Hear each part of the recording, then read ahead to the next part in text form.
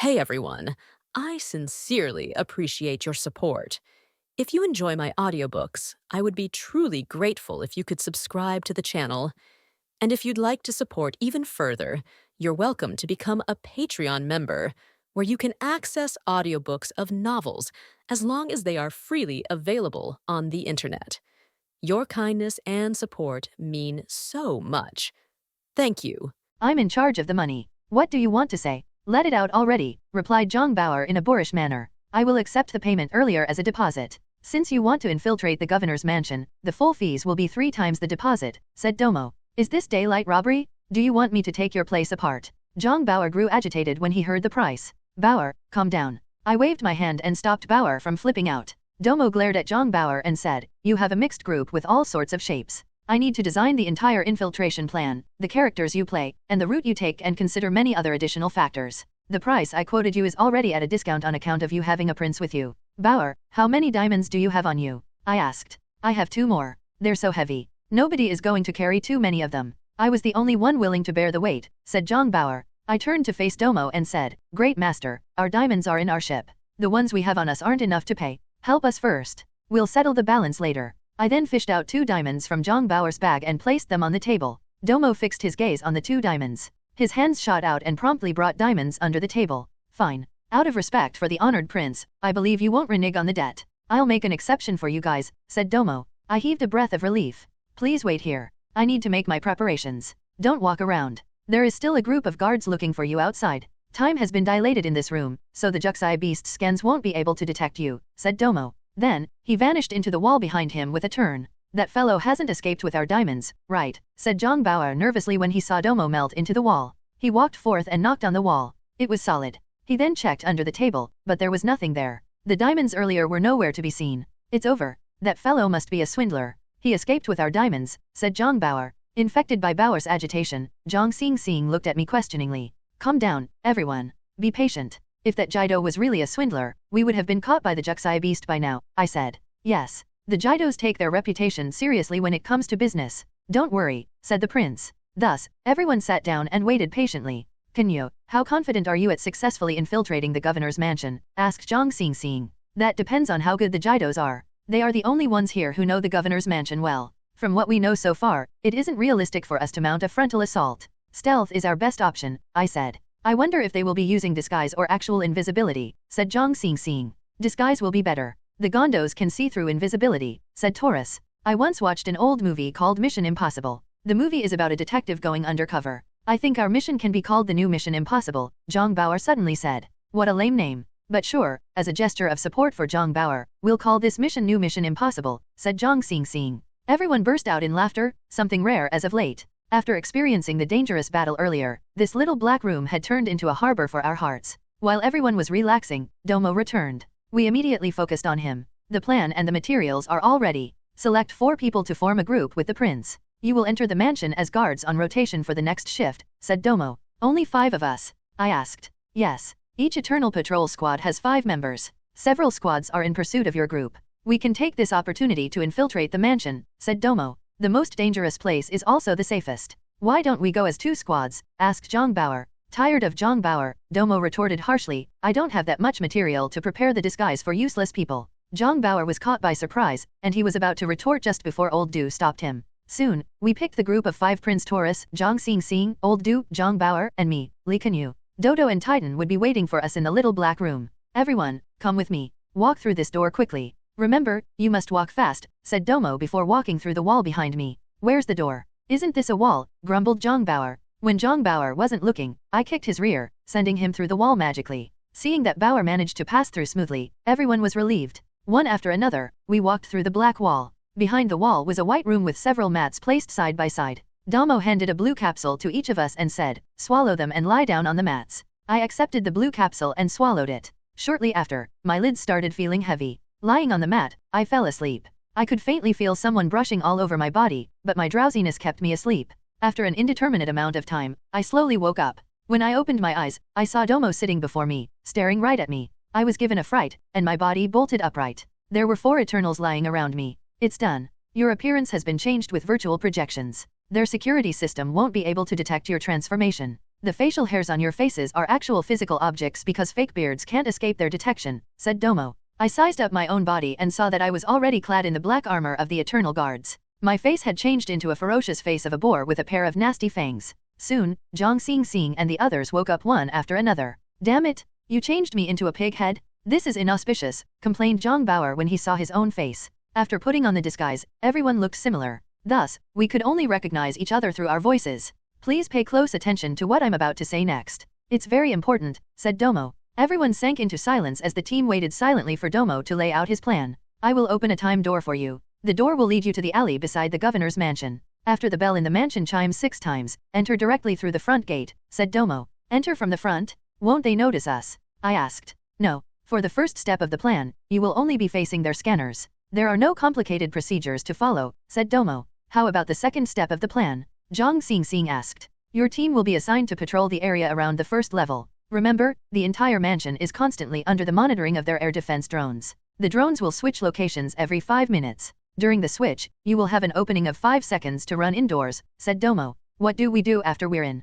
Zhang Xing asked. I don't know. Our informer never managed to enter the mansion. We only know that the governor's office is located on the 3rd level. The Gondo warriors will be patrolling indoors. That is all I can tell you, said Domo. Just what kind of people are the Gondos? I asked. They are the strongest race to serve as bodyguards. The warriors patrolling indoors are the governor's personal bodyguards, and their race specializes in providing security to influential individuals. The regular guards are not allowed to enter the mansion without a proper reason. Those caught entering without permission will be executed without question by the Gondos, said Domo. Then what should we do if we encounter the Gondos? Asked Zhang Bauer. I have no advice on that, said Domo. Looks like this plan has a fatal weakness, and this operation is fraught with danger, said Zhang Xing. No matter how dangerous it is, we have to go. We have already faced so many dangers to come this far. Anyway, I said firmly. By the way, to remove your disguise, just press the red button on your arm 3 times, said Domo. With the planning stage done and after performing a final check on each other, I nodded at Zhang Xing. Everything is ready. We can set off immediately. Domo, you may open the time door now, said Zhang Xing. Happy to help, said Domo. With a laser pen, he drew a small rectangle on the wall. This is way too small, right? I said as I stepped forth and studied the tiny door. I had barely spoken when I sensed an impact on my rear, sending me through the wall into a drain. The other 4 members of the team dropped through the wall one after another. Zhang Bauer, are you looking to die? You ambushed me, I said. Haha, that's karma. Now we're even, said Zhang Bauer with a cheery smile. The time door had brought us to a dark alley. Opposite the small building beside the alley was a black building that looked as solid as something made of steel. This building was built in a way that there is almost no opening. Old Du, Canyue, go scout, said Zhang Xing. We walked to the corner of the street and hid there before taking out our probes. With the probes, we performed a full scan of the black building. I could see that to the front of the black building was a courtyard surrounded by walls. From the scan, there were about 10 people posted at the front entrance, 2 on the watchtower in the courtyard, and 20 at different positions in the courtyard. Meanwhile 20 people were patrolling outside the building. In the sky, 10 air defense drones covered different altitudes and constantly patrolled around, endlessly monitoring the entire mansion. That damn Jido. Why didn't he mention the watchtower? I said. The security here is extremely tight. Canyue, there seems to be an anti-scan system in the building. My probe can't pick up anything inside, said Old Du. Yeah, same here. We can only improvise after entering, I said. To the right side ahead of us are several patrol cars. The cars will enter from there when the shift changes, said Old Du. After we were done, we returned to the group and told them our findings. We then waited silently for the bell that indicated the change of shift to ring. After about 10 minutes, a series of chimes rang out. 4, 5, 6, move. Zhang Xing commanded. We then jogged out of the alley and headed toward the mansion. I could see several squads in the midst of changing shifts. Old Du led the team and approached the cars to the right and avoided the people walking on the street. After walking around the cars, we stumbled upon a squad of guards. Old Du did not anticipate this situation in his plan, I thought as my heart thumped nervously. The 2 squads looked at each other as an awkward silence hung in the air. At this time,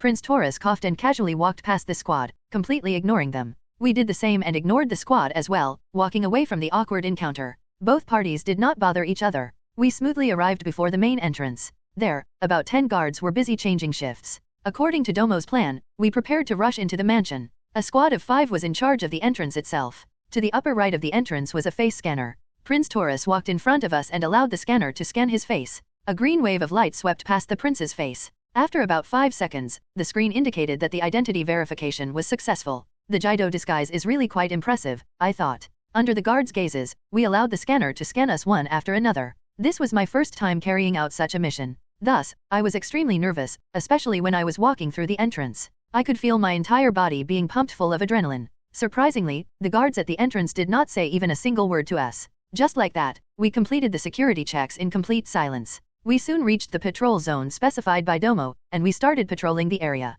Canyue, are these eternal guards all mute? Asked Zhang Bauer softly. You'll know by asking them, I said. Zhang Bauer shut his mouth. We started patrolling the first level while observing our surroundings. A big dark purple door was visible from where we were patrolling. Canyue, the door is there, but the situation on the first level is still unknown. Also, we have yet to decide on the plan after getting indoors, said Zhang Xingxing. Prince, Domo said that the Gondos will execute any guard who enters the mansion. Are the Gondos easy to deal with? I asked. No, they are troublesome opponents. The Gondos are natural-born killers. Since they will execute those who enter without a proper reason, can we look for a proper reason, said the prince.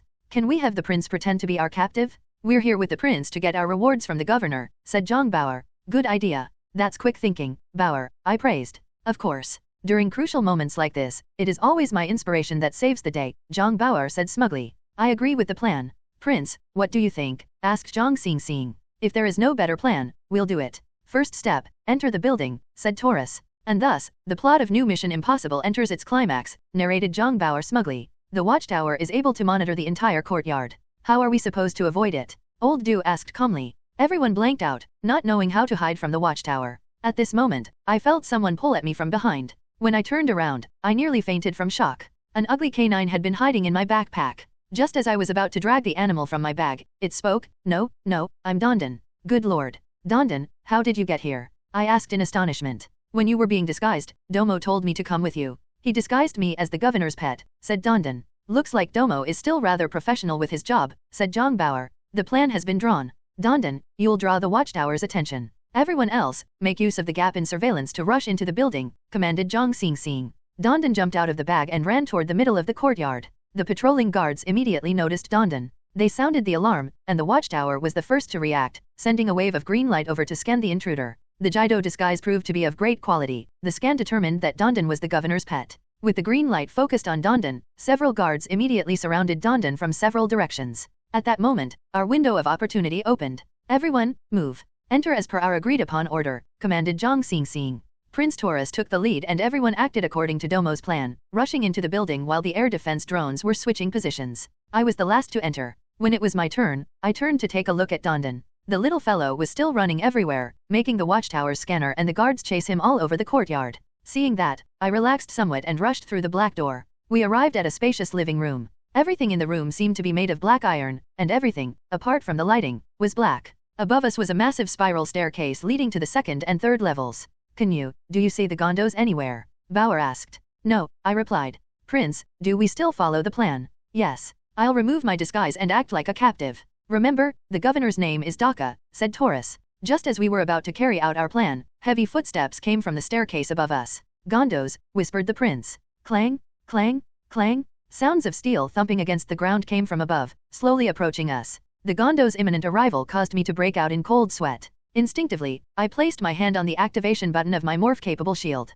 After the prince took off his disguise, he nodded at us. Attack if you see an opening. Don't let the Gondos discover us first, said Zhang Xingxing softly. The heavy steps continued down the stairs. Just as a Gondo was about to come out of the spiral staircase and see us, the prince walked out with his hands raised. Zhang Xingxing immediately followed him with her gun aimed at him. I lifted my gun and did the same. A giant in white armor appeared before us. The Gondo was massive with a height of 2.5 meters. He was clad in white seamless armor covered with spikes. He held a white giant war hammer in his hand and was dragging it behind him. Oddly, his eyeballs were completely white, and with those white eyes, he looked at us with his head slanted to the side, looking like the mythological Grim Reaper. We caught the Prince Taurus wanted by Governor Daka. We're here to report to the governor and claim our reward, said Old Du. The man in white remained expressionless and stared at us silently with his slanted head. Under his stare, I felt my hair stand on end. My instincts were telling me that something even more powerful was focused on us. I turned instinctively, and what I saw nearly caused me to faint. On the second level's corridor, a 3-meter-tall Gondo holding a massive sword with both hands was also staring at us. Different from the Gondo before us, the one on the second level had black eyeballs. The black and white killers have us surrounded. This is too unfavorable for us, I thought. Just like that, the deadlock continued in awkward silence for several minutes before the white-eyed person spoke. Governor Daka's order is to have the prince killed and to return with his head, not return with him alive, he said. For disobeying the governor's order, they should be killed, came the grim voice of the black-eyed person behind us. The white-eyed Gondo then raised his giant war hammer. We all gripped our guns tightly. A battle was imminent. Suddenly, the door opened with a loud thud. Dondon rushed inside with a group of guards behind him. When the guards saw that Dondon had entered the building, they stopped the pursuit. After all, they were also afraid of being killed for entering without permission. When Dondon saw us, he rushed toward us and stopped beside me. When the white-eyed Gondo saw Dondon, he lowered his giant war hammer again. A kind look even appeared in his eyes. "Little P, where did you go today? We have been looking for you the entire day," said the white-eyed Gondo. We were all stunned. This Gondo seemed to believe that Dondon was the pet they had been living with. I hurriedly blinked at Dondon, hinting at him to not speak so that the disguise won't be ruined. Dondon understood me and walked to the prince before snuggling against the prince. The two Gondos were stunned. The black-eyed Gondo jumped down from the second level and landed with a loud thud. "Little P, this is Master's enemy. Did you sense a secret yet again?" asked the black-eyed Gondo. "Is the governor's pet some sort of prophetic pet? These two might even listen to the pet. This is a great opportunity," I thought. Dondon looked at me, and I hinted at him with my eyes. I did not know if he could understand me, so I could only hope that he was smart enough to know what to do. At this time, the white-eyed Gondo approached the prince. Standing between the Gondo and the prince, Dondon looked incredibly small. I was worried that Dondon would expose himself. My grip on my gun tightened as I prepared to attack. The tense situation gave me a sensation that the air itself had frozen, and cold sweat covered my back. Right then, Dondon did something astonishing. Dondon stretched out his tiny blue feet and drew on the ground with the blue glow on his body. The drawing depicted someone with a crown seated high on his throne. A second person was tied and left kneeling on the ground. To the side was a rectangular object. "Emperor. That is probably the emperor. The kneeling person must be the prince," said the white-eyed Gondo.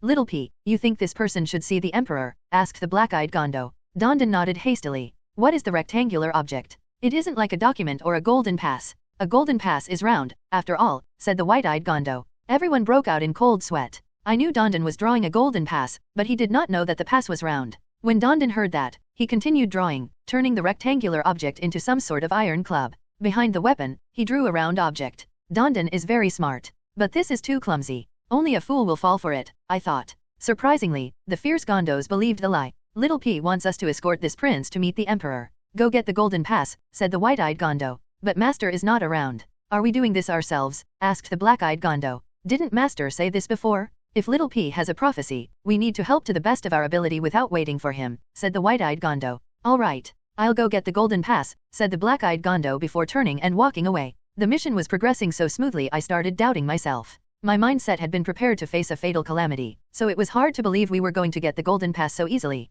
The white-eyed Gondo regarded us and said, "You lowly guards, you will be in charge of escorting the prince with us. If you disobey, die." We hurriedly nodded. "We have to focus on getting the golden pass for now. We'll think of a way to get rid of these idiots later," I thought. With another clang, the black-eyed Gondo jumped down from the third level. "What the hell is wrong with this guy? There's a perfectly good staircase, but he refuses to use it and insists on jumping everywhere," I heard Zhang Bauer grumble. "Little P, see, the golden pass is here," said the black-eyed Gondo. A bright golden round object could be seen in the black-eyed Gondo's hand. Countless words were carved on it. I immediately gestured at the prince to confirm if that was the real deal. The prince blinked, confirming that it was real. I then blinked and nodded at Dondon. When he received my confirmation, he reached out and grabbed the golden pass from the Gondo before tucking it into his bosom. "Let's set off. The Emperor is on planet Eternal. We need to go get a ship from the spaceport," said the white-eyed Gondo. That was just what we wanted. None of us wanted to spend more time than necessary here. The longer we stayed, the higher the risk. The black-eyed Gondo hung his sword on his back before opening the door.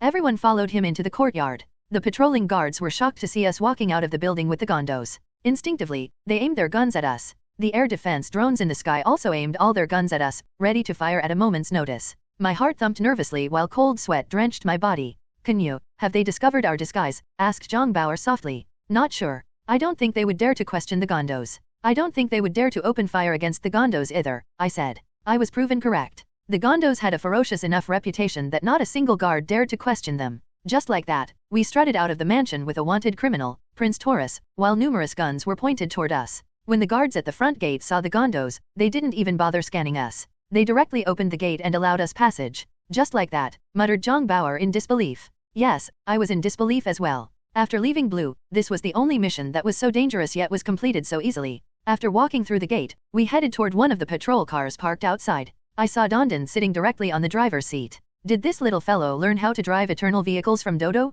I need to find a chance to learn as well, I thought. The Gondos were too big, so the car wouldn't fit them. Thus, the two guarded outside the car as we headed toward the spaceport. "Canyue, we need to throw them off. Otherwise, all of us will be exposed at the spaceport, said Zhang Xing. Understood. I was thinking of a suitable place to throw those two fools off, I replied. Prince, you have been here for quite a while. Do you know a good place to escape someone? Asked Old Du. Prince Taurus remained silent. After all, he was someone who had been hiding in the sewers. He probably didn't know the planet much better than us. The car continued on with the gondos. I started to see massive spaceships flying past in the sky. Clearly, we were approaching the spaceport. At this time, a peculiar building appeared within our vision. The building seemed to be made of countless broken vehicles piled together, reaching a height of 100 meters. What landmark is this? Why did they pile so many vehicles together? Asked Zhang Bauer. Everyone looked at the peculiar building after hearing Zhang Bauer. At that time, I noticed an excited glint in the prince's eyes. Steel Current Championship. I've heard of this competition on Lido before. This might be our best chance to escape, said the prince. Steel Current Championship? What's that? Asked Zhang Xing. It's some sort of activity invented by the exiles on Lido. It is a kind of festival for them. No application is required, and anyone with a vehicle can participate, said the prince. What's the point of a competition like that? It's going to be a mess of everyone crashing into each other, said Zhang Bauer. The race circuit runs around Lido's underground zone. There are countless entrances for new participants to join the race. There are also countless exits for those who wish to stop participating. I heard that those who survive for more than 3 hours or destroy 20 vehicles will be rewarded with an energy club from the Empire. Those who survive for more than 24 hours or destroy 100 vehicles will obtain residentship on Planet Eternal, said the prince. Did anyone manage to survive 24 hours or crash 100 vehicles before? I asked. I have never heard of anyone getting a residentship, said the prince. This is probably one of the ways the Empire trims the number of exiles here, said Old Du. It doesn't matter. This is our best chance to escape. There won't be a better idea than this. We can join the current of steel and throw off the two fools, I said. With this shitty patrol car? A single collision is enough to destroy us, said Zhang Bauer. What happens to the injured? Asked Zhang Xing. Prince Taurus looked at her and replied, in the event of death due to the competition, there won't be any punishment. Stop hesitating. We're running out of time, I said as I pointed at the row of towering buildings ahead of us. The massive spaceport was only 20 kilometers away from us. Do it, then. Enter the race circuit, commanded Zhang Xing. I then sat beside Dondon, the driver. The patrol car's controls were rather simple. It was in the unmanned cruise mode. Only by manually switching out of the unmanned mode would one be able to pick a different mode. Dondon, switch to the pursuit mode, I said. Dondon immediately did so. A holographic arrow-like button rose before me. More arrows appeared, over 10 of them in total, pointing in different directions. When I checked, I noted that the car was probably meant to be controlled through the many holographic buttons that had risen alongside the arrows. This system is way too complicated, I cursed inwardly. I couldn't afford to waste any time as the spaceport was right ahead of us. I could even see some eternal soldiers looking at us from afar. Maximum speed, I said. Dondon then pressed one of the red holographic buttons. I was pushed into my seat as the car sped forward. Right as the car was about to crash into the white-eyed Gondo, I pressed the right button. The car made an abrupt turn into an alley to the right. Dondon and I controlled the car and moved at maximum speed through the alley, heading toward the race circuit of the Steel Current Championship, ignoring the Gondos behind us. A vague black silhouette appeared on the roof of the car. When I looked up, a massive sword was descending upon us. The black-eyed Gondo was using his gigantic sword against us. Good heavens. Canyue, go faster, Zhang Bauer shouted. In a moment of desperation, I stopped holding back and pressed all the buttons on the holographic interface. The car accelerated so much that the front even rose to the sky as it shot forth. After drawing a perfect arc in the sky, the front of the car started dropping back to the ground. The car's automated system was powerful enough to create a powerful buffer in time to stabilize the car as it landed. A loud sound came behind us. When I looked back, I saw a massive Gondo sword on the ground. A massive crater surrounded the sword, and the surrounding buildings had been leveled. My god. Luckily we sped up in time. How would we have survived that brutish attack? I thought. Then, the sound of steel clanging against the ground rang out successively. I saw the two Gondos chasing us on foot. Canyue, what you did exhausted all the car's reserve energy, said Dondon anxiously. Without its reserve, the car could no longer speed up. The two Gondos were getting closer and closer. Behind them, more than 10 patrol cars were also chasing after us. Canyue, faster. They're catching up. Zhang Bauer shouted. This is troublesome. We probably created a massive commotion, said Old Du. Right at that moment, the small building before us vanished, and a big racecourse framed by iron chains appeared. Countless vehicles of all shapes and forms could be seen speeding through the racetrack. Some were small and nimble, and some were domineering monsters, destroying their surrounding vehicles with mechanical arms. Every single second, a vehicle could be seen flying or exploding. Above the iron chains, countless sensors were installed. These installations were probably what they used to record the participants' race duration and destroyed vehicles. My god, there are so many vehicles. We'll definitely be destroyed the moment we enter, Zhang Bauer exclaimed. Canyue, I noticed that most of these vehicles don't have drivers. They are probably being controlled from outside the track, said Old Do calmly. When I focused, I saw that one of the speeding vehicles really had an empty driver's seat. These vehicles were all being controlled remotely. Zhang Bauer also noticed, and he shouted, "Prince, are you trying to get us killed? All these vehicles are without drivers. What do you mean by no punishment for causing deaths here?" "I did use the term in the event of," said the prince. Zhang Bauer was about to start cussing when Old Do stopped him. "Canyue, they're catching up soon. If we don't enter the racetrack, we're dead anyway." "Don't hesitate," said Zhang Xing. From the rearview mirror, I could clearly see the two gondos. They were only a few steps away from reaching us. Looks like I can only bet everything on this, I thought. To the right side ahead of us, there was a minor lane that merged into the racetrack. I pressed one of the holographic arrows and steered the car into the lane. A stream of steel quickly whistled past ahead of us, not leaving us an opening to actually drive into the track. At that moment, I saw a small vehicle coming toward us. Behind it was a bigger vehicle that looked like a truck. It moved to smash the small vehicle with a massive mechanical arm. The small vehicle dodged nimbly and avoided the attack. But to the left of the small vehicle, a big fellow that looked like a tank on 4 wheels appeared. The tank rammed into the small vehicle, sending it flying into the sky. Immediately, an opening appeared on the track. I grabbed the opportunity and joined the unending stream of steel. About 3 seconds after I entered the track, the two gondos reached the track's entrance. We could see that the two gondos were immensely furious. All the patrol cars also stopped at the track entrance. The powerful current of steel and the violent competition had caused them all to shrink back. "Finally, we're free of those idiots," said Zhang Bauer as he heaved a breath of relief. "We're not safe yet. Now, we'll have to rely on Canyue's driving skills," said Old Do. With great difficulty, I kept the car going forward on the track. A rookie racer could easily catch the attention of veteran racers. Generally, these rookies would serve as free points for the veterans. Contestant number BXD589, your participation has been approved. Please remember your number. There are no rules to the Steel Current Championship. Your result will be determined by how long you last on the track. You need to last at least 3 hours before an exit will be made available for you. The robots of the organizing committee will personally tally the number of vehicles you destroy. The usage of ranged weapons is prohibited. And now, feel free to start your glorious racing career. Your timer starts now. The system notification sounded from the car's communicator. Wow, this really is a race. No weapons are allowed.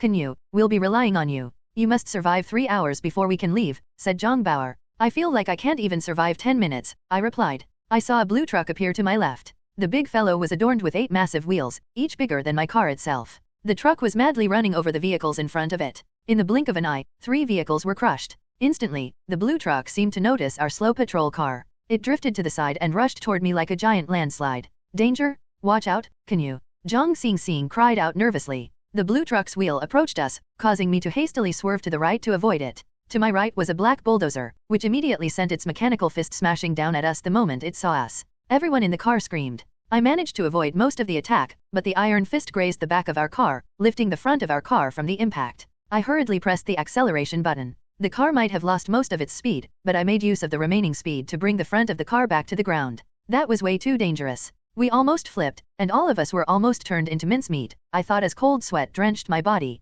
The truck and bulldozer seemed to have realized how weak we were. Thus, the two squeezed us from both sides, attempting to crush us between them. As they were about to close in on us, I pressed the brake button. With a bang, the truck's massive wheels flipped the bulldozer. The bulldozer spun 5 or 6 times before being reduced into scrap iron. I then removed my hand from the brake and dashed forth from the left of the truck. Beautifully done, Canyue, shouted Zhang Bauer behind me. My maneuver seemed to have infuriated the blue truck. It accelerated and chased after us. At that moment, I saw a convoy of smaller vehicles to the left ahead of me. The smaller vehicles were sticking close together to help each other against the bigger vehicles. There were more than 10 of them, and they were nimble. When I joined them, they immediately adjusted their formation to ensure that each vehicle maintained a similar distance from each other. Meanwhile, the blue truck chased after us relentlessly, ramming into the formation. This is too much. Canyue, I'll flip it with my cluster bomb, said Zhang Bauer. No, something bad might happen if we break the rules, such as not having any exit made available for us. We need to focus on surviving 3 hours before leaving, said Old Do calmly. Hearing Old Do's words, I checked the time. Only 30 minutes had passed so far. With its powerful engine, the blue truck quickly came near us. The small vehicles moved deftly and evaded the blue truck with a series of ingenious maneuvers before reassembling into a new formation further ahead of us to the right. My patrol car was not powerful enough. I pressed the accelerator button and tried my best to stick to the formation. Unfortunately, my slow speed allowed the blue truck to catch up yet again. Canyue, its big wheels are going to run over us soon, reminded Dondon after checking the rearview mirror. I placed my hand atop the defensive button and prepared to activate the car's defense at the moment of collision. Just as the blue truck was about to reach us, a massive sickle dropped from the sky and cut the truck into 2. The broken pieces of the truck rolled on the track and then erupted in fiery explosions. a monstrous racing tank appeared before us. This was the vehicle that had ambushed the blue truck. Dang, this fellow is too ferocious. It occupies 2 lanes all by itself, said Bauer. After destroying the blue truck, the racing tank casually destroyed a random small vehicle beside it. Prince, are you sure you've never heard of someone destroying 100 vehicles? I asked. Yes, I'm certain, replied the prince. Shouldn't a monster like this complete that goal easily? Who can stop it? Said Bauer. There is always someone bigger out there. These racers are overly specialized, analyzed Old Do calmly. The racing tank slowly approached us. With our pitiful speed, everyone wanted a piece of us. In truth, I was already fed up with the endless pursuit. With the condition of our patrol car, we wouldn't be able to last 3 hours. We should break free with our firepower. If we continue like this, we're going to die. We might as well fight it out, I said. Do it. Destroy all these toys? I have been waiting to crush all of them, said Bauer. Our goal is an audience with the Emperor, not a race. Let's make a little change to this unhealthy game, I remarked. Will something bad happen as a result? Asked Old Do calmly. Just do it, consequences be damned. I'm tired of playing around with these scraps of metals. Perhaps Domo will be able to locate us afterward, I said. Time door. Yes, I look forward to him discovering us and opening the door for us, said Zhang Xing. While we were talking, the racing tank was already close to us. It pressed on and raised its sickle high in the sky. Permission to open fire granted. Fire at will. Hold nothing back, said Zhang Xing. Old Do and Zhang Bauer then unleashed both their hand-carried guns and their back-attached guns at the same time. The guns roared with fury, unleashing countless tracking bullets toward the weaker parts of the racing tank. While the hail of bullets was creating numerous sparks on the tank, Zhang Xing launched 3 cluster bombs at the tank's wheels, flipping the giant with a massive explosion. The tank made several turns in the air before crashing and exploding on the ground. Contestant number BXD589, you have violated the rules of the Steel Current Championship. Please self-detonate in 10 minutes or you will be destroyed on the track. The system's voice rang out in the car. Self-detonate your mother, scolded Zhang Bauer. Then, he lifted his gun and sprayed his bullets at the installations beside the track, causing the race monitoring devices to explode. The surrounding vehicles seemed to have noticed something unusual going on, so they hurriedly distanced themselves from us. Zhang Xing, Zhang Bauer, and Old Do, who were in the mood for more destruction, started firing at these vehicles as well. No matter how fast or how big they were, the vehicles couldn't withstand our ferocious firepower. One vehicle after another exploded, and chaos erupted on the racetrack. While we were happily firing away, over 10 air defense drones arrived above us. Zhang Bauer raised his gun and fired at the drones. However, their shields stopped all the bullets. Their shields are too strong. They're the same type of shields we had met during our alley battle. They're very hard to penetrate, said Old Do. More than 10 red beams shot down from the sky at our car. Watch out, these beams are very powerful, said the prince. Right as the red beams were about to strike the car, I activated my morph-capable system and protected the entire car with my shield. The shield protected our car, but my energy level was visibly and rapidly dropping. At this rate, my energy would not last more than an hour. The air defense drones constantly fired at us from different directions. Whenever a red beam hit something, a vehicle, or the ground, an explosion followed. Old Do, think of something. We can't continue like this, I said. We need to shoot those drones down. Otherwise, they will just prolong the battle until we're all dead, said Old Do. But their shields are too strong. We can't penetrate them. I doubt even our nuclear warheads can do it, said Zhang Xing. I suddenly recalled the sight of the air defense drone protecting the Juxai beast with its shield during the alley battle. Old Do, is there a target we can attack to shift the drone's attention? I asked. No valid target. The racetrack is completely empty. Even the other vehicles are staying away from us, said Old Do. Completely empty. Completely empty, I thought. This damn place doesn't even have an escape route. Prince, I thought you said there were a lot of exits, complained Zhang Bauer. That was what my information agent told me, said the prince. Too bad Dodo isn't around. Otherwise, we could have hacked their system and destroyed them, Zhang Bauer said. No use complaining now. We need to deal with them as soon as possible, said Zhang Xing. Old Do, we did see a lot of exits when we were coming, but they all vanished when we entered the track. Is this some sort of projected illusion? I asked. If the exits really exist, they won't disappear for no reason. This must be the work of some projection. We can solve this by seeking the projector and destroying it, said Old Do. But where is it? I already blasted all the monitoring installations around us. Nothing works, said Zhang Bauer. Instantly, intense explosions erupted behind us. The damage the air defense drones had done to the racetrack had caused a chain collision of racers, creating a series of explosions. Where's the projector? Old Do, Bauer, freely fire around us to search for the projector, commanded Zhang Xing. Don't waste your energy. The projector is definitely not within our attacking range, I said. Canyue, what do you mean? Are they placing the illusion from afar? Is this entire racetrack an illusion? Said Zhang Bauer. Since there is an actual road leading into this track, then this must be real. I believe the source of the projection is right here on our car, I said. Everyone came to a certain realization, and they all agreed with my assessment. From the moment we entered the track, the system had put a virtual projection on us. I plan to try abandoning the car, I said. Do it, then. Minimize your shields to individual sizes. Canyue will cover Dondon, and Old Do will cover the prince, commanded Zhang Xingxing. Dondon, have the car cruise in autopilot. Everyone, prepare to jump, I said. We had the car cruise beside the track. After Dondon set the car to cruise at about 80 kilometers per hour, I nodded at Xingxing. The team leader opened the door and jumped out. With the protection of our morph-capable shields, the impact from the fall did not harm us. We jumped successively, with me being the last to jump with Dondon in my arms. After a roll, I stood back up. Without our shields, the patrol car was instantly decimated by the red beams. An exit appeared about 300 meters ahead of us. Canyue, what a surprise. You can be quite a genius at times, said Zhang Bauer. Let's not waste time. Leave immediately, commanded Zhang Xingxing. We set our shields at maximum capacity before making a run for the exit while behind us, a rain of red beams continued falling. Soon, we left the track to enter a ghetto area with small buildings. When the people there saw that we were being pursued by air defense drones, they hastily moved out of the way. Damn that domo. Where is our door? This place is no longer a projection, complained Zhang Bauer. Try hiding in a building, Zhang Xingxing commanded. We rushed into a random building. About 10 red beams followed us, blasting the building into pieces. We continued running, causing the destruction of 3 more buildings. This won't work. The air defense drones are fully locked on to us. We need to evade their detection, said Old Do. At this time, my system indicated that I only had 30 minutes worth of energy left. The emergency indicator was already lit up. Urged by our survival instinct, we continued running through buildings with the air defense drones hot behind us. In one of the buildings, I saw that several hiding aliens were instantly sliced into pieces. This can't continue. We will only bring trouble to more innocent people, said Zhang Xingxing. At this time, an idea appeared in my mind. Dondon, your suit has air fission technology. Can you create a gaseous reaction above us and hide all of us? I shouted at Dondon. I have only attempted to create the small area effect required for floating before. Creating the effect for such a large area might drain all my energy in one go, replied Dondon. This isn't the time to worry about that. What's the point of energy if we're all dead? You're going to turn into a roasted cat soon, said Zhang Bauer. I'll help you recharge your suit in the future. Create a molecular fission area and see if you can shift their attention from us, I urged Dondon. Roger. On it, replied Dondon. Dondon pressed all the buttons on his arm before aiming both his tiny paws at the air defense drones in the sky. A transparent light wave then swept out of his cuffs. The wave rippled out, creating a molecular fission reaction around the drones, separating them and us in different parallel dimensions. The air fission reaction worked immediately, and the air defense drones that had been attacking us relentlessly seemed to have lost their targets. The rain of red beams stopped. Everyone heaved a breath of relief. When I looked at my energy level, I only had 5 minutes of active shield usage remaining. There is limited energy powering the fission reaction.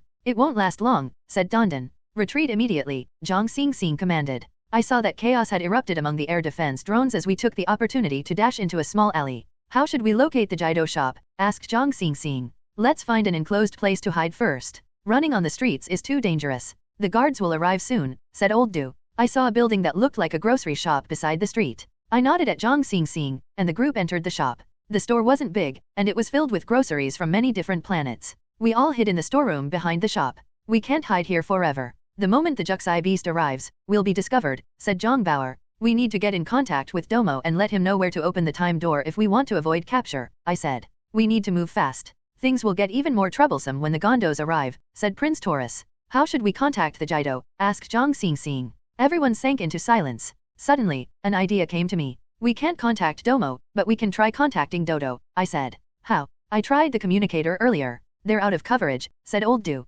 Not with our communicators but with eternal communicators. Dodo has accessed the communication network's database before. Since the network runs through the entire planet, we can definitely contact them with an eternal communicator, I said. Where are we supposed to get one? Our patrol car has already been destroyed on the racetrack, said Zhang Xingxing. I looked around the storeroom we were in and said, this is a grocery shop. We can probably find some communicators here. Hearing that, everyone started searching the shop. The shop wasn't too big, and it was separated into 2 partitions. Numerous items of different sizes filled the shop. Hanging above the counter was a signboard with Big Brother Chiao's store written on it. That must be the owner's name. The air defense drones were attacking indiscriminately earlier, so the owner must have fled, I thought. Shortly after, Dondon shouted, found it? This might be a communicator. Everyone surrounded Dondon and saw a simple-looking device that constantly blinked green. On the device were a red button and a round speaker. A small shop like this actually has a communicator. Perhaps Prophet Namo is still blessing us with good luck, I thought. Zhang Bauer carried the device to the counter. Just as I was about to press the red button, Old Do stopped me. Canyue, we don't have Dodo's frequency. If you send an open message, all the guards will receive it as well, said Old Do. I was left speechless. Yes, that was a serious issue that we needed to face. Suddenly, scanning sounds rang out, and then the breathing of a massive animal rang out from afar alongside heavy metallic clanking. Shit! Looks like the Juxi beast and the Gondos have arrived together, Zhang Bauer exclaimed anxiously. Contacting Dodo might expose us immediately, but if we did not contact Dodo, the Juxi beast and the Gondos would probably decimate us upon their arrival. I couldn't make up my mind about what to do. There's no better choice. Don't hesitate. Do it. At worst, we'll fight to the very last drop of our blood, commanded Zhang Xingxing when she saw that I was hesitating. Yes. If push comes to shove, I'll just drag them down with me as I die. Do it, Canyue, said Zhang Bauer with fervor. Old Du, Prince Taurus, and Dondan also looked at me with faith and conviction in their eyes. I steeled my resolve, pressed the red button, and called out for Dodo through the speaker. Dodo, can you hear me? Provide support to our location immediately. We are going to be surrounded soon, I shouted to the speaker. Bauer, Old Du, keep watch at the door, commanded Zhang Xingxing. I continued calling out for Dodo through the communicator, but there was no reply. The commotion outside the grocery shop grew louder. I knew that the enemy had located us through the communicator. The final battle was upon us. Xing, my morph-capable system only has 5 minutes worth of energy left. I wasted too much energy protecting the patrol car earlier, I said. You can share my energy, said Zhang Xingxing. I felt a warm current in my heart upon hearing her offer. Suddenly, the sounds of a firefight sounded outside. Team leader, Canyue, the enemies are already shooting at us, Zhang Bauer's voice came.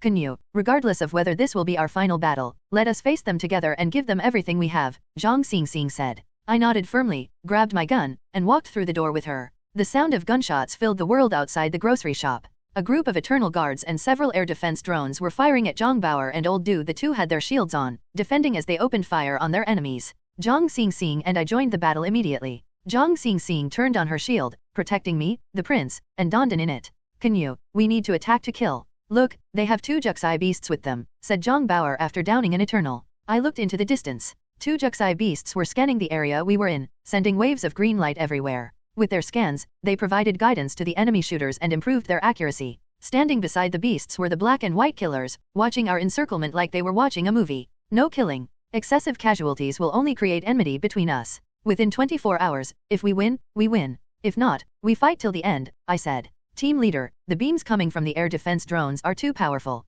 Our morph-capable shields won't last long, reported Old Du. We have no alternative at the moment. Try your best to avoid the attacks. Drag this out as long as you can. Canyue already sent a message to Dodo. We need to buy them enough time to save us, said Zhang Xingxing. At this time, a massive guided missile shot into the sky from behind the Juxi beasts. The missile flew toward us, and from its size, it clearly had enough firepower to destroy all of us. Careful, everyone. Avoid that missile, Zhang Xingxing exclaimed. We scattered, but the missile was incredibly fast. It dropped in our midst immediately. Heat waves and shockwaves even more powerful than what our nuclear warhead could create ensued. Even scarier was the fact that the missile had created an isolated dimension of about 50 square meters in size upon detonation, compressing all the power of the explosion in this small space. It was as though the Big Bang had been restricted to an area the size of a single planet. Surprisingly, the Eternals that were only 100 meters from us were completely fine. They all watched silently as we suffered the explosion within the isolated dimension. After about 10 minutes, everything within the isolated dimension had turned into black ash, leaving us, with our shields, the sole survivors.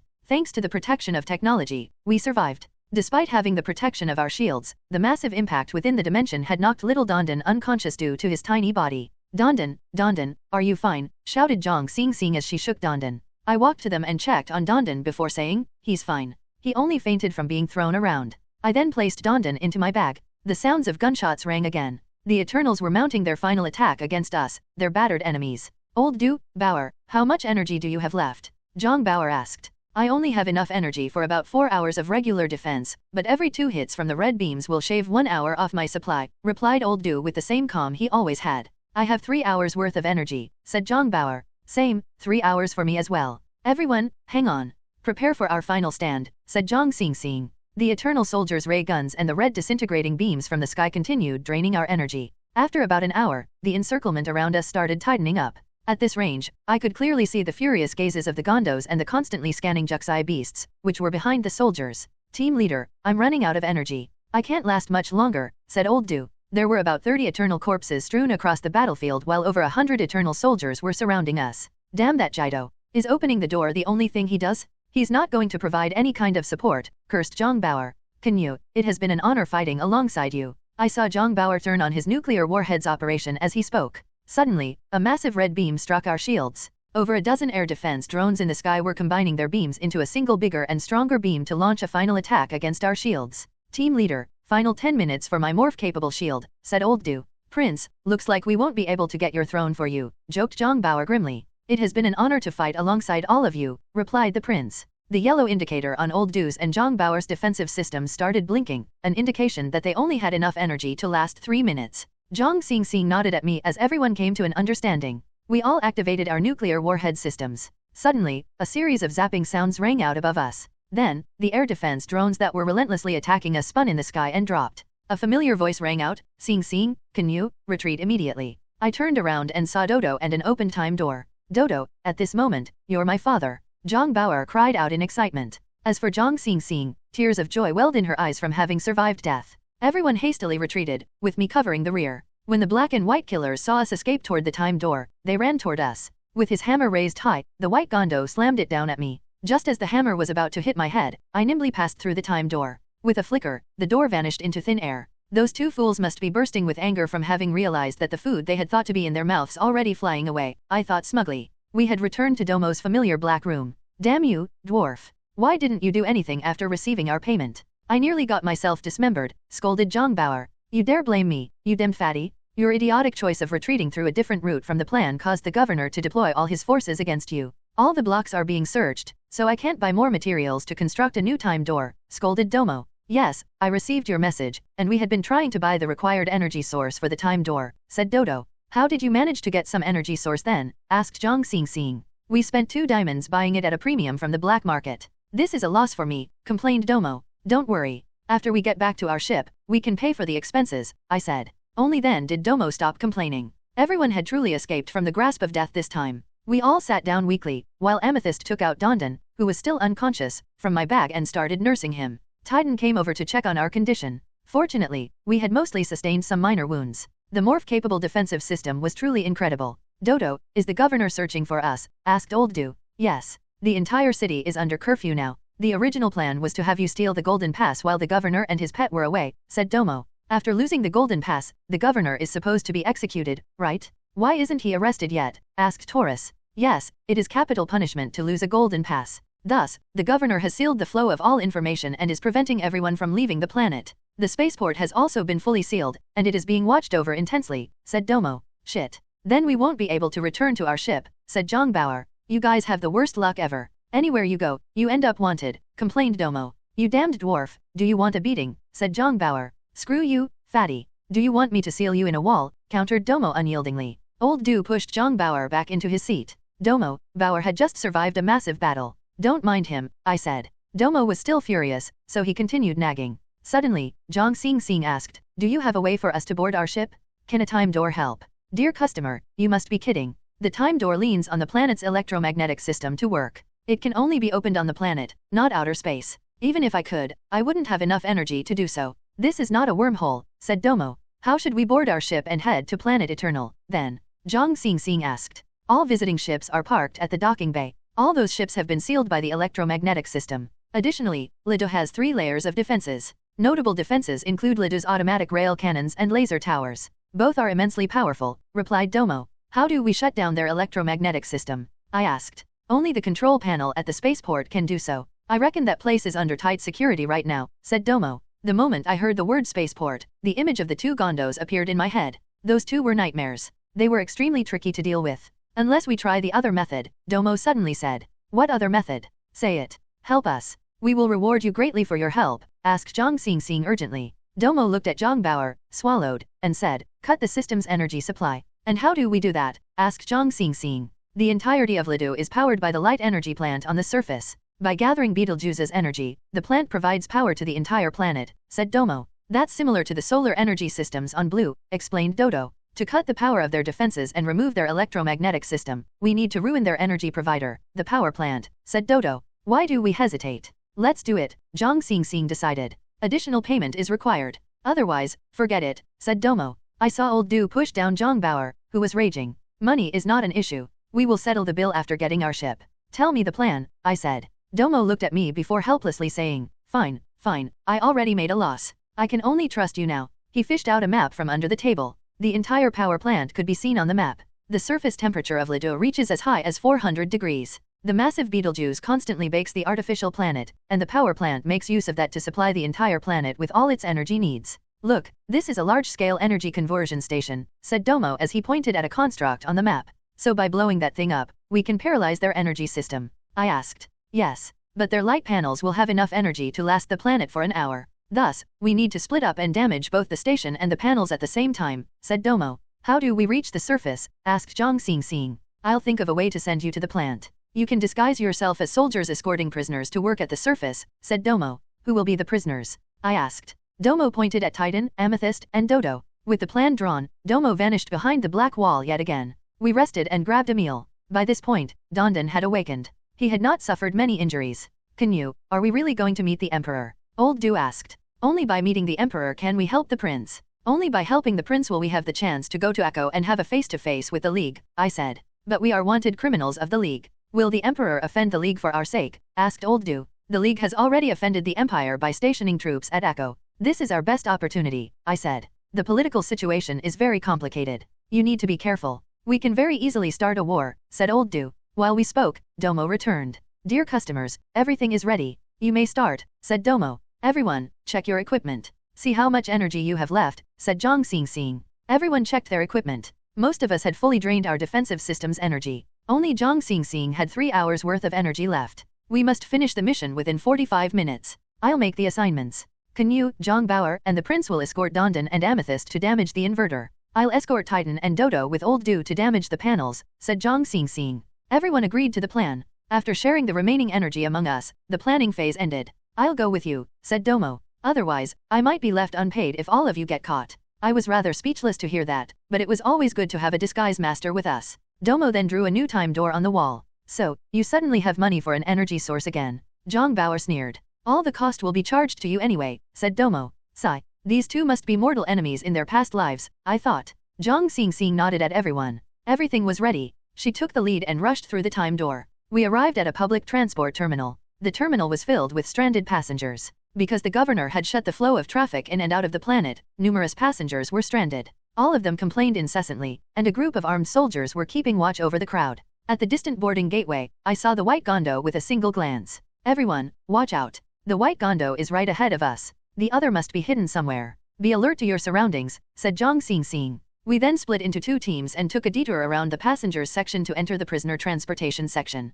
Fortunately, the Gondos had not discovered us. Domo had taken the appearance of a short eternal soldier, walking ahead of us. Soon, we reached the checkpoint heading to the power plant. Compared to the passengers waiting section, this section was obviously much more relaxed in terms of inspection. The governor had probably assumed that we would not seek our deaths at a place as dangerous as the surface. We promptly arrived before the exit. There, Domo passed a document to the guard in a well-practiced manner. The guard performed a simple check before letting us through. Just as we were about to get onto the shuttle, the familiar sound of steel footsteps rang out behind us. When I looked back, I saw the black-eyed Gondo heading toward the checkpoint. Heavens! This fellow is relentless. Why is he everywhere? Zhang Bauer said. I rejoiced that we had arrived at the checkpoint before the Gondo. We hastily entered the shuttle and started heading toward the power plant. If we were even a step slower, things would have been troublesome, said Old Du. Everyone had the same look of relief after surviving a close brush with disaster. The shuttle moved toward the power plant quickly. After about 30 minutes, we arrived at the planet's surface. Exposed to the red giant Betelgeuse, the steel ball's surface was bright and shiny. The bright reflections were blinding, making it hard for one to see with one's naked eyes. We covered our eyes with the lenses while Domo took out eye protectors and handed them to the prince and the others without a suit. Around the plant were numerous light panels. These panels were all greedily absorbing the light energy from Betelgeuse while countless massive tubes transferred the energy to a huge white building. Our targets are all here. After you guys enter, I will create a mirror surface to provide cover for you. Complete the mission speedily and return to the shuttle for withdrawal, said Domo. Thank you. Without your help, we would have been stumped by all sorts of difficulties, said Zhang Xingxing. Soon, the shuttle entered the parking area. We got off the shuttle and followed Domo as we escorted our so-called prisoners toward the entrance. We walked through a long corridor. To the 2 sides of the corridor were several rooms where some sort of cooling liquid was stored. Follow me, everyone, said Domo in front of the door of one of the rooms. He then went through the door. We followed behind him. Inside the room, he took out 2 transparent sheets and had the 2 teams cover themselves with them. The moment Zhang Xingxing's group covered themselves with the sheet, they vanished from my vision. The sheets were actually capable of turning one invisible. This treasure is too magical. Canyue, after this mission, remember to take this thing with us before leaving, said Zhang Bauer. I think so too. We might need it again in the future, I agreed. Canyue, turn right after going out. Go through the handover section and continue ahead to reach the panel room. There is an elevator in the room. Go down to leave the building. You will then reach the surface. The surface temperature is 400 degrees. Good luck. I'll work with the female customer, said Domo. Since when did you become our leader, dwarf? Said Jongbauer. I stopped him. We were on an urgent mission. Now was not the time to argue. Canyue, our communication system has a limited range on this planet. After losing contact with each other, carry out your mission according to the plan. Gather here after 40 minutes. Remember, we only have 45 minutes worth of energy. Don't stay outside for more than that, reminded Zhang Xing. Understood. Let's go, I said. We followed Domo's plan and left the room together. Then, we rushed toward our respective destinations. I led my group to the handover section. The place was bustling with activity with people walking everywhere. Our group walked alongside the walls until we reached the exit. I waited until there were a few people around us before rushing through the exit with the team. We continued traveling according to Domo's map. Soon, we reached the panel room with the elevator. The room was completely empty. It seemed like the operation in the room was completely automated. We then took the elevator to the surface. The sight that greeted me gave me a big surprise. There were two massive gateways. Beyond one gateway, countless prisoners in red protection outfits were each carrying a heavy battery-looking object. The soldiers were monitoring them, and the prisoners seemed to be heading out to perform some maintenance work. Beyond the other gateway was a group of prisoners who had just returned from work. Their entire bodies seemed to have been cooked by the burning temperature, and they were all sprawled out weakly on the ground, vomiting incessantly. My God. No wonder these people rather fight in the pit than work here, said the prince. Prince Yu, Dondon, and Amethyst will hide here. You can't go outside without a suit. I'll go with Bauer and finish this as quickly as possible, I said. All right. We'll wait here to save on energy. Remember, don't stay more than the time limit, reminded the prince. I nodded. I don't want to die either. Amethyst, you are the strongest combatant among the three of you. Protect them well. Amethyst nodded with a firm look in her eyes. I then nodded at Jongbauer. Brother, let's go. We found a big table and hid behind it. Then, when the guards weren't paying attention, we rushed over. Canyue, your boar-headed disguise is truly well done. In fact, your disguise is quite close to your actual image. It's like this appearance is meant for you, joked Jongbauer. Screw you, I said. The joke eased the tension in my mind. We quickly reached the gateway. When the guards weren't looking, we stole 2 red outfits and wore them over our suits. We'll take a battery each and activate our defensive systems. Get ready for the operation, I said.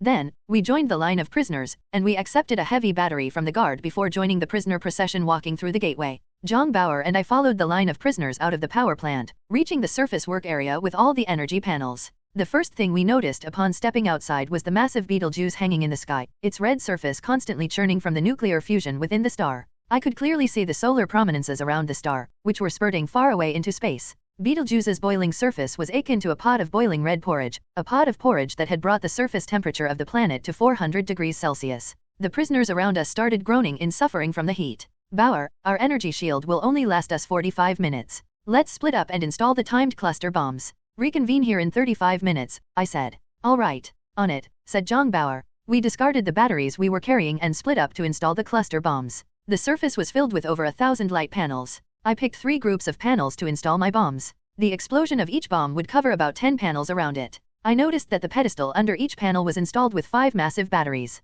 The prisoners were the ones in charge of carrying these batteries back to the power plant after they were fully charged. Naturally, the prisoners were also the ones in charge of replacing the full batteries with empty batteries. The energy transmission technology here is too bad. Don't they know they can just lay out some sort of wire to transmit the energy back to their power plant? They're actually doing this manually, I thought. I pitied the prisoners forced to work here. It was most certainly painful to exchange batteries in such a vile environment. I installed the cluster bombs at a rapid speed. The sole advantage of working in such an environment was that you wouldn't be attacked by a group of soldiers or air defense drones. At the speed of 1 bomb per minute, I quickly installed 30 cluster bombs. By my estimates, these bombs would cover more than 300 panels in their explosions. Although that did not cover everything they had here, I was running out of time. I quickly returned to the agreed meeting location. If Jongbauer had moved at a similar speed, both of us would be able to damage about 60% of their panels. The remaining panels would only have enough energy to last 20 minutes. That was just enough time for us to reach the docking bay. After waiting for about a minute, Bauer returned. Everything went smoothly, Jongbauer said. We immediately started to retreat. My gaze suddenly landed on the prisoners still working around us. Bauer, after our withdrawal, what about them? Some of them will be injured, I said. Canyue, we're running out of time. We can't do anything else. These people are all prisoners. They are probably all criminals, said Jongbauer. Some of them must have been wrongly accused as well. Just look at the prince, I said. Then what should we do? We don't have time to try anything, said Jongbauer. After giving it a thought, I took out my gun and fired at a nearby light panel. The laser ray from my gun pierced right through the panel and created a violent explosion. The panel slowly fell apart in the midst of the explosion. All the prisoners blanked out upon witnessing the explosion. "Run! The panels are malfunctioning. They are going to explode soon," I shouted. The prisoners immediately broke out into a chaotic run toward the gate. "Canyue, you're really quite something," exclaimed Zhang Bauer in admiration. We ran with the crowd. At the gate, a group of eternal guards charged toward us. "Did anyone see the person who fired a laser gun?" shouted the leader of the guards. "At the back? There are a few guys with guns at the back," shouted Zhang Bauer. The guards then ran out of the gate. Because there were more prisoners running over, the gate immediately became crowded with people. At this point, Zhang Bauer and I were already experienced with dealing with numerous emergencies. A situation like this couldn't pose any difficulty to us. We did not take long to get away and reach the prince's hiding spot. "Canyue, over here? Fast!" the prince's voice rang out from the side. Then, a transparent curtain dropped down on me and Zhang Bauer. We immediately vanished from view. Because the hall was in chaos, nobody noticed that two people had suddenly vanished into thin air. "Mission completed. Let's leave," I said. We returned from the same path we entered. I could see the prisoners all returning to the power plant while the guards were slowly regaining control over the situation. They were inspecting the prisoners one by one. Good thing we were able to leave in time, I celebrated inwardly. We soon arrived at the agreed-upon location. There, I called out for Zhang Xingxing and the others, but no reply came. "Canyue, the bombs will detonate in 5 minutes. We only have about 20 minutes to withdraw. When I checked earlier, there were only 2 shuttles that could directly reach the docking bay from here," said Dandan. "Why is Zhang Xingxing's team not here yet? Did something happen?" I muttered. "Final 3 minutes, Dandan reported. "Canyue, where are you?" Zhang Xingxing's voice finally rang out from my earpiece. "I'm at the agreed-upon location." "You're finally back," I replied to the communicator. "We're in position as well.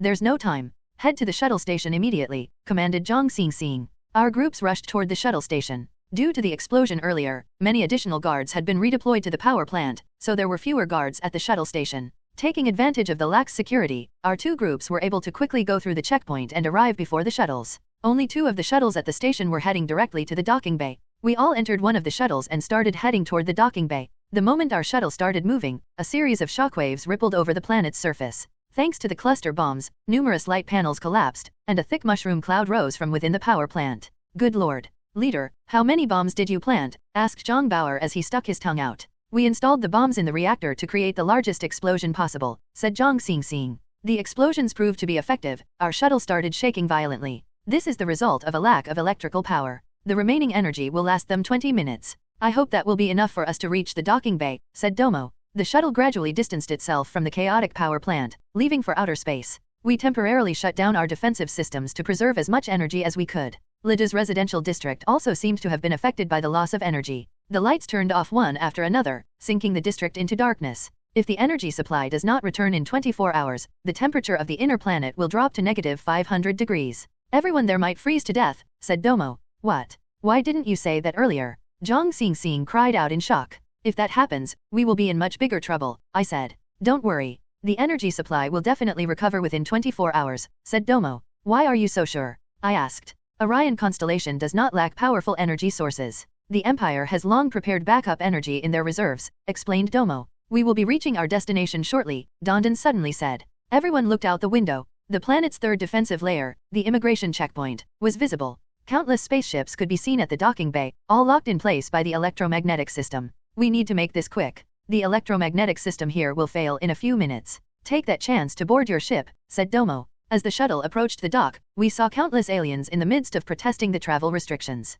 "There are so many people here. There's no longer any need for the cloaks of invisibility. The cloaks are running out of energy anyway," said Domo. Then, I saw Domo reach out for the invisible cloak. He said, "Huh? Why is the cloak missing?" Upon hearing that, my head snapped to face Zhang Bauer. That fellow was seated in the corner with his mouth shut, looking at the dock with all his attention. "Damn fatty, you must have stolen my cloak," said Domo. "Bauer, return it," commanded Zhang Xingxing. Zhang Bauer was about to argue, but with the leader's command, he could only return the cloak helplessly. "I put it away because I was afraid it would get dirty," said Zhang Bauer. "That blockhead. He doesn't even know to pick a better timing to make his move," I grumbled inwardly. Immediately, the shuttle reached the dock. We all hopped off and joined the crowd of protesting aliens. The large crowd was angrily protesting the travel restriction. Some were even throwing excrement at the eternal soldiers standing guard. "These soldiers are quite well disciplined to be able to tolerate this," said Zhang Bauer. As the protest grew more and more rowdy, the dock's energy supply ended with a crack. The entire dock sank into darkness. We immediately turned on our infrared vision system and moved accurately toward Fearless through the route mapped by our probes. Without an energy supply, the dock rapidly dropped in temperature. Layers of ice started forming on the surface of the numerous bodies on the dock. This is bad, leader. Our defensive shield will only last 10 minutes. We're stuck in the crowd. If we can't get to the ship in time, we'll freeze to death, said Old Dew with his usual calm. Titan, Amethyst, and the prince started shivering from the drop in temperature. In a moment of desperation, Zhang Bauer shouted, "Everyone, quickly get on your ships. The temperature is dropping dangerously fast. The ships are no longer locked by their electromagnetic system. We're all free to leave." The seemingly most ordinary trick seemed to work excellently. The protesters who were still protesting just a moment ago turned into a stampede rushing toward the docked spaceships. The soldiers on guard became so cold they couldn't even be bothered with the crowd anymore. Even the soldiers were abandoning their posts to rush toward their respective spaceships. Thus, the crowd broke apart. We started heading toward Fearless with the Prince, Amethyst, and Titan in tow. The temperature continued dropping. Eventually, it reached -20 degrees. The Prince almost couldn't move anymore. Zhang Xing and I shared our final bit of energy despite the blinking yellow light warning us of the low energy levels. While supporting each other, we sprinted toward our ship. I could clearly feel my breath turning frosty. The blood in my veins felt like it was no longer flowing. At that point, Fearless was only a few steps away from us. Suddenly, the world around me blacked out as I lost consciousness. In my daze, I felt a pair of strong arms lift me before bringing me into the ship. After an indeterminate amount of time, I recovered my senses. I found myself lying on the ground of the cockpit. Dodo and Dondan were busy starting the ship. Everyone had returned to their original appearances. Seemed like our disguise had run its course. "Canyue, you're finally awake. You need to thank Titan for carrying you in," Zhang Bauer said. I threw Titan a look of gratitude. "The spaceship is taking flight. Be ready, everyone," said Dodo. Dondan then pressed the engine button. At that time, our warning light suddenly lit up. "Weird. Something seems to be keeping the ship stuck," said Dodo. "I thought the electromagnetic system was broken." Zhang Xing asked. "Yes, the electromagnetic system no longer works. But something solid seems to have made our undercarriage stuck," said Dodo. "What should we do?" Zhang Xing asked. "We need someone to go down and manually deal with it," said Dodo. "What's our suit's energy level?" asked Zhang Xing. Dodo checked the system and replied, "About 2 hours worth of energy." "I'll go. I have more physical strength," volunteered Old Dew. "Put on the suit and be careful," said Zhang Xing with a nod. Old Dew then put on his morph-capable suit and left through the door. Shortly after, Old Dew said through the communicator, "The ship is being kept in place by the electromagnetic lock. Although the electromagnetic system has failed, the lock remains. Can you deal with the lock?" Zhang Xing asked. "Yes. I need a few minutes," Old Dew said. I heaved a breath of relief upon hearing that. For some reason, I wanted to leave this artificial planet badly. "Dear customers, don't forget to settle the bill. Also, I am now also a wanted criminal of Lido. Can you take me with you to Planet Eternal?" Domo asked. "You'll have to pay for passage." "It's not cheap," said Zhang Bauer. "You're acting like a bandit that would loot a burning house," said Domo in anger. "Don't listen to him. We'll take you there free of charge," I said. "The system indicates that the lock has been removed," said Dondan. "Well done, Old Dew," said Zhang Bauer. "Prepare for flight. Take off immediately after Old Dew is back," commanded Zhang Xing. "We can finally go to Planet Eternal. This planet Lido is truly a difficult place. We had so many close brushes with death," I thought. After a few minutes, I noticed that Old Dew had yet to return. Old Dew, reply if you hear me," Dodo called out to the communicator. No reply came. "What in the world is happening?" Zhang Bauer said. We looked out the cockpit and inhaled deeply at what we saw. The white and black gondos had captured Old Dew. One of them was pointing his massive sword at Old Dew's neck. "Is there no end to these two?" I cursed. "Canyue, Bauer, the three of us will put on our suits and save Old Dew," said Zhang Xing. We did not argue and quickly put on our morph-capable suits. I also activated the fatal mode of my gun, prepared to throw everything I had at the gondos. "All measures are authorized to rescue Old Dew, including the usage of nuclear warheads," Zhang Xing commanded. "Roger," Zhang Bauer and I replied loudly. We left the ship and stood on the platform. I could see that Old Dew was in a semi-unconscious state. This is bad. Old Dew's suit has probably been damaged by the gondos. We need to rescue him as soon as possible, or he might die," Zhang Xing said anxiously. The two gondos looked at us coldly, not uttering even one word. Their steel suits gleamed with an eerie light as they stood in the cold outside, staring at us with two pairs of eyes that caused all my hair to rise on end. "What conditions do you have to release him?" I asked loudly. What followed was a minute of silence as we stood facing each other. "We want all of you to die," the black-eyed gondo finally replied. "Screw you, you dumb musclehead. If you have the balls, let go of him and fight me one-on-one," challenged Zhang Bauer. I knew that Zhang Bauer's words were to provoke the gondos, but surprisingly, the black-eyed gondo actually put Old Dew down and stepped forth. "I accept your challenge. So long as you can prevail over me, all of you may leave," said the black-eyed gondo. Zhang Bauer found himself speechless. "I'll fight on his behalf. How about that?" I said loudly. "No, I have accepted his challenge." One cannot go back on one's words, said the black-eyed Gondo. I'm challenging him, not you, I said as I pointed at the white-eyed Gondo. The black-eyed Gondo blanked out slightly. Not able to think of a counter, he looked at the white-eyed Gondo. I accept the challenge. So long as you prevail over me, all of you may leave, said the white-eyed Gondo. Canyue, my apologies. Just let me do it, said Zhongbao guiltily. I waved off his apology. You did nothing wrong. We're both trying to save old Du. I'll fight. Observe and act accordingly if there is an opportunity. I finished my words with an eye signal. In truth, I was feeling pretty nervous. I definitely wouldn't be this big fellow's match. I did not know why I had decided to step up. As the white-eyed Gondo walked toward me with his massive hammer, I turned my morph-capable defensive system to the maximum capacity. Accompanied by a biting cold breeze, the massive hammer whistled through the air toward me. I hurriedly leaped to the side, barely avoiding the attack. The gigantic hammer struck the platform, creating a spark and a depression on the floor. I hurriedly turned on my gun's tracking functions and unleashed a ferocious torrent of bullets at the Gondo's eyes.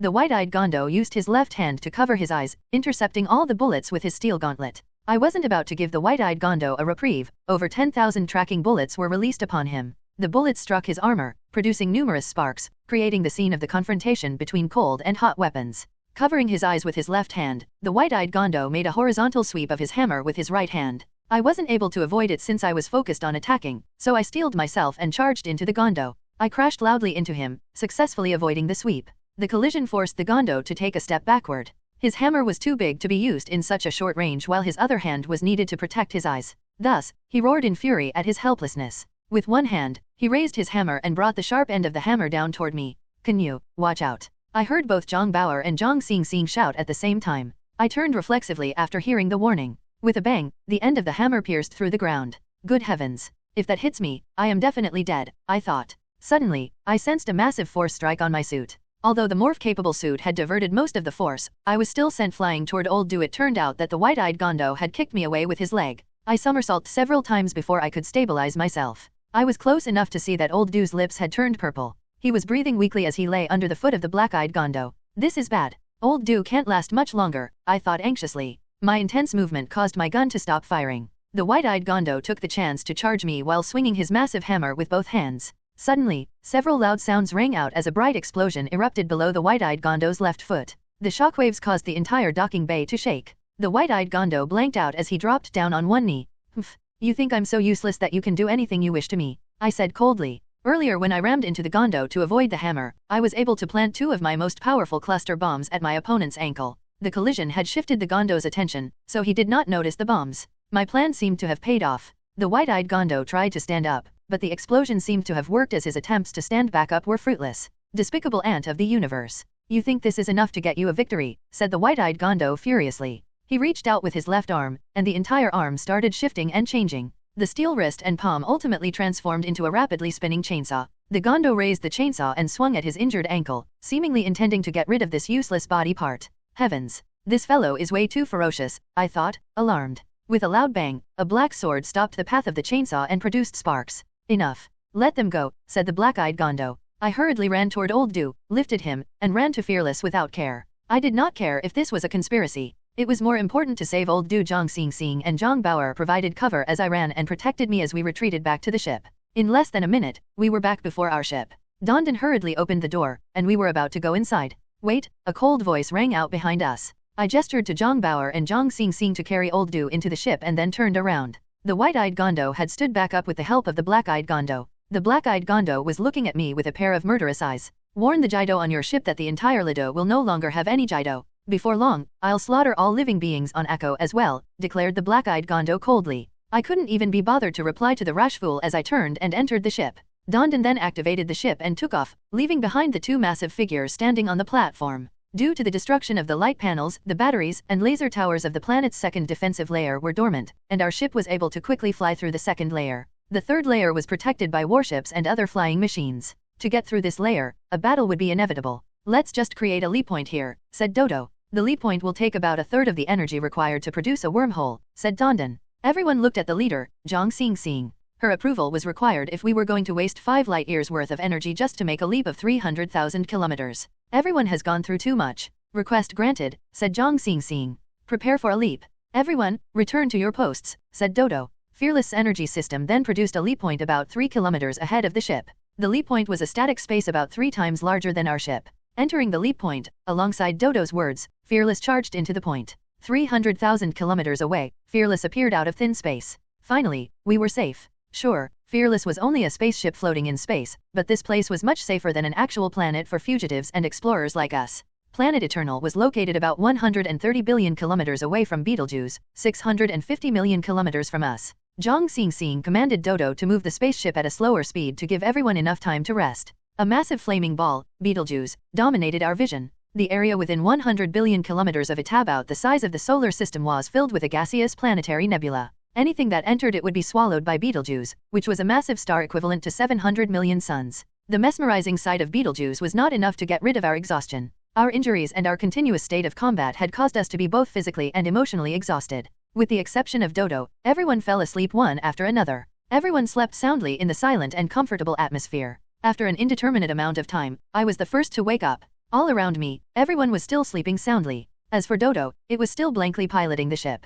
How long was I out? I asked. All of you have been sleeping for over 12 hours, said Dodo. I stretched lazily. After the long sleep, my exhaustion was mostly gone. After a short while, the crew woke up one after another. I could see that the Jido, Domo, looked rather anxious. He was probably anxious about his people after hearing the Gondo's threat. Don't worry, Domo. After meeting the Emperor and clearing things up, we can request the Emperor to stop the Gondos as well, said Prince Taurus. Domo appeared slightly relieved at the prince's words. Customer, when can you settle your bill? Asked Domo the moment he was relieved of his worry. Leader, when can we eat? I'm hungry, said Dondon. Are you two debt collectors or something? You sound so demanding, said Zhang Bauer. At this time, Amethyst came in with the food we had gathered from Sirius B. Everyone started eating. Prince, have you been on Eternal? I asked. Once with Royal Father when I was a child, replied the prince. How is it? I asked. It is a beautiful planet filled with life. There are races from over 20 different Orion constellation races that are loyal to the Emperor living there, answered the prince. Eternal is rich with commerce, and its security is also much better than Lidu, Domo added.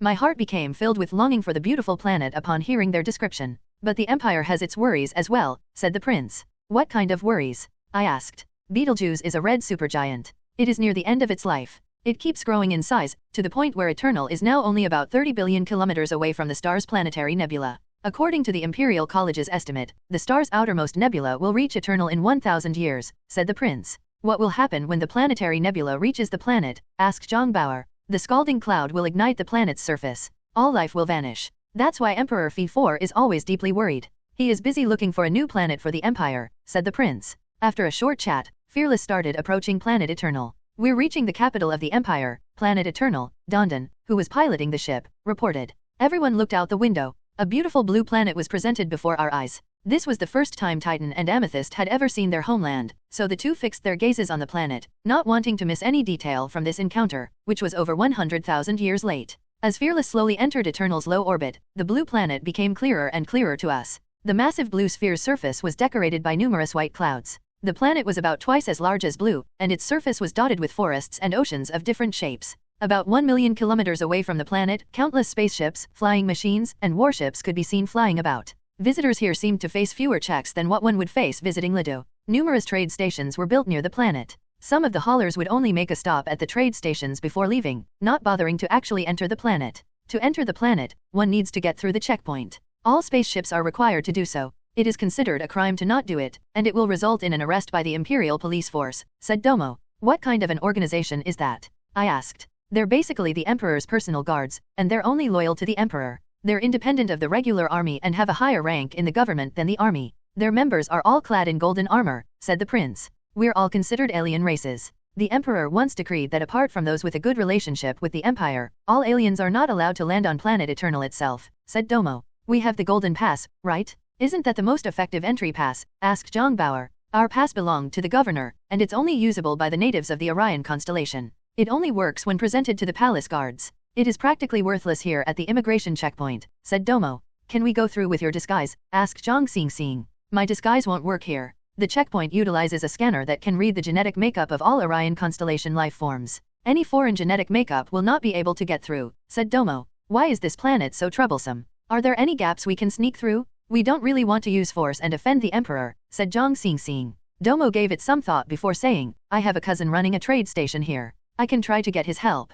That's great. Take us to him, said Zhang Xingxing joyfully. The thing is, said Domo as he made a gesture asking for money. Apart from money, what else do you know, said Zhang Bauer. Apart from reneging on your debt, what else can you do, retorted Domo. Bauer, stop, commanded Zhang Xingxing. Old Du, go get some diamonds from our storage. Old Du moved immediately. Shortly after, he returned with a diamond the size of a basketball. Domo widened his eyes at the sight of the large diamond, not able to tear his eyes off it. How is it? This should be enough to pay for everything, right, said Zhang Bauer smugly. Enough, enough. Yes, probably enough, said Domo as he touched the diamond all over with his tiny hands before slowly moving the diamond to under his seat. I did not know if I should laugh or cry looking at his antics. This Jido was truly too greedy. We followed Domo's guidance and flew toward a trade station 300,000 kilometers away from the planet. After passing numerous ships and trade stations, we arrived at a trade station with an emblem of a six-clawed beast. Here we are, said Domo. How much have our suits been charged? Asked Zhang Xingxing. Reporting to the team leader, all suits have been fully charged, including Dondon's suit, replied Dodo.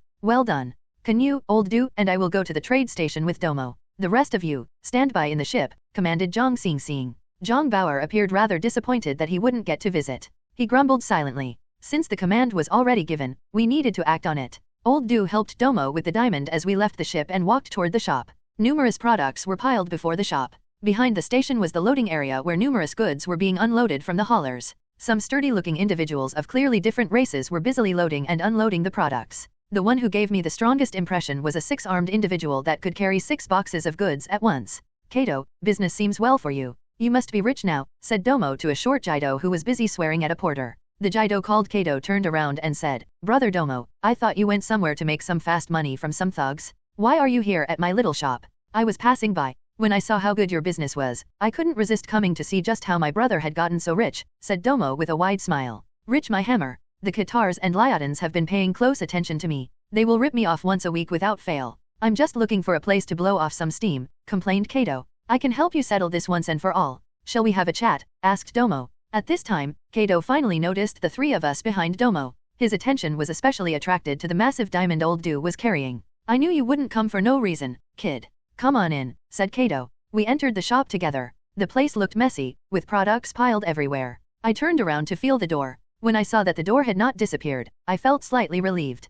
Kato served us 4 glasses of green beverage. Some sort of bugs floated atop the beverage, almost causing me to vomit. Wow, green crystal. Kato, you have always been stingy. I can't believe you're suddenly so generous the moment you see a big diamond, said Domo before draining his glass in one gulp. Drink, this is good stuff, said Domo. The three of us looked at each other. Out of respect for the host, Old Du picked up his glass and drained it. However, Zhang Xingxing hesitated because the drink truly looked disgusting. Why aren't the two of you drinking? Do you look down on my own drink? Asked Kato. No, I'm drinking. What the hell is this? If you keep forcing me, I'll take this place apart. I suddenly cursed. Domo and Kato did not expect me to suddenly lose my temper, so they were slightly stunned. After a while, Domo said, Boss, do not be angry. You don't have to drink it. Let me get you 2 glasses of plain water instead. Zhang Xingxing gave me a look of gratitude while I gave Old Du a smug look. Old Du was maintaining a solemn look after suffering from his lack of stubbornness. Kato, we're here to do a transaction with you, said Domo. What business? I never made any money in all the business I've done with you, Kato asked. Smuggle a group of aliens into Eternal, said Domo as he pointed at us. You're crazy? That is a capital crime? I still want to continue my little business here, said Kato. Brother, many of the things you have done are against the law. Stop pretending to be all virtuous here. Also, I won't let you work for free, said Domo as he pointed at the diamond Old Du was carrying. Kato's eyes lit up when he looked at the diamond. The diamond will be mine if I help them enter Eternal. Not even robbers are this greedy. You can get 1/4 of the diamond. Also, you get to help convert my share into Imperial coins, said Domo. Then, Kato started making some rapid calculations. It would seem like every single Jido was a master at commerce. After a series of calculations, Kato reached out with his scrawny hand. Even though it is a loss to me, deal, said Kato. Everyone smiled. How many people do you have? What are your races? Kato asked. Old Du gave Kato a detailed explanation of their team composition. Apart from Dodo, who would remain in Fearless, everyone else would enter Eternal. The 2 Brightlings are going as well? That is too risky. If the Imperial Police discovers them, I am dead, complained Kato. You can disguise them into any form you want. A regular person won't be able to see through it, said Domo. No chance in hell. You are all fugitives, but there is still a way to explain your presence if caught. But I can't work with Brightlings, Kato insisted. We'll double the payment. Can you do it? Zhang Xingxing asked. About that, Kato started hesitating. This is too much. You're paying so much for a small job like this? What about my job before this? I had risked my life to be paid so little? This is too expensive. We're better off thinking of something else, said Domo. Deal? That's all. Kato hurriedly answered as he hastily grabbed the diamond offered to him. I saw Domo giving me a smug silent gesture with his eyes. This person is way too good at closing deals, I thought to myself. I have an underpass business with the lights tonight. You can disguise yourself as Katars and come with us. Domo will be in charge of disguising you. I don't have the money to buy the materials, said Kato. What's an underpass business? Zhang Xing asked. Probably a smuggling business, I said. Looks like your cooperation with the lights has been fruitful. You must have earned a decent amount. Why are you being stingy about the cost of disguising them? Complained Domo. That will be all. We'll return to Fearless and get ready for tonight, said Zhang Xing. We returned to Fearless. Old Du told the rest of the team about the plan. Apart from Dodo, everyone would get to enter Eternal. Afterward, Old Du accompanied Domo to go buy the required materials for our disguises. Naturally, he was in charge of paying. Meanwhile, the rest of us checked our equipment and energy situation. Canyue, you and Bauer will need to carry more diamonds on you tonight. I reckon we will be spending a lot more money on the planet, said Zhang Xing when Domo wasn't around. I understood what she meant, so I dragged Bauer along as we acted on the command. After an hour, Domo and Old Du returned. Eternal is truly amazing. So long as you have money, you can buy anything you want, said Domo joyfully. That fellow must have gone way over the budget with the excuse of buying materials, said Zhang Bauer with a low voice. There is no doubting that. In fact, I'd find it weird if Ajido missed this chance to stuff his own pockets, I said. With everything ready, it was time to put on our disguises. We all swallowed the blue pills Domo gave us. With Domo's help, we assumed the appearance of Katars. Katars were a race of people with red hair, yellow skin covered with black spots, and sturdy bodies. It was as though they were born to be warriors. Kato is making use of the Katars to transport the products of the Liats. The two races have always been mortal enemies, so Kato must be doing this to cover his tracks, said Domo. Planet Eternal took 48 hours to complete a rotation. When everyone was ready, we set off. The night side of the planet would be our destination for this operation. Dodo, protect the ship.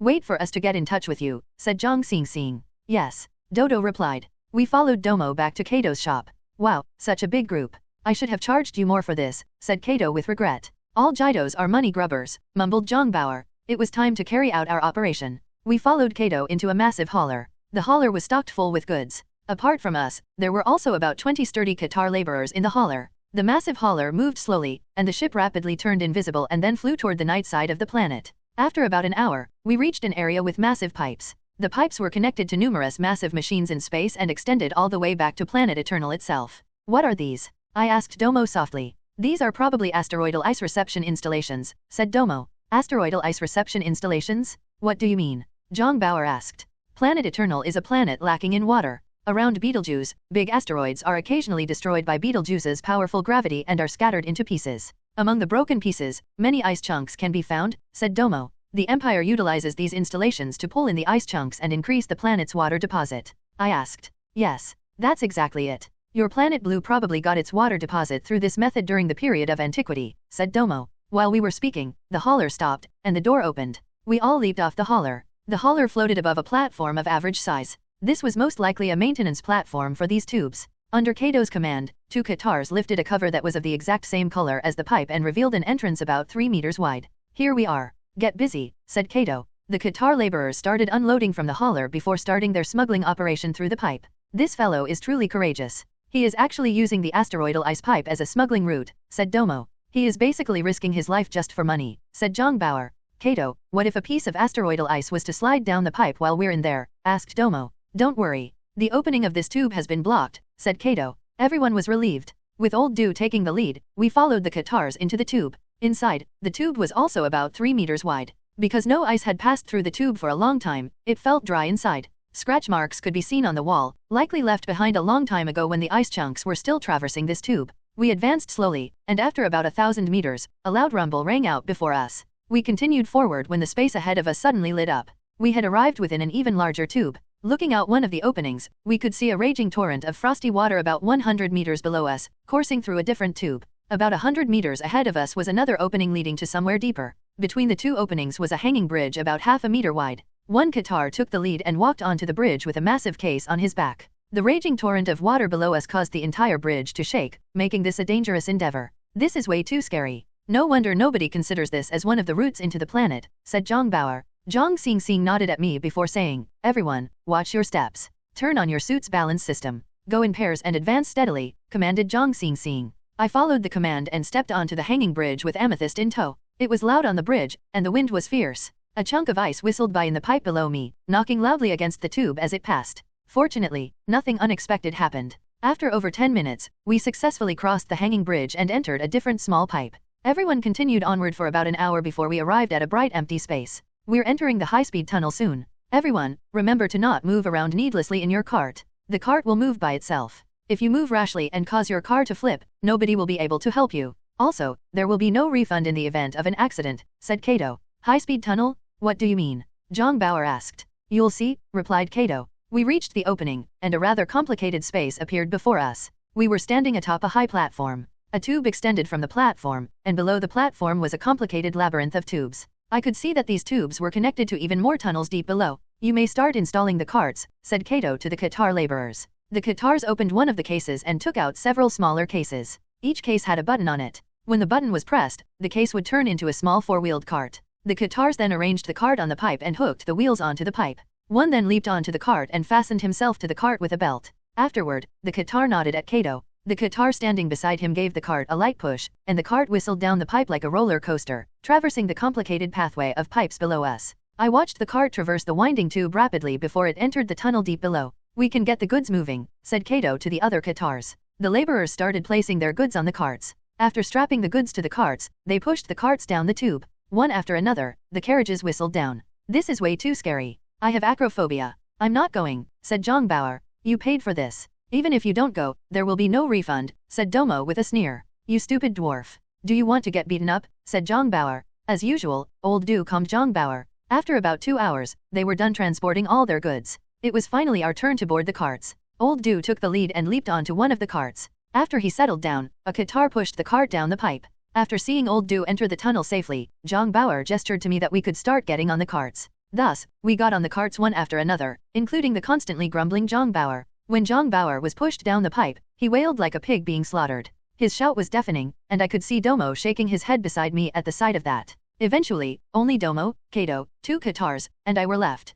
Kato gave Domo a bundle and said, "The imperial coins you want are here. I won't be of help for what you're doing next. Take care. Watch out for the gondos. Tighten your security," reminded Domo. Then, with a push by the Qatar, Domo's cart whistled down the pipe. I was the last of the group to board a cart. After I nodded at Kato, I felt a force come behind me, and my cart shot down the pipe. The shrill sound of the wind flooded my eardrums as the cart moved rapidly. Everything around me turned into numerous straight lines due to the speed at which I was moving. The cart dropped and turned along the winding pipe.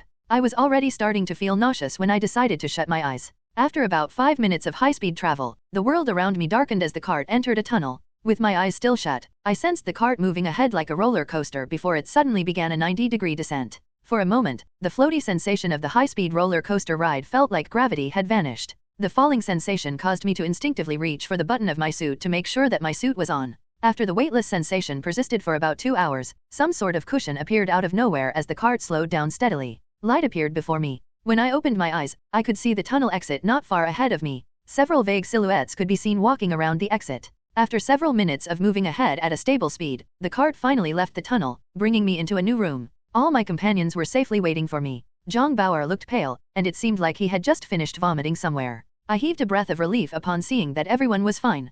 Canyue, some of the Qatars have gone up. Let's go, said Zhang Xing. Looking at where she was pointing, I saw that we were in some sort of room that served as a hub. A rope ladder was trailing down from the air vent at the top of the room. As usual, old Du took the lead. One by one, we climbed up the rope ladder. I was the last to move again. After climbing through the air vent, I entered a shabby basement. Once I was inside, a Qatar put the rope ladder away, shut the air vent, and covered it up. The Qatar then left after saying something to Domo. "All right, my friends, this is the end of our journey together. You're now standing on the soil of planet Eternal. After leaving this basement, you're free to do what you want," said Domo. "How do we go about learning the location of the palace?" I asked. "I don't know. This is my first time here as well. Farewell, my friends. This is the end of the unprofitable transaction between us," said Domo. Although Domo loved money a tad bit too much, he was still capable and reliable. Thus, we found ourselves surprisingly reluctant to part with him. "Canyue, show Domo one of our diamonds. See if we can hire him to help us with our operation on Eternal," Zhang Xing said. I took out a fist-sized diamond from my bag. The moment Domo saw it, his eyes lit up. "Hehehe, everything is negotiable. So long as payment is on the table, anything is possible," said Domo as he rubbed the diamond. Surprisingly, even Zhang Bauer kept his mouth shut this time. "That's a deal, then. Domo will work with us and provide us with disguises and cover," said Zhang Xing. I remember the palace is a tall golden building with a conical roof, said Prince Taurus. Excellent. That gives us a clear target. We can't stay here for long. Our top priority is to look for a hiding place. From there, we can start gathering information, commanded Zhang Xingxing. I'll scout around with Zhang Bauer. We'll return in 15 minutes, I said. Granted. Move with haste, said Zhang Xingxing. I'll go with you, said Domo suddenly. I have some disguise techniques that can be of use during emergencies. Sure. Have Domo go with you, then, said Zhang Xingxing. With the command, the three of us left the basement. The first floor was a storeroom. We opened the door and walked out of the building. Planet Eternal, after suffering so many hardships, Canyue, am finally standing on this planet, I thought to myself. I found that we had arrived at a bazaar that was bustling with noise and activity. The place was crowded with people, and the streets were brightly lit. Countless life forms of many shapes and forms were enjoying themselves around us. This was also my first time seeing an unarmed Eternal. After a long period of peace, a large majority of Eternals who weren't in the army had shed their brutish dispositions. In fact, many of these civilians had a soft and gentle appearance. Some even seemed to have evolved out of the ferocious fangs protruding from their mouths, giving them a more civilized and cultured appearance. Apart from Eternals, I also saw some Katars around with their conspicuous red hair. My disguise made me look like one of them. What do the Lyates look like? I asked Domo. Look at that green-haired freak with 4 arms. That's a Lyat, said Domo. I observed my surroundings and saw that there were quite a lot of Lyates that looked even sturdier than Katars on this planet. While speaking, I saw 2 Imperial police officers clad in gold armor approaching on their battle wolf mounts. Canyue, be careful. The police are here, said Zhang Bauer. We did not feel confident to face the police since we weren't exactly here legally. Thus, we hurriedly withdrew into an alley. The patrolling police did not notice us and walked by us. All 3 of us heaved a breath of relief. We had encountered way too many dangers to reach this far. We did not intend to court even more dangers. Suddenly, a heavy hand of steel tapped my shoulder. When I turned my head, a familiar Gondo face entered my view. Gondo, I exclaimed and took a step back while my grip around my gun tightened. Don't be nervous. This Gondo is not one of the black and white Gondos, said Domo. Only then did I regain my calm. I studied the Gondo before me and found that the Gondo was truly a different person. The Gondo before me was also clad in white armor, but the armor was clearly in bad shape. There was no comparing this shabby armor with the shiny white armor of the white-eyed Gondo. Also, this Gondo wasn't too tall. He was a similar height as Old Do at about 2 meters. A friendly look covered his eyes as he looked at us. Excuse me, are you hiring a bodyguard? Asked the small Gondo, a question I never expected him to ask. You're too small, and your armor is terrible. How dare you peddle yourself as a guard with your tiny size? Domo's business instincts took over as he started negotiating. I might be small, but my iron staff technique is a unique technique exclusive to my family. Because this is my first time looking for a job, I can offer you a preferential price, said the Gondo. Name your price. We might need to stay here for 7 Beetlejuice days. If hired, you will need to guard us 48 hours per day. If you're too expensive, we will instead go hire some actual professionals, said Domo. The small Gondo sank into silence. After thinking for a bit, he seemed to have steeled himself as he said, half an imperial gold coin. Are you trying to rob us or something? Someone like you is probably worth only 1 imperial silver coin, said Domo. This was the very first time I saw a look of helplessness on the face of a supposedly ferocious Gondo. This Gondo might just be a kid, Zhang Bauer said to me. Half a gold coin. You'll be our guard. What's your name? I asked. I'm Sarge. When do you need me to start working? Asked Sarge in excitement. A rich fool indeed, muttered Domo under his breath. Immediately. Are you fine with that? I asked. No problem. I can start immediately, answered Sarge cheerily. Is there any place we can rest nearby? A tavern or something? I asked. Yes. Take a turn ahead of us and you'll see a tavern. I'll show you the way, said Sarge. We immediately followed Sarge when we heard that there was a tavern nearby. Only after walking out of the alley did I notice that Sarge was clad in outdated armor. He held an iron staff with his hand. Resting the staff on his shoulder, he bounced forth joyfully as he led us to the tavern. Canyue, is this kid even reliable? Asked Zhang Bauer. I guess. He doesn't feel like the crafty type, I replied. After walking for about 300 meters, we arrived at a big building with a signboard saying, House of Brave. Sarge brought us straight into the tavern. We walked into a lounge staffed by a long-nosed alien. Masse, I brought you customers. A room for 5, please, said Sarge. Where do you see 5 people? Asked Zhang Bauer. Aren't there 5 of us? Asked Sarge in a somewhat childlike manner. Hehe, you're treating yourself as a boss already? I really don't understand why Gondos are considered good bodyguards with your level of intelligence, jeered Domo. I gestured at Domo to stop him and walked up to the reception desk. Excuse me, do you have a big room here? How many people do you have? Asked Masse as he raised his head to meet my gaze. 10 in total, I replied. So many? I'll need 2 silver coins per day for that, said Masse. That's too expensive? This is robbery, exclaimed Domo, the money grubber. Deal. Get the room ready, I said. First room to the right on the 2nd floor. You can check in the moment you pay. All guests are not allowed to disturb each other.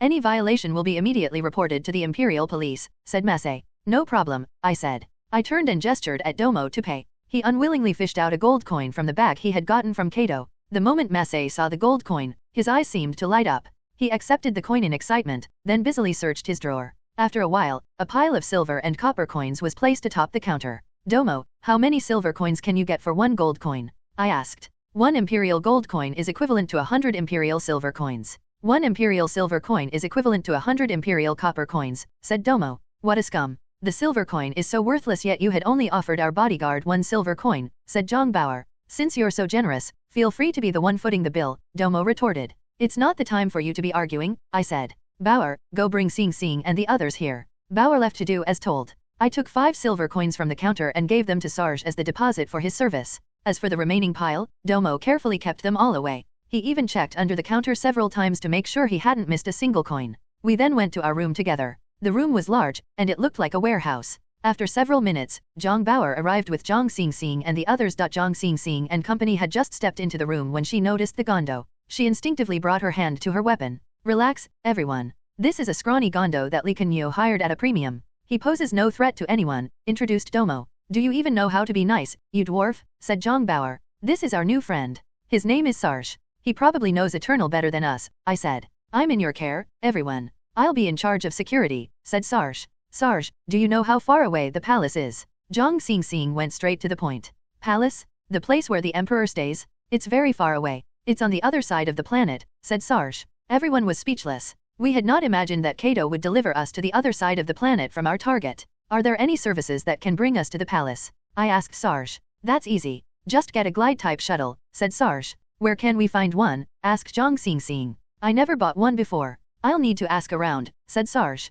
Zhang Xing nodded and said to me, go buy a shuttle with Sarge. It's better for the rest of us to wait here to avoid any trouble. Canyue, I tested our communicators. They work on Eternal. Keep your communicator on and keep in touch with us at all times, said Old Du. Let me go with them as well, offered Domo. Zhang Xing agreed to the request. It was getting late, so Domo and I left the tavern with Sarge. Despite the late hour, the street was still bustling with activity. The night here is twice as long as Blue's, so their nightlife is twice as long. Canyue, you should find a chance to properly enjoy yourself here, said Domo with a cheerful smile. Sarge, where do you plan to ask about the shuttle? I asked Sarge instead of responding to Domo. I'll take you to my master. He knows this planet very well. He definitely has the answer you seek, said Sarge. When we arrived at a shop, Sarge told us to wait, and he entered alone to do some shopping. When he came out, I saw that he had something that looked like a bottle strapped to his waist. We followed Sarge on foot for about half an hour as we traversed the bustling bazaar and entered a quiet residential area. Sarge stopped at a relatively small building constructed in a style similar to a grass hut.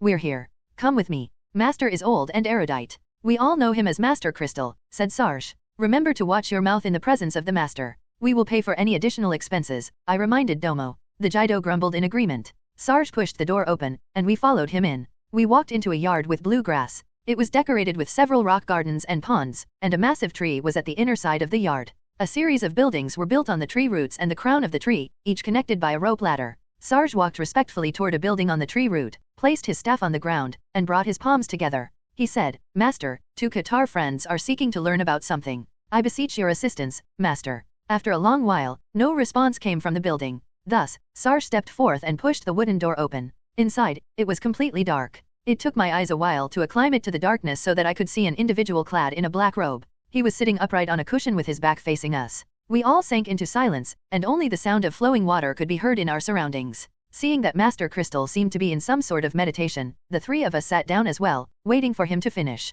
Sitting on the ground silently and listening to the sound of flowing water, I felt a sense of tranquility engulf my heart. After experiencing so many hardships, this was the very first time I was able to sit down with such calm. I felt my thoughts clear up and all my worries leave my mind. Minute after minute passed, and after an indeterminate amount of time, I saw the master stand up to turn to face us and then sit down again. Master, you're done? Asked Sarge. Master Crystal had a small stature. His entire body was hidden in his black robe, making it impossible for us to see his actual appearance. He reached out with his right hand, but I couldn't even get a good look at his palm because it was covered by his robe. Did you bring the thing here? An overcast voice asked. Yes, it's here, said Sarge as he handed over the bottle-like object. Next, gulping sounds rang out. Clearly, Master Crystal was consuming some sort of drink. He's not drinking some sort of liquor, is he? I wondered inwardly. After a short while, the bottle was emptied. Why didn't you bring more? Said Master Crystal angrily. Master, I'm sorry. Money is a bit tight recently. Just make do with this, said Sarge awkwardly. What are they here for? Asked Master Crystal.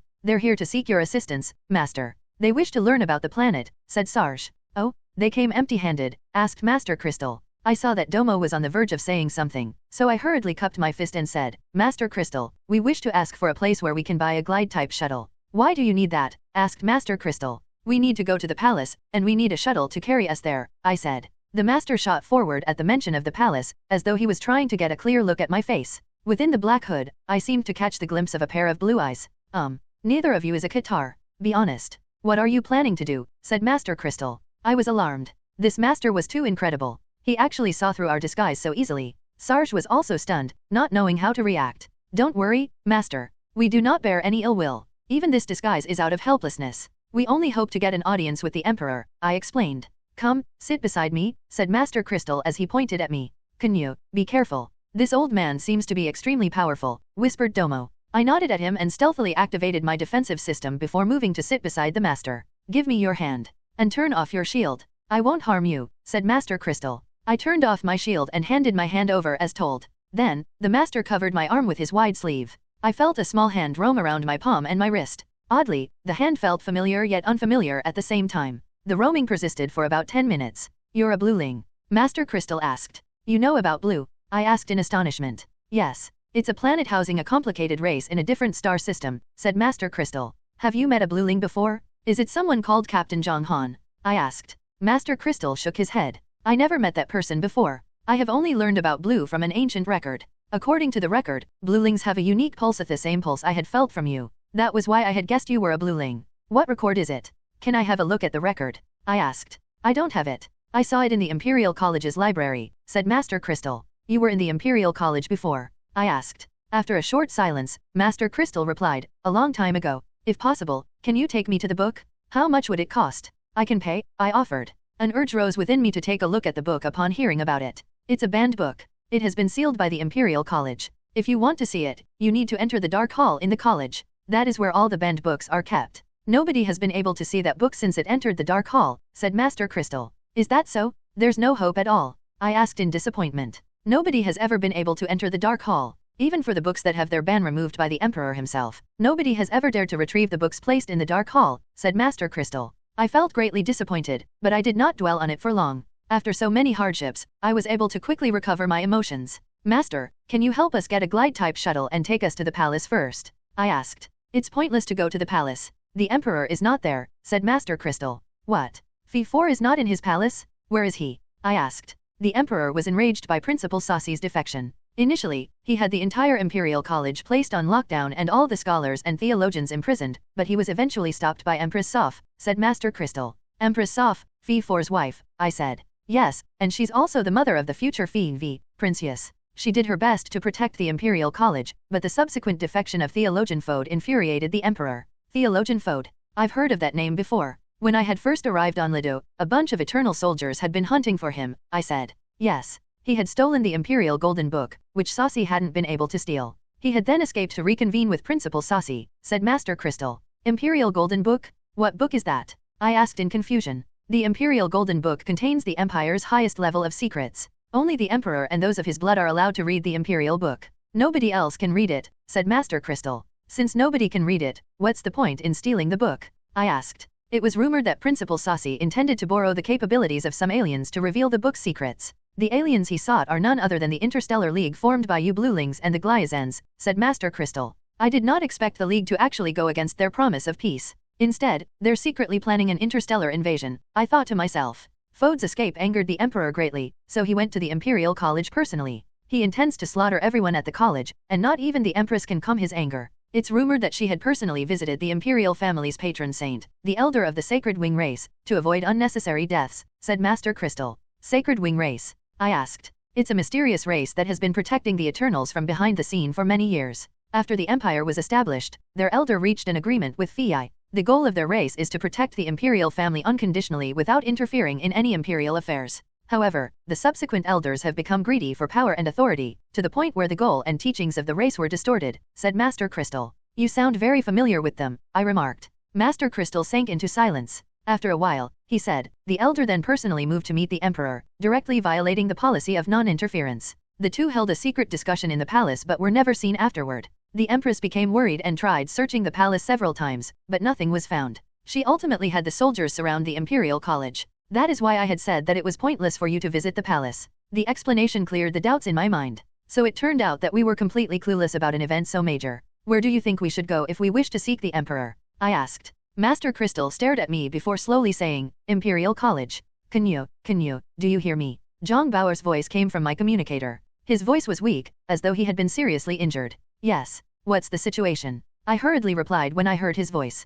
Canyue, return as quickly as possible. We were ambushed, said Zhang Bao, sounding like he was using the final bit of his strength to say these words. What happened? Who attacked you? I cried out. A static sound came from my communicator as the connection was cut. Senior, my friends have encountered some trouble. I need to go back and help them, I said hastily. Where are you lodging? Asked Master Crystal. House of Brave, I said as I stood up anxiously. Sigh. Bluelings truly get nervous easily, said Master Crystal. I asked, Master, why do you understand bluelings so well? I really want to take a look at the book you mentioned. Young man, I remember a blue saying that I had read from the book, there is a cause for everything. The cause comes for you. The cause scatters for the heart. The cause gathers into ice. The cause ends the purple star, chanted Master Crystal when he saw that I was in a rush to leave. But at that point, I was no longer in the mood to listen attentively. I bid him goodbye in a rush and left the house. How is it? How much did the old fellow charge you? It must be crazy expensive, right? Domo asked when he saw me leave the building. Sing and the others are in trouble. We need to return immediately, I said anxiously.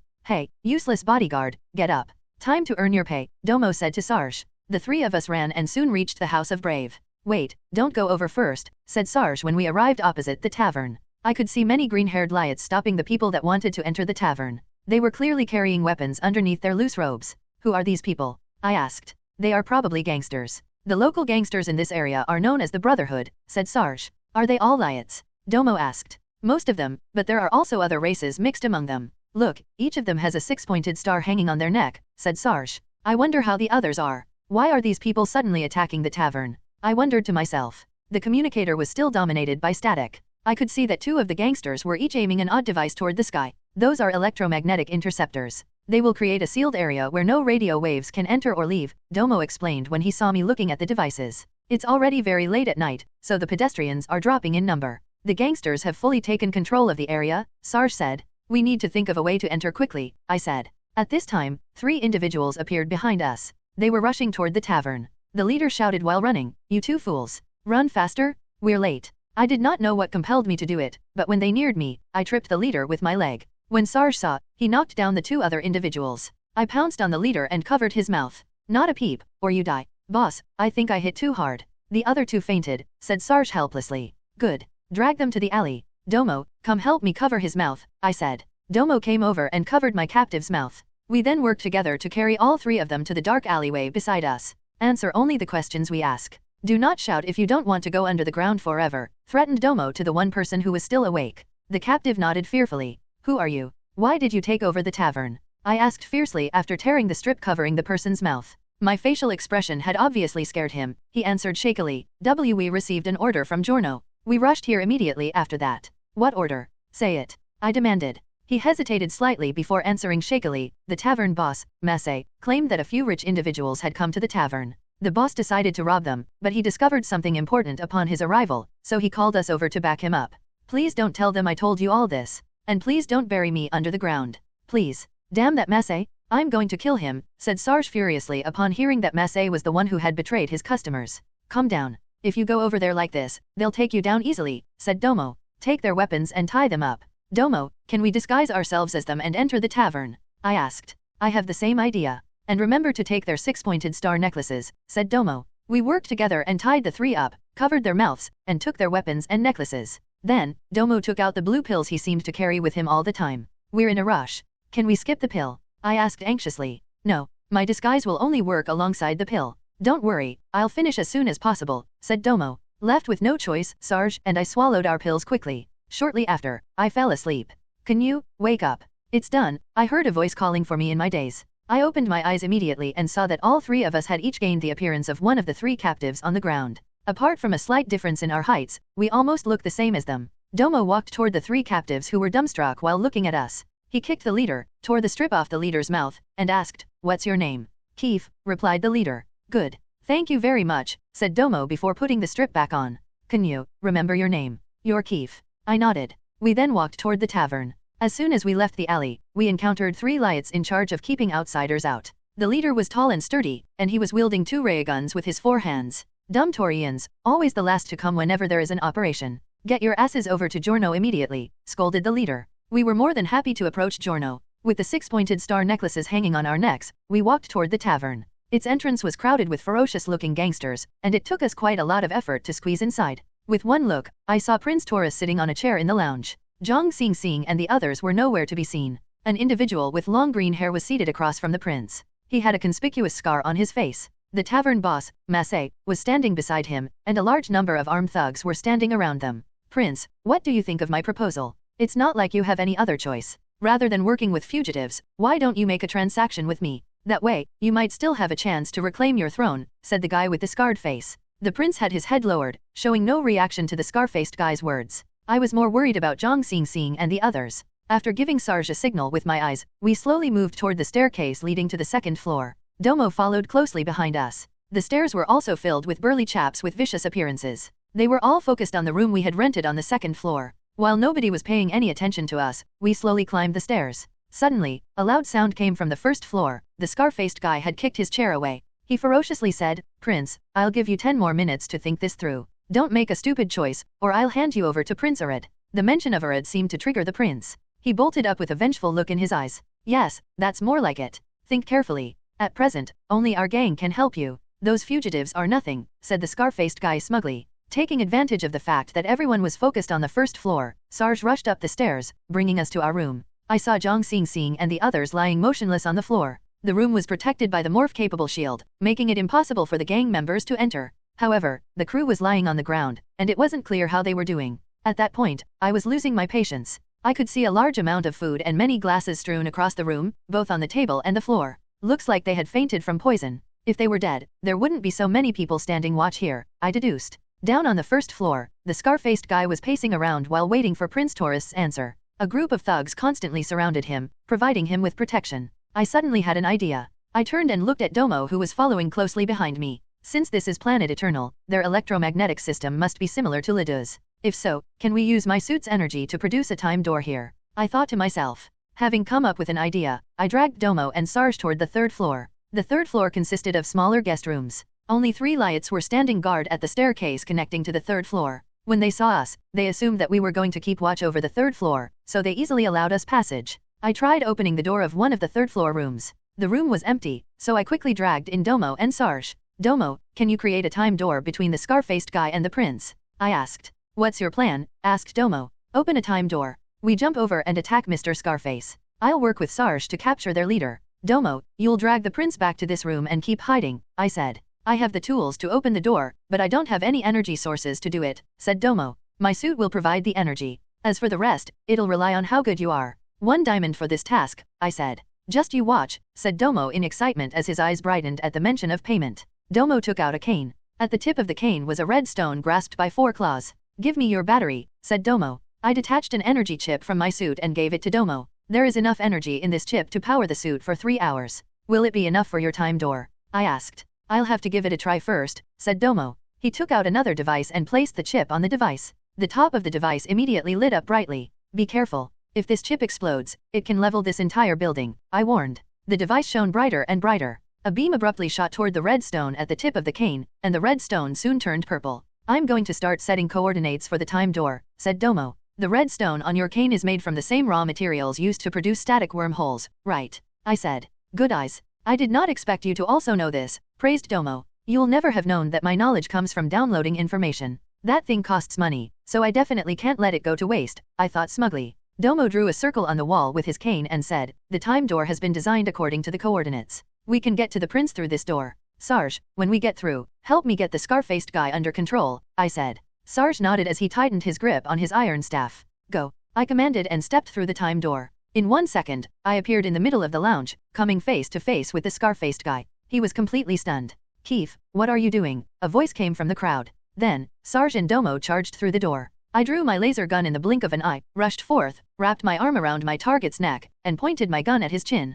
Keith, you useless Taurian, have you gone mad? You dare kidnap the boss? Another voice came from the crowd. Don't move, or I'll blast his head off. I also have a nuclear bomb on me. At most, I'll die with all of you. I threatened the thugs. While I spoke, Sarge struck Massey with his iron staff. Damn scoundrel! You dare betray us, scolded Sarge. You're Sarge? Asked Massey doubtfully. While Sarge was beating the tavern boss, Domo dragged the prince through the time door and vanished before everyone's eyes. The time door also shut behind them. All the thugs around us were dumbstruck.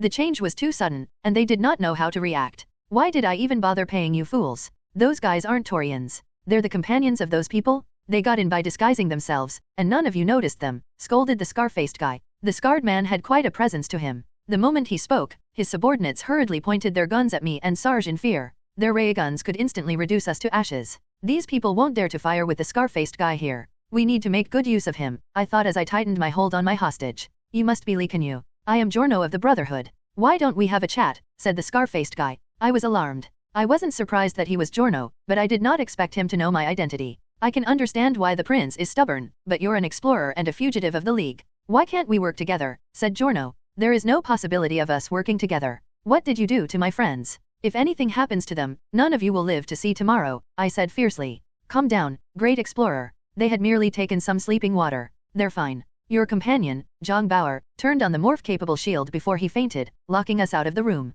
I have been waiting for them to run out of energy, said Giorno. Bauer contributes greatly when it truly matters, I remarked inwardly as I heaved a breath of relief. Canyue, why don't we talk about cooperation? Your hold over me is a tad bit too tight, by the way, said Giorno. Have your people leave the tavern and give me the antidote to wake them up.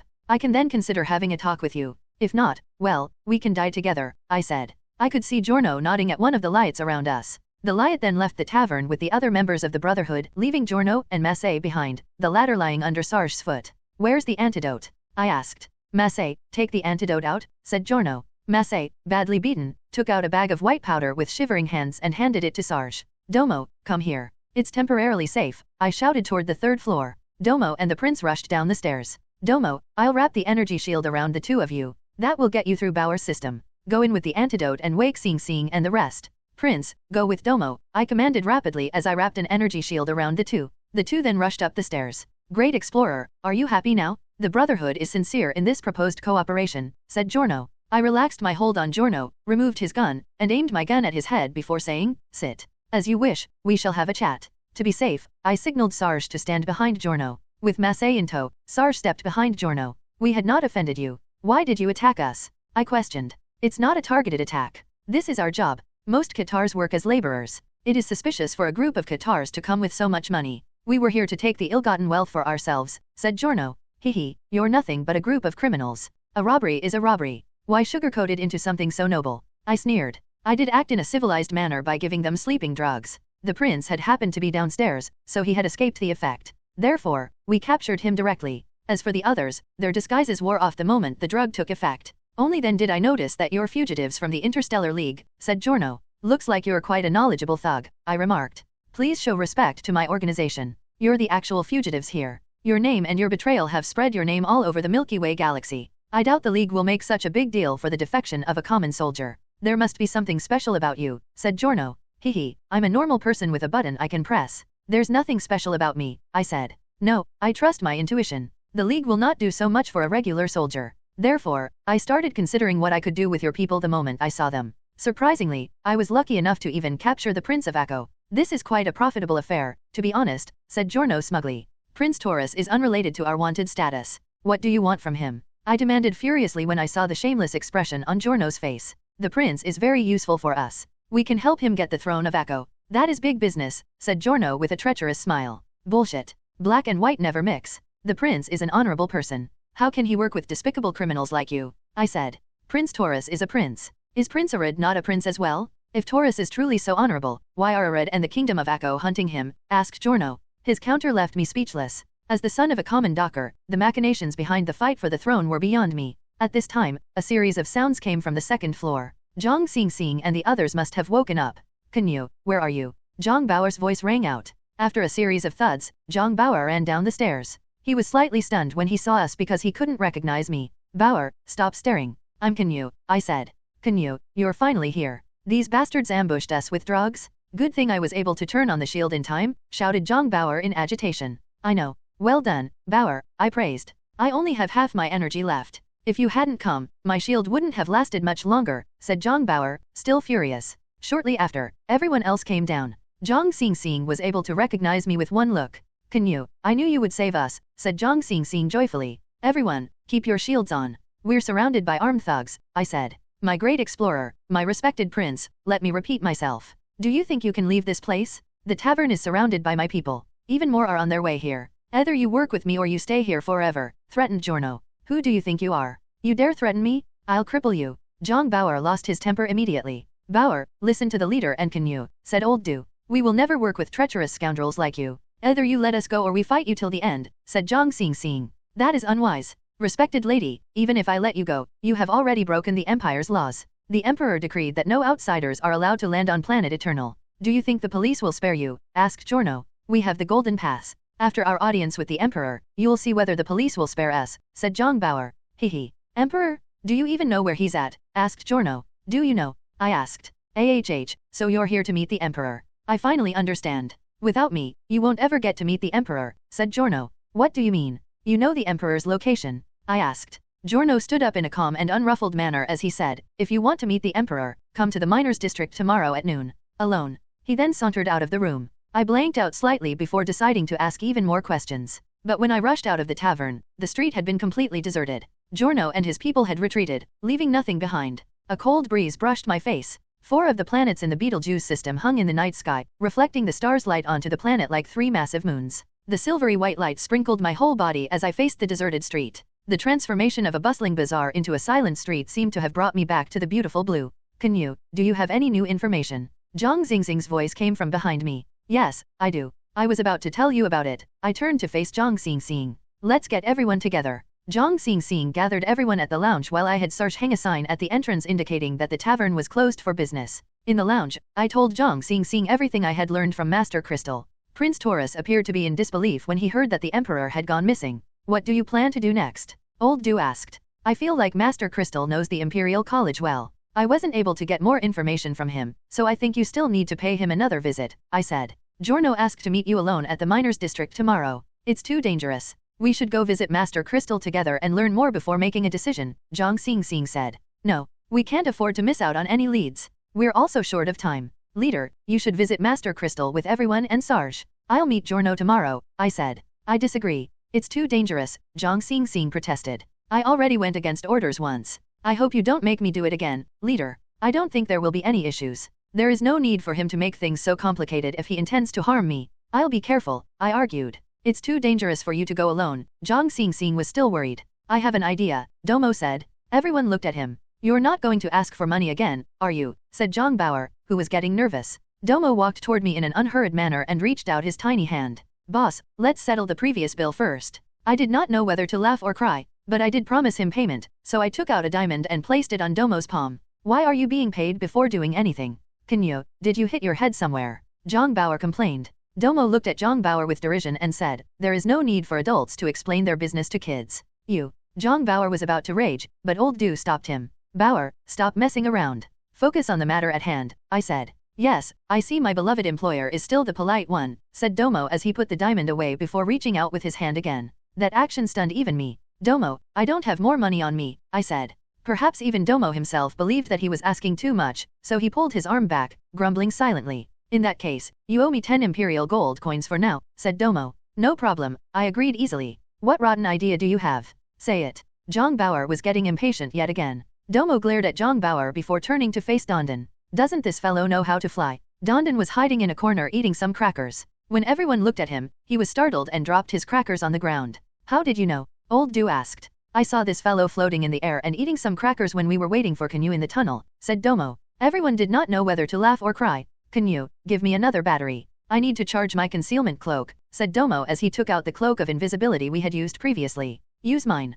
Canyue, keep yours for an emergency, said Old Du as he took out a battery from his suit. Dwarf, remember this. Fly into the sky and come under the cover of my concealment cloak. It will keep you invisible for 2 hours. After you find a hiding place, remember to turn it off to save energy. You're the only one who can fly here, said Domo. Good idea. Have Dondon back Canyue up. Dondon, take my gun with you. It is fully charged and is good for up to 3 hours of combat, said Zhang Xing as she handed her personal laser gun to Dondon. Dondon accepted the gun. It was the size of a pistol, but it still looked out of place in Dondon's tiny paws. The two of you must keep your communication networks connected. Especially you, dwarf. Remember to hide somewhere without electromagnetic interference, reminded Domo. That's the plan, then, I said to Zhang Xing. Everyone, let's get a good rest tonight. I'll keep watch with Sarsh. I'll keep watch with the Gondo. You have an important mission tomorrow. Get a good rest, offered Titan. That's agreeable. Canyue, you'll be meeting a gang alone tomorrow. Take a good rest, said Old Du. We were the only guests left in the massive tavern, so we all looked for different rooms to spend the night in. Massey was locked in one of the rooms by Sarsh. The sequence of thrilling events had left me physically and emotionally exhausted. Thus, I drifted into a deep sleep not long after my head hit the pillow. My sleep was deep, and I had nothing in my mind, allowing me to recharge myself emotionally. The next day, the noise from the bazaar woke me up. I bolted upright and saw Domo sitting before my bed. I reinforced your disguise just in case the Imperial Police find you, said Domo. Thank you, I said. I had the tavern boss draw a detailed map of the miners' district. Follow the route on the map. Consider this map and your disguise my gift to you. I'm making a loss doing business with you, said Domo as he handed me a map. I gave Domo a nod of gratitude. When I left the room, I saw that everyone was waiting for me in the lounge. As usual, Dondon was busy eating a canned space ration for breakfast. It's getting late. Let's get ready to set off, I said. All right. We've been waiting for you to wake up. Watch your back and keep your communication channel open. We will be waiting for you at Master Crystal's place, said Zhang Xing. Each time she expressed her concern for me, my heart would be engulfed by warmth. I nodded at everyone before leaving with Dondon. Canyue, you must be careful. Take care of yourself, Zhang Baoer's voice came as I stepped out of the tavern. Outside, the street was already bustling with activity. I brought Dondon as I headed for the miners' district according to the map. From the map, the miners' district was quite far from the downtown area. We traveled according to the route on the map. A few hours later, the buildings and pedestrians around us became sparse while hills with oddly shaped plants appeared in our surroundings. The further we went, the taller and wilder the hills became. It was as though we were heading deep into the jungle. Canyue, this does not look like a district at all. Did the tavern boss draw us the wrong route? Asked Dondon. According to the map, we'll be there after going around this rugged hill, I said. We continued for about 10 minutes before we finally walked around the mountain. The terrain opened up, revealing a massive basin before us. Its entrance was connected to several roads coming from the nearby mountains, and the roads were filled with people. Big vehicles were taking off in a constant stream and landing at a massive mountain in the distance, giving off the impression of a busy workplace. On the road ahead of us, a checkpoint could be found. More than 10 Imperial police officers were there, performing inspections on those looking to enter the basin. Canyue, those are Imperial police officers. Do we take a detour? Asked Dondon nervously. Wait here. I'll go take a look. If anything happens, improvise. Shut your communicator for now in case their monitoring system can catch it, I said. I then turned on my shield. I noted that I still had 32 hours worth of energy left. I followed the road and slowly approached the checkpoint. I could see that every pedestrian needed to go through some sort of scanner before they could enter. 2 armed officers mounted on battle wolves were keeping watch to the side. This must be the genetic scanner Domo mentioned. I did not expect them to have this thing installed here at a place apart from the space station, I thought to myself. Noon slowly approached, and just as I was thinking of a way to enter, someone patted my shoulder. I turned, and a familiar scarred face entered my vision. Great explorer, I've been waiting for quite a while, said Giorno with the same treacherous smile on his face. Behind him were about a dozen armed Lyot warriors. There's a genetic scanner from the police force ahead of us. How should I enter? I asked. Don't worry about it. Everything is already prepared for a VIP like you, said Giorno as he pointed at a carriage beside us. I followed his finger and noticed an oddly shaped carriage parked beside us. The beast pulling the carriage was breathing heavily. Its head was decorated with 3 massive horns, looking like a combination of a buffalo and a rhinoceros. An iron chain, connected to the carriage behind it, was fastened on its middle horn, and its 6 powerful limbs were also chained. It seemed like they relied on these chains to control this beast. A sturdy Lyot was sitting in the driver's seat. He was tightly gripping the iron chain with 2 of his hands and was holding a sharp shining spear with his other 2 hands. Below the triangular carriage were 2 massive wheels. Please board the carriage, great explorer, said Giorno. To avoid exposing Dondon, I got on the carriage without any hesitation. Giorno also followed me onto the carriage. Go, said Giorno as he knocked at the front wall of the carriage. The driver stabbed the beast's rear with the shiny spear. With a muffled bellow, the beast slowly dragged the carriage forward. Shortly after, we arrived at the checkpoint. The police officers completely ignored us. A Lyot opened a side entrance and allowed all of us to strut in. I wonder if Dondon is following us from the sky, I thought. Welcome to the Brotherhood's base of operations, the miners' district, said Giorno. I could see numerous laser cannons surrounding the basin. Patrolling the sky were the military air defense drones that I feared most. Countless armed Lyots and thugs of different races were keeping watch at the entrance. Everyone had a six-pointed star necklace hanging on their neck. The criminal organization here is way too powerful. They seem even better equipped than their police force. With the strict security here, how am I supposed to escape later? I reflected. Apart from the Brotherhood members who had the six-pointed star necklaces, there were also many individuals with yellow star necklaces around us. They seemed to be the small business owners in the basin with the constant hawking of their wares on the streets and in their shops. Looks like this district has formed its very own system, I thought. The carriage continued past the cannons and shopping district. Ahead of us, I saw a group of Qatars without any necklaces. They were all chained, and each carried a big basket of black oars on their back. They were busy working under the supervision of several armed Lyads. Why aren't these Qatars marked? What oars are they carrying? I asked. These are the captives from our war on planet Qatut. They're here to work on the mine, said Giorno. Qatars and Lyads are both citizens of the Empire. Does the Empire not care that you're enslaving your fellow citizens? Are you not afraid that the free Qatars will attack you after learning of this? I asked. Great explorer, you're still too young. Nothing is impossible when the gain is great enough, said Giorno. What are you mining here? I asked. These are iron ores of the highest purity, said Giorno. The mention of iron reminded me of the exploitation of bluelings under the Gliesens. Everything was for the sake of iron, and even here, that did not change. Giorno seemed to have guessed what I was thinking. He slowly said, don't think of yourself as some noble hero. Many of the ships from your league are also powered by our iron. That probably includes the ship you used to land on Jupiter too, Canyue.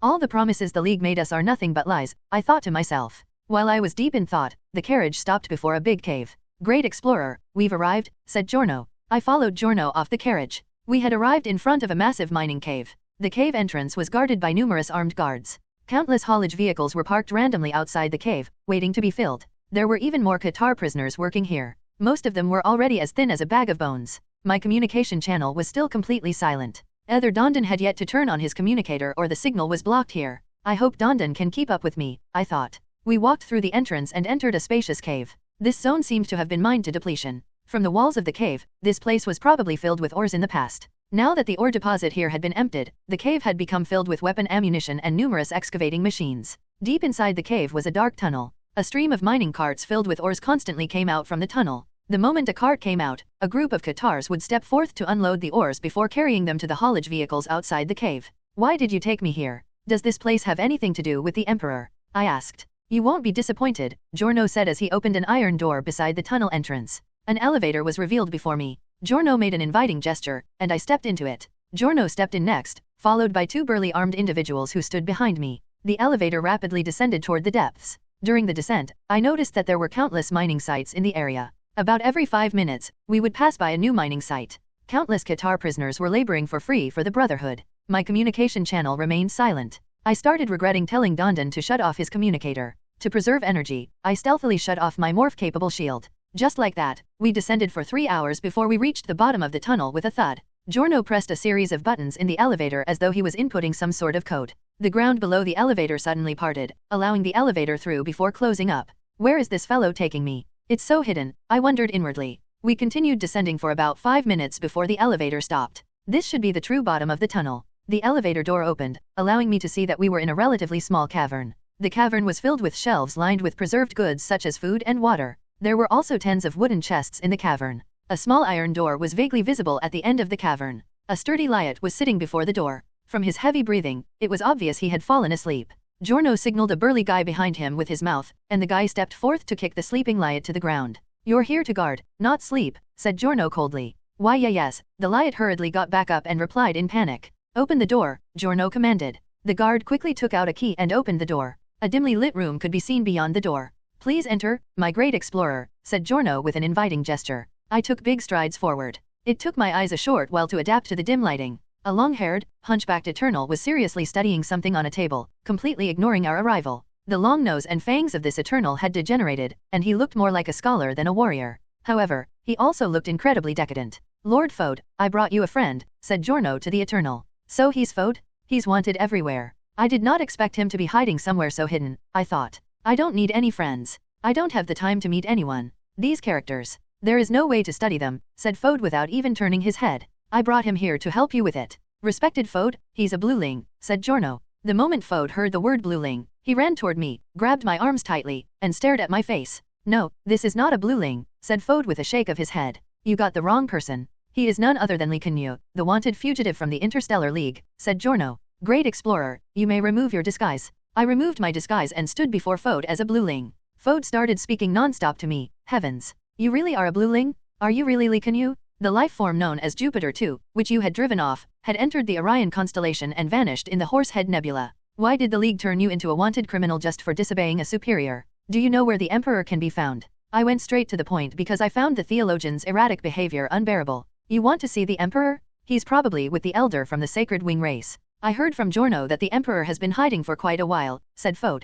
How do you know that? And where can I find him? I asked. I can help you, but you need to first help me with this book, said Fode as he pointed at the golden book on the table. Only then did I start paying attention to the book. The book had a majestic appearance, and it gleamed brightly even under the dim light. Countless characters were written in the book. Is this the Imperial Golden Book? I asked. You know this book? Is this book something all bluelings know about? Asked Fode with excitement in his eyes. I shook my head and said, I don't know this book. I only learned about it from a friend after I had come to Eternal. Fode shook his head in disappointment. But he quickly recalled something and said, Canyue, come, take a look at this book. I stepped forth and saw that the book was filled with characters I didn't recognize. After flipping several pages, I could see that the book was filled with characters and star charts. These characters are probably the notes accompanying the star charts. This book is the Imperial family's ancestral treasure. It was said that the secret of energy can be found in this book. However, only those of the Feed bloodline can understand this book. I have gone through this book countless times. Apart from star charts, there are only accompanying notes.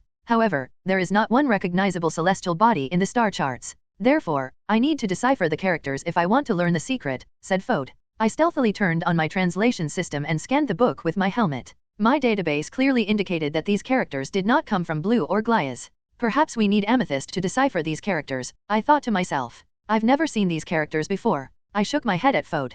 Fode had a look of extreme disappointment. Not even your tech recognizes these characters, asked Giorno. No, it doesn't. No such characters can be found in the database, I said. Sigh. The secret of energy. Why is it so hard to learn, said Fode as he pulled his hair in a vexed manner. Secret of energy. I seem to remember reading the same words from some history book before. I recalled something. I vaguely recalled my time in the cave at the Sirius system when Zhang Xing and Dodo had told us about the lost civilizations. The most well-known of them was the Atlantis civilization. After leaving Sirius, I once checked my database and learned that the most notable scientific accomplishment of the Atlantis civilization was their energy system. The center of Atlantis's power system was the heart of Atlantis, a massive six-sided crystal that could absorb and convert sunlight into energy. The energy system was installed at the center of the Sun Palace in their capital, Poseidonis. This civilization had learned to harness the cosmic energy that not even those of the 20th century could understand. The energy was concentrated and amplified and was ultimately spread to the world in the form of a blinding radiance. Not only had the Atlanteans mastered light to become an energy civilization, but it had also gained the ability to allow the old to regain their youth. Thus, Atlantis turned into a paradise. In the legends, Prophet Namo had visited Blue multiple times. That was provable by the fact that Plum could speak ancient Chinese. Was it possible that right before Namo had discovered the secret of Eternal's energy, he had visited Atlantis? That would explain why Plum had previously mentioned Time Tunnel. Perhaps the language in this book depicting the secret of energy was the same language the Atlanteans used. The more I thought about it, the more excited I became. I also cursed the stingy knowledge download system that had not provided me with knowledge regarding the lost civilizations to reduce costs. Zhang Xing was the only one who would be able to determine if these were the characters of the lost civilization of Atlantis. Did you recall something, Great Explorer? Asked a cold voice upon noticing my excitement. Perhaps it was because I couldn't decipher the characters. Giorno was no longer as friendly as before. I stealthily turned on my shield. I have some clues, but I'm not capable of deciphering these mysterious characters, I replied. You have clues. Can you share them? Asked Fode in excitement. I want to know what you hope to achieve by deciphering this book. Otherwise, don't even dream of learning anything from me, I said, not showing the theologian any respect. Calm down, calm down. We can always talk things out. What do you want to know, Great Explorer? We will not hide anything from you, said Giorno, who returned to his previous friendly facade. My communication channel was still completely silent. Did something happen to Dondon? I wondered inwardly. It is a long story if I am to talk about this Imperial Golden Book, said Fode. Take your time. I have plenty of time, I said as I sat down on a chair. Fode shot Giorno a glance, and Giorno gave him a nod. The biggest secret of the Eternal Empire is its endless energy source, said Fode. The Orion constellation has so many massive stars. The Empire shouldn't have any energy issues, I said. Yes, these stars are rich in energy. However, only the ancient gods of creation can control them. A higher level of technology is required if we want to make the energy ours, said Fode. And that is precisely the ability the Feed family has gained, granting them the power to rule the Empire, added Giorno. Yes. However, the Emperor is becoming too ambitious, said Fode. After conquering the Orion constellation, the Emperor started considering further expansion beyond the constellation. However, the many kingdoms under the Empire's rule had not received proper aid, resulting in a chaotic political system, said Fode. So you defected because you did not wish to help the Empire in its path of war? I asked. That's partially true. Principal Saucy believes that to maintain peace, a powerful parliament for everyone to come together is required, not a dictator. The Interstellar League's system fits the principal's requirements. Interstellar League? Hehe, you will understand how it really is after becoming a part of it, I sneered. The Emperor has always been the sole holder of the Empire's energy secret. The Sacred Wing race and the Imperial Police Force are the Emperor's loyal soldiers. Because of that, they are given a steady flow of energy. As for the rest of the army, they are allocated different levels of resources depending on their ranks, said Fode.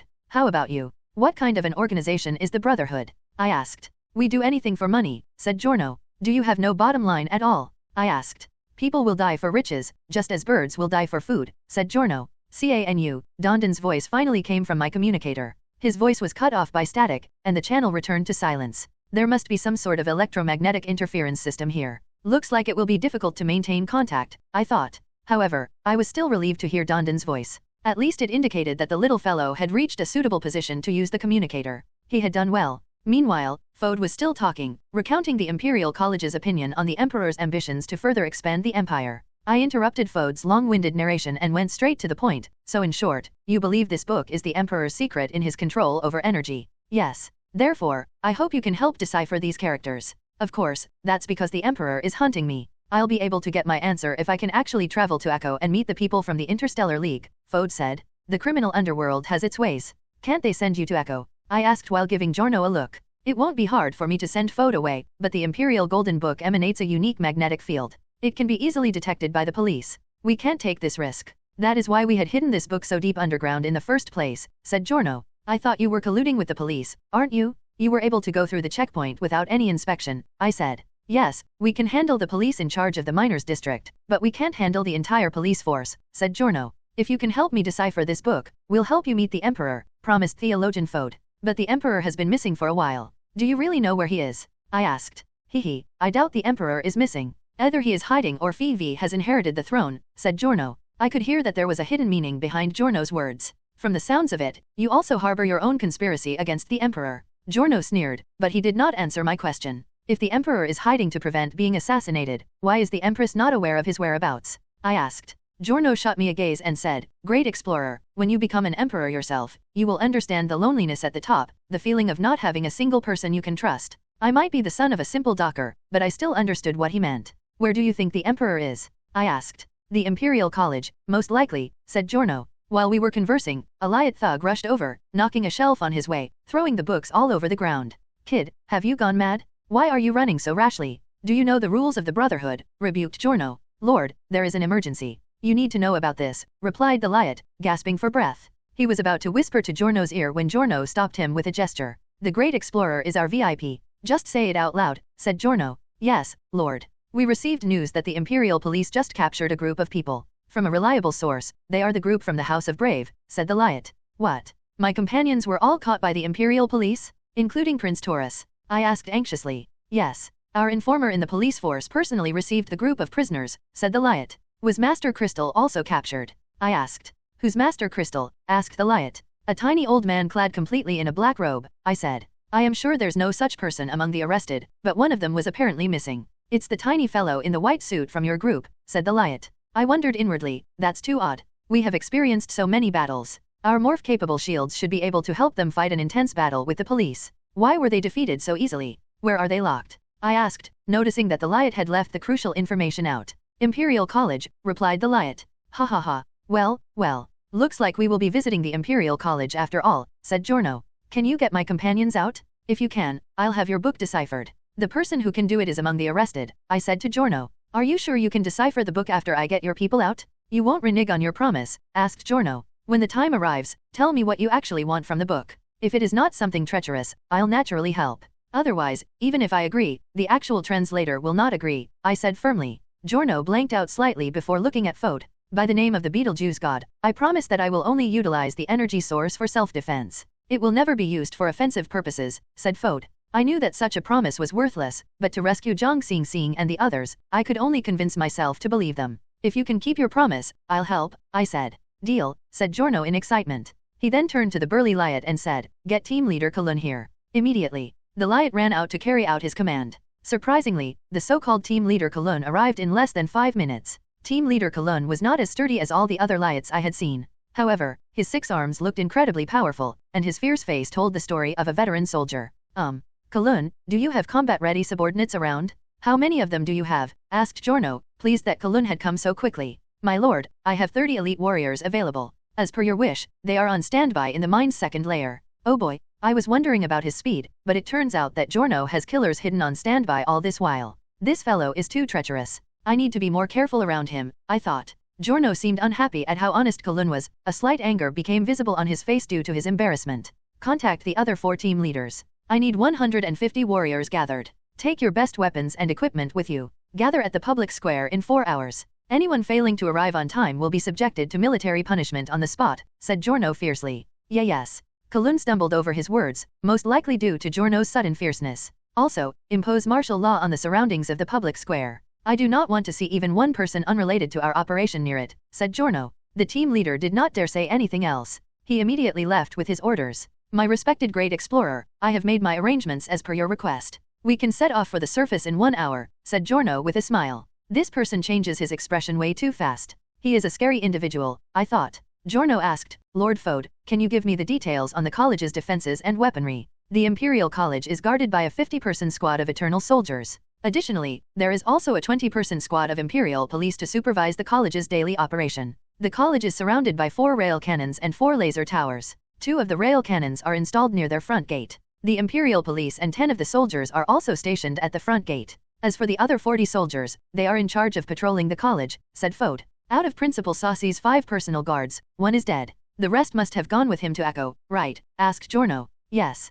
Hidge was returning with a message for me from the principal. The police had noticed him and captured him after a bloody battle. The Emperor himself decreed his execution, said Fode. What a pity. The principal's guards are all capable individuals. If they were still around, they could have helped us from the inside, said Giorno with a sigh. I interrupted, apart from those deployments, do they have other reinforcements or weaponry? If they have some sort of warship there, this operation will be the same as suicide. As a precaution, the Emperor once decreed that no large-scale spaceships can enter Planet Eternal's airspace, including the Army's spaceships. I don't know much about their reinforcements and weaponry, but from the current situation, the Sacred Wing race is probably protecting the Emperor in the college, said Fode. Sacred Wing race. Are they powerful? I asked. Since they can be the Imperial family's protector for so many years, they definitely can't be underestimated. However, they are also very secretive. I've never seen any of them. Then again, why does it matter? We will use force to settle everything, said Giorno in a domineering fashion. We're short on time. Let's set off, I urged Giorno. Great theologian, wait here for us, said Giorno.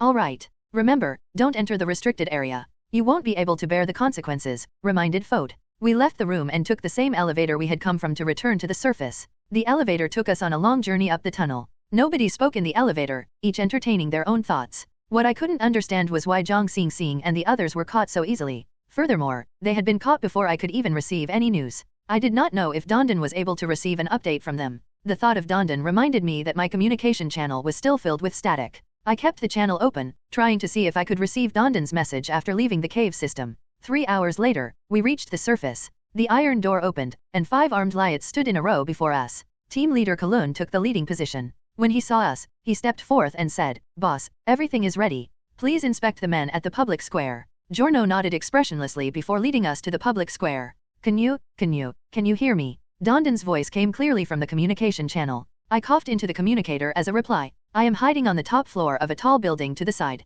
I have a clear vision of you. Don't say anything to me. We'll maintain contact, Dondon said. Hearing that Dondon was safe, my anxious heart was somewhat pacified. After about 10 minutes of walking, a massive opening appeared before me. The square was filled with members of the Brotherhood. The perimeter within 300 meters of the square was sealed off by armed individuals. I followed Giorno into the square and stepped onto a platform. A total of 150 burly Liots stood before me. They were each armed to the teeth, their green hair drifting about in the wind. 5 tanks that each looked like an egg were parked in the square. Above us, 10 air defense drones hovered in a row. Even farther away, 3 massive transport ships were waiting. Everything was ready. Warriors of the Brotherhood, today is a special yet important day for all of us. We are on the eve of carrying out an epoch-marking mission. The moment this mission starts, we are no longer a mere organization. Our goal? A stronger super empire, said Giorno from the platform. The thugs below the platform all roared fanatically upon hearing his words. Today, I will take you somewhere you have never dared to dream of approaching. The Imperial College. There are countless riches waiting for us, and endless energy is there for the taking.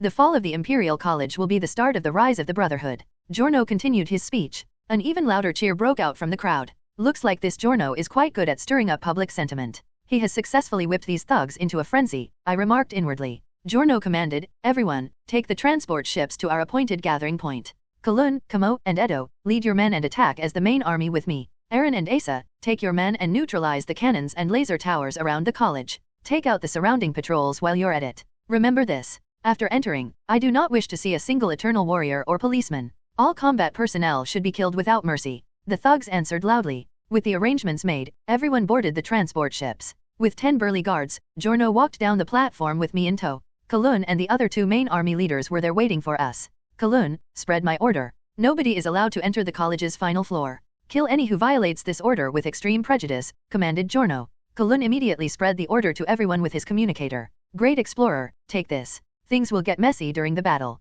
Keep in touch with this, said Giorno as he handed a communicator to me. I accepted the communicator and hung it beside my ear before testing it out. We will be boarding the ship heading to the college soon. Giorno, can you hear me? I asked through the communicator. Crystal clear, replied Giorno. Dondon's confirmation also came from my suit's communicator. Yes, my words were actually meant for Dondon, informing him of our imminent attack on the college. A small transportation ship landed before us. Giorno brought me, his personal guards, and the 3 leaders into the ship.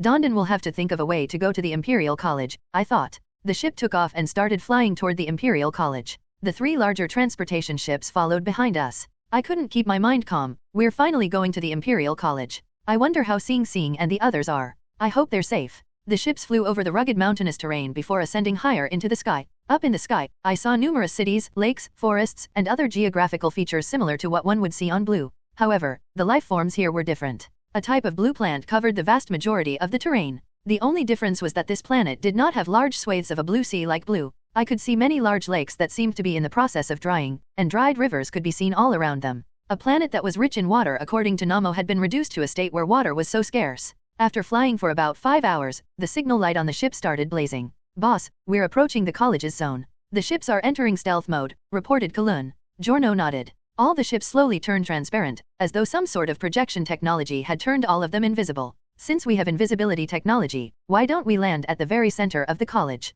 I asked. Respected Great Explorer, this invisibility technology won't be able to hide from the light wave scanners on the rail cannons and laser towers. The moment we enter their attacking range, they will fire on us. At that time, we will lose both our ships and our lives, said Giorno. I stuck my tongue out and stopped talking. At this time, numerous black buildings appeared on the horizon. As the ship approached, an imposing building complex appeared before my eyes. The entire complex was painted black. The outer circle of the complex was surrounded by numerous small buildings, resulting in something similar to a city district. At the very middle of the district was an area surrounded by massive walls. Within the walled area, a black pointed building shaped like a sawtooth stood tall. The building was tall enough to touch the clouds, and it looked solemn and majestic. The building was surrounded by 3 similarly shaped buildings of different heights. These buildings were considered the Imperial College's core area. As the ship continued approaching, I could clearly see the many massive rail cannons and laser towers surrounding the college. Looking at the imposing complex of armaments and strict security, I realized that a bitter battle was coming. At that thought, I stealthily turned off the communicator Giorno gave me.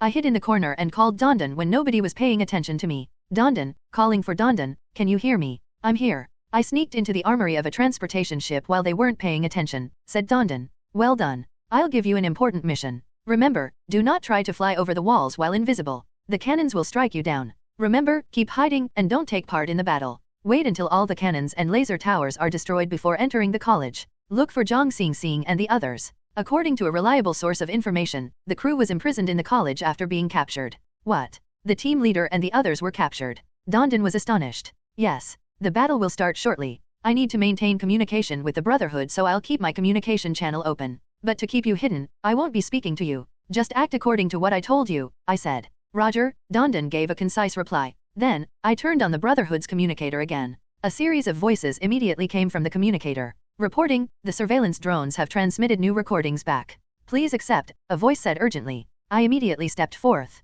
What happened? I asked Giorno. For the very first time, a fretful expression appeared on Giorno's face. The surveillance drones discovered that a police squad had been stationed at a forward base in front of the college. Why is a police squad suddenly stationed there? I asked. Giorno looked at me and said, You're a famous fugitive not among the captured. Do you think the Empire is so stupid that they won't take precautions against your attempt to save your people? However, this proves that there are important people in the college. If it's not the Emperor, then your friends are definitely here. Boss, do we alter our assault? Asked Kalun. No, follow our original plan. The teams in charge of attacking the main entrance will first focus on the forward base. Have all ships land 30 kilometers away from their respective targets. The teams in charge of attacking the walls can make their offensive arrangements themselves. As for the arrangements for our offensive, I'll let you know shortly, said Giorno, displaying the temperament of a calm leader in the face of chaos. As Giorno's commands were passed on, I checked my weapons before taking out my laser gun and automatic rifle armed with tracking bullets. I knew very well that a bitter battle was unavoidable. Thus, I set my weapons to fatal mode.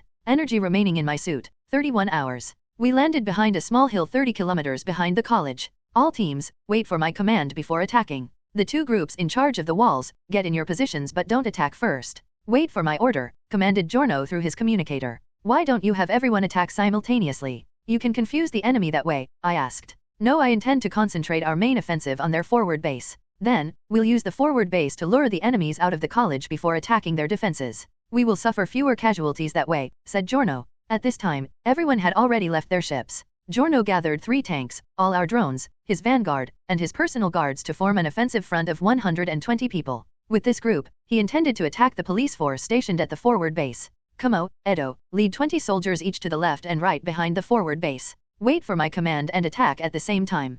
Kalun, lead all our heavy shooters and launch a frontal assault with me. Great Explorer, stick with me. After everyone is in position, we will start our assault, commanded Giorno. Kamo and Edo quickly left with their orders. After Kalun gathered all the heavier units, we started pushing forward. The sky was starting to turn dark while the 3 planets of the Betelgeuse system rose in the sky like moons. The silvery white light they reflected upon the planet shone upon the marching soldiers. An intense battle was imminent. When we were about 3 kilometers from the forward base, the situation and defensive posts within the base became clearly visible to us. Our ambushers were hidden in the bushes around the walls, awaiting Giorno's command. Immediately, a gust of fierce wind started blowing, bringing thick purple clouds from the horizon, covering half the sky above us. Looks like a storm is coming, said Giorno in joy. Even the heavens are helping me. Time marched on as Giorno sank back into complete silence while sprawled on the ground in the meadow. The others did not dare to make a sound. Hide yourself well. Nobody acts rashly. Wait for the command before attacking, commanded Giorno. You're waiting for the storm before attacking? I asked. Yes, Great Explorer. We'll borrow the help of the storm and catch them by complete surprise. Even God Betelgeuse is standing on our side, said Giorno proudly. The wind grew fiercer and thick purple clouds covered the sky. The 3 planets were no longer visible. Our surroundings sank into darkness. A purple flash streaked across the sky followed by a deafening rumble. The scale of this storm was at least 2 times larger than the largest storm on Blue. In less than a minute after the lightning strike, heavy rain fell. I had never seen rain so heavy with such massive raindrops. It was as though a waterfall was falling from the sky. In the span of a few minutes, a flood formed, and powerful water currents loudly roared through the landscape. Our visibility dropped to less than 1 meter. I immediately turned on my infrared vision. Beside me, Giorno suddenly moved. Drones will open fire first. Aim at the center of the forward base and focus fire on the laser towers there. Tanks will go next. Focus fire on the very front of the base. Everyone else advances behind the tanks. Kamo and Edo, attack after our first wave of attacks, commanded Giorno. The battle is finally starting. There is no turning back now, I thought to myself. I could feel adrenaline pumping throughout my body and my heartbeat accelerating. The 10 air defense drones took off together, heading toward the forward base. The rest of us followed behind the tanks. Through my infrared vision, I could see our drones quickly arrive above the base. Thanks to the cover of the intense storm, the base did not react at all. The 10 drones combined all their laser beams together to form a massive red beam that dropped down at the base. The battle began. A blinding radiance flashed as the red beam struck the forward base's defensive shield, with the point of impact caving in. As the torrential rain poured, the red beam continued focusing on the same spot. The purple shield turned thinner and thinner. It looked like the shield was on the verge of being broken. Next, a series of violent explosions erupted as the 3 tanks opened fire on the base. Over 100 artillery shells streaked forth with yellow tails trailing behind them. The electromagnetic artillery shells struck the shield, creating countless depressions. Spread my order. Do not bother to save energy. Attack with all you have. Break through their shield, yelled Giorno into the communicator. It was at that moment that the alarm of the forward base rang, informing our enemies of the attack that had come from behind the cover of the storm. Countless red plasma bullets shot toward us. The number of incoming bullets surpassed my expectation. The intensity of our battles on Lido was nothing compared to this battle. The sounds of wind, rain, thunder, explosions, and yelling soldiers blended together to create a cruel symphony of war. A deafening explosion erupted as a pillar of fire soared in front of us, shooting high into the sky. The air defense drones broke their shield. Brothers, time to attack. Charge. Giorno roared. Kamo, Edo, attack with all your strength. I could see that a big hole had appeared on the shield of the forward base. The hole was expanding rapidly, reducing the efficacy of the shield at a high pace. Kalun, take 10 men with you. Form a suicide squad and charge straight to their defensive shield device. Don't allow them to create any new shields. Blast it apart, Giorno commanded. Yes, Kalun replied before charging forward with a group of 10 elite warriors. Our tanks took this opportunity to fire fiercely at the forward base, bombarding our enemies with massive electromagnetic artillery shells. I saw the resulting explosions blast away many Imperial police officers. The Imperial police is nothing special, after all, said Giorno, becoming smug. At that moment, the storm weakened, allowing me to see the base being attacked from 3 directions. Suddenly, more than 10 massive fireballs rose from the base. The fireballs whistled through the air as they shot toward us. Not good. Everyone, watch out. Take cover. I shouted. The massive fireballs landed, creating powerful explosions and shockwaves. The few lights at the very front of the line were directly blasted into smithereens. One of the fireballs struck a tank in front of me, creating a large explosion that sent the vehicle flying into the sky. The tank dropped as a pile of scrap iron. With my shield running at maximum capacity, the explosion wasn't able to deal much damage to me. Boss, the enemy's firepower is too strong. The enemies protecting the shield device also have strong firepower. Over half our suicide squad is dead, Kalun's voice came from the communicator. That is not what I want to hear. If you fail, just die there, said Giorno ruthlessly. I noticed more than 10 air defense drones flying out of the base. They engaged our drones in combat. Massive fireballs continued raining down upon us. Due to the suppression from our opponents, the chaotic front line consisting of police regained order. Numerous beams and bullets shot toward us once again. I rushed toward Giorno and roared, this won't do. Their fireball cannons are too powerful. We need to destroy them. Have your drones switch targets. Don't bother with their drones and focus on the fireball cannons. Have your tank provide cover for Kalun's unit. He looked at me with slight hesitation before shouting at a subordinate beside him, do what the great explorer said. Change our plan. The order was carried out promptly. Borrowing the cover of the storm, the tanks altered their targets and provided cover for Kalun's unit.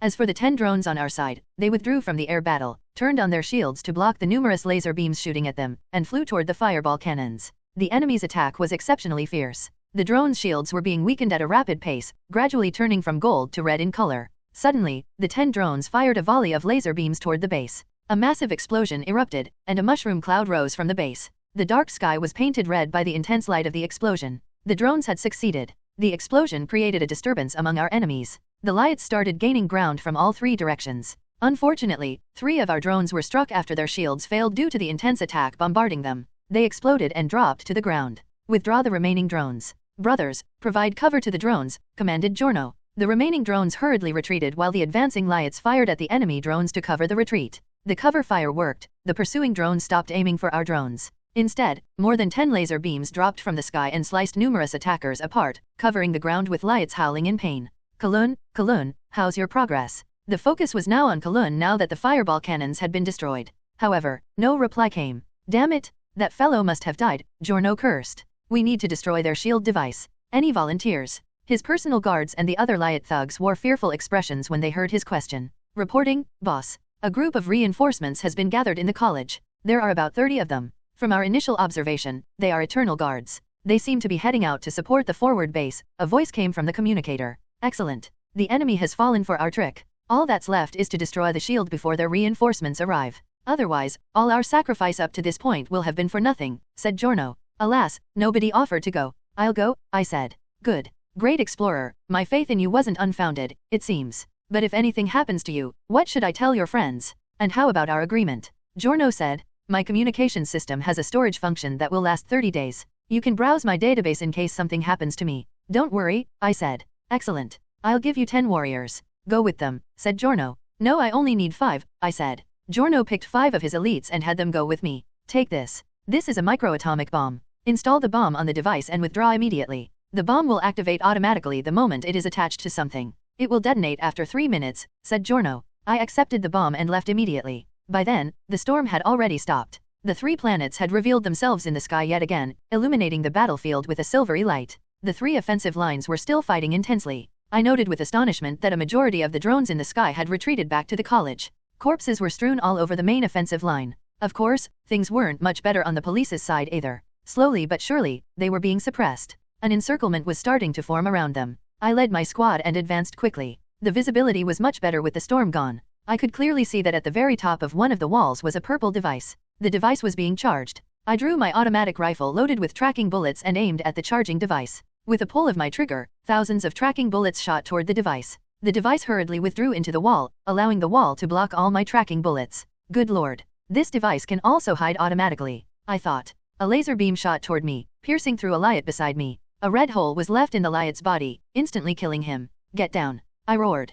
Concentrated laser beams rained down upon us, leaving numerous red smoking craters on the ground. I saw a crouching police gunman firing a mounted laser gun at us from a bunker. The concentrated laser beams suppressed us badly, to the point that even raising our heads was difficult. Giorno, cover fire needed from the tank. 10 o'clock from us. I shouted into my communicator. A few seconds later, the tank's yellow artillery shells dropped from the sky, creating several explosions in the base and raising clouds of dust and smoke. Crawl forward at top speed, I commanded. The 4 surviving Lyots followed me and advanced quickly under the artillery's cover fire. About 50 meters later, we entered a massive crater. I saw Kalun lying on the ground with his face to the sky. He's still alive. The shockwaves had jolted him unconscious, said a Lyot. You, watch over him. Retreat when possible, I commanded. A different Lyot stretched his head in preparation to scout ahead of us. With a bang, a beam struck his outstretched head, turning him into a headless corpse. Once again, laser beams rained down upon us, keeping us trapped in our hiding place. The enemy gunman seemed to have discovered our location and was madly firing at us. Through my probe, I saw that the charging device had come out of the wall yet again. Great Explorer, bomb the shield device quickly. Their reinforcements are arriving soon, Giorno's voice came from the communicator. 2 red beams suddenly came from my back and struck the ground beside me. When I turned my head, I saw 2 drones firing at me. When it rains, it pours. Looks like the enemies are aware of our goal. They're focusing on me, I thought. With a yell, another Lyot beside me was felled. The remaining 2 were returning fire at the 2 drones. Canyue, charge. This falls on you now, I told myself loudly. I turned my shield to the maximum capacity, gripped my gun tightly, and took a deep breath. I then rose and charged toward the rain of beams. Large beams struck my shield, draining my suit's energy rapidly. I threw all caution to the wind and continued charging forward. After a minute, I reached the gunman. He seemed dumbstruck by the prowess of my shield, staring from behind his shield blankly. I installed a timed cluster bomb on his shield before leaping to the side. With a loud explosion, the transparent shield was blown apart. I bolted up and stuck another cluster bomb on the mounted gun before firing at the still stunned man. Surprisingly, his armor was able to block all the rays I fired. Good lord. This armor is way too strong, I thought. At that time, the gunman recovered from his shock. He immediately reached for the cluster bomb I stuck to his gun. In a moment of desperation, I pounced on the gunman. The 2 of us rolled off the platform housing the mounted gun. We wrestled each other madly. At this time, my morph-capable shield proved its superiority, blocking all of my opponent's punches as I continued choking his neck with both my hands. The gunman struggled with all his might. I suddenly saw a corpse on the ground beside us. His cause of death seemed to be a bullet to his exposed face. A bright idea struck me as I reached for my opponent's helmet. The evolved version of a young Eternal with soft facial features revealed itself. I immediately pulled my gun and aimed at his head. The gunman finally realized the situation he was in. He stopped resisting and raised his hands. Take off your armor. Make it quick, I ordered. The young policeman was momentarily stunned. He quickly stripped the golden armor off his body. Leave. Go as far as you can. Don't let me see you again, I said. The young policeman had a hard time believing his ears. After taking a few steps backward in hesitation, he turned and ran toward the college. I then turned around to see that the air defense drones were still exchanging fire with the 2 Lyots. I could also see that Giorno's people had seized control of the first floor of the base. However, those on the second and third floors were still resisting fiercely. After looking at the drones one more time, I looked at the mounted gun before me. I took the cluster bomb off the gun, raised it, and fired at the drones. Powerful laser beams struck the drones' shields. In less than a minute, the shields were overcome, and the 2 air defense drones were struck down. Dazzling red fireworks erupted in the sky. The attackers cheered, and their morale raised. They charged madly while shouting their battle slogans. Canyue, the enemy reinforcements have set off. Estimated arrival in 3 minutes, Giorno's voice came from the communicator. I let go of the mounted gun and rushed toward the shield device. A sealed circular shield stood around the device. Below the wall, I saw a thick locked door. After installing a high-energy cluster bomb on the door, I jumped away. With a boom, the door was blasted apart. I then rushed through the door. A towering iron charging device was operating at full power. An optical cable from the ground was connected to the pedestal below the charger. Countless lights were blinking non-stop on the device. In the middle of the device was a tube, with a blue beam almost reaching the top of the tube. The device was on the verge of activation. Damn it! I wonder if I have enough time, I thought. I quickly installed the microatomic bomb between the cable and the pedestal before leaving the room. I hurriedly jumped into the crater behind the mounted gun and lay on the ground. From my position, I could see that the 2 Lyots who had come with me were retreating with Kalun. The large number of reinforcements were only 300 meters away from us. I could clearly see the battle wolves leading the charge with ferocious-looking eternal soldiers mounted on them. Damn that Giorno. Why did he set the bomb to 3 minutes? 3 minutes have never felt longer than this, I cursed inwardly. Right at that moment, the purple charger rose from atop the circular wall. A thick blue beam shot toward the sky, forming a hexagonal shield. With that shield as the core, more and more hexagonal shields activated and joined together. Damn it! The shield is activating, I thought. When more than 10 hexagonal shields had taken form, a noiseless light flashed, and a miniature mushroom cloud rose from the shield device. A violent shockwave rushed past me, followed by an ear-splitting sound. Thank the heavens, I finally succeeded, I thought. Brothers, Brother Canyue has successfully blown their shield apart. The enemies are defenseless. Charge. Giorno spurred his men onward for a final charge. The loud explosion shocked the remaining police officers. The mad thugs that were charging without regard for their lives further frightened the police officers. They abandoned the base in droves and started running toward the college. A burly figure rushed past me. It was a Lyot thug, his green hair trailing behind him. He sat down on the seat behind the mounted gun and aimed it at the incoming reinforcements before pulling the trigger. The massive red beams instantly struck 3 mounted soldiers at the front of the group. The reinforcements were at a loss as to what to do when they saw the retreating police officers. They seemed to be stuck in a hard place. Aaron and Asa, attack from your positions. Everyone else, assemble and give chase. Attack in a straight line. Have the drones join the offensive after charging. Do not give them a chance to recover. Attack with everything you have, commanded Giorno with his communicator. This Giorno is quite a decisive one to attack without even resting, I thought. Unknowingly, Giorno came behind me with 2 burly bodyguards. Great explorer, beautifully done. Once again, yellow artillery shells shot out from the tank in the direction of the college. Sounds of explosions rang out. I found with astonishment that the air above the college was not protected by any shield. The artillery shells were able to land on their perimeter walls and buildings, sending chunks of buildings flying everywhere. Brothers, kill. Team leader Kumo charged at the very front. Wielding an iron hammer, he charged into the reinforcements and started his slaughter. The thugs behind him were provoked by their leader's bravery as they madly charged the Eternals and engaged their enemies without regard for their lives. With a loud explosion, a laser tower in team leader Aaron's direction crumbled apart. Giorno was so excited by the smooth assault that he started dancing. In front of the college, the melee was still continuing. About 70 Lyot thugs fought against 30 Eternal soldiers. Their numerical superiority did not take long to display its benefit. In only 10 minutes, the Eternal soldiers were decimated. Fire your cannons. Drones, charge and blast their cannons. Take the college in one charge. Giorno roared. I suddenly noticed something wrong. Wait, something feels odd. What did you discover, Great Explorer? Giorno hurriedly asked. Their rail cannons and laser towers are still inactive. Even their drones aren't out. Don't you think that's weird? I asked. The suspicious circumstances invoked Giorno's suspicions as well. Everyone, pause your attack. Assemble before the base and be on standby, Giorno suddenly ordered.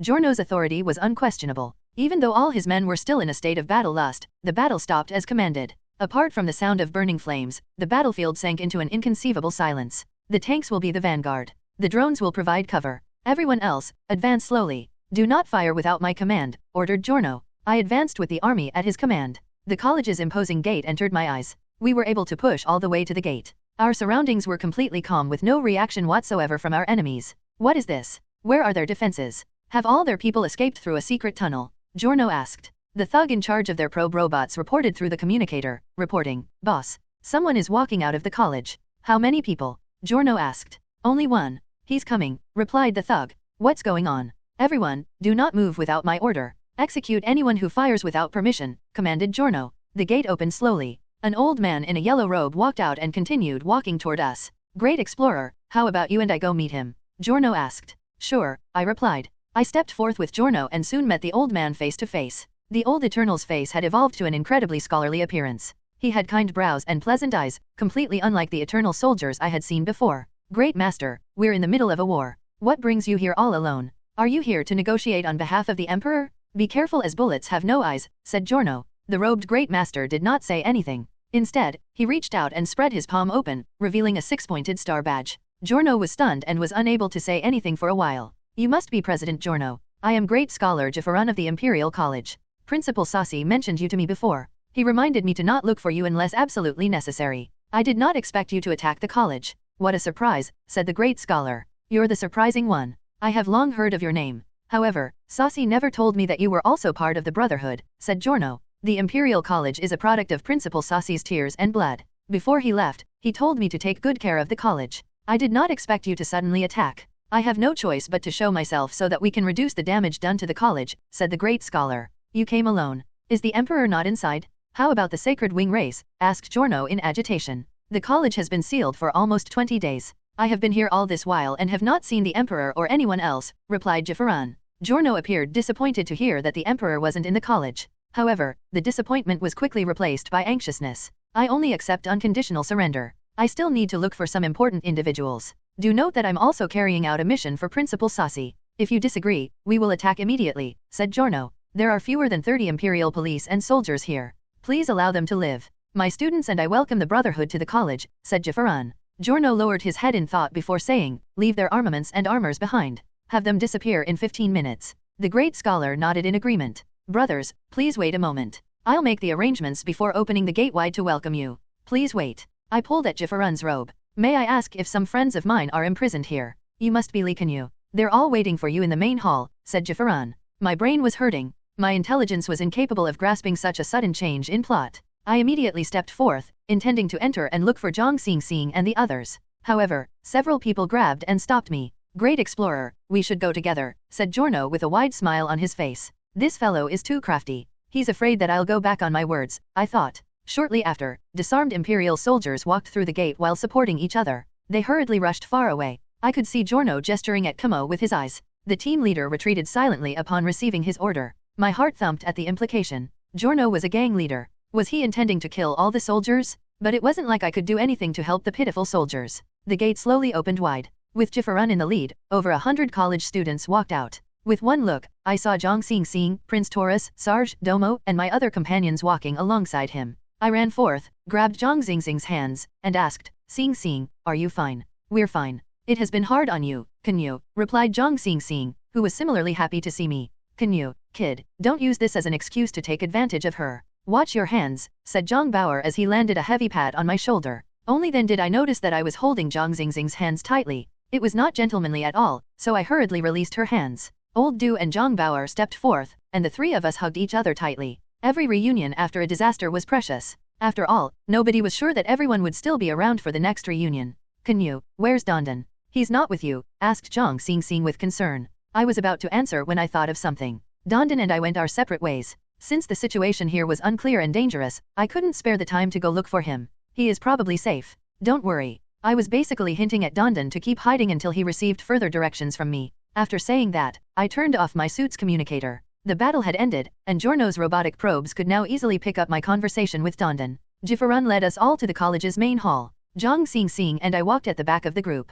Behind us, several burly lights were shadowing us. Obviously, they were sent by Giorno to monitor us. How did you end up captured by the police? I asked stealthily after shutting off the Brotherhood's communicator. It was Master Crystal's idea. After meeting Sarge's master, he told me the same thing he told you. While I was thinking of a way to sneak into the college, Master Crystal gave me a good idea, said Zhang Xingxing. What idea? I asked. He had us roam around the college, attract the police, and have them arrest us. According to Imperial law, arrested individuals can only be moved from their initial holding location after it is reported up the chain of command. Thus, we will be temporarily imprisoned in the college after being captured, said Zhang Xingxing. I see. Have the police deliver us to the college, that's a good idea, I said as we arrived at the main hall. The hall was 30 meters tall, imposing and majestic, with 4 massive pillars supporting its roof. It was spacious enough that it could easily house hundreds of people. Beautiful statues were standing in the hall, and the 4 pillars were covered with lifelike carvings of beasts I had never seen before. At the center of the ceiling, a model of Beetlejuice hovered, illuminating the hall with its red radiance.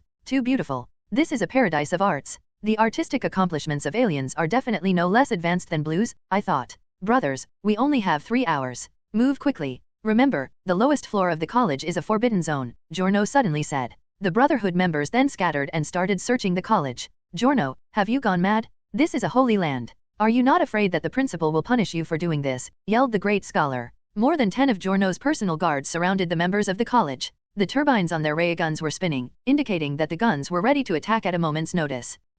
I suffered the loss of tens of brothers and so much equipment attacking this place. Even if the principal himself is here, this debt needs to be paid, said Giorno ferociously. Fatty, you see that? That is what an actual unscrupulous businessman looks like. Open your eyes wide and look, said Domo to Zhang Bauer. Facing a tyrant, the great scholar could only stop his protest despite his unwillingness. Great explorer, who is the expert who knows the mysterious characters? Asked Giorno with a wide smile on his face, once again displaying his ability to change his expression at a moment's notice. President Giorno, like I said, I won't help you if you intend to do harm with it. Do you think I'll still help you after seeing you plunder a holy place with my own eyes? I said coldly. What? Are you thinking of reneging on our deal? Giorno's face sank. What mysterious characters? We can always talk this out, said Zhang Bauer when he saw that things were becoming tense. The characters of a lost civilization. They're the key to decoding the Imperial Golden Book, I said. Oh, yes, I'm well versed in that. I'll take a look later, said Zhang Bauer. Really? Asked Giorno, pleasantly surprised. I can't fake it. You'll know after taking me there, lied Zhang Bauer. Giorno raised his head in joy and signaled his bodyguards with his eyes. 2 burly Lyots then stood behind Zhang Bauer. The period of 3 hours ended before we knew it. The Brotherhood thugs had gathered a large number of riches from the college, piling them up in the hall. Among the pile, I could see numerous shiny precious stones of different colors, sculptures that were pried from the walls, and many exquisitely packaged books. The great scholar was furious, but he did not dare to protest. Suddenly, team leader Kumo charged inside the hall fearfully and said, "B-boss, this is bad. Something happened. Calm down. It's not like the sky itself will fall on us," scolded Giorno. I think the sky is really falling on us this time. You need to see this, said the team leader before collapsing weakly on the ground, losing consciousness. What's happening? How are our probes? Asked Giorno. I turned on the Brotherhood's communicator and only heard static. Edo, watch over Kumo and try to wake Kalun up. Also, keep your eyes on these people. Aaron and Asa, come with me. We'll take a look outside, commanded Giorno. I'll go with you, I offered. I'll go as well, said Zhang Bauer. Old Du and Prince Taurus stood up as well. I nodded at them, and the 4 of us followed Giorno and his people out of the hall. We walked along the stairs to reach the top of the college's wall. Dawn was coming. Betelgeuse's reddish light was slowly shining from the horizon, illuminating a part of the world. The illumination allowed me to get a clear look at the scene before me, a scene that caused me to take a deep breath in shock. Before the college, fully armed soldiers were standing neatly in 4 square formations. Canyue, we're completely surrounded, said Zhang Bauer. Only then did I notice that to the left, right, and back of the college, there were 2 square formations facing each side.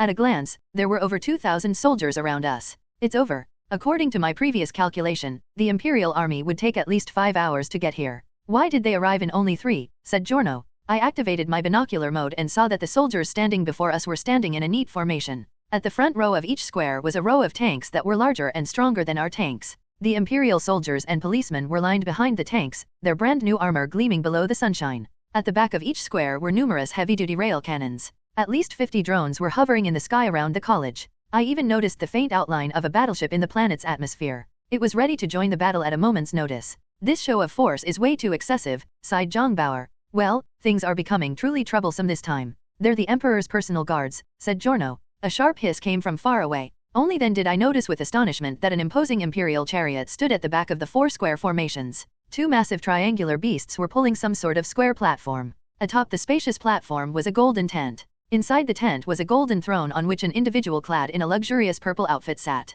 A relatively short individual wearing a white robe and holding a staff stood beside the man in purple. 4-meter-tall gondos stood at each corner below the platform, standing like giant protectors. Surrounding the platform from farther away were Imperial police in golden armor, and they all stood perfectly straight, their chests puffed against the wind. Is the person on the chair? I asked. Yes, that is the Emperor, Fee 4, said Giorno. What a surprise. It has only been a few years since I last saw him, and he has grown even more extravagant than before. When we met previously, he was still an amiable and simple person with only a few followers by his side, said Prince Taurus. What do you know? You're only a minor prince. Our emperor has lofty aspirations. To rule an even grander empire, he naturally needs to maintain an even more impressive presence, said Giorno with a sneer. Prince, the emperor is right before us. Should we ask for an audience with our golden pass? Asked Zhang Bauer. Hehe, your golden pass is nothing but scrap paper. In our current situation, I doubt any of us will survive, said Giorno. Right that moment, an Imperial policeman rode toward us on a battle wolf with a purple Imperial banner raised high. The Imperial policeman did not take long to reach the gate.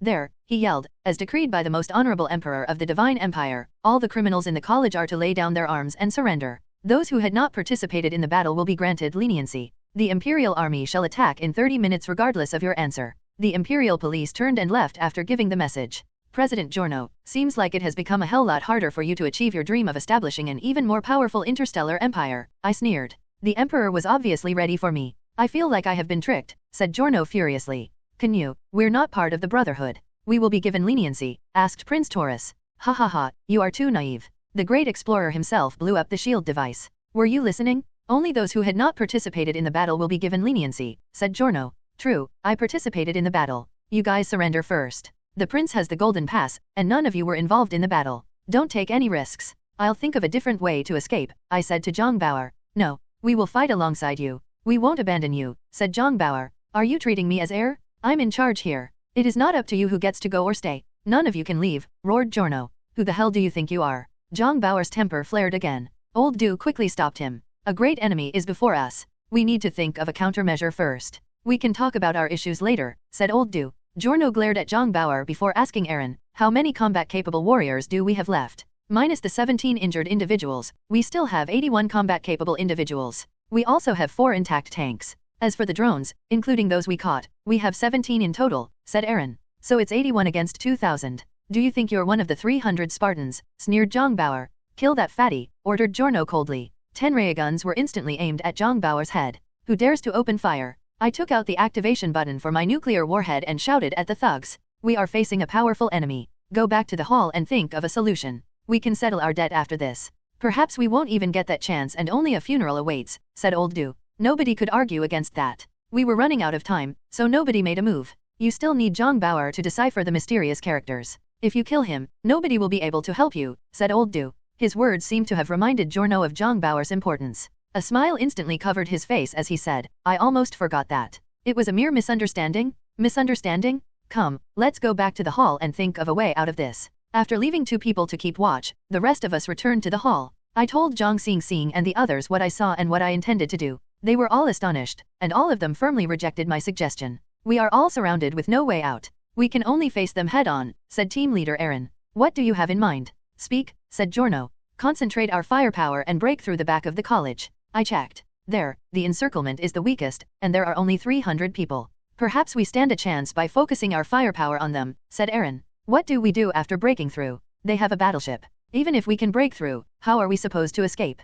I asked. Aaron was instantly speechless. He had not thought so far ahead. Why were they even here? Were they hiding nearby when we had come? How did we not notice an army this big? I asked. Edo, bring Kumo here, commanded Giorno. Edo brought over Kumo, who had regained consciousness. What is going on? Where did the Emperor and his army come from? Asked Giorno. I followed your order and pursued the escaping soldiers with 10 of my men. After an hour, I fell into the Imperial Army's ambush. My team was completely annihilated. I was only able to escape after hiding in the river, Kumo replied. Where did they come from? Our surveillance robots did not notice anything when we arrived, asked Giorno. They seemed to have been hiding in some underground tunnel. A large number of them had charged out when they had ambushed me, said Kumo. Looks like the Imperial Army had truly hidden underground, waiting for us to attack the college before surrounding us, said Zhang Xing. Impossible. That doesn't make sense. I saw their condition. They don't look like soldiers who have been underground for a long time. Also, even if the regular soldiers can take the hardship of hiding underground, how can an emperor suffer the same, said Giorno.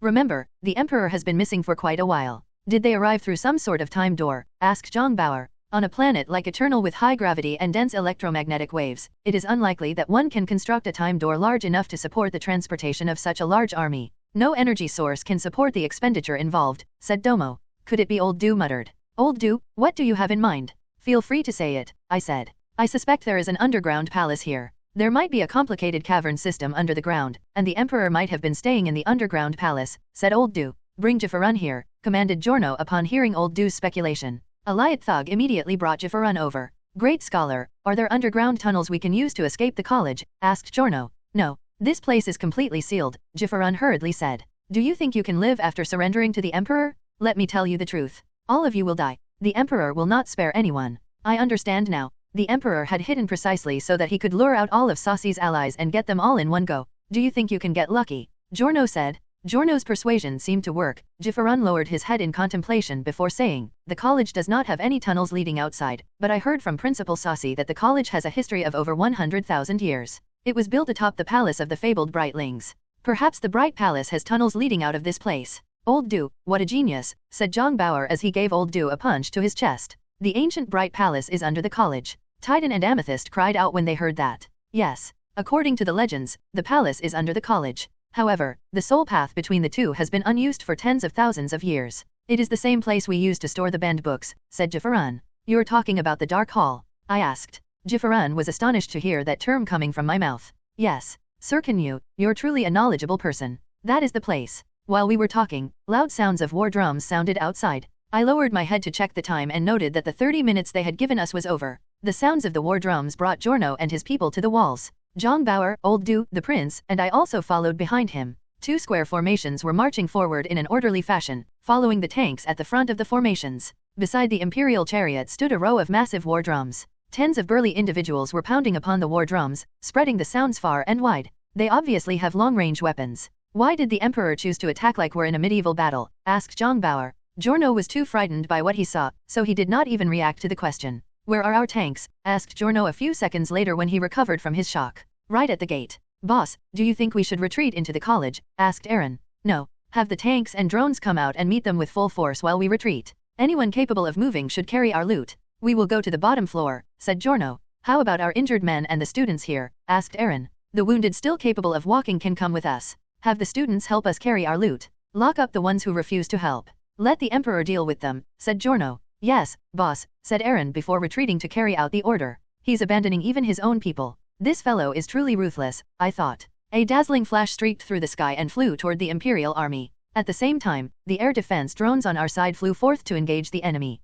The Imperial army did not appear flustered by the incoming artillery shells. They continued marching calmly. Boom, boom, boom. A series of explosions sounded, but a green shield had appeared above the army. All the artillery shells were blocked, creating numerous ripples on the shield. The Imperial army was completely unharmed thanks to the shield. My god, what a big shield. That Emperor sure is rich, said Giorno. The drumming stopped. Next, the tanks at the front and the cannons behind the army were raised. They fired hundreds of artillery shells our way. Shit! Watch out, everyone! I shouted. Everyone jumped onto the ground by reflex. Loud explosions erupted all around us, tearing through the walls and gate. Numerous craters were formed on the ground as the world around us shook. A light thug beside Giorno was unluckily engulfed in the explosion of an artillery shell. His entire body was decimated right before our eyes. I also saw a tank be blasted into the sky. It reached a height as tall as the wall before falling onto the ground with a loud crash. Everyone, maximize your shield. Pull back into the hall immediately after the bombardment ends, Zhang Xingxing commanded. The first round of bombardment had yet to settle when the second round came.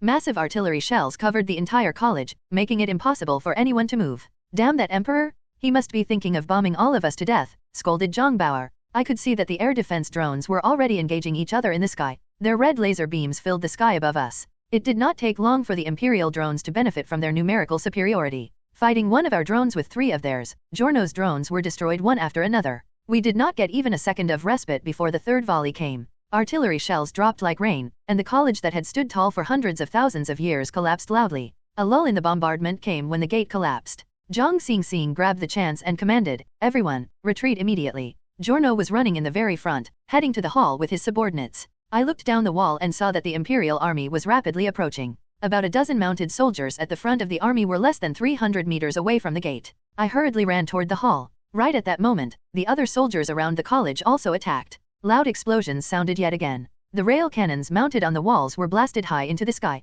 The firepower of the Imperial army was far beyond my imagination. When I reached the hall, Jongbauer was waiting for me. Canyue, come. I'll have Xingxing lead the others down first. I'm waiting for you. I saw that the students and the Brotherhood members who could still walk had all run to the bottom of the college. About a dozen wounded Brotherhood members were seated in the middle of the hall, looking at me and Bauer with desolate eyes. I did not like the Brotherhood, but I also knew the terrifying fate that would befall them after they were taken prisoner. For some reason, pity rose in me. Howls from the Imperial Army's battle wolves could already be heard from the door. Canyue, go. We're running out of time. If we're late, they will blow apart the tunnel connecting to the bottom, said Jongbauer. I ran toward the wounded thugs and gave 2 high-energy cluster bombs to a one-armed thug. After nodding and saluting him, I turned and ran toward the bottom floor. We ran down the stairs, going through 3 floors before reaching the bottom. 2 Brotherhood thugs were about to detonate the microatomic bomb they had installed at the entrance. Right at that moment, I heard the explosion of the cluster bombs from above me. The wounded thugs had detonated the bombs I had given them. At the very least, they are true warriors, Jongbauer said. I stayed silent. I had always believed that every life in the universe should be respected. Although there were good and evil life forms, there would be a reason for why any individual would turn evil. As the situation was urgent, I couldn't waste too much time thinking. I could see the Imperial Army running down the stairs. The Liat thugs activated the bomb, and we quickly ran deeper into the tunnel. A few seconds later, a deafening explosion erupted, destroying the stairs connecting several floors of the building. The path to the college's lower floors had been destroyed. Jongbauer and I rushed into a room. The room was relatively spacious. Hundreds of us were squeezed into it. This was our final hope. The crowd parted to give me passage. When I ran to the front of the crowd, I saw Zhang Xingxing, Giorno, and the others facing a black square opening. The black opening seemed to lead somewhere extremely deep, and the whistling sounds of wind could be heard from it. Is this the entrance to the Dark Hall? I asked Jafaran. Yes. Every time we put the banned books away, we would use an iron chest to store the books before lowering the chest through this hole with a rope. When we pull the rope out the next day, the chest would be gone, said Jafaran. Then wouldn't the stored books be gone forever? I asked. Yes, and not a single book has ever been retrieved from the Dark Hall, said Jafaran. Who's staying down there to collect the cases? Asked Zhang Bauer. The one paid to do the work, said Domo with a sneer. Now's not the time to joke or argue, I stopped the two. This is our only path of survival. Do you want me to scout ahead? Old Du asked. No, it's too dangerous. We need to think of a way to go down safely. Nobody can predict the dangers we will encounter down there, said Zhang Xingxing. Suddenly, a loud explosion sounded from above us, followed by a pounding. There's no time. Our enemies are clearing a path. We don't have the time to think of something, said Old Du. Yeah, this is urgent. Let this warrior scout ahead. All of us will be taking this path, urged Giorno, obviously harboring evil designs. I'll go with Old Du, you come with us as well, I said while pointing at Aaron. The team leader paled with hesitation written all over his face. I agree with the great explorer. Aaron, I'll be troubling you with this task. We'll be there with you shortly, said Giorno coldly. Not capable of refusing his boss, Aaron could only agree unwillingly. Zhang Xingxing still objected. Canyue, I still disagree. This is too dangerous. What if something happens to the two of you? Don't worry. The prophet said that I won't die so fast, I comforted her. I'll go with you, Zhang Bauer offered. You need to protect the leader and the others. This is an order, I said. What order? Since when was your army rank higher than mine? Scolded Zhang Bauer, but he no longer insisted on coming with us. Titan, fasten the rope somewhere firm. I'll get ready to go down with Old Du, I said urgently as the noises from above were getting louder. Titan immediately tied our ropes firmly to a pillar. I exchanged my gaze with Old Du before jumping into the black tunnel. Cold wind blew past me as I entered. My heart was beating rapidly due to my nervousness. After all, this was the Dark Hall where nobody had visited for tens of thousands of years. After descending for about 3 meters, the wind vanished for no apparent reason. My surroundings were still completely black. Apart from the little bit of light from above me, I felt like I had entered a world of pure void, with no air, no energy, no light, and no time. It felt like all of creation had been suspended. I turned my shield to the maximum capacity and turned on my laser probe, allowing me to see Old Du and Aaron come down one after another. Energy level remaining, 24 hours. I continued to descend by sliding down the rope. My current situation gave me the same feeling as when I was sliding down Jupiter II's mouth. My surroundings felt like some sort of viscous void. I continued descending aimlessly for 5 more minutes before a multicolored light appeared in my vision. The light seemed to be floating in the void. It looked like some sort of amber that was on the verge of exploding. Canyue, how are you? Is it safe down there? Zhang Xingxing's voice came from the communicator. It's safe, but no exit is found so far, I replied. You need to go faster. The enemies are arriving soon, said Zhang Xingxing. Upon hearing that, I increased the speed at which I slid down the rope. The colorful radiance before me became brighter and brighter. The light appeared to be scattering in an irregular manner. Pink and blue dominated the color spectrum. The various colors seemed to glow naturally in constantly shifting forms, as though an abstract painting was unfurling before me. Old Du, are you seeing this odd painting-like thing? I asked. These colors are dominating our vision. Of course I see them, said Old Du. I wonder what it is. Its shape is way too weird. It's like a glowing oil painting that you can't understand, I said. Canyue, try to feel the space right in front of you with your hand, Old Du said. I reached out and felt some sort of gelatin. I tried pushing my arm into the substance, and my arm immediately vanished from my view. As for the space below us, it seemed to be a void where not even the gelatin-like substance existed. This place is obviously a tunnel, but I don't know where it leads to, I said. We can have them come down first, said Old Du. It did not seem like there was any danger down here. I contacted Zhang Xingxing and notified her to enter the tunnel as well. Canyue, I have an opinion. I feel like this substance is very similar to the vestiges of a supernova, said Old Du. What? Vestiges of a supernova? That should be a nebula, and it should only exist in outer space. We're currently underground, brother, I replied. When I scanned it with the laser probe and analyzed its characteristics with my system, I discovered that the laser was unable to penetrate the sponge-like substance. From its condition, it seems to be the supernova vestiges left from a star explosion, said Old Du. Canyue, we're coming, Zhang Xingxing's voice came, interrupting our conversation. Xing, can you see the colorful radiance? I asked. Yes. It's like Old Du said, it greatly resembles the vestiges of a supernova, said Zhang Xingxing. Odd. Why would there be such a substance here? Is the core of eternal an imploded star? That's too inconceivable, I thought. The team continued descending. At this time, a white radiance entered our vision from afar. I scanned it with my laser probe and discovered that the white light was an exit. I found the exit. Hurry up, everyone, I shouted. With our goal in sight, we received a brand new dose of motivation. I slid down the rope quickly and left the tunnel filled with a sponge-like substance. I let go of my rope and dropped into a brightly illuminated room. A blindingly white chandelier hung from the ceiling, emanating the white radiance illuminating the room. The room was in the shape of a long and narrow corridor. The end of the room couldn't be seen, and countless chests with neatly arranged books were piled inside. The banned books that had been delivered here for successive generations were all stored here. Suddenly, I heard some sounds from behind me. When I turned back, I was given the scare of my life. A smoking silhouette that looked like a freak draped in a cloak of viscous substance was silently crouched behind me. It was using its hands to rub the ground I had walked on.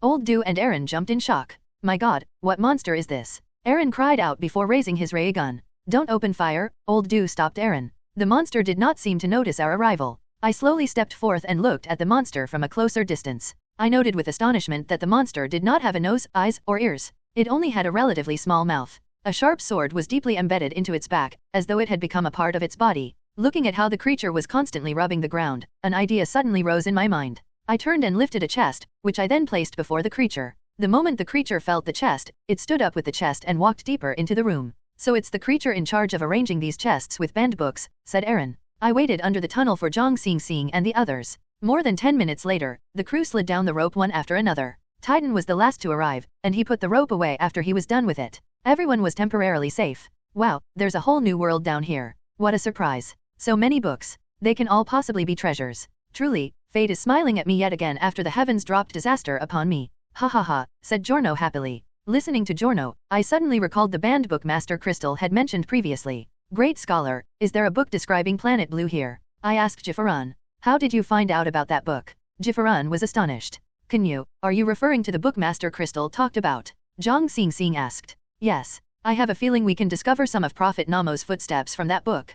Perhaps we can even find clues pointing to your father in that book, I said. Master, do you know about it? Zhang Xing asked Jifaran. It's a famous book. We all know about it. Supposedly, it's a book left behind by one of the ancestors of the sacred wing race. For an unknown reason, it had been kept in the college for a very long time, said Jifaran. Sacred wing race, the mysterious and low-profile power behind the emperor, said Giorno. What's the name of that book? Can you find it? I asked. It's called Blue Path. About 20 years ago, Principal Saucy requested to have the book put away in the Dark Hall, said Jifaran. Blue Path. A rather poetic name. Why was it put away? How should we find it? Zhang Bauer asked. Principal Saucy believed that this book would mislead one's view about the world. Thus, he banned the book. From how neatly these chests are arranged, the book shouldn't be hard to find, said Jifaran. A sense of excitement rose in my heart. I was getting close to yet another ancient mystery. Suddenly, the sounds of explosions came from the tunnel above us. This is bad. The Imperial Police seem to be throwing bombs into the tunnel, said Old Dew. Find the book as quickly as possible and leave.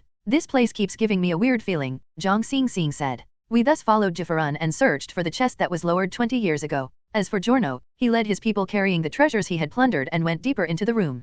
Canyue, this place is so silent that it's making me uneasy. If it is really so peaceful down here, why is it that nobody has dared to come down here in tens of thousands of years? Old Dew asked. I'm wondering the same. Did you discover anything unusual? I asked. When we were passing through the supernova vestiges, I performed some tests. Anything would vanish from our vision after being submerged in the sponge-like substance. But why can we clearly see the vestiges? Isn't that odd? Old Dew replied. His speculation sank me into deep thought. Do you mean that we're not actually looking at the present? I asked. Old Dew was about to speak when Jifaran stopped walking. According to my calculation, this should be the place. Everyone, split up and search. Each chest has a list of books on it, said Jifaran. Everyone, split up and look for the blue path, commanded Zhang Xing. We started searching. With the help of my laser probe, I soon found a chest with blue path written on it. Found it? We really found it. I exclaimed inwardly, my hands trembling from excitement. Just like that, the book I had been longing for had appeared before me. Found it. I shouted at everyone. They hurriedly gathered around me. After a minute of silence, Old Dew reached out and tore off the label on the chest.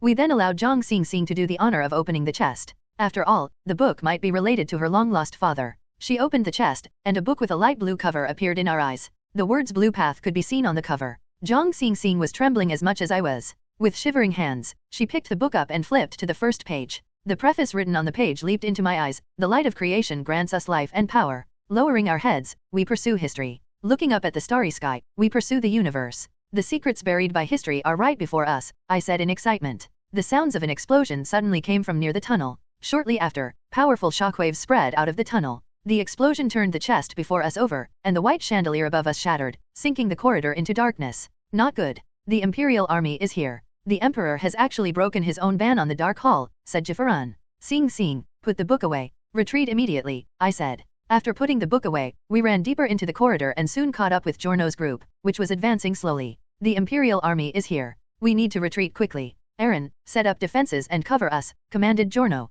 Eren was naturally unwilling, but he still did as told and started setting up defenses with 5 other thugs. The rest of us continued running down the corridor, passing by numerous chests containing banned books. Over the period of tens of thousands of years, so many books have been banned. There is probably also a lot of hidden history pertaining to the bright people here. Too bad we don't have the time to study these books, I thought to myself. At this time, Old Do suddenly said, "Weird. Where is the creature in charge of arranging the books?" "Yeah, that creature seems to have disappeared," I said. Suddenly, light magically returned to the corridor, but it wasn't as bright as before. Rather, the light was flickering in an unstable manner. Sounds of combat came from Eren's position. The Imperial army was at our tails. Giorno led his people and ran like their lives depended on it, gradually pulling ahead of us. Our crew, Jifaran, and 2 members of the college lagged behind the main group. Canyue, it looks like Eren won't be able to hold on for long. Do we need to set up a defensive line and cover the crew's escape? Old Do asked. Yes. Count Bauer in as well. We'll stay and cover everyone's retreat, I said. I'll stay as well. Have Titan and Domo lead everyone out of here. Our equipment makes it easier for us to work together during combat, said Zhang Xing firmly. I'll stay too. After all, I've already been paid, said Sarge. I nodded at him. Forget it. We should stay together. Besides, it is much more reliable to stay with those with guns, said Domo. His remark left us speechless. At this time, Eren arrived with 2 surviving Brotherhood members. We can't hold on. Run, everyone. The Imperial Army's firepower is too strong, Eren said and ran deeper into the tunnel, covered in blood. Leader, let's try to bomb this place, said Old Do. No, the books here are precious history covering a period of over 100,000 years. They will all be gone if you bomb this place, said Jifaran. Do you think the Emperor will keep these books around? Asked Old Do. The footsteps of our enemies were nearing us. Everyone, prepare for combat. We'll retreat after beating them back. I'll be the first shield bearer, said Zhang Xing. She then turned her morph-capable shield to the maximum capacity. Everyone hid behind her shield. A battle wolf was charging toward us. Mounted atop the wolf was a sturdy eternal policeman. While charging, the policeman madly fired at us, striking our shield with laser beams, leaving numerous ripples on it. We fired back at the policeman, focusing our laser guns on the wolf. The policeman was encased in a green shield, and under our rapid fire, the shield turned dimmer and dimmer. Then, with a pop, a hole was opened in the shield. I heard the sound of an arrow streaking by me. When I turned my head, I saw that Titan had released a lightning arrow alongside our laser beams. The arrow stabbed right into the wolf's head. The struck wolf collapsed onto the ground, throwing the mounted policeman off its body. Due to the momentum, the wolf eventually fell atop the policeman, and the 2 slid across the ground. Eventually, the policeman fainted from the pressure. We had barely heaved a breath of relief when 3 other battle wolves appeared in our vision. One of the warriors mounted on the wolves raised a rapid-fire ray gun and madly fired at us. Heavens! This attack is too fierce. It's never ending, Zhang Bauer said. Laser beams of different colors met, creating sparks in the air. The mighty firepower of our enemies made it difficult for us to focus on a single opponent. In the span of several seconds, the 3 mounted warriors reached us. Shields of green and red clashed violently as they approached closer. The 3 enemies were right before our eyes. I could clearly see the bloodlust in their eyes. The close distance rendered long-range weapons ineffective, so one of the Imperial soldiers lifted a massive hammer hanging on his mount. With a loud clang, a burly figure struck the Imperial Army's green shield with an iron staff. The staff was brutish and powerful. It worked with our morph-capable shield to deal a massive enough impact to break through the green shield. Gondos are truly impressive, I exclaimed in amazement. Sarge gallantly charged into the enemy shield and swung his iron staff to sweep a soldier off his mount. The wolf opened its maws wide and pounced at Sarge. A lightning arrow arrived at an opportune time and stabbed into the wolf's chest. With a whine, the wolf collapsed. I turned back and saw that Amethyst was preparing to unleash another arrow from her bow. Her new target, yet another battle wolf, turned tail and ran in fear after seeing its collapsed companion.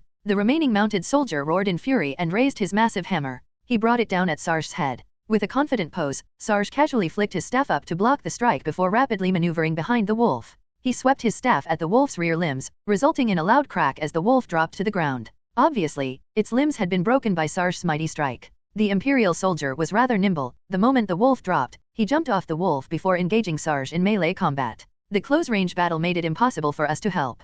Gondos might be incredible combatants, but Sarge clearly lacked combat experience. Thus, the experienced Imperial soldier could fight him to a draw. While the 2 fought, about a dozen Imperial policemen appeared. When the police saw the fighting, they fired their guns without saying anything. The Imperial soldier did not expect to be attacked from behind. A laser beam pierced through his chest, leaving a big hole and instantly claiming his life. Dang! These people are killing their own men, exclaimed Zhang Bauer. I quickly turned on my shield and covered Sarge with it, protecting him from the shots. He quickly retreated behind us. Once again, 2 parties exchanged fire, each protected by a shield. This won't do. I can see more and more reinforcements coming. We won't outlast them, said Old Do. Old Du and I will stay behind. The rest of you need to retreat. There are too many of us to fight effectively. Stop being stubborn. Take the smart choice, I said anxiously. In our current situation, it was indeed more favorable for us to retreat in batches. After thinking about it, Zhang Xingxing agreed. When I saw that Zhang Bauer was about to say something, I gave him a furious glare. He hurriedly shut his mouth. Canyue, Old Du, be careful. I'll retreat with them. Catch up to us as soon as you can, said Zhang Xingxing. Go, now. We don't have much energy left, I said. Zhang Xingxing then led the other team members and the few from the college as they retreated deeper into the corridor. Old Du and I turned our shields to the maximum capacity to cover their retreat. About 50 enemies had gathered before us, filling the corridor and exchanging fire with us. Facing 50 opponents by ourselves, we were struck repeatedly, causing our energy to drain like a leaking pipe. About 10 minutes later, I saw that I only had 18 hours worth of energy left. Old Du, this is enough. We need to retreat as well, I said. They seem to be recharging, said Old Du. I looked at the enemies before us. They were all assembling into a formation. Seemingly having noticed that there were only 2 of us, they started marching toward us after entering into formation. This is bad. The enemies are charging. We won't be able to resist them. Retreat, I said. No. If we retreat now, the leader and the others will still be nearby. Use all our high-energy bombs and see if we can collapse this tunnel, said Old Du. How about these books? We will be the ones to destroy them if we bomb the tunnel, I said. Old Du looked at me and said, you bluelings have a saying. Imperfection is true beauty. There is providence in everything. That was fallacious reasoning, but it did relieve me from the burden of morality. I did not hesitate and installed the 6 remaining high-energy cluster bombs onto the corridor. I saw Old Du install the 10 bombs he had on him. My god. The explosion of these bombs can probably rival a nuclear warhead, I said. After finishing the installation, we turned and ran madly, ignoring the gunshots from the enemies behind us. After running for over 3 minutes, a deafening explosion erupted behind us. The heat wave and impact from the explosion traveled along the corridor, heading toward us. We couldn't run faster than the shockwaves as the might of the explosion engulfed us. Both of us were blown into the air before crashing heavily into the ground. Even more of my energy drained from hitting the ground. The aftereffects of the explosion lasted for over 5 minutes before calm returned. The entire corridor was pitch black as the explosion had fully damaged the lighting system. We lay on the ground in a dazed state, as though we were stunned by the explosion. Our infrared vision activated automatically, allowing us to stare at each other in a daze. Suddenly, a silly smile formed on Old Du's face. I also smiled. We couldn't control ourselves from smiling after surviving such an explosion. I have 16 hours worth of energy left. How about you? Old Du asked. I have 13 hours left, I replied. Turn off the suit for now. Perhaps there are bigger difficulties waiting for us, said Old Du, returning to the same calm tactician he was. A void seemed to have cut the corridor in half, reducing the part where we came from into nothingness. All around us were books and overturned chests. I looked up from the severed end of the corridor, but all I saw was nothingness, as though we were surrounded by a space devoid of anything, not even air. Everything out there seemed to be in a state of stasis. Canyue, let's leave. I wonder if Zhang Xingxing and the others were harmed by the shockwaves. We need to catch up to them, said Old Du. We then continued deeper into the corridor. But we had barely taken a few steps when I heard the sound of a ray gun being fired behind us. When I turned my head, I saw a policeman that was burnt all over standing up from a pile of chests. The turbine of his gun spun rapidly while green smoke leaked out from its muzzle. I could guess that he had used up the final bit of his strength to pull that trigger one last time. After firing, he collapsed weakly onto the ground, unmoving. I snapped my head to the side and saw Old Du collapse while holding the right side of his chest. Old Du. I howled and rushed toward him. The ray gun had left a hole in the right side of his chest. Yellow blood was flowing out of his wound. Hang on, you'll be fine. It's your right chest, not your heart. Hang on, I'll stop the bleeding, I said, holding back my tears from flowing. The hearts of us Gliesens are on the right side of our chest, said Old Du with a helpless smile. It's fine. I checked. The wound is quite far from your heart. You'll be fine. Hang on, I said as I poured a large pack of body restorative liquid onto his body. The restorative liquid seeped into Old Du's body, closing his wound and rejoining his veins. A layer of crystal formed at the surface of his wound to prevent more blood loss. See, much better. Hang on. I'll help you up, I said as I propped Old Du up with my arms. He seemed to be resisting his pain and stood up with pure willpower. The two of us walked deeper into the corridor, one step at a time. I had my shield turned on. I could not allow something like that to happen again. We advanced slowly for about 10 minutes, passing numerous chests and books strewn messily on the ground. Surprisingly, the lighting that the shockwaves had damaged earlier had recovered yet again. However, the lights were flickering, seemingly unstable. Suddenly, I saw a dark figure running toward us. As a precaution, I raised my laser gun. The figure gradually became clear, allowing me to see that it was Zhang Bauer. Why did you come back? I asked. There is an exit ahead of us. Xing had me come support you. Was Old Du injured? Zhang Bauer asked. I'm fine. Just a minor wound, said Old Du. Both of us supported Old Du as we continued onward. About 10 minutes later, we arrived before an opening. Zhang Xing and the others were waiting for us there. Everyone surrounded us with concern when they saw that old Du had been injured. Amethyst took out the special medical equipment from Sirius B and bandaged old Du. Canyue, take a look at this exit with us, said Zhang Xing when she saw that old Du's condition had stabilized. I followed her and Jifaran to the opening and saw a tunnel made of some transparent substance. From the opening, I could see even more crisscrossed tunnels inside coming together to form some sort of four-dimensional structure. I also saw a group of black silhouettes moving in the distance. Is that? I asked. Yes, that's probably Giorno and our students. They entered the tunnel before us, said Jifaran. We should enter quickly then. We need to get out of here and take old Du back to Fearless for treatment, I said. I entered earlier and checked 3 crossings before coming out. Each crossing is connected to 6 paths from up, down, front, back, left, and right. I can't figure out which is the real path to take, said Zhang Xing. At that time, I also noticed that the space before our opening was linked to several other openings. Completely transparent, no signs, and numerous forks. What concept did they use when they built this place? I muttered to myself. Leader, we need to leave as quickly as possible. Old Du is coughing blood again, said Zhang Bauer. Right-hand rule. Why don't we try the right-hand rule? I asked. What right-hand rule? Asked Jifaran. By always taking the right turn in a maze, you will find the exit, I replied, making use of my downloaded knowledge. In a layered or combined maze, this rule might not work, said Zhang Xing. I believe there must be some sort of pattern to this maze. We just haven't found it, I said. From the makeup of this maze, it looks like a combination of multiple mazes. Also, from its overall form, it resembles a 3-dimensional cube. However, I'm not sure, said Zhang Xing. 3-dimensional cube? Are you referring to a Rubik's Cube? I asked. Yes. I suspect so, said Zhang Xing. That's not possible. The Rubik's Cube was invented in 1974 by a blueling called Ern Rubik. This maze has probably been here for more than 100,000 years, I said.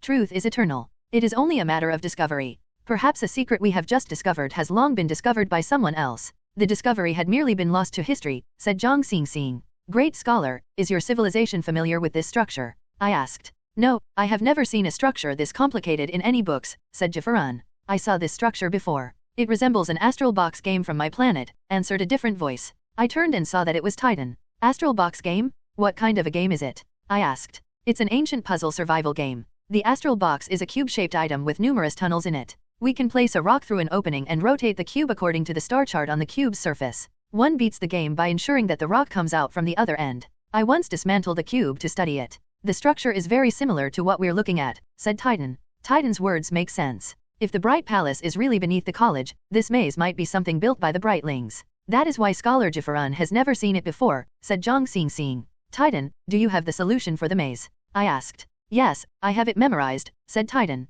Give it a try, then. Old Du's injury is heavy. We can't delay, I said. Isn't it too risky for us to decide so easily? Asked Jifaran. We don't have any better options. We can only take the risk, I said. Everyone sank into silence. Without an alternative, Zhang Xing decided to act on our current plan. With Titan in the lead, we entered the maze. The interior of the maze was extremely beautiful. It was constructed from a completely transparent substance that was completely invisible. We left a black line at the opening as a sign. Walking in the transparent maze felt like floating in the air. The maze was also extremely sturdy. The walls felt ice cold and gave off a similar sensation to the touch of metal. Under us, we could only see a boundless white. We soon arrived at the first crossing. Up, left, down, right, down, front, up, back. Travel according to that order, said Titan. We followed him and started traveling through the maze. Every now and then, we would encounter a crossing where there would be a new set of directions we needed to follow. I felt respect from the very bottom of my heart toward the inventor of something so complicated. We moved according to Titan's directions and gradually went higher in the maze.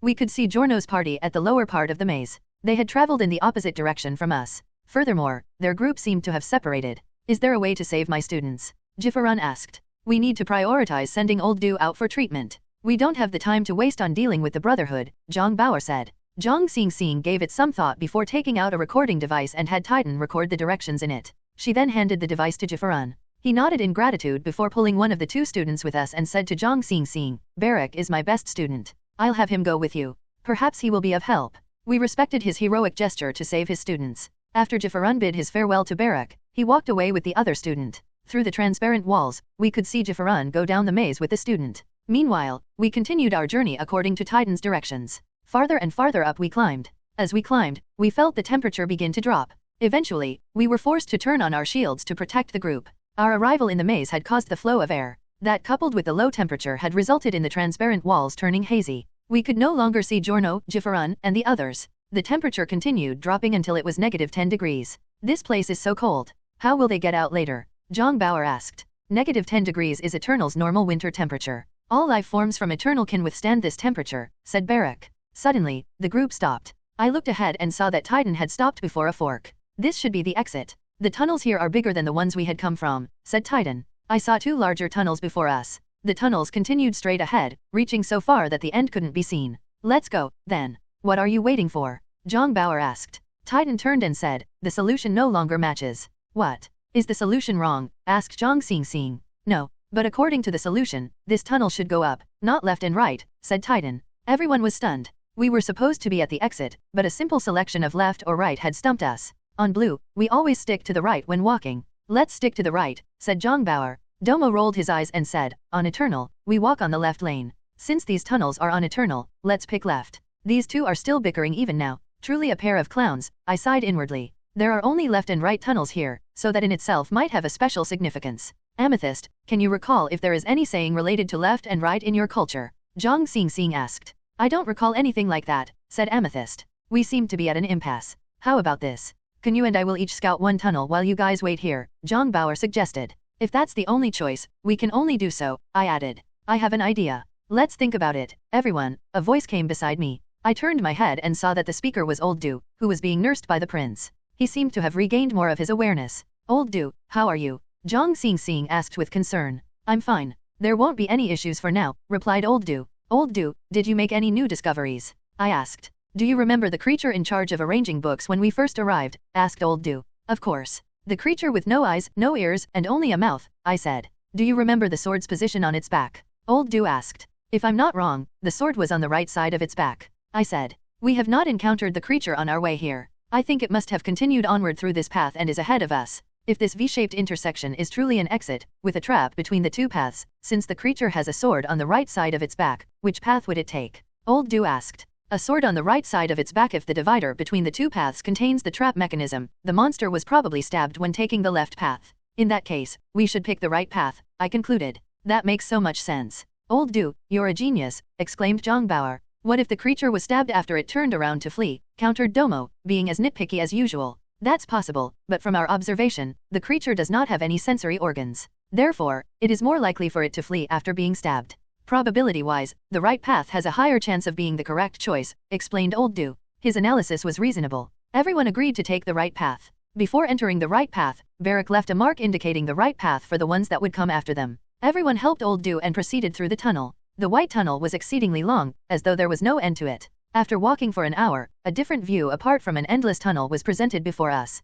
Countless subsidiary tunnels had appeared at the two sides of the tunnel. We could clearly see the subsidiary tunnels shift their positions constantly. At that point, the temperature around us had reached -15 degrees. We should stick to the main tunnel and ignore the constantly shifting tunnels, said Zhang Xing. The main tunnel was completely silent. Even the constantly moving tunnels did not make any noise. It was rather unsettling to see so many movements without any sound. We advanced quickly. At this time, a mournful scream came from one of the moving tunnels. What monster is it? Its scream is so terrifying, said Zhang Bauer. It almost sounds like the cry of Eternal's vengeful spirits, said Prince Taurus. I heard from Royal Father that in the legends, planet Eternal has a black hell. There are countless vengeful spirits in it. There are no ghosts. There is a reason for anything to exist. Some are unexplainable merely because we have yet to understand them, I said. There must be a lot of life forms we don't understand under the ground. Everyone, we need to leave as quickly as possible and not waste any time with them, said Zhang Xing. We continued onward for several minutes. The cries became more and more concentrated, to the point it almost felt like there was a tempo to it. However, no creature was visible in the tunnel. As a precaution, we turned on our shields and gripped our weapons tighter. Our grips on our weapons. Suddenly, a black dot appeared in the distance. It looked like we were reaching the end of the tunnel. We're reaching the end. Go faster, everyone, Zhang Xing commanded. We continued helping Old Du as we accelerated toward the black dot. Everyone wanted to leave this eerie place as fast as possible. The black dot became nearer and nearer. We were finally able to see that the black dot was really an exit. In the middle of the exit crouched a big creature with a sword in its back. Canyue, this must be the creature you talked about, Zhang Xing said. Yes, it is. I did not expect it to be crouching here. That means we picked the right tunnel, I said. For some reason, the crouching creature was motionless. We slowly approached it. This fellow is blocking the exit. We can't leave, complained Zhang Bauer. Barak, does the college have any records on this creature? I asked. No, the Dark Hall is the place to store banned books. From the founding of the college, the first principal had issued a ban forbidding anyone from entering. That's a rule set by the first principal? I asked. Yes. It is rumored that Principal Human died of illness during the construction of the college building. The succeeding principal buried him under the college, said Barak. Are you saying that Principal Human's body was buried here? How many people are buried here? Asked Zhang Xingxing. Nobody apart from Principal Human, said Barak. Are you suspecting that this creature is? I asked Zhang Xingxing. That was my initial thought, but that doesn't seem possible. A life form can transcend the limitations of time, but how can one survive this long without being put in stasis? That is unexplainable, said Zhang Xingxing. Just attack. Why are we wasting time talking? Said Zhang Bauer, who was getting impatient. No, we can't. I don't think it's there to stop us, said Domo. Domo makes sense. I agree, Old Du slowly said. This creature has never shown any aggression since our arrival. While everyone was talking, the wails around us were getting louder and louder. Suddenly, several clumps of black gas spurted out from the side tunnels and advanced toward us. A part of the black cloud extended like an arm reaching out to touch our shields. Our powerful shields were able to block its advance, resulting in the formation of some sort of smoke ring around us. My god, there really are ghosts here. Zhang Bauer cried out. Shut up. Ghosts don't exist. This is simply something unknown. I stopped Zhang Bauer from further shouting. At this time, our radiation detector indicated that the radiation around us had reached 500 electron volts. Canyue, the radiation is too high. This level is already comparable to a black hole's radiation field, said Zhang Xingxing. Yes, we need to leave immediately, I said. More and more black smoke covered our surroundings while the wails around us intensified. I suddenly saw a palm swinging at the smoke, dispersing some of the smoke. It's the creature. It seems to be helping us. Zhang Xingxing exclaimed. Looks like it can sense the radiation field as well, I analyzed. Yes. Look at its appearance. It is smoking with pus all over its body. That is probably a result of long-term exposure to radiation, said Old Du. The smoke around us continued growing thicker. Suddenly, the creature opened its mouth and spat a clump of green liquid at the smoke. Any bit of smoke that touched the liquid would solidify into a clump before dropping onto the ground. A few minutes later, the thick cloud of smoke had been fully cleared by the creature. Just what is this smoke made of? Why is the radiation level so high? Zhang Bauer asked. Ever since we got down here, I have been feeling that this place is like the vestiges of a supernova, said Old Du. Old Du, did your injury affect your head? This is a planet, not a star, said Zhang Bauer. It is very difficult to explain. Perhaps this is some sort of fake appearance, said Old Du. Look, the creature is coming, Prince Taurus suddenly shouted. Only then did we notice the creature with festering pus all over its body walking toward us. I could see Bauer slowly raising his gun as the creature approached. Everyone, stay calm. Move aside and let it pass, I said. Everyone parted to the side of the tunnel. The creature continued ahead, completely ignoring all of us. Everyone heaved a breath of relief. Looks like it was really here to help us, said Domo. Yes, I agree with Zhang Xingxing. There is a possibility that the creature is Principal Human. At the very least, this is Principal Human's body, said Old Du, but it's very hard to explain its appearance. Perhaps we'll get an answer later, said Zhang Xingxing. After she spoke, the wails started to return as though the black smoke was going to reappear. Everyone, move quickly. Get through this exit and leave this place, Zhang Xingxing commanded. Everyone started moving immediately. After helping Old Du up, we resumed our journey to leave the maze. After going through the exit, a massive cavern probably as large as an ocean was presented before us. Multicolored dots of light hovered in the air, constantly drifting about. Right in front of us were two paths, one up and one down. The lower path led to a massive black hole. The black hole was completely still, a ball of pure darkness. The upper path led to a massive star resembling Betelgeuse, which was emanating gentle rays of light. The two paths were akin to two staircases, one leading up and the other leading down. Each step was supported by a massive pillar that stabbed down into the immeasurable abyss below us, making the two pathways look even more majestic. Why are there two paths again? Which do we pick this time? Complained Zhang Bauer. This is spectacular. This place is like the birthplace of the many star systems in the Orion constellation, exclaimed Barak in admiration as he took in the sight before us. You're right. This is the birthplace of the Orion constellation. However, this is not the actual birthplace. I have a feeling that this is a replica at a compressed scale, said Old Du, ignoring the pain from his wound. Old Du, tell us more about your theory, Zhang Xingxing said. After coming down here, we encountered the solid form of the vestiges of a supernova, something that only the explosion of a star will leave behind. A regular star explosion will fling nebulous substances away while the star's core will turn into a black hole. Only the powerful gravity of a black hole is capable of creating the highly radiated smoke we encountered in the tunnel. Now that a black hole has appeared before us, I can confirm that my guess is correct, said Old Du. How do you conclude that this is a compressed version of the real thing? I asked. The supernova vestiges we encountered were dormant, existing in a sponge-like state. I believe this is a static image space, said Old Du. Wait, something doesn't add up. If that is a black hole, we would have been crushed from this distance. No life form can survive standing so close to a black hole. Look, apart from the black hole, everything else in this place is moving. Nothing is static about them, argued Zhang Bauer. Your argument is reasonable. That is also why I'm still confused, said Old Du. Is that an actual black hole? I asked. From its shape, yes, said Old Du. Look at the edge of the thing. All light vanishes upon reaching that point. That is the typical characteristic of a black hole. The black hole symbolizes the end, while the star symbolizes life, muttered Barak. In that case, should we pick the upper path? I asked. There is a saying on Blue that 2 negatives make a positive. Are we supposed to brave death before obtaining our salvation? Is the black hole the right choice instead? Asked Zhang Bauer. If that is our sole option, of course we will give it a try. But there is a choice of life and hope. I suggest we pick the star, I said. I agree with Canyue. We should pick hope, not death, said Prince Taurus. Bauer and Old Du did not say anything else, tacitly agreeing with me. All right. In that case, let's take the upper path, concluded Zhang Xing. The group started advancing toward the upper path as per my suggestion. As usual, Barak left a mark indicating our choice at the fork. Old Du, do you really think all this is some sort of image? How do we explain that creature and black smoke? Their existences are real, Zhang Xing asked. It's probably similar to a movie, or perhaps it's similar to the 5-dimensional alternate realities Canyue saw on Jupiter too, with the reality being presented in a 3-dimensional form, said Old Du. I still don't understand.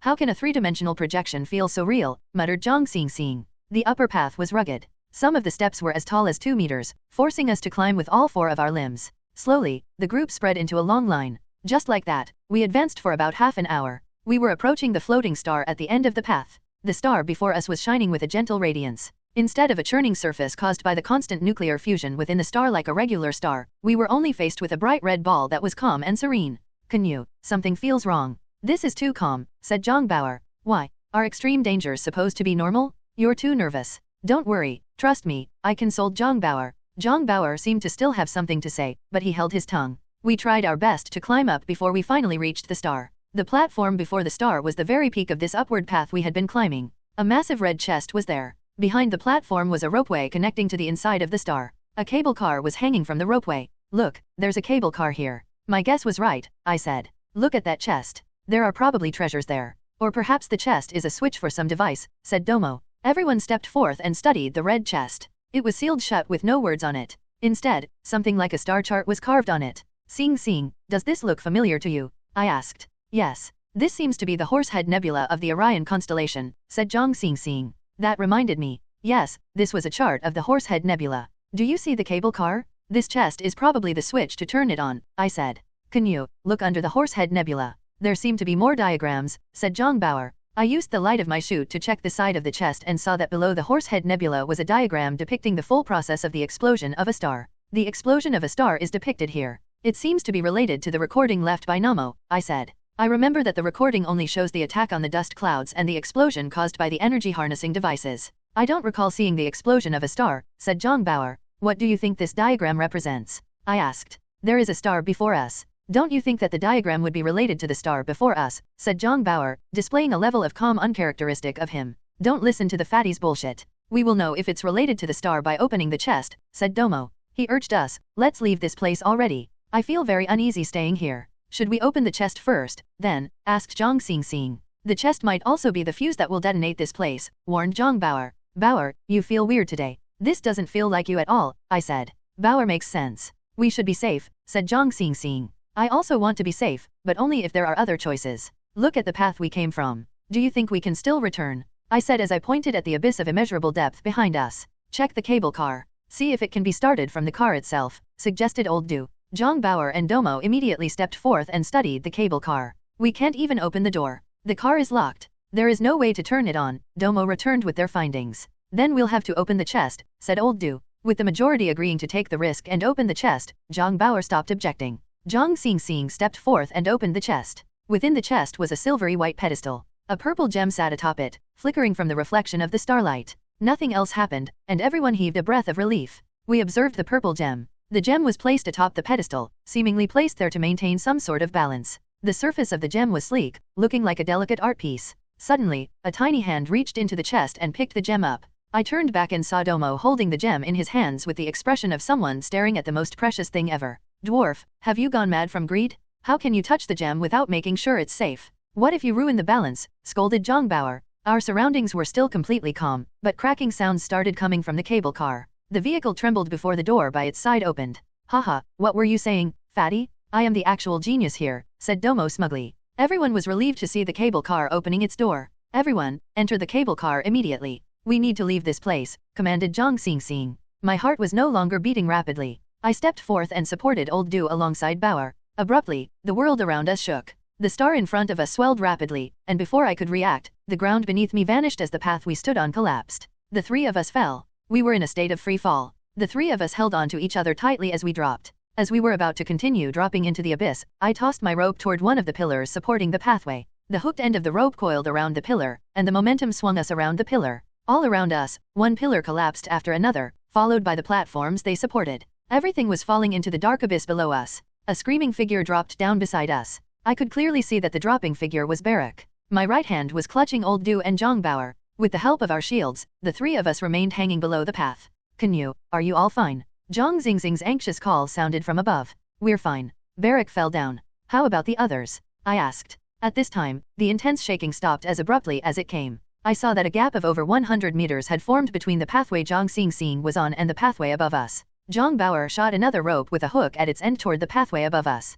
Balancing ourselves with the two ropes, we slowly climbed back up. As we climbed, I could see the star at the end of the path grow larger and larger, looking like it was going to blow apart soon. The star's previously calm surface was now churning and boiling from the fierce nuclear fusion occurring within it. The molten lava spraying from its surface burned through the ropeway. With a loud creak, the cable car dropped into the bottomless abyss. Xing, don't worry. I'll save you, I shouted at Zhang Xing. There was a gap of over 100 meters between us. I immediately shot another rope toward her. The rope coiled itself around the platform before fastening itself. Use a pulley and slide down the rope. The star is going to explode soon, I shouted. Domo was the first to slide down the rope. In less than a minute, he reached our side of the pathway. It works. Come on, everyone, I shouted. I saw the prince getting ready to slide down the rope. Even now, Zhang Xingxing insisted on being the last to escape. A deafening explosion erupted as tens of red chunks spurted from the star. The star was finally going to explode. The terrifying power creation had granted a star was something beyond current technology. The temperature of the red substance was as high as 5,000 degrees Celsius. Instantly, the red substance swallowed Zhang Xingxing, Titan, the prince, and Amethyst. Before my eyes, all of them vanished. Ah! We wailed in despair, unable to accept what was happening. Canyue, team leader, and the others, are gone just like that, said Zhang Bauer in between sobs. It's my fault. I should have listened to you. This wouldn't have happened if I did, I said in despair, deeply blaming myself. The intense explosion created more shaking. The pillars supporting the pathway trembled violently. Bosses, focus on running. We can't afford to grieve here, said Domo anxiously before running down the pathway. With a boom, more detonations erupted from the star. It grew larger and larger, looking like a ball of destruction that was going to swallow everything in its wake. We could not afford to delay. Zhang Bauer and I helped Old Du as we quickly ran down the pathway. Suddenly, a scream came from ahead of us as Domo fell down on the pathway. We saw that the intense shaking had caused the pillars to collide before collapsing. Our way back had been destroyed as well. There is no way out, Canyue, said Zhang Bauer helplessly. It's my fault. I was the one who brought this disaster to everyone. The universe can actually be such a scary place. I did not expect that I would bring everyone to such a disastrous situation with no hope of escape, I said, tortured by guilt. In the massive empty space, only the pillar we stood on remained. No other path was available for us.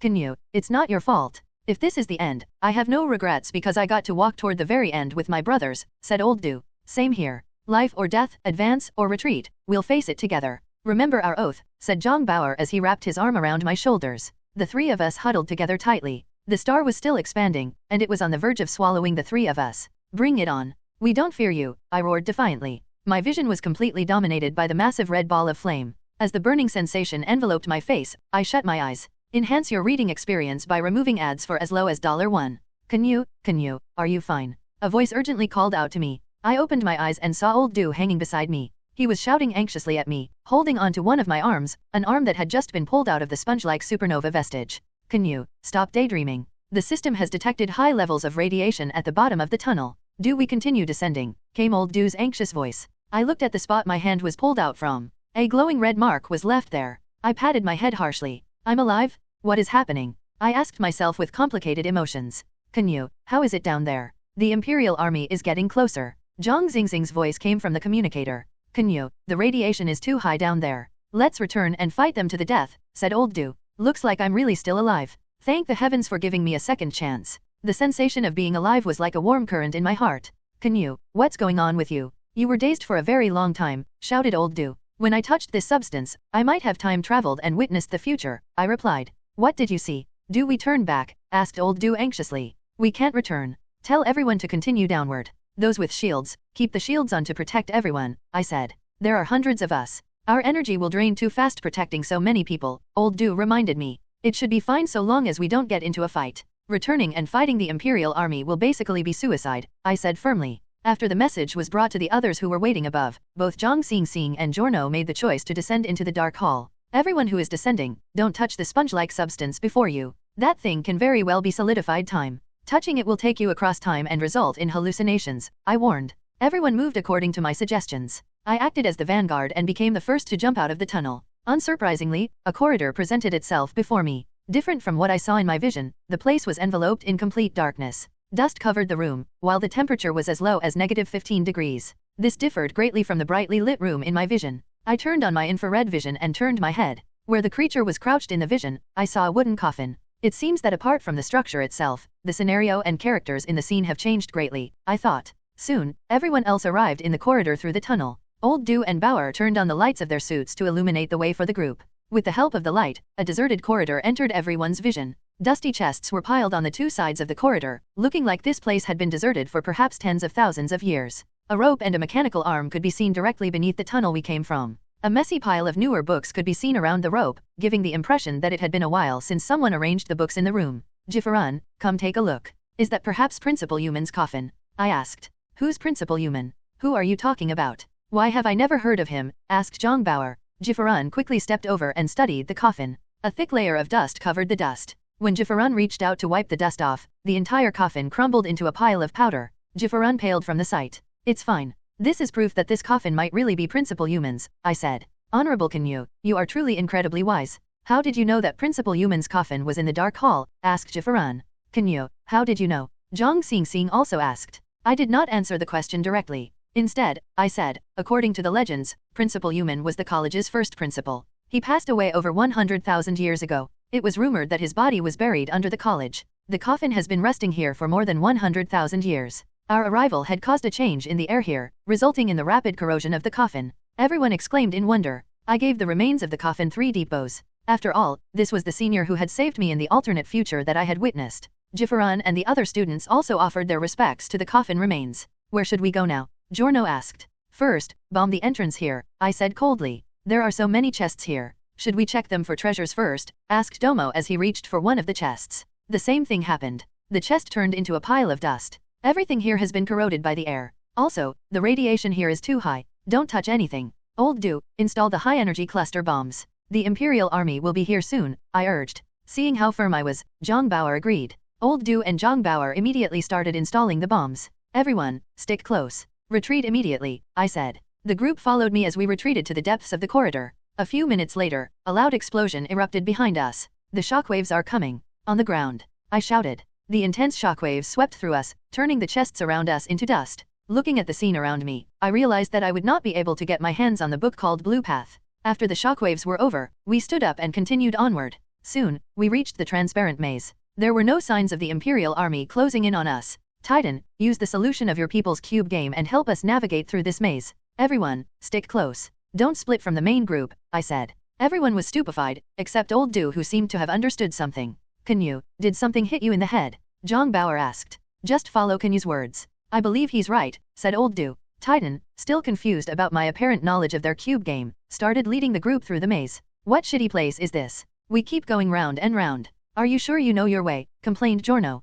Patience. You will get your answer soon, I said. Before long, we arrived at the familiar fork. I did not pause and told everyone to proceed into the right path. Shortly after, we arrived at the exit. This time, there was no creature waiting there to help us. The eerie wails sounded all around us. My god, what monsters are these? Canyue, are you sure this is the right way? Zhang Bauer shouted. Old Do, Bauer, seeing, turn on your liquid cooling system. Black smoke will appear later. Blast the smoke with your cooling liquid, I quickly said. Everyone did as told and prepared their cooling sprays. As expected, black smoke started appearing near the exit. Blast the smoke, I commanded. The crew immediately fired the cooling liquid at the smoke. The moment the liquid touched the smoke turned into solid clumps and dropped onto the ground. I grabbed the opening and led everyone through the exit. The familiar breathtaking scene of the star and the black hole appeared before me. This is too beautiful, praised Zhang Xing as she took in the sight before her. Often, great danger is hidden behind the most beautiful scenery, I said.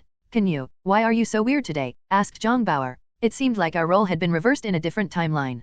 Great explorer, there are two paths. Which do we take? Asked Giorno. The lower path. Go through the black hole, I replied calmly. Canyue, have you gone mad? Black holes symbolize death. Why don't we take the path of light? Zhang Bauer protested. I didn't know if I should laugh or cry upon hearing his words. It turned out that across different timelines, the two of us would have opposing opinions. Two negatives make a positive. Brave death before receiving salvation, I returned Zhang Bauer's words from a different timeline to him. Great explorer, nobody has ever gone through a black hole. Are you sure we should take that path? Asked Giorno hesitantly. I'll go first. You can decide if you want to come, I said. I support Canyue's decision. Old Du voiced his support for me yet again. I was gratified to see a healthy Old Du in this timeline. Oftentimes, one would only recognize the important things upon losing them. We'll follow the Honorable Canyue as well. Perhaps he had received the guidance of Principal Human in all his decisions, said Jafaran. Let's follow Canyue's suggestion, Zhang Xingxing finalized. I looked at her with gratitude. Across timelines, she had remained my solid supporter. Don't touch anything on the pathway. Watch your hands, I warned Domo. Boss, those people have profited greatly from this operation. On the other hand, we have risked our lives for nothing, complained Domo. Is your life more important than wealth? I scolded. Looking at my grim expression, Domo grumbled for a bit before shutting his mouth. Seeing that everyone had agreed, Giorno compromised and brought the Brotherhood as he followed behind us. We followed the downward path with me in the lead. We soon reached the silent black hole. Before the black hole was a gaseous door about 2 meters tall. A blue shining stream of air was spiraling in the middle of it. The black hole floated silently and unmoving. If it wasn't for the swallowed light at the edge of the black hole, we would have probably assumed that a dark cave was before us instead of a black hole. I have never envisioned myself standing so close to a black hole. I feel like I can touch it just by reaching out. If I do, will I be the first person in the League's history to physically touch a black hole, muttered Zhang Xingxing. If we weren't fugitives, this shaking discovery would probably earn us Purple Star medals, said Zhang Bauer with a sigh. Are you Bluelings sure this is actually a black hole? Perhaps it's merely a prop? The powerful gravity of a black hole will never disappear. Without such gravity, this is definitely not a black hole, argued Amethyst. We couldn't find a reply to her argument. Even someone who had time traveled once like me had nothing to say. This is a black hole. Also, its gravity is extremely powerful just like any other black hole. What you are witnessing is merely the visual image it had left in the passage of time, a snapshot from a point in time. A clear voice suddenly rang out behind you. I turned my head and saw that Old Du was the one who had spoken. What do you mean by image in history? Isn't it in front of us right now? Asked Zhang Bauer. From the moment I saw the supernova vestiges, I have been suspecting that this whole thing is a preserved chunk of time, said Old Du. Go on, Zhang Bauer and Prince Taurus urged him to continue. The supernova vestiges are presented in a nebulous form of the debris thrown out of a star after an explosion. They will most certainly slowly fade away. What we saw was instead some sponge-like substance, which is essentially solidified time, Old Du said. Liquid and gas can both be touched and frozen, but how do you freeze time? Asked Zhang Bauer. What is it that you have in your bag if it can't be touched? Domo suddenly said. Zhang Bauer touched his bag instinctively before scolding. Dwarf, what nonsense are you saying? Don't tell me Zhang Bauer stole some of the solidified time when going down the tunnel, I thought. There is no proof that time can't be frozen. The temperature here is between -10 degrees to -30 degrees. Perhaps this is the perfect temperature range to preserve the solidified time, Old Du said. Everyone returned their attention to Old Du, but the supernova vestiges themselves are frozen in solidified time. That doesn't seem to be the case for this black hole, said Zhang Xingxing. Therefore, we can't physically move through solidified time because that will result in chaos in the proper passage of time. As for this black hole, it is probably a replica, so it will be fine for us to enter it, said Old Du. As expected from someone who had received a knowledge download with a level higher than mine. During moments like this, the difference between us is especially pronounced, I thought, feeling a slight sense of injustice. I think Old Du makes sense. If this is only a replica and not an actual black hole, and if it isn't padded with solidified time, we can try entering and searching for an exit, said Zhang Xingxing. Let's not waste time. Our energy supply is limited. I'll scout ahead, I offered. I'll go with you, said Old Du and Zhang Bauer at the same time. Suddenly, the sight of the injured Old Du from the other timeline appeared in my mind. You go with me, Bauer. Old Du, you should provide support from here, I said. Fine, said Old Du after taking a look at Giorno and Domo. It was a good idea to have him stay and watch over the others. Be careful. Stay in contact with us, said Zhang Xingxing with concern. My heart was filled with warmth as I nodded to her. Then, I stepped into the door that had a whirlpool at its center. After going through the whirlpool door, I arrived at a dark room. Zhang Bauer arrived immediately after. My god, what place is this? It's so dark. There's nothing here. Canyue, the door we came through is not here as well. Zhang Bauer cried out. I turned around and saw that the door had truly gone missing. Canyue, can you hear me? How is it in there? Zhang Xingxing's voice came from the communicator. We're fine. It's pitch black in here. Not even my suit's lighting can pierce through the darkness here. Infrared doesn't work as well. We can't see anything, I replied. Luckily, the communication channel still works. Why is it that light waves don't work while electromagnetic waves work? Odd, Zhang Xing said. I noticed that the ground under me wasn't sponge-like. Instead, it was solid and hard. Old Du, light doesn't work in here. We can't find any exit, but we are indeed standing on something solid, I said. You must have entered the final remains of a collapsed star's core. If the ground under you is solid, then this is most certainly a replica, said Old Du. Even if this is proven to be a replica, it doesn't change the fact that we can't see anything. There is no way to leave, I said anxiously. Calm down. Let me think, said Old Du. I grabbed onto Zhang Bao's arm, worried that we wouldn't be able to find each other after separating. Canyue, is it cold in there? Old Du asked. The system indicates that it's -25 degrees here, I said. Perhaps we have made a major discovery in terms of astronomy studies, confirming that light can't pass through black holes but sound waves can. Either that or it's the other possibility, said Old Du. Sound waves traveling through black holes? That seems unlikely. What's the other possibility? I asked. The basis of our communication system is heat. That's not the case for our lighting system. I have a feeling that for both the solidified time and this replica, everything is preserved at a low temperature.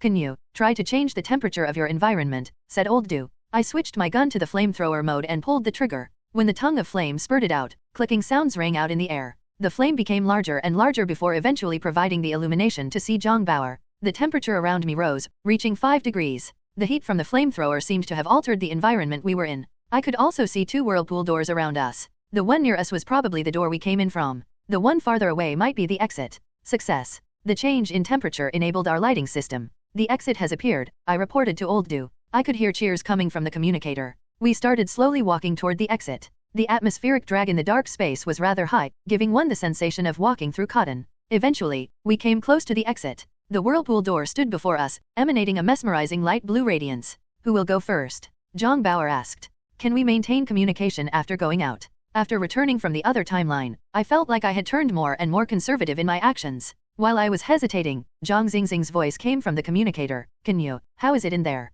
We've noticed that the star is growing larger. My heart skipped a beat as I roared urgently, come in immediately? The star is on the verge of exploding. If you're slow, you won't make it in time. Soon, I saw the others coming through the door one after another. Use your flamethrowers to change the temperature before walking toward me, I shouted to them. Canyue, we can see you. We're heading your way, said Zhang Xing. While I was speaking to Zhang Xing, Zhang Bao rushed through the door. Bao, can you hear me? How is it out there? I called out. Only static came from the communicator. That guy. I wonder how it is out there, I muttered. With some difficulty, Zhang Xing finally arrived beside me. Where's Bao? She asked. He rushed through this door. I can't connect to his communicator, I said. Everyone is already here. We should move as well. Death or survival, we have to try this, said Zhang Xing. I nodded. See you on the other side, I said before turning and walking through the light blue whirlpool door. I entered an expansive room filled with blue radiance. The space around me constantly shrunk, slowly closing in on me. Then, with a flash, I was in a large warehouse. Zhang Bao was in the same warehouse.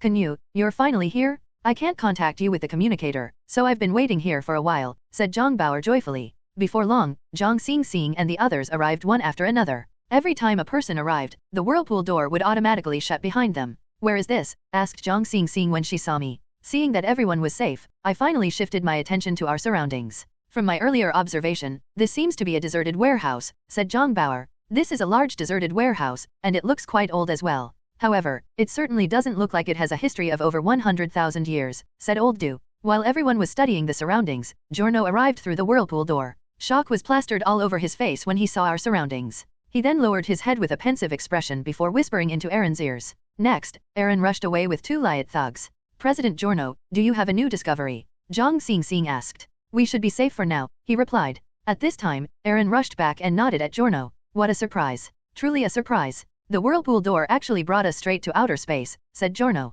Outer space? This is outer space. Domo asked. This is an abandoned trade station. Many years ago, it was placed in lockdown by Fi, said Giorno. Fi? I exclaimed in astonishment. Yes. The founding emperor of the Divine Empire. Back then, he had established imperial power after seizing control over parliament. However, one person managed to escape the parliament during the chaos, said Giorno. Are you referring to Dida, the leader of the parliament? Asked Prince Taurus. The prince is right. In the legends, he escaped to a trade station in outer space and started organizing a resistance. The trade station is filled with numerous tunnels, making it easy for the resistance to hide from the imperial power. The emperor tried to take the resistance down for a long time without success. In a fit of anger, he placed the entire trade station in lockdown for a period of 10 years with his battleships, said Giorno. For 10 years? Did Dida not try to escape? Asked Zhang Bauer. No. It is said that at the time, a powerful surveillance system was installed with a massive energy field around the trade station. Not even a speck of dust could avoid detection. After failing to escape twice, he vanished from existence, said Giorno. I know about that too. This place was surrounded for 10 years without supply. After that, when the Imperial police came in, they found a lot of corpses, said Prince Taurus. Those people were starved to death by the Emperor, said Zhang Bauer in astonishment. However, Dida's corpse was never found, said Giorno. After exhausting a large amount of energy on the 10-year lockdown, the Emperor finally lifted it. However, he did not fail to make this place a forbidden zone. A lockdown of 10 years and starving people to death. That Fi was too cruel, said Zhang Xingxing. At this time, the silhouette of a large hauler appeared outside the warehouse. The sounds of a hauler docking came from outside the warehouse. I immediately gripped my laser gun and prepared for combat. Don't worry. It's my people, said Giorno. Shortly after, 3 Lyat thugs came in from outside. The leader had an eye patch covering one of his eyes, revealing only a single intact eye on his face. Boss, you're finally back. I set off the moment I received Aaron's message, said the one-eyed Lyat. I won't die so easily, said Giorno. How's our emergency passage? I need to return immediately. Our headquarters is gone, said the one-eyed Lyat. What? Giorno exclaimed in shock. The Imperial police swept through the miners' district and our stronghold. Fode was captured, and our brothers were scattered. Only my trade station out of the original 4 is left, said the one-eyed Lyat. Giorno dropped weakly onto the ground. Boss, are you fine? Asked Aaron with concern. After staring blankly for a few minutes, Giorno said, my hard work for over a period of 10 years just like that dogshit Emperor, Fi 4, destroyed everything I built. Boss, don't worry. We obtained so many treasures from raiding the college. We can easily rise again, consoled Aaron. Seemingly agreeing with Aaron's words, Giorno slowly regained a little of his confidence. Great explorer, the golden book is gone. We weren't able to unveil its secret. Seeing that you have helped us escape, I'll send you to our trade station. We will part ways there, said Giorno. Thank you for the help, President. How about these students? I asked. I will take them to the trade station before arranging passage to Lida for them. After all, Jifaran is a member of the Brotherhood. I won't make things hard for him, said Giorno. Many thanks, said Zhang Xingxing. However, if I can get my hands on the golden book in the future, this fatty must decipher it for me, said Giorno. Agreed, I said. At this time, Zhang Bauer whispered to me. This Giorno guy is a two-faced snake. I can't believe he's letting us go so easily. Is there a trick somewhere? He asked. I blanked out slightly. Yes, Bauer's worries were reasonable. I had contacted Dodo. They will arrive soon with Fearless, said Zhang Bauer. Really? Great. I said. Great explorer, let's go, said Giorno with a wide smile on his face. President Giorno, you can go without us. We will withdraw ourselves, I said. Giorno's face sank when he heard that we weren't willing to go with him. Bauer, I've arrived, Dodo's voice came from the system. I was greatly relieved to hear Dodo's voice. Our ship is here. Giorno, do you want to visit our ship?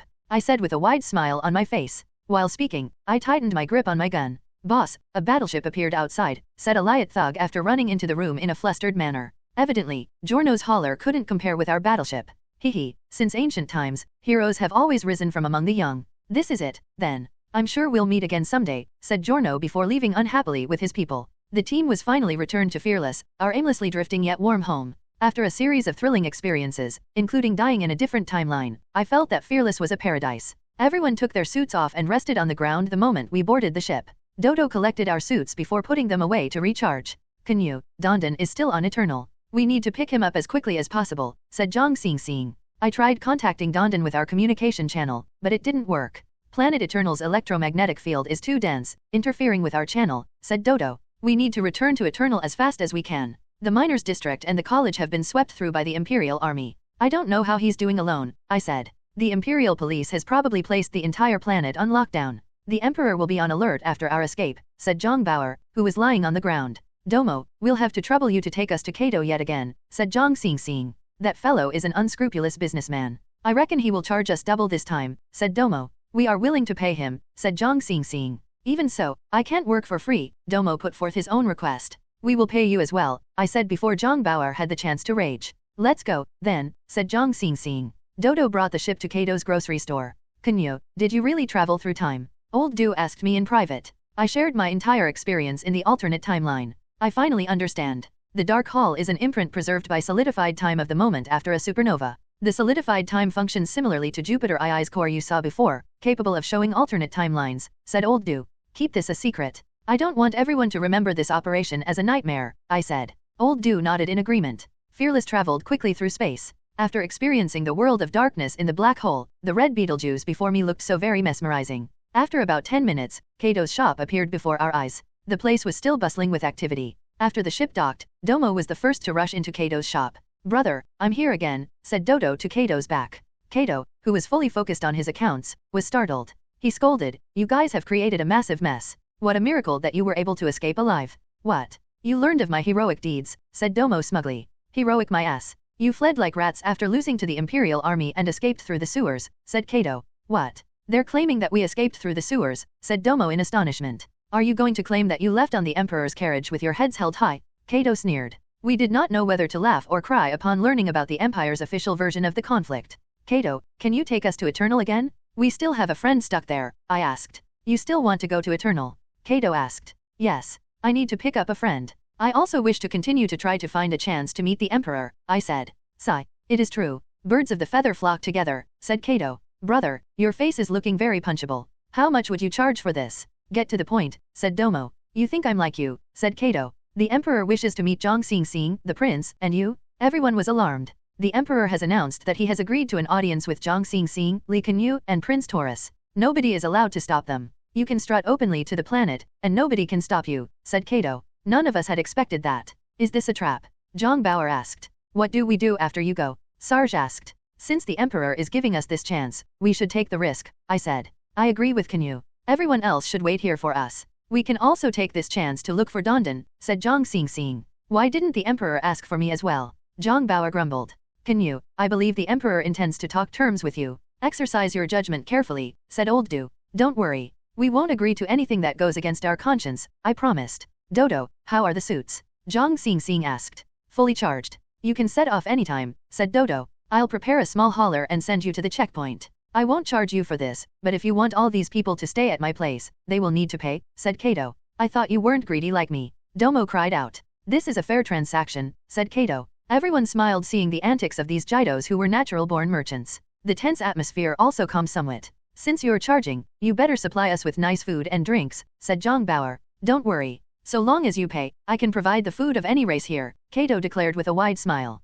Nevertheless, the three of us were not in the mood for a meal. We intended to set off immediately. "Team leader, Canyue, Prince, be careful. We will wait for you here," said Old Du. "You be careful, brother," Zhang Bauer said to me. We nodded to them before heading to the hauler Kato had prepared for us. The hauler was an unmanned ship with a green light flickering at its front end. It carried us and flew toward the checkpoint leading into the planet. "Prince, don't be in a rush to talk after seeing the Emperor. Let's gauge his intentions first," I said. The hauler reached the checkpoint after about 20 minutes. I saw that the patrolling battleships and fighters had doubled from when we were first here. It seemed like our successful escape had caused the Emperor to tighten the security around the planet. All haulers line up according to the system's specifications before entering the checkpoint. "Violators will be struck down," a mechanical voice rang out in our ship. There was a long queue before the checkpoint. In fact, the line was so long that they had to make 2 circles in front of the checkpoint. The ships in line had various shapes and forms, displaying the numerous different cultures and technologies of the various civilizations. A countdown to inspection appeared on our display screen. We had to wait for 100 minutes before it was our turn to enter the checkpoint. I did not expect to see so many races entering the planet. "A powerful empire is truly a place many people yearn for," remarked Prince Taurus. "Don't worry, Prince. Perhaps you will have your very own powerful kingdom in the future," consoled Zhang Xingxing. We stood at the window and gazed upon the flourishing scene around us. The massive silhouette of Beetlejuice continued enveloping the planet with its radiance. Everything was moving in an orderly fashion. Witnessing the hustle and bustle of the planet, I momentarily forgot about war. The system started blinking. Without realizing it, our turn had arrived. The ship's door opened and 3 Imperial policemen clad in golden outfits walked in. The leader, someone who had probably inspected countless ships already, didn't even bother to raise the device in his hand and lazily said, "Hand me your travel papers. If your papers are in order, we will proceed with genetic scanning." We did not have travel documents. Instead, Prince Taurus took out the golden pass we stole from the governor and handed it over. The policeman was stunned. He raised his head and looked at us in surprise. "Immediately verify the authenticity of this golden pass," said the policeman to the officer beside him. The officer immediately left with the golden pass. Xing, prepare for combat," I said stealthily. After a few minutes, the officer with the golden pass returned. He whispered into his superior's ear. "Emperor Fi wishes to meet you." "What a surprise that you would show yourself here," said the policeman. "We have done nothing wrong. Take us to the Emperor," I said. "Everyone, please come with me. Arrangements have been made for your arrival," said the leader. We followed the leader out of our ship. There were over 20 armed policemen and a steel shuttle waiting outside. Quite a group here. Look at that shuttle, it is obviously used for transporting prisoners, I whispered to Zhang Xingxing. Raise your alert level. Maintain combat readiness, Zhang Xingxing commanded. We entered the steel shuttle. Within, there were also over 20 policemen. One of them led us to the innermost room before leaving. Several red beams formed at the exit, sealing us in. Looks like the Emperor is quite wary of our ability to escape, I laughed. The shuttle took off, bringing us to planet Eternal. I looked out the window, once again appreciating the planet's beauty. Finally, we don't have to sneak our way around anymore, said Zhang Xingxing with a sigh. From outer space, planet Eternal was a light blue planet. Originally, it was a planet with plentiful water. Perhaps due to overpopulation, but the stretches of oceans on the planet had been reduced into numerous small lakes. Only at the planet's two poles did the sea still exist. A massive mountain range was sprawling across the middle of the planet, and the tallest peak was tall enough to pierce through the clouds and reach outer space. I reckon that anyone who tries to climb this mountain will have to wear a spacesuit, I mused. The shuttle suddenly accelerated. When it entered the atmosphere, the friction created dazzling sparks around the ship, hiding the planet from our view. After about 10 minutes of intense shaking, the world before us opened up. A clearing surrounded by 3 mountains appeared before us, and a series of imposing building complexes became visible. This must be the palace, exclaimed Zhang Xingxing. Yes. This place has grown even larger than it was during my visit many years ago, said Taurus as his eyes widened in shock. The palace before us was nestled between 3 mountains, with the 3 precipitous mountains providing the palace natural protection. Behind the towering palace walls were dozens of palace buildings in different shapes and heights. The largest palace in the building complex stood out from the rest. Its purple-black stone pillars were over 100 meters tall, showcasing the imposing might of the imperial family. This must be the emperor's temporary palace. It is quite a majestic building, said Zhang Xingxing. The steel shuttle slowed down and landed in an open space on the palace grounds. The door opened, revealing the 50 imperial police officers standing in the plaza. Drones and light tanks could also be seen in combat-ready positions. Looks like the emperor is quite looking forward to seeing us. Look at the big welcoming party, I joked to Xingxing. An imperial policeman clad in armor with a deeper color walked out and said, "The emperor is waiting. Please come with me." We followed the police officer toward the palace, escorted by the other policemen as we walked. Surprisingly, we weren't heading toward the largest palace building in the complex. Rather, we were being brought toward a side palace. Shortly after, we arrived at a relatively small courtyard. A massive Juxai beast could be seen seated in front of the courtyard. The police officer made an inviting gesture to me. I stepped forth, allowing the Juxai beast to perform a full scan on me. Immediately, alarm sounds rang in the air. Numerous red warnings blazed from the scan, indicating the weapons I had on my person.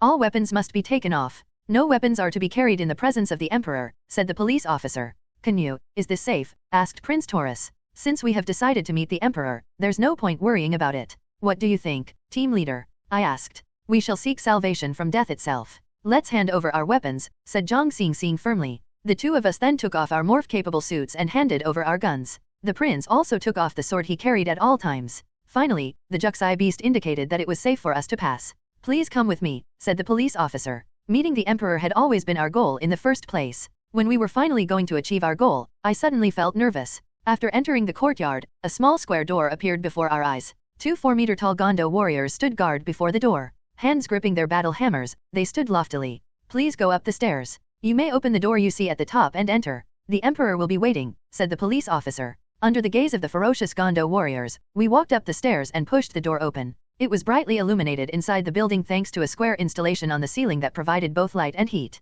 Phi 4 was seated atop a golden throne in the middle of the room. A golden mask covered his face, his person emanating the dignified temperament unique to a ruler. Standing beside him was a relatively short person with a staff and white robe whose face couldn't be seen clearly. Prince of Akko, it has been a while. You have grown up since the last time we met, said the emperor. The prince blanked out slightly before dropping onto his knees to pay his respects to the emperor. I couldn't bring myself to do the same. When I saw Zhang Xingxing bowing, I quickly did the same. My apologies for having you take off your equipment. Due to a bad moment in the history of the empire, this rule was made, and it is still being maintained to this day, said the mysterious person in white. You bluelings are very impressive. Not even my inescapable net can catch you. What you did shows your disrespect toward the divine empire, said the emperor. That's not their fault. It was me. I was the one who wanted to meet you, your majesty. I was the one who sought their help, Prince Taurus hurriedly said. The emperor glanced at Taurus and slowly said, I have been made aware of your matter. Whether it is you or your brother who is loyal, the burden of proof is on you. What my brother, Urid, claimed about my betrayal are empty rumors.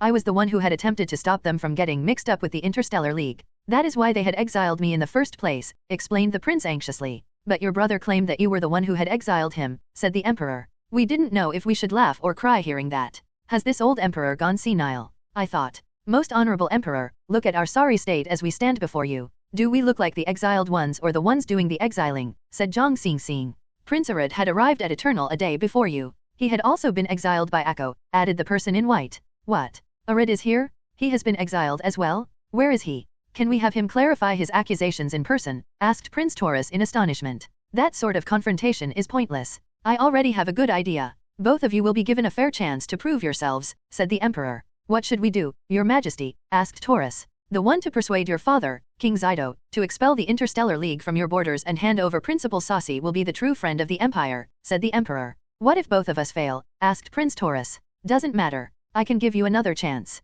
Each of you can lead an imperial army to pacify the rebellion, said the Emperor. What? Your Majesty intends to have us attack our own father, said Prince Taurus in astonishment. The Emperor remained silent. Are you loyal to your royal father or to the divine empire? Only by proving your loyalty will you be able to earn His Majesty's trust, said the mysterious person in white. Can I meet Arid once? I want to know the reason for his exile, said Prince Taurus. He does not wish to meet you. If possible, I hope you can set off immediately. After all, the one to act first will have a better chance at proving his loyalty to the Empire, said the mysterious person in white. In that case, let us leave for planet Akko, I said to the prince. Bluelings, the prince's mission is Akko's internal affair. Outsider interference is not needed. As the fugitives of the League, there is no reason for me to risk my reputation because of you, said the Emperor. What do you want, then? I asked. You had caused a lot of destruction with the rebels from the Brotherhood in Imperial territory. You must answer for that, said the Emperor. I stood before Zhang Xingxing and said, Oh, is the noble Emperor about to attack helpless and unarmed opponents?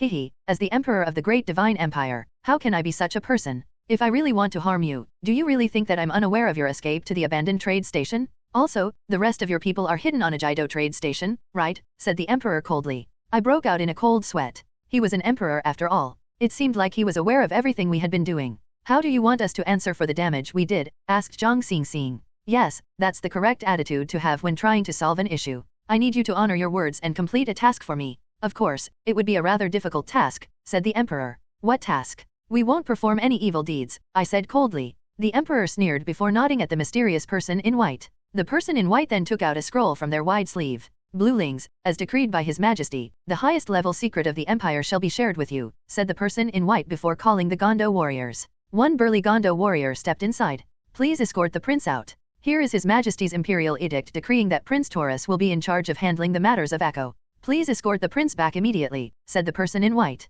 Team leader Xing, Canyue, my citizens need me to return. They all thirst for peace. Let us take our separate ways here. After I'm done, I will definitely look for you, said the prince emotionally. Go. We will help you if you need it, said Zhang Xingxing. We will meet again, I said to the prince as I cupped my hands at him. After bidding us farewell, the prince saluted the Emperor and left. We had been staying with the prince for quite a while. As I looked at the frail departing back that was about to shoulder a heavy burden, melancholy filled my heart. After the prince left, the person in white opened the scroll in their hand. I noted with astonishment that their hands greatly resembled Dondon's. The Great Divine Empire rules over 7 massive stars. To the north of the Imperial territory is a zone stabbing deep into the Milky Way galaxy. The smallest and the most mysterious of the 7 stars is there. The star is known to us as Fargod, the person in white slowly narrated. Fargod, Zhang Xingxing repeated. Yes. Fargod, known to Bluelings as Bellatrix, explained the person in white. Bellatrix? The smallest star among the 7 brightest stars of the Orion constellation, the nearest star to Blue, I said. Exactly. It is located to the north of the Empire, deep inside the Milky Way galaxy. The planets in that system are cold. Because of that, comparatively larger life forms had come into existence there, said the person in white. What do you want us to do? You want us to capture those animals? I asked. You are worthy of your reputation, great explorer. The farthest planet from Bellatrix, a planet known to us as Abyss, houses a large life form, said the person in white. What kind of life form is that? How powerful is it? I asked. Don't worry, great explorer. That life form is nothing compared to something like Jupiter too. It has a unique ability, an ability of control, said the person in white. Ability of control? Can I know more about it? Asked Zhang Xingxing. The Empire has sent 6 teams of explorers, but without fail, all communication would be lost not long after a team enters the region. Every subsequent team was able to discover the remains of the previous team, only to also perish, said the person in white.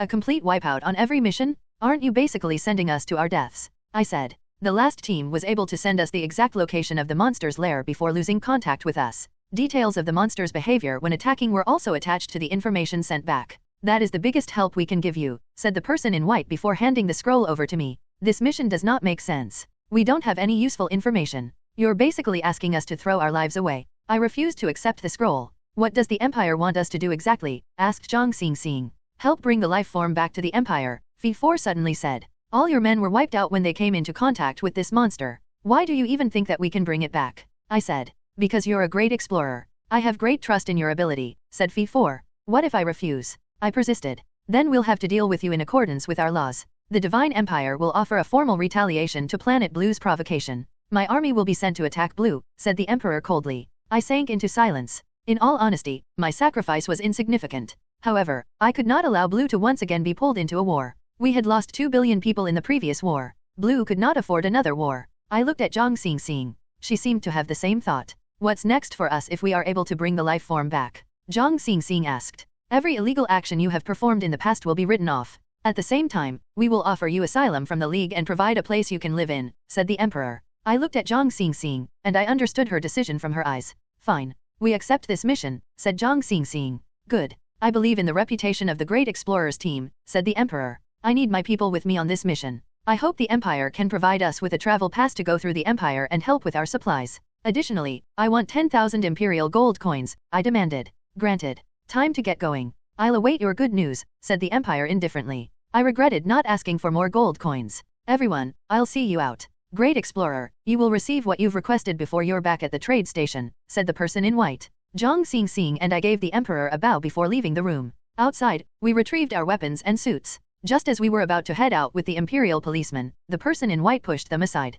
Come with me, said the person in white. We did not ask anything and followed him to a different courtyard. The courtyard wasn't too big. In the middle of the courtyard was a flying vehicle. This is a glide-type shuttle I personally prepared for you. I also have a gift for Canyue, said the person in white. So this is the so-called glide-type shuttle? Is it for us? What's the gift you have for me? I asked in joy. The friend you left on Eternal. He's now at Master Crystal's place. Take this shuttle to him. The coordinates are already inputted in the system, said the person in white. Are you referring to Dondon, Senior? He's at Master Crystal's place? Thank you. Let's go look for him, said Zhang Xingxing in excitement. Yes, him, said the person in white. Thank you very much, Master. I really don't know how I can thank you, I said. No need to thank me. Beyond the starry sky, fate scattered by tribulations. Dead of kinship love, awaiting in silence. Please bring these words to Master Crystal, said the person in white. What should I call you? I asked. You may call me Wind, replied the person in white. Thank you, Master Wind. Both of us thanked Master Wind before climbing into the shuttle. I feel like this Master Wind knows Master Crystal very well, said Zhang Xingxing. That's obvious enough. I reckon they are fellow apprentices since they both seem to enjoy reciting poetry, I replied. The controls seem simple, said Zhang Xingxing as she pointed at the single red button on the dashboard. Let me give it a try, I said as I pressed the button. A pair of massive wings immediately unfolded from the shuttle's back. This thing probably utilizes the force of thrust to lift and glide in the air, similar to the airplanes on Blue, I remarked. I had barely spoken when the wings pulled back, causing the front of the shuttle to directly face the sky. The shuttle then shot straight into the sky. The massive force ensured that my entire body was stuck to my seat. The scenery outside the windows seemed to have turned into a series of lines from how fast we were moving. This is way too sudden. It's like a rocket, I complained as the heavy pressure made it hard for me to breathe. I thought you said that this was similar to our airplanes, replied Zhang Xingxing. The shuttle continued until it reached outer space. From where we were, I could already see the many trade stations and spaceships outside the planet. Suddenly, the shuttle readjusted its body so that it was parallel to the planet. Once again, its wings unfurled wide as it engaged the gliding mode. No longer moving with the power of the engine, peace descended upon the shuttle with only the whistling of the air outside the windows present in our ears. In such silence, we proceeded toward our destination. The beautiful view of Planet Eternal entered my eyes yet again. This experience felt like I was floating above the planet on a paraglider. This must be the coordinates inserted before this, said Zhang Xingxing as she looked at the display screen. Yes. I reckon the height we rise and the length we glide will be adjusted depending on our destination, I replied. The shuttle flew over high mountains, lakes, grasslands, and towns as it carried us to our destination. From the screen, we could see that the red dot indicating our destination was getting nearer and nearer. This is basically piloting for idiots. There's no need for even licenses anymore. It would be great if we could bring this technology back to Blue, I said with a sigh. We can definitely go back one day. I'm confident. Trust me, said Zhang Xingxing. I nodded. I also believed that everything would change. The shuttle started slowing down. About 100 meters from the ground, it suddenly stopped and hovered in the air before descending perpendicular to the ground. Finally, it landed smoothly. Master Crystal's familiar grass building appeared before me. We hurriedly got off the shuttle and ran toward the building. We pushed and rushed through the gate. Inside, we saw Dondon lying comfortably on the top of a rock garden, bathing in the sunshine while munching on some food. Dear boss, we have been worried sick for you, but it turns out you have been enjoying life here, I said when I saw the look of enjoyment on Dondon's face. Our sudden arrival gave him a scare. He nearly fell down from the rock garden. Boss, you can't expect me to be meditating all the time while waiting for you, right? Complained Dondon. Dondon, are you fine? Asked Zhang Xingxing with concern. Don't worry. I'm perfectly fine, said Dondon happily. You're finally here. Take this fellow away already. I'm getting poor from feeding him. Look at how fat he has become. Master Crystal's grumbling words came. Those who come from the same roots, what's the rush to part? Said Dondon. Not even those from the same roots can sustain your eating. The little bit of money I had painstakingly saved for my drinking was all spent on your food, scolded Master Crystal. I noticed with astonishment that with his cloak off, Master Crystal actually had the appearance of a storm. Why are the two of you so alike? Zhang Xingxing said in astonishment. Alike? What do you mean? I'm going broke from feeding this fellow, scolded Master Crystal. I might be young, but in terms of seniority, I'm higher, said Dondon. Oh, piss off. You can't even talk properly yet, and you're claiming to be my senior? I'm the descendant of a famous line, said Master Crystal with a sneer. Don't be angry, Master. How much did you spend on Dondon? We'll pay you back. Don't worry, said Zhang Xingxing. Really? At least half a gold coin, I suppose, said Master Crystal. My god, how did the little snacks amount to half a gold coin? You're too dishonest. Dondon protested. About that. You need to pay rent for staying here, right, said Master Crystal. He even looked embarrassed saying those words. I'll give you 10 gold coins, I said. Both Master Crystal and Dondon collapsed onto the ground from shock. Young man, are you serious? Asked Master Crystal with a trembling voice. Absolutely, I replied. However, can you prepare more food? I'm getting hungry as well. In a flash, Master Crystal offered all the food he could on such short notice. Wow, so you actually have so much good food hidden away. Dondon started stuffing his face with food without hesitation. Master, you're also a storm. I asked while eating.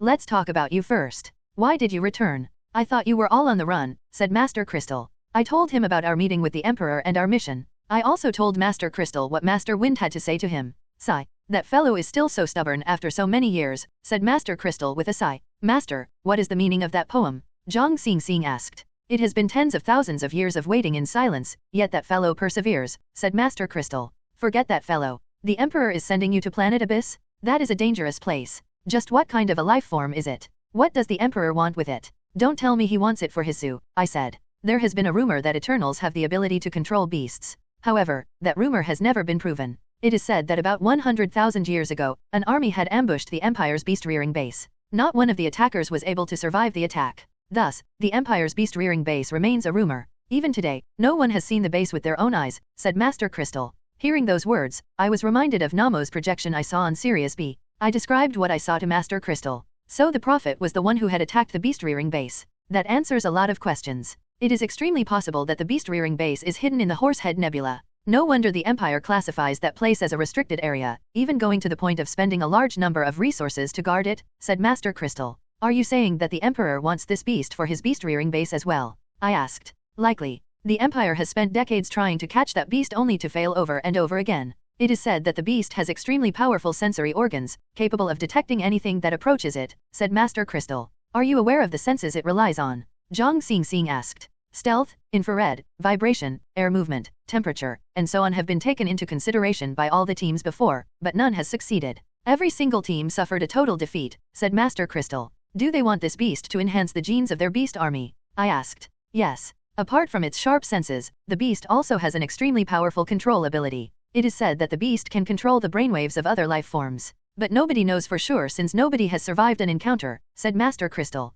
That Emperor is clearly sending us to our deaths. How are we supposed to capture a monster like that? I scolded. You have no choice. At this point, you can only risk it, said Master Crystal. Master, are you also a descendant of the storm race? Zhang Xingxing asked. Yes, but this is related to a major secret. I can't tell you much. That was also why Fang had delivered this fellow to me immediately. Otherwise, our race's hard work for over 100,000 years will all go down the drain, said Master Crystal. We stopped questioning upon learning how important the matter was to them. Remember, the Emperor will have a complete grasp over anything you do on any planet in the Orion constellation. For now, this fellow's identity is my grandson. He met you on Lido with the prince, reminded Master Crystal. Why am I suddenly your grandson? Like I said, I have higher seniority than you. Dondon protested. Stop complaining. Eat your food, said Master Crystal. Master, we will return to our friends tomorrow to get ready for the mission. I'll be taking Dondon with me, I said. Master Crystal nodded. Rest early. For some reason, after drinking Master Crystal's beverage, I was able to get an extremely restful sleep. The moment the morning sunlight sprinkled over my face, I knew it was time to set off. I got off the bed and walked out of the room. There, I saw Zhang Xing, Dondon, and Master Crystal already waiting. Master Crystal even had a backpack on him. Master, what are you doing? I asked in astonishment. Cough, ahem. You have yet to pay me the gold coins you promised. Also, I'm bored of staying here, so I decided to take a stroll at the trade station, said Master Crystal. I did not know whether to laugh or cry. He did not sound like a master at all. Zhang Xing seemed happy that Master Crystal was coming with us. Together, we walked to our shuttle. This thing won't reach outer space directly. We need an actual space shuttle. Since the Emperor has issued you temporary passes, we can go to an immigration checkpoint to leave, said Master Crystal. We did as told and took the shuttle to an Imperial checkpoint. Countless haulers were landing and taking off all around us. After parking our shuttle properly, we walked toward the inspection gate. There, the Imperial police reached out and stopped us. I did not say anything and walked toward the genetic scanner. A green light swept over my body. After verification, I was allowed passage. Looks like Wind is still as efficient as ever, praised Master Crystal. With legal identities, the three of us were able to easily pass through the checkpoint with Master Crystal. We took a shuttle and quickly reached the orbital station. There, we contacted Dodo. Before long, Fearless arrived. When the door opened, I was the first to enter. Boss, you have been hiding your wealth too well, Big Boss, Domo quickly said before anyone could say anything. Some people came and delivered a bunch of stuff for free. Also, there are 10,000 gold coins in storage. Do all of us get a share? Canyue, Xing, Dondon, it's great to see all of you fine. Old Du said. Master, why are you here too? Sarge exclaimed in surprise when he saw Master Crystal enter behind us. The sight of Old Du and Zhang Bauer filled me with joy. We gave each other a firm hug. Huh? Where's Prince Taurus? Why isn't he with you? Zhang Bauer asked in astonishment. I told them everything that had happened, and an uncomfortable silence descended. Canyue, team leader, we should just run. The universe is so wide. After leaving the Orion constellation, where can they find us? Said Zhang Bauer. We can run, but Blue can't run.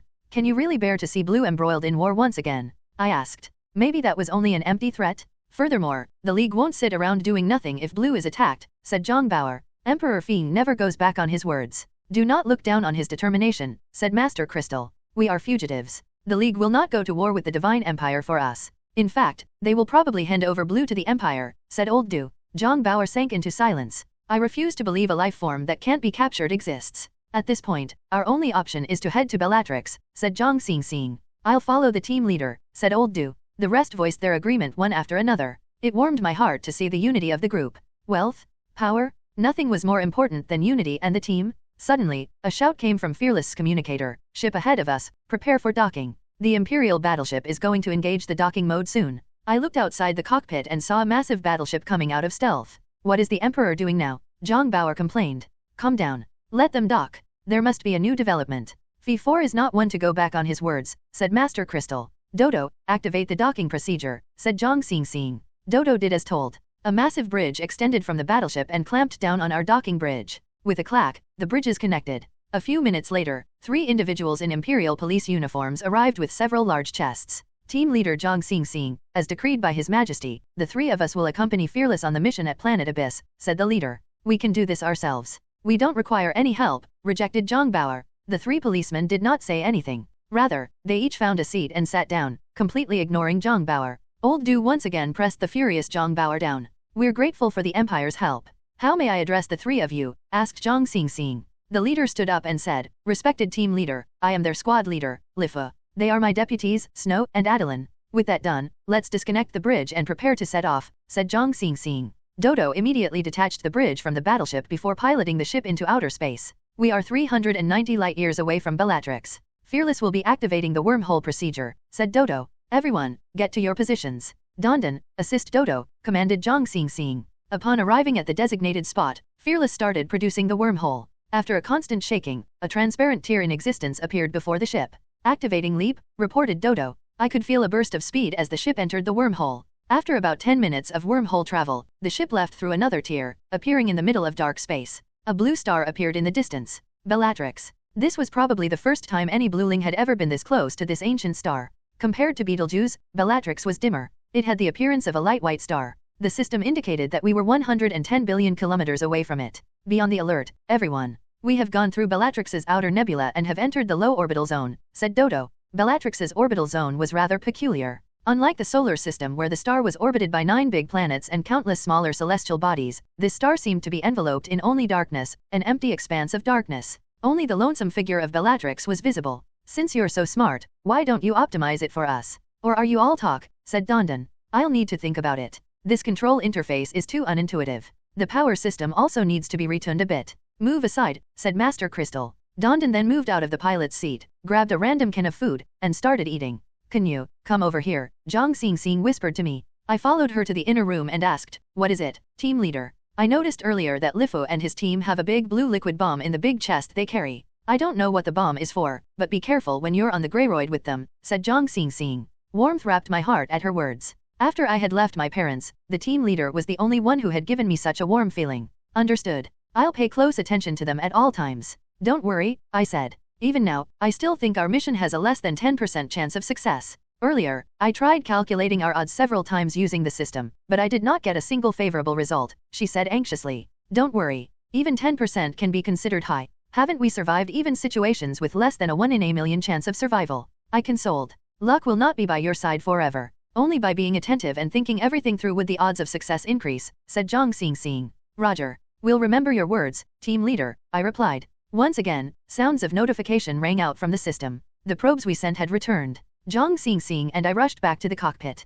When we entered, we saw that everyone looked excited. Team leader, Canyue, all 3 probes have returned safely, said Dodo. Excellent. Show us the recordings, said Zhang Xingxing. Dodo immediately played the recordings taken by the probes. A massive black world appeared on the screen. Nothing could be seen as the 3 probes slowly approached with their lights turned to the maximum. It was as though the light rays were swallowed by something. The closer they got to the atmosphere, the shorter the distance light could travel. And when the probes also reached the darkness swallowed them. At that point, the only thing we saw on the screen was complete darkness. What is this? Is something broken? Zhang Bauer asked. Be patient. Keep waiting, Zhang Xingxing said. The darkness persisted for about 10 minutes. Everyone breathed slowly and waited silently, not daring to make a sound. I could feel my heart beating rapidly. After about 10 minutes, the darkness lifted suddenly. The probes seemed to have gone through the dark zone to reach a new zone. A massive crack became visible, and everyone cheered. We finally have something on camera? What a miracle! Dodo exclaimed. The probe slowly descended toward the massive crack. The 3 probes gradually split up to scout from different directions.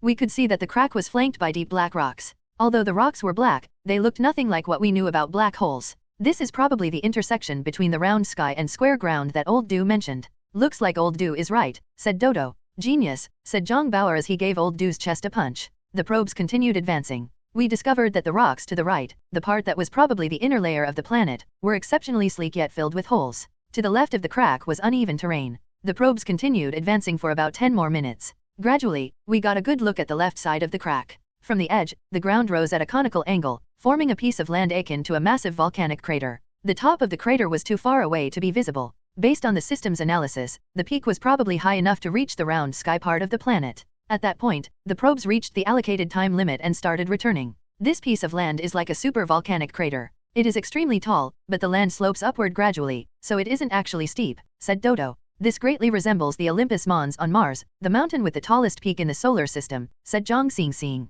The shape is similar, but the height is different. Olympus Mons is 21.9 kilometers high. Based on the planet's diameter, if the peak borders the outer layer of the spherical part of the planet, this volcano is higher than 40 kilometers. It is also many, many times wider than Olympus Mons, said Dodo. A height of 40 kilometers, muttered Zhang Bauer. To make it simpler, it is basically the Qinghai Tibetan Plateau times 5, I told Zhang Bauer. The taller a place is, the colder it should be. That creature generally lives in the extremely cold part of the planet, said Lifu. The probes had not caught any signs of white light. It means the intersection between the round and flat part of the planet is the safest landing site, said Old Do calmly. Old Do makes sense. From what we know, the original landing site is a place where light can't be transmitted. As for the secret of the core and the proper landing site, both can be found in the planet's inner layer, said Dodo. Then it is decided. We will go through the crack at the intersection between the round and flat parts and land inside the planet, said Zhang Xingxing. Lifu nodded in agreement. Finally, I'm done. This technology is too out of date. Master Crystal's voice came from the control panel.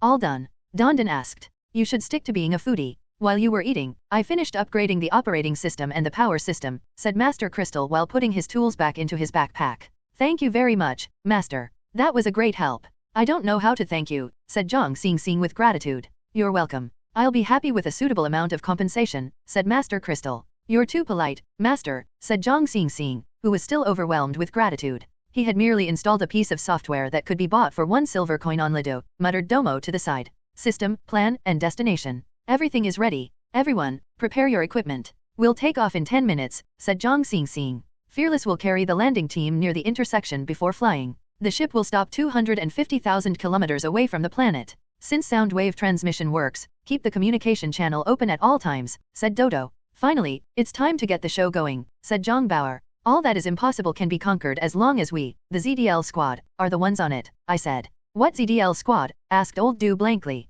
Old Du, you spent too much time studying instead of immersing yourself in the local culture. You're stuck behaving like a typical member of the upper class. Give it a thought and you'll understand, said Zhang Bauer with a laugh. ZDL, Old Du sank into thought. We started inspecting our equipment. Dodo had long recharged all our gears, so everything was ready to go. Fearless started approaching the planet. Taking the same route the probes had taken, Fearless slowly neared the square ground part of the planet. We were still seeing nothing but darkness. The distance our light could reach became shorter and shorter. We're right in front of Planet Abyss. Prepare to pass through the dark zone, said Dodo. Go, commanded Zhang Xingxing. Fearless immediately accelerated and dove into the dark side of the planet. The cockpit sank into darkness, giving us a feeling as though we had reached a world where life in the universe had ended. Silently, Fearless trawled through the darkness, destroying the calm of the place. Old Du, what do you think the darkness around us is made of? Asked Zhang Bauer. Probably solid dark matter, said Old Du. This substance can fuse with outer space, so it is very hard to discover. Thus, there must be something on this planet that is similar to outer space yet even more powerful than dark matter.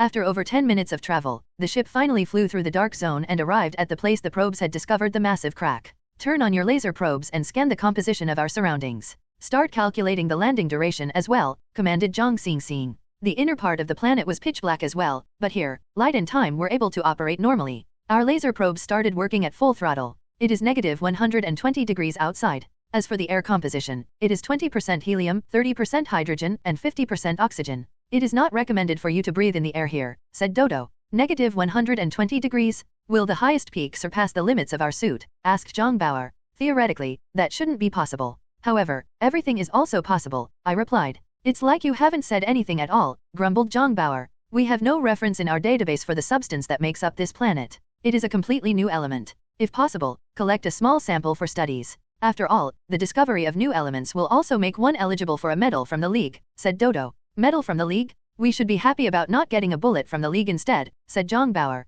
While everyone was speaking, the ship's alarm suddenly blazed. Dodo, what's going on? Zhang Xingxing asked. Reporting to team leader, the ship seems to have encountered massive resistance originating from the ground. We are unable to approach the ground, said Dodo. Analyze the source of the resistance, Zhang Xingxing commanded. It seems to be some sort of magnetic force akin to the repulsive force between magnets of the same pole, replied Dodo after 1 minute. I have upgraded the ship's propelling force. Grandson, try using the leap system I installed. See if it can break through the resistance, said Master Crystal to Dondon. Dondon did as told and activated the leap mode. The ship trembled as it accumulated power. A massive force appeared, propelling it forward. The scene outside the cockpit window vanished, giving me the sensation that we were traveling at the speed of light. With a loud clang, the ship broke through the resistance and then landed on the inner part of the planet. Success? Grandpa, you're quite incredible after all, exclaimed Dondon in excitement before realizing what he just said. Instantly, a displeased look covered his face. Everyone, get ready. Go to the airlock and prepare to exit the ship, said Dodo.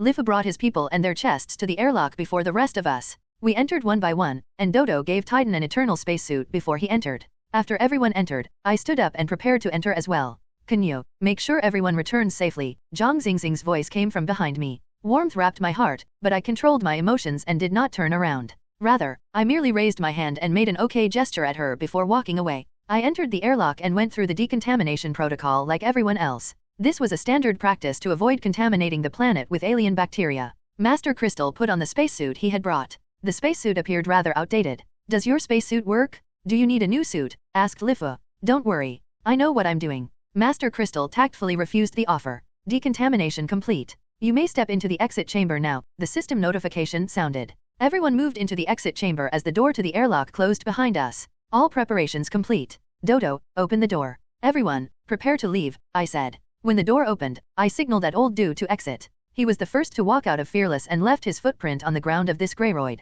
I was certain that this was the very first footprint in the inner layer of a Greyroid by someone from the League. Ground surface is solid. The planet is stable. Everyone may exit the ship, Old Du said. Everyone exited in the agreed-upon order. When everyone was outside, Fearless lifted into the air and flew away. Canyue, we are fixing our position. The communication channel will be open at all times. Zhang Xingxing's voice came from the communicator. The ground below us was rather loose. Unlike Jupiter 2 with its furious gale, this place was relatively calm. Despite the temperature being at -150 degrees, the ground was not frozen. Apart from the extreme chill, the place was rather peaceful. From my calculation, to climb uphill from here to the peak, we need to travel roughly 3,500 kilometers, said Lifa. That will take us 2 weeks on foot, said Old Du. I commanded, we need to act separately. 2 groups will set out. The first group will search the areas where the white light might be found. The second group will maintain a distance behind the first group and be on standby to provide assistance. There is no need to work. We have a vehicle with us, Lifa announced the good news. Under Lifa's command, Snow and Adeline placed the massive chests down.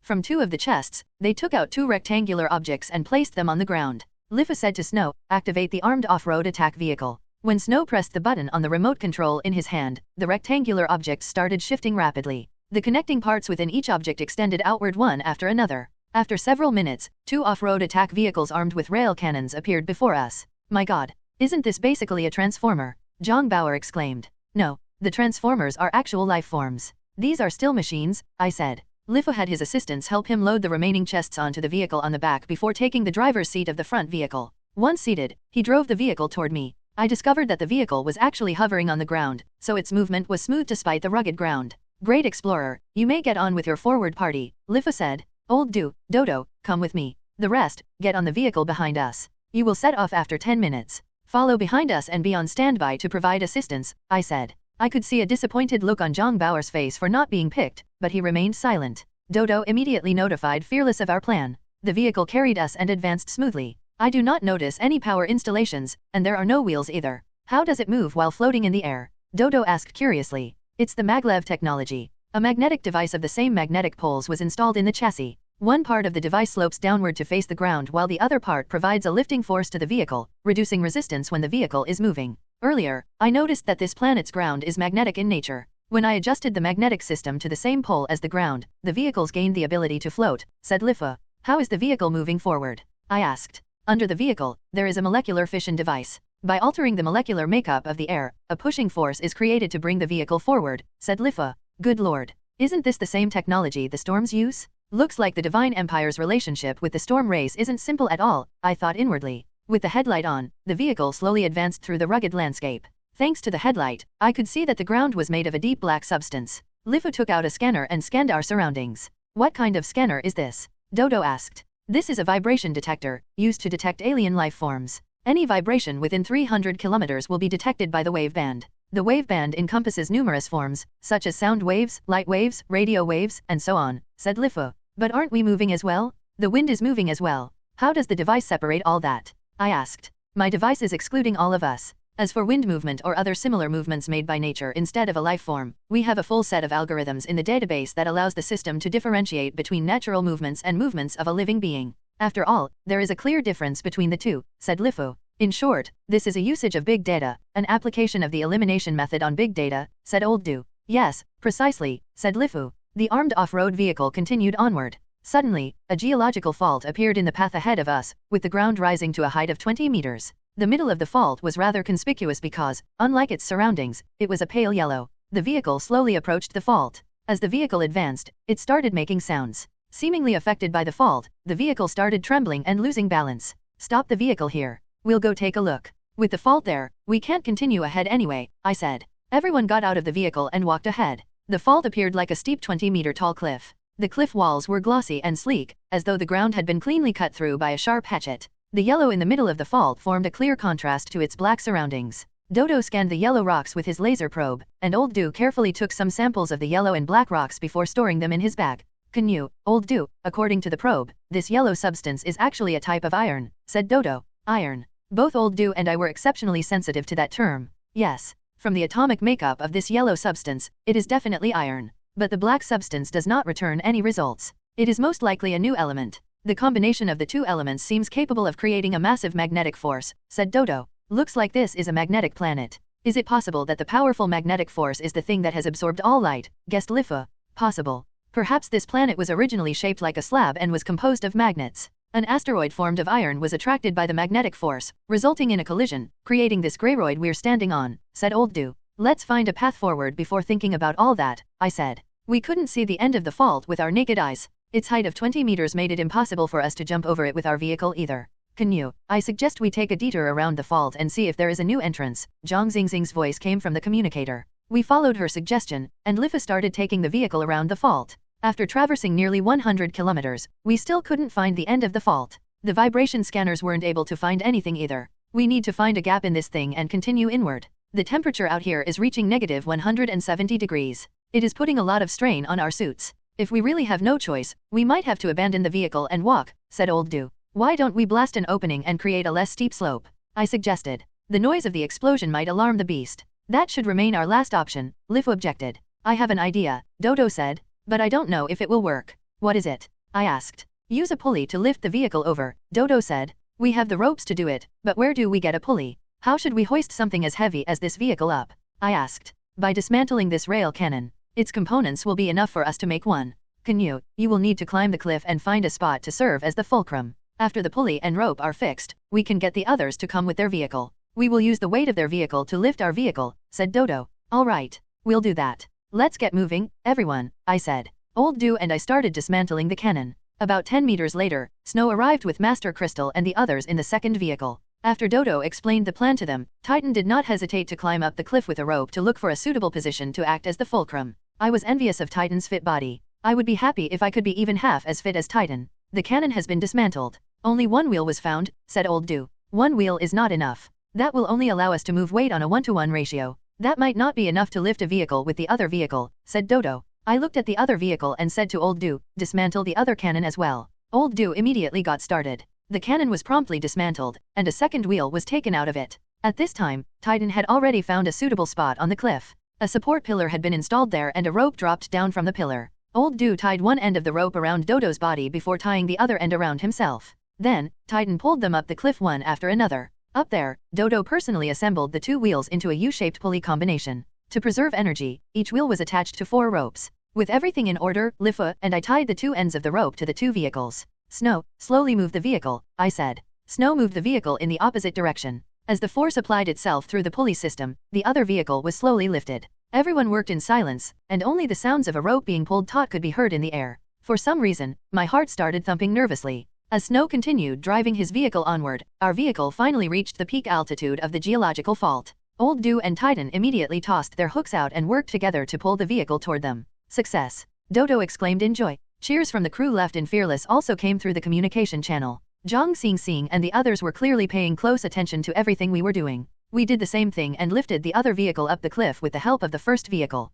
With the two vehicles safely at the top of the cliff, Lifu had his two assistants start reassembling their cannons. Suddenly, the alarm signal of the vehicle's vibration scanner blazed. When Lifa noticed the blazing alarm, he dropped what he was doing and rushed back to the off-road vehicle. The vibration scanner indicated that a massive vibration in the air had been detected and that it was rapidly heading in our direction. According to the graph, the detected newcomer isn't too big. It will arrive in 30 minutes, said Lifu. The change was too sudden, so I was still feeling stupefied. Canyue, Lifu, and I will get in the car and go ahead. We'll try to lure the beast away while the others will set up a defensive perimeter here. Zhang Bauer will lead the defensive efforts, said Old Du. We followed Old Du's plan and hopped onto the vehicle before moving quickly toward the left. After traveling about 5 kilometers, Lifu turned on the vehicle's siren. The loud siren was especially piercing in this dark and silent environment. After traveling for about 50 kilometers, Lifu suddenly braked. What's going on? I asked. The vibrations are gone, said Lifu as he stared at the screen in astonishment. I looked at the screen as well. The graph showing the detected movement had indeed vanished.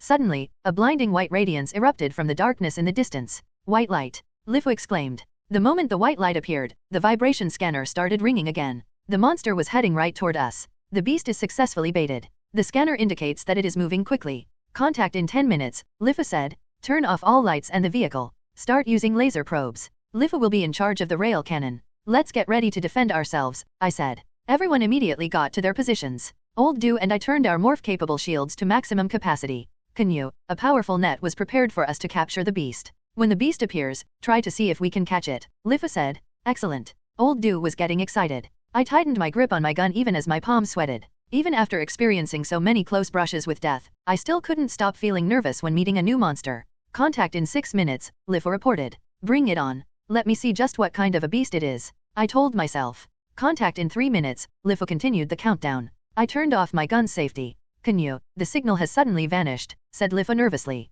My heart skipped a beat. The world before us was still shrouded in darkness. The laser probes weren't able to pick up any signs of life or movement. Our surroundings were completely silent, and only the sounds of my breathing could be heard. I had the feeling that a pair of massive eyes was gazing upon us from the darkness, but I did not know where the eyes were. Just like that, the silence persisted for several minutes. The beast was nowhere to be seen. Suddenly, I saw Old Do stand up from his hiding spot and walk ahead. Old Do, what are you doing? I quickly called out. He shivered before standing still. What's wrong with you? Why did you walk out? I asked. I don't know. What happened to me? Why am I standing here? Old Do replied. Withdraw immediately, I said. Old Do quickly ran back. This doesn't look good. That beast seems capable of controlling one's mind, said Lifu. That white light is probably the appearance of some powerful energy wave that can control one's brainwaves, said Old Do. Brainwaves are essentially electrical impulses discharged by the cortex in the brain. That beast has probably obtained the ability to capture the impulses to control its prey, said Lifu. Canyue, Canyue, an urgent voice rang out. I was brought back to reality.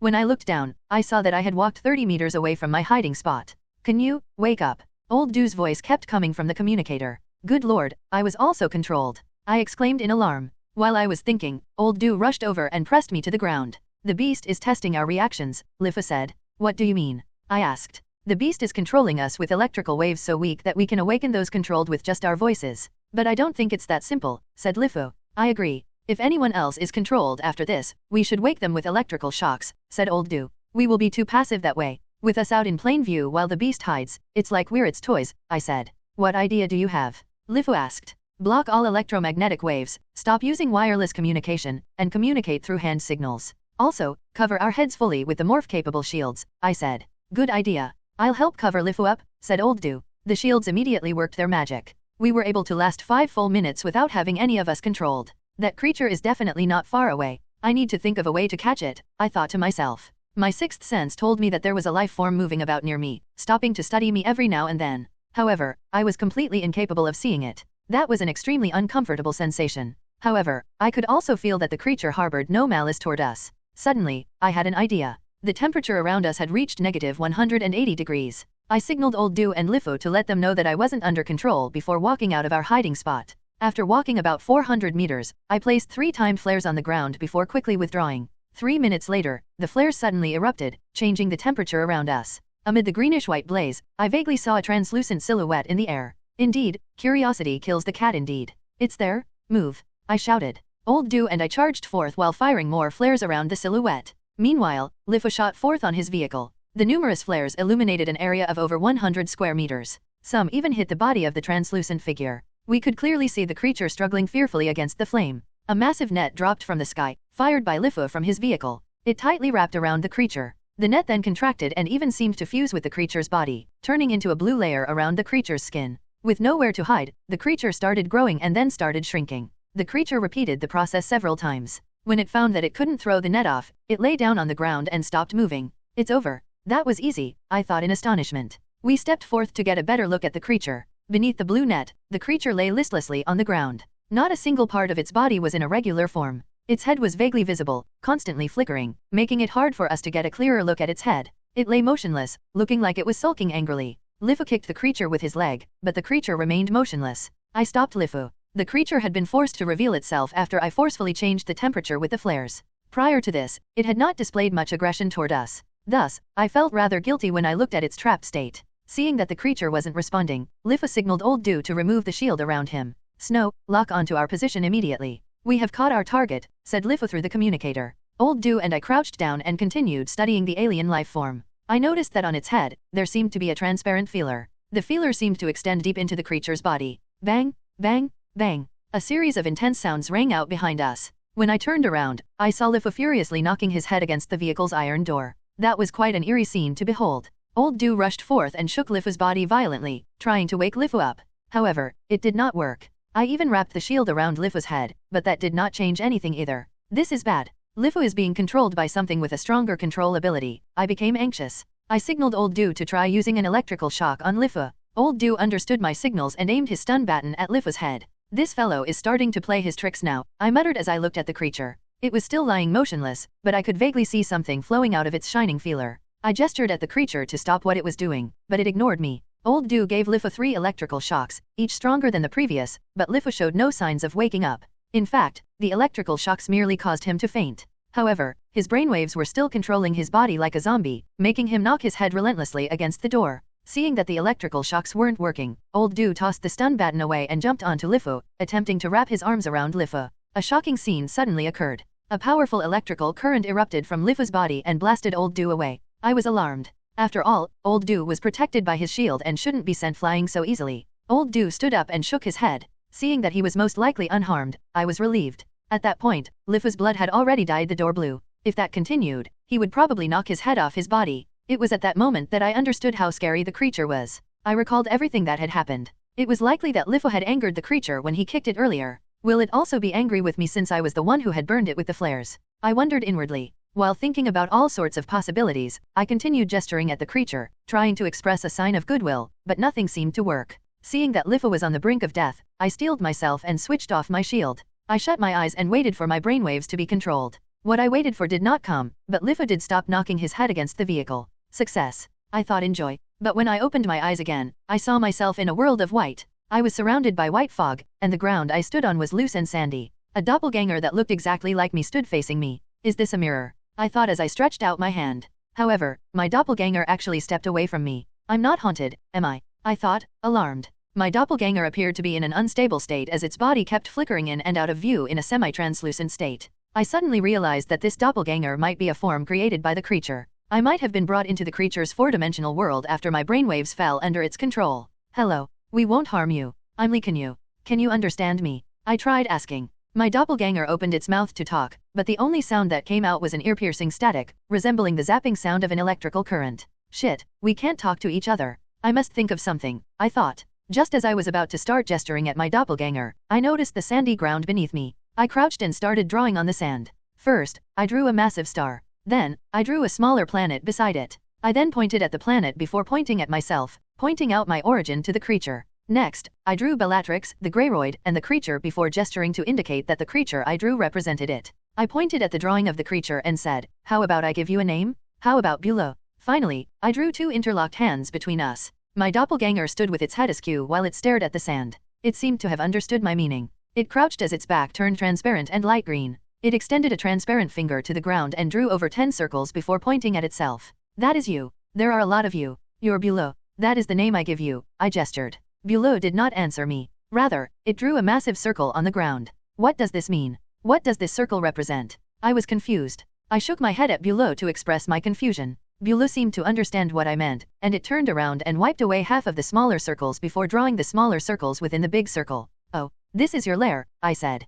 Can you take us there? Bulow stood up and reached for my face. It started rubbing my face with its transparent fingers. I shut my eyes, allowing the creature to study me through touch. I felt an icy sensation wash over my face. About a minute later, the icy sensation receded. When I opened my eyes again, Zhang Baoer's big face entered my eyes. He's awake. He's awake. Zhang Baoer shouted. Everyone was huddled around me. Lifu's broken helmet lay on the ground. It seemed like his assistant had given him a new helmet. Thank you for saving me, said Lifu. You're welcome. Are you fine? I asked. I woke up before it was too late. For now, I'm fine, said Lifu. So, did you manage to communicate with it? Did you learn anything new? Old Do asked. I told everyone what I saw, not forgetting to speak through the communication channel for the benefit of those in the spaceship. Looks like there are a lot of these creatures on this Greyroid, said Master Crystal. They likely have a lair here. We don't need to take more risks. We can retreat since we already have one with us, Zhang Xingxing suggested. I turned my head to look at Bulow. It was still laying motionless with the net tied firmly around it. Suddenly, a sense of sympathy rose in my heart.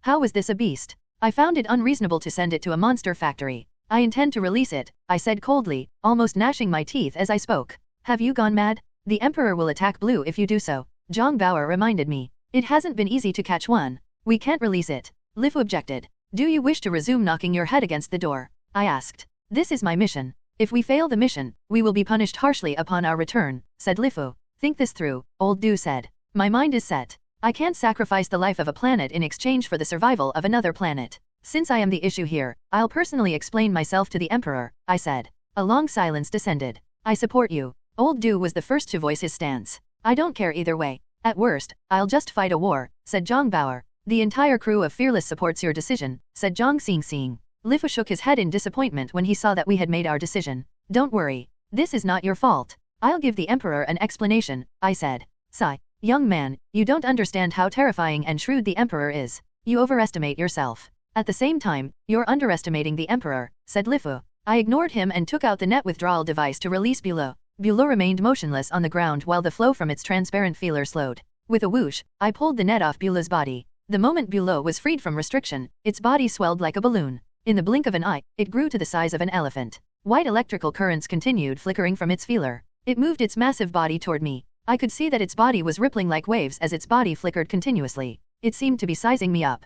Canyue, careful. Zhang Bauer called out. I waved my hand to silence Zhang Bauer and signaled everyone to stay silent. Although I was very nervous, I knew that I had to remain calm and not anger the creature before me. I still had my shield off, leaving my brain unprotected. In fact, I was looking forward to connecting with Bulow once again. Alas, the connection did not come. After looking at me for a few minutes, Bulow shrunk into the size of a beach ball, which was most likely its regular form. While facing Bulow, I pointed at my head, hoping to once again connect our minds. While hovering in the air, Bulow circled me and then suddenly turned to leave. Everyone heaved a sigh of relief. I turned back and saw them lower their weapons. It turned out that we had been close to crossing the point of no return. My safety might be guaranteed, but I still felt somewhat disappointed. The second mind connection I wanted did not happen. Also, I had a vague sensation that there was an indescribable connection between me and Bulow. Canyue, is everything fine there? Zhang Xingxing's concerned voice came from the communicator. Everything is fine. The creature has been released, said Old Du. Well, now we're in trouble. You're quite a stubborn child, you know that? Then again, this might be the best course of action for you, said Master Crystal. Lifu and company appeared dispirited. They were so close to making a massive contribution to the Empire. But now, they had to return empty-handed and face the Empire's harsh punishment. I understood their feelings. That creature can change its size at any time. It can even control one's brainwaves. Furthermore, it does not exist in a fixed form. This is probably the biggest discovery ever when it comes to alien life forms, said Dodo. It doesn't matter how big of a discovery it is. Time for us to embrace war. Bring it on, I say. I won't mind facing the incoming storm. In fact, I would welcome a stronger storm, declared Zhang Bauer madly. We need to try to avoid war. There must be a way, said Old Du. Dondan, we're ready to return. Take Fearless to the pickup point. We will be there in about an hour, Dodo said. We hopped on our off-road vehicles and headed toward the pickup point. The vehicles advanced smoothly while the passengers wallowed in silence. The group morale was still low. After about 40 minutes, the system indicated that we had arrived. Canyue, something feels wrong, Old Du suddenly said. What is it this time?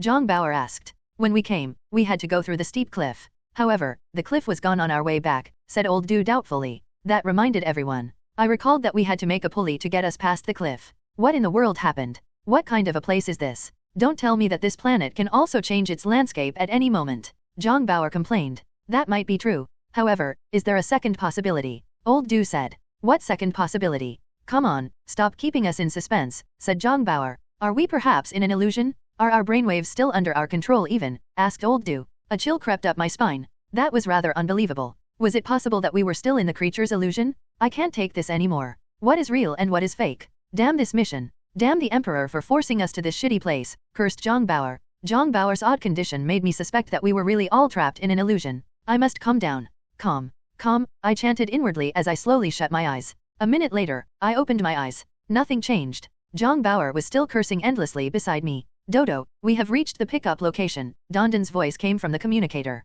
We'll be there soon, said Dodo. 5 minutes later, we arrived at the destination as guided by the system. However, the landscape around us was still an endless expanse of flat land. The massive crack that we had seen when we had arrived was nowhere to be found. Dodo, where are you? According to the system, you're already here, but we can't see you, Dondan asked. We're here, but the terrain and surroundings are completely different from before. We can't see Fearless either, said Dodo. What the heck? Did the terrain change for real? But how do we explain the fact that the system is showing that we're all at the same place? Are we really trapped in an illusion? Zhang Bauer muttered as he started beating his own head. I stood up and performed a full scan of my surroundings with the laser probe. I found with astonishment that apart from the distant volcanic crater that had stayed the same, the entire border between the inner and outer layers of the planet had vanished. An ominous feeling rose in my heart. Dondan, take Fearless away from the planet immediately. I roared to the communicator. Canyue, what's happening? Zhang Xingxing asked. All of you must leave immediately. Everything we see now might be a trap. If the people on Fearless have their brainwaves controlled as well, things will get troublesome, I said. Fearless, retreat. Maintain communication, Zhang Xingxing commanded. Looking at the dot representing Fearless going farther and farther away on the screen, I was relieved. Our terrain has changed completely. Only the distant mountain peak still seems stable. I believe our brainwaves are currently under control, I said. Are you saying that we have been placed in an illusion? How should we wake up from it? Old Du asked. If we're in an illusion, was the Fearless earlier really fearless? Zhang Bauer asked. I don't know. but I suggest we take the vehicle back to the planet's inner land area. We will go deeper to search for our answer, I said. But the creature's lair might be there. It was difficult dealing with even one of them, said Zhang Bauer. How do you catch the tiger cub without entering the tiger's lair? I said firmly. Looks like your knowledge download is working really well for you, teased Zhang Bauer. The team agreed with my suggestion, including Lifu. Rather than returning to Eternal, he seemed more willing to take a trip to the creature's lair. Just how afraid was he of the Emperor? Canyue, we're at a safe distance of 25,000 kilometers from the planet. Fearless will be on standby here. We will be waiting for your update. Zhang Xingxing's voice came from the communicator. Very well. We're heading deeper inland. Keep in touch, I said. We traveled on the two vehicles, moving quickly inland as the ground rose higher and higher. This time, Master Crystal was the one sitting beside me. As we went higher and higher, the temperature around us became even lower. Eventually, it reached -200 degrees. At that point, the ground was no longer as loose and soft as the ground where we landed. Instead, the ground around us was solid and hard. I wonder where Bulu is. Is this an illusion it created? I wondered inwardly. We continued ahead. After about 3 hours, the system indicated that we had traveled 600 kilometers and had risen in altitude by 2,000 meters. This is too slow. At this speed, it will take us 18 more hours to reach the peak, Old Du said. Fortunately we still have plenty of energy, said Zhang Bauer. Something doesn't feel right, said Master Crystal. What do you have in mind, Master? Zhang Bauer asked. I don't think everything we see is an illusion. Rather, only a part of our surroundings is covered by an illusion. It is probably very energy intensive to control so many of us. It doesn't seem like we had encountered such a powerful energy source here. Even Bulu only has a small amount of energy in it, said Master Crystal.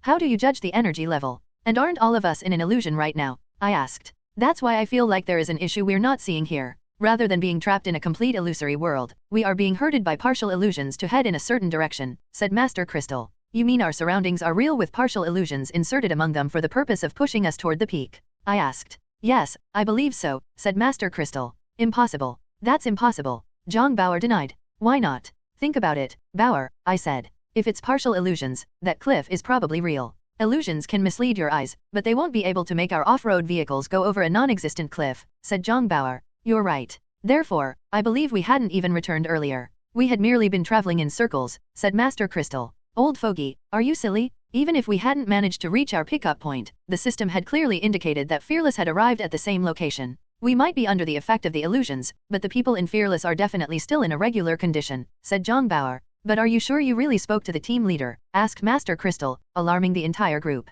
Snow stopped the vehicle in shock. Our advance was halted. Sing Sing, can you hear me? I called out. Yes. Where are you? Everything is normal here, said Zhang Sing Sing. Sing Sing, do you remember the name of my mount on Sirius? I suddenly asked. Only static noise came from the communicator. Sing Sing, can you hear me? I continued calling out. The sound of the machine being turned off came before the communication was severed. I broke out in cold sweat. Good lord. Have we been speaking to a ghost? Said Zhang Bauer as he shivered. Nonsense. There are no supernatural beings here. This is our brainwaves being controlled, resulting in us seeing and hearing things. However, we are still capable of thinking straight, said Old Du. Where does the creature want us to go? With its powerful brainwave control ability, won't it be easier for it to just take over all of us? I said. I have a feeling the illusions are made by Bulo. It might need our help to accomplish something. There is probably a big problem it can't solve and needs our help, said Master Crystal. Master Crystal's words were akin to a ray of light in the darkness. If that really was the case, then we would have a chance to meet Bulo again.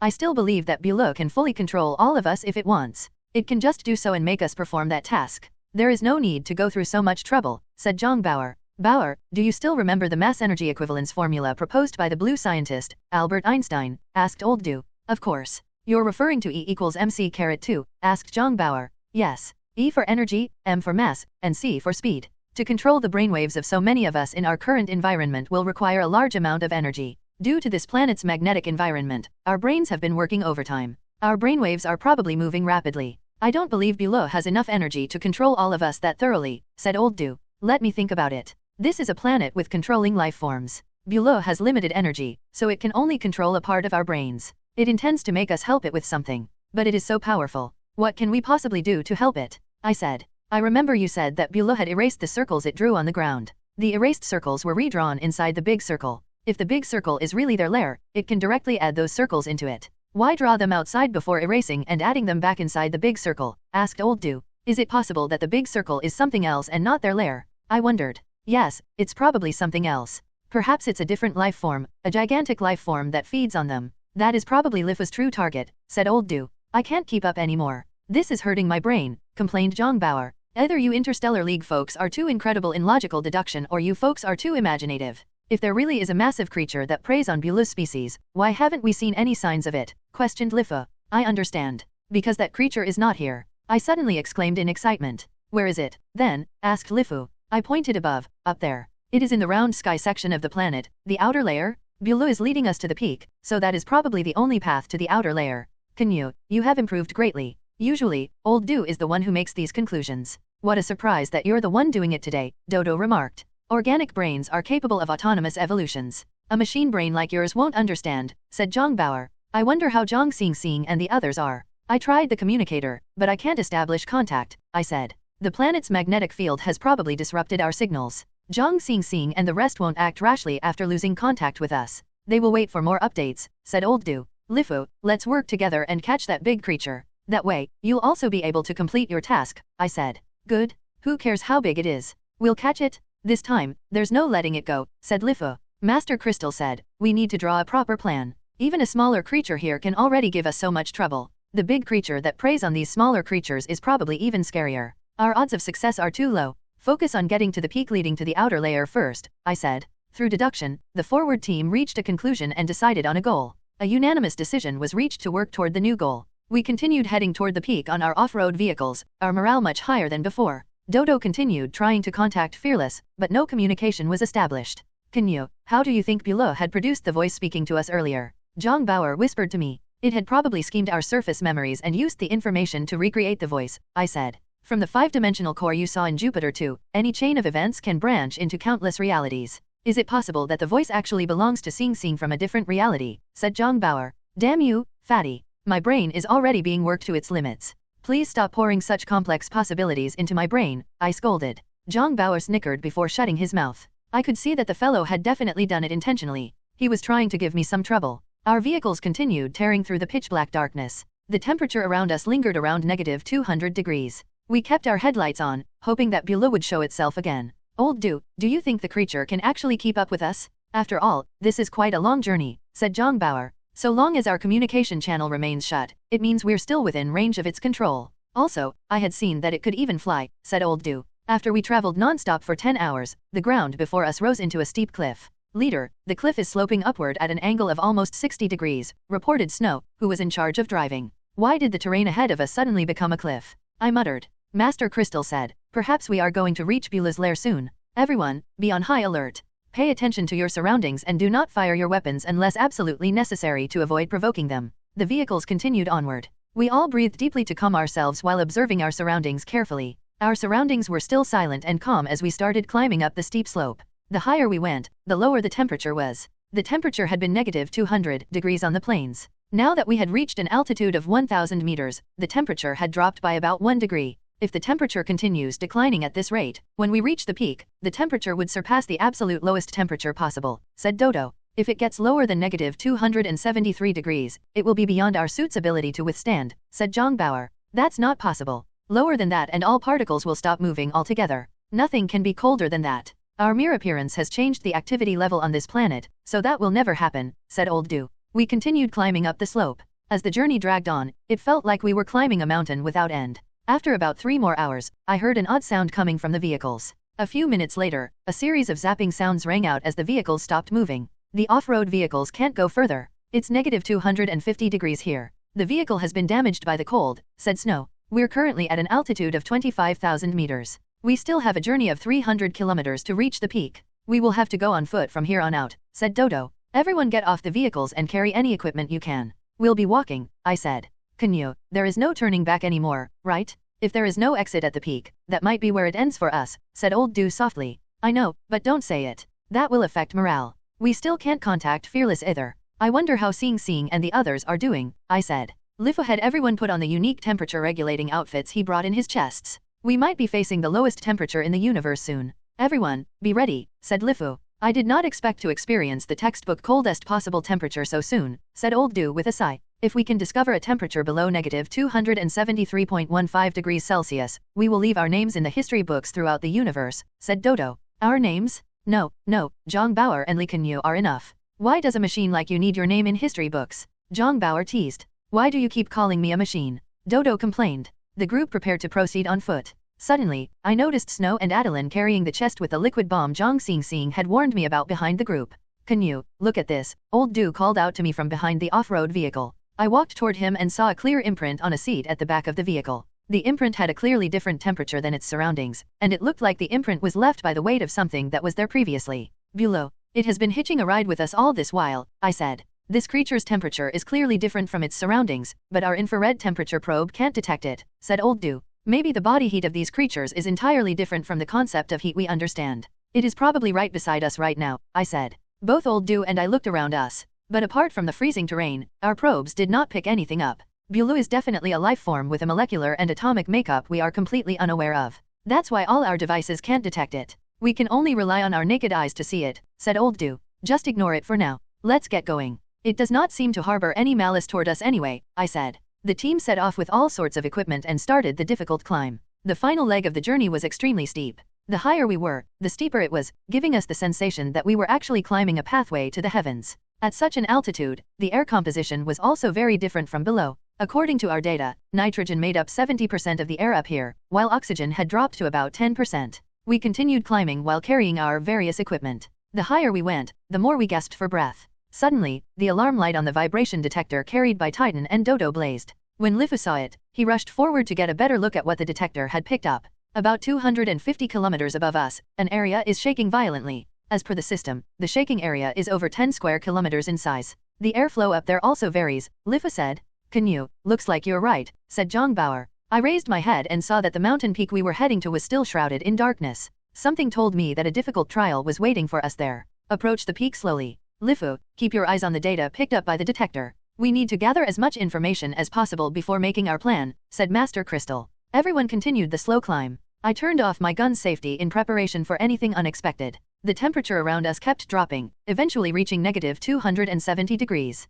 At an altitude of 38,000 meters, the system indicated that we were only 100 kilometers away from the peak. Master Crystal, the low temperature is draining our energy too fast. We won't be able to continue moving with so much equipment. Old Du and I will go light and scout ahead. You guys wait here, I said. Master Crystal gave it some thought and agreed. Do not be rash. We will draw up a plan together after gathering enough information, reminded Master Crystal. Old Du and I then started running up the slope. We ran as fast as we could with our suits running at maximum capacity. Gradually, the ground around us turned from black to white. The temperature kept dropping, and the environment around us looked like it had remained the same for millions of years. Our suit's warning alarm rang nonstop. I could see that the temperature had reached negative 273 degrees Celsius. At this absolute lowest limit of temperature, our energy was being drained rapidly. Canyue, if the temperature really goes lower, we will freeze to death, Old Du said. That shouldn't be possible theoretically. If we're really breaching the limit, we'll burn something, I said. The oxygen level is too low at this altitude. We will have to waste more of our energy to produce energy for burning.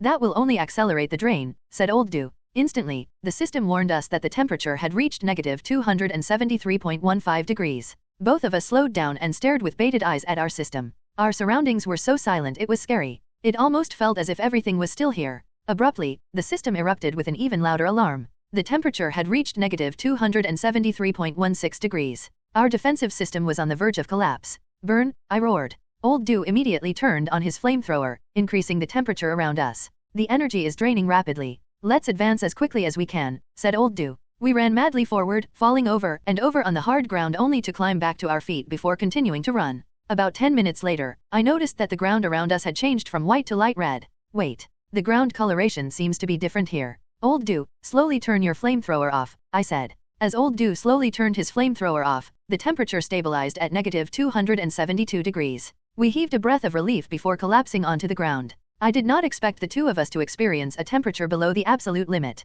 This is a discovery that will shake the existing knowledge of physics, said Old Du. That area does not look special. Why is the temperature there so low? It's too odd. Nevertheless, our system has successfully recorded our experience, I said in excitement. I only have 21 hours worth of energy left. The cold area drained too much of my energy, said Old Du. I started calling for Zhang Bauer through the communicator. Bauer, can you hear me? I called.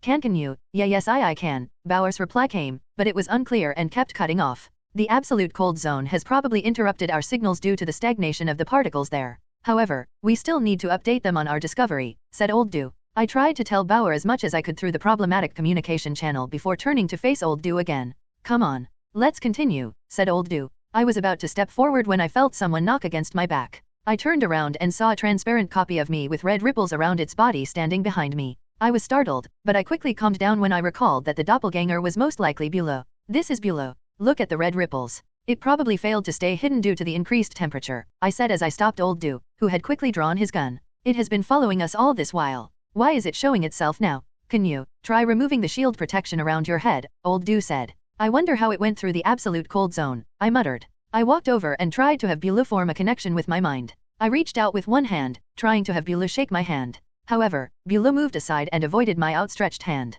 It walked around the two of us and then walked farther ahead. It must be trying to show us the way. Old Do, follow it, I said when I realized what Bulow was doing. And thus, on the final leg of the journey, we followed Bulow. We were only 2 kilometers away from our destination. The peak was a world of darkness. When I used my laser probe to scan the ground, I detected a tunnel with a higher temperature somewhere below us. Suddenly, Bulow stopped. Only then did I notice that a massive black cave had appeared before me. We're here. This might be the tunnel connecting the planet's inner and outer layers, said Old Do. Bulow gave me a look before turning to enter the cave. Leave a signal here before following Bulow. Keep the probe on, I said. Old Do left a signal behind and turned on his laser probe. Then, we followed Bulow into the cave. There was a clear increase in temperature in the cave. Our system indicated that the temperature inside the cave was negative 250 degrees. The cave was expansive, and the tube-like tunnel stretched farther ahead. Bulow was standing silently, waiting for us. When it saw us enter, it continued walking. This might be their lair, Old Do said. It has been trying to direct us here. There must be a reason.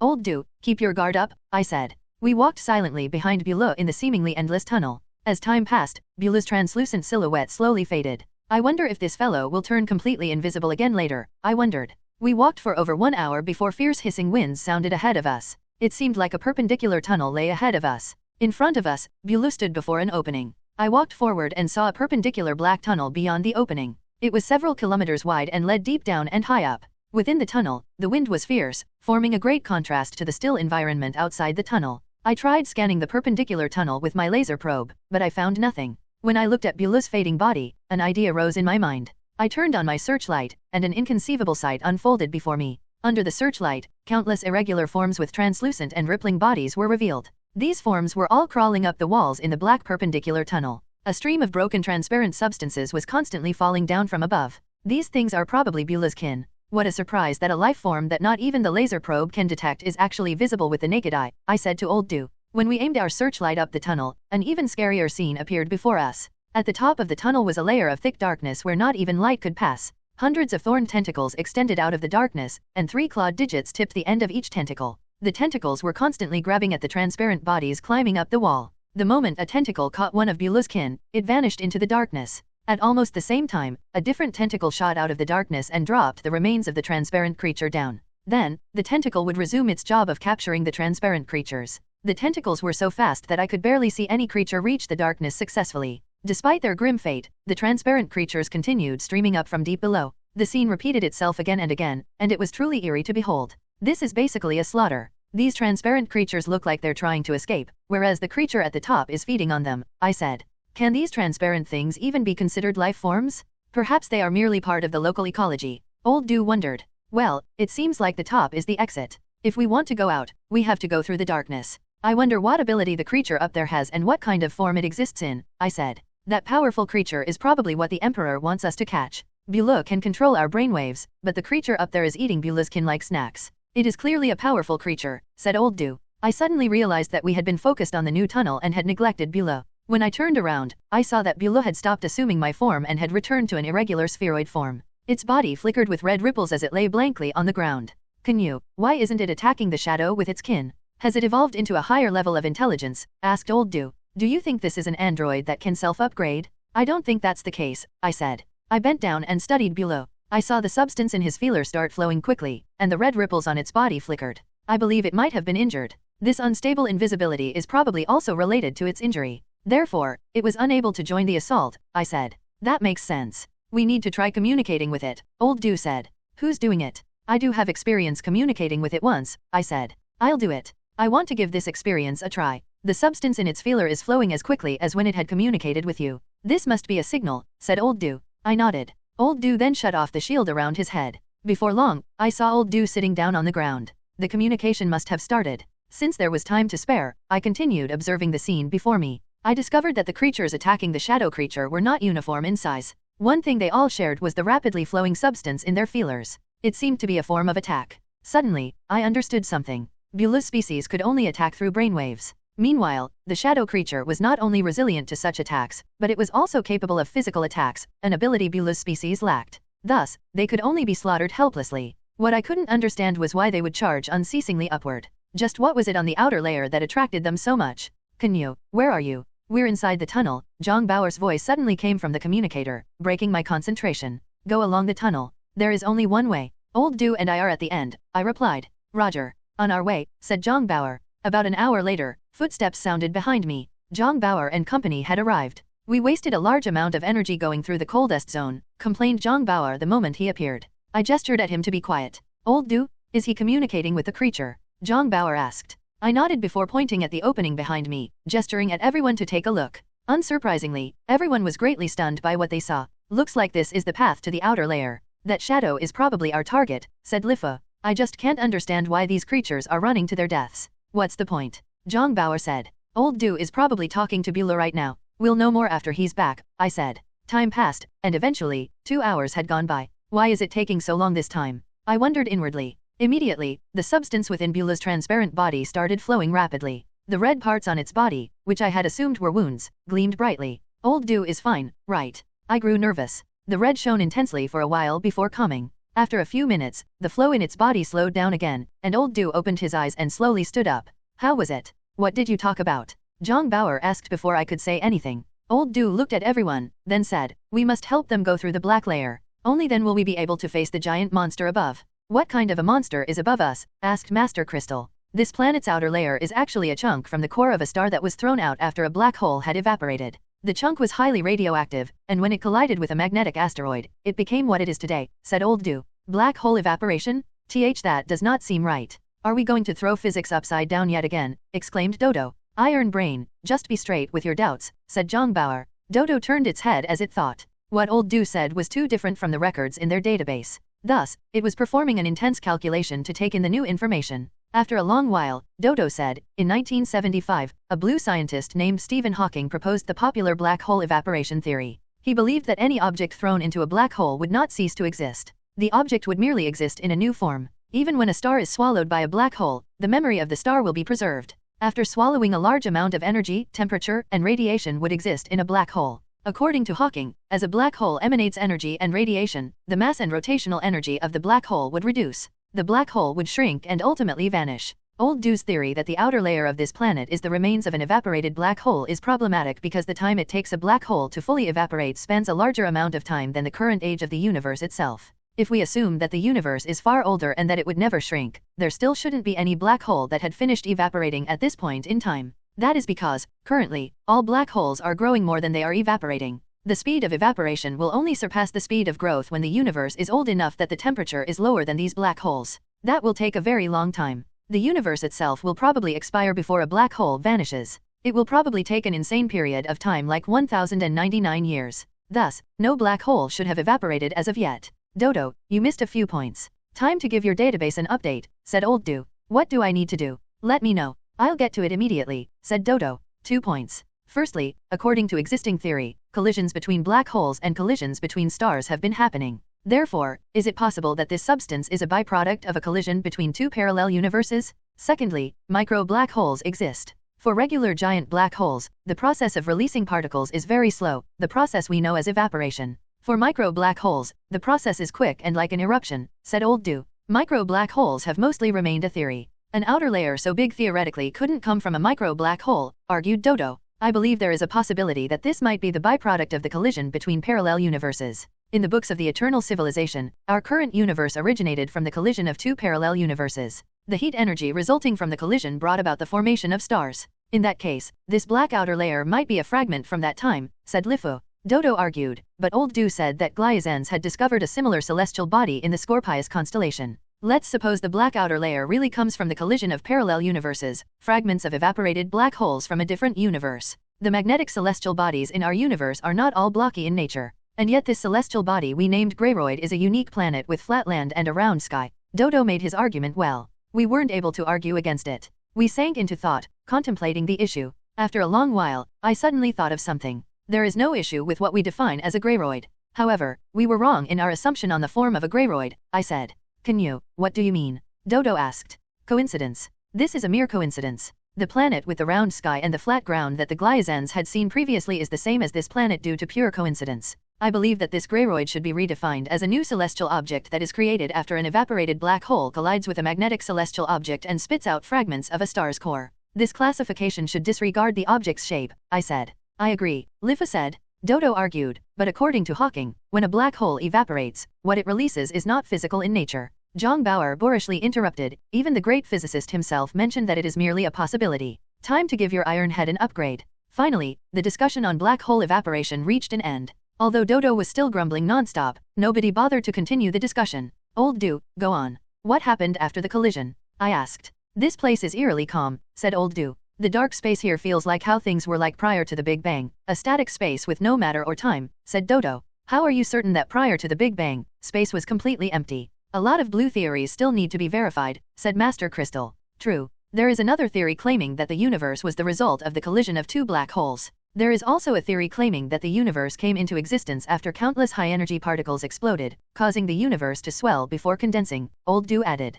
Perhaps we will only get the answer when we truly reach the edge of the universe, said Zhang Xingxing.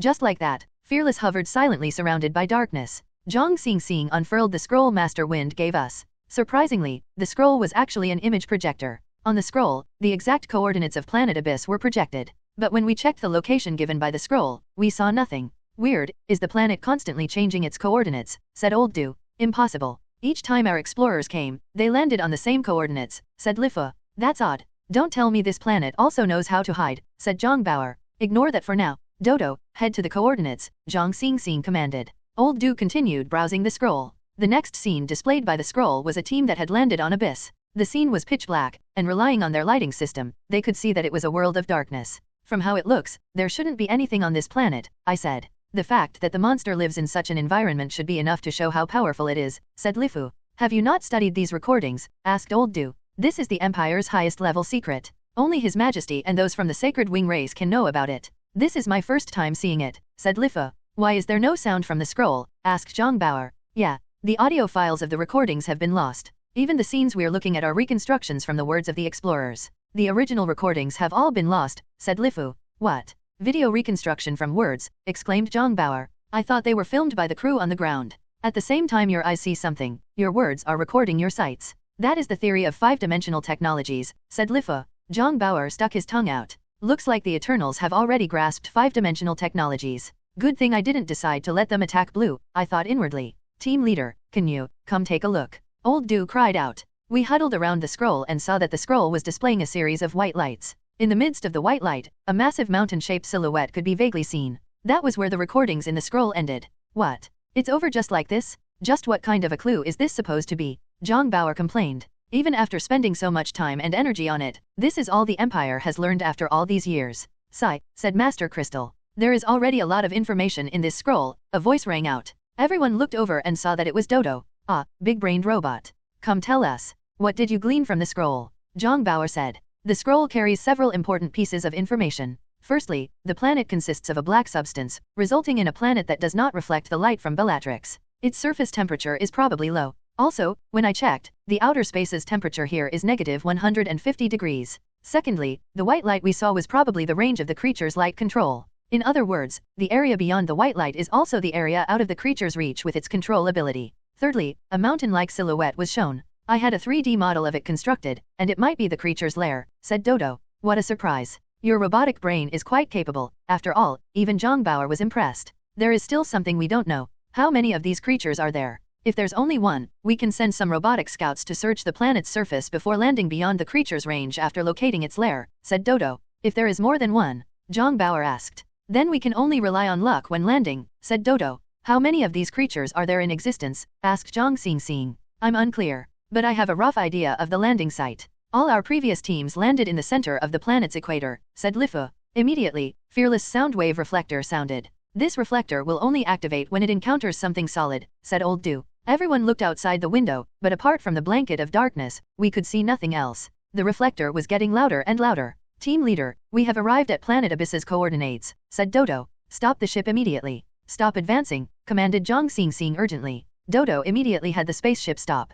Is this where your people came before? Asked Zhang Xingxing. Yes. However, it was never mentioned that the planet would disappear, said Lifu. When was the last time a team was here? Asked Master Crystal. 5 years ago. A team of 15 was here. However, they were wiped out, said Lifu. 5 years. That is nothing for a planet. Nothing so major should have happened, Master Crystal muttered. The mood in the ship turned heavy, as though a mountain was pressing down upon us. Activate the laser scanners and perform a full scan around the ship, commanded Zhang Xingxing. The laser and infrared scanners found nothing. Only the sound wave reflector is reacting, said Dodo. How far is the feedback coming from? Zhang Xingxing asked. About 50,000 kilometers, said Dodo. Everyone looked out the window again. Apart from darkness, nothing could be seen. When I looked at the blue Bellatrix to the left of the ship, a brazen idea suddenly rose in my mind. Dodo, have the ship retreat in a straight line for 50,000 kilometers. After that, adjust the front of the ship to directly face Bellatrix. And then, slowly make a full circle around our current location while maintaining the same distance.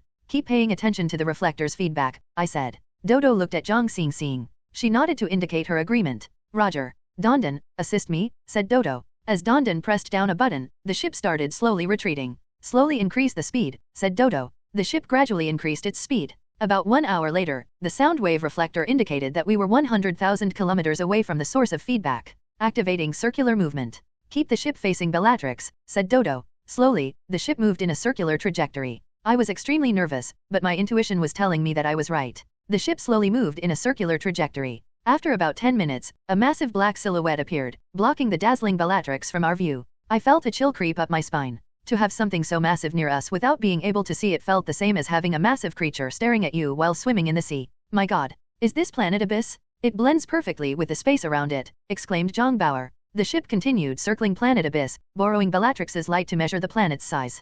Canyue, you're really quite something? How did you determine that the planet was right ahead of us? Zhang Xingxing praised. Natural sixth sense, I joked with a smile. Canyue employed the principle of a solar eclipse to look for the planet itself, making use of the fact that the planet would block the starlight. On Blue, this is known as transit photometry, explained Dodo. Yes, but transit photometry is usually used on the planets surrounding distant stars. It is quite original that Canyue is using it on a planet so near, said Old Du. The Interstellar League does have a lead in observations of the universe when compared to the Empire, said Lifu. How did your people find and land on this planet previously? I asked. I don't know how they got the coordinates of the planet, but I believe our explorers had directly charged straight toward the coordinates, said Lifu. In that case, we should avoid making the same mistake as best as we can, I said. The data is out. This planet has a diameter of roughly 8,000 kilometers, about 2/3 of Blue's size, said Dodo. Launch the robotic probes according to our data and perform a scan on the planet, said Zhang Xingxing. The probes have been launched. They will return in about 2 hours, said Dodo. All right. Let's wait for the results, said Zhang Bauer. Team leader, I have an idea, I said. Just say what you have in mind. Why are you being so formal? Zhang Bauer said. Just say it, said Zhang Xingxing. Planet Abyss has complicated and dangerous terrain. The 6 teams before us have all perished. We can't let everyone land at once when our chances of succeeding are so low. It's too risky, I said. Do you intend to have everyone land in batches? Asked Zhang Xingxing. I suggest that we send a team down while the rest remain on fearless on standby while performing support duties, I replied. That makes sense. I agree, said Old Du. But who are we sending? Everyone would want to play a part in completing this mission, said Zhang Xingxing. I already have suitable candidates in mind, I said. Who do you have on your list?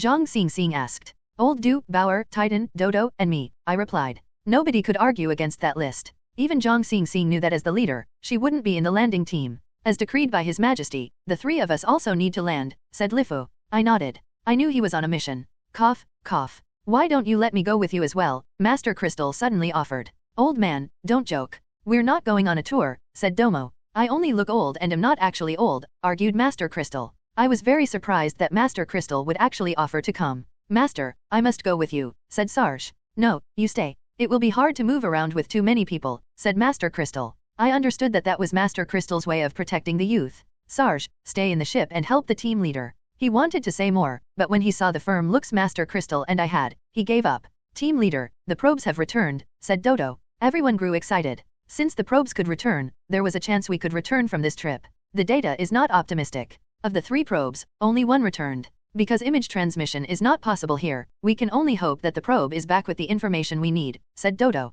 You Eternals can transform sound into image, right? Can we perform a sound wave scan on the planet before transforming it into images? Asked Zhang Bauer. The 5-dimensional equipment needed requires an excessive amount of energy. It is also not feasible for us to carry the machine with us. However, we can send the sound data back to the Empire. In this short while, my assistants have gathered all the data from the sound wave scans. However, it will take 390 years if we send the data back from here. We can only bring the data back during our next wormhole leap. As for the sound-to-image transformation, it will take 50 Betelgeuse days, said Lifu. In other words, the service won't be available for us during the duration of this mission. In that case, let's check the recordings of the probe and see if there are any treasures on this planet, said Domo. Upload complete. Should I play it? Asked Dodo. Yes, let everyone have a look, said Zhang Xing. This probe did not penetrate the planet's atmosphere. It took the recording from an altitude of 250,000 kilometers. All contact was lost with the two probes that went through the atmosphere, said Dodo. While Dodo explained, the recording started playing through the projector.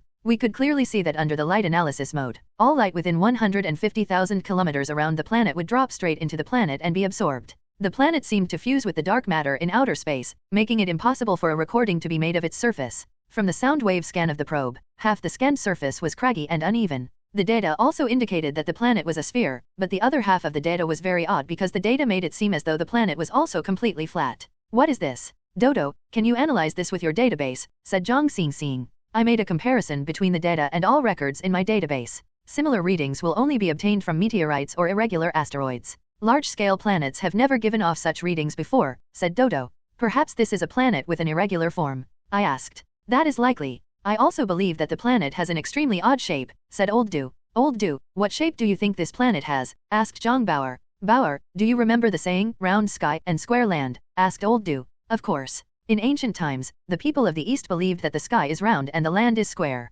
Of course, that is a misconception due to the lack of knowledge in ancient times, said Zhang Bauer. I believe this planet literally has a round sky and square ground, said Old Du. Genius? That would perfectly explain these confusing readings, said Dodo. However, the sky is not actually the sky. It is the outer layer of the planet. I believe the outer layer has the same composition as a black hole. I also believe that the flat side is the actual land of the planet. We need to first look for a suitable landing site before doing anything, said Old Du. Everyone was engrossed in Old Du's explanations. Just what in the world are you talking about? What makes you believe this planet has such a shape? If you're wrong, the consequences will be grave, said Domo. Yes, that might sound unbelievable. But I have seen records of planets with such shapes in a Gliesen Duke library, said Old Du. Duke library? Even libraries are ranked, asked Zhang Bauer. Yes. Some top-secret information is not available to commoners, said Old Du. That is the source of inequality, I said. Let's not talk about that for now. We need to stay united for our current mission. Old Du, do you think that Gliesens have landed on such planets before?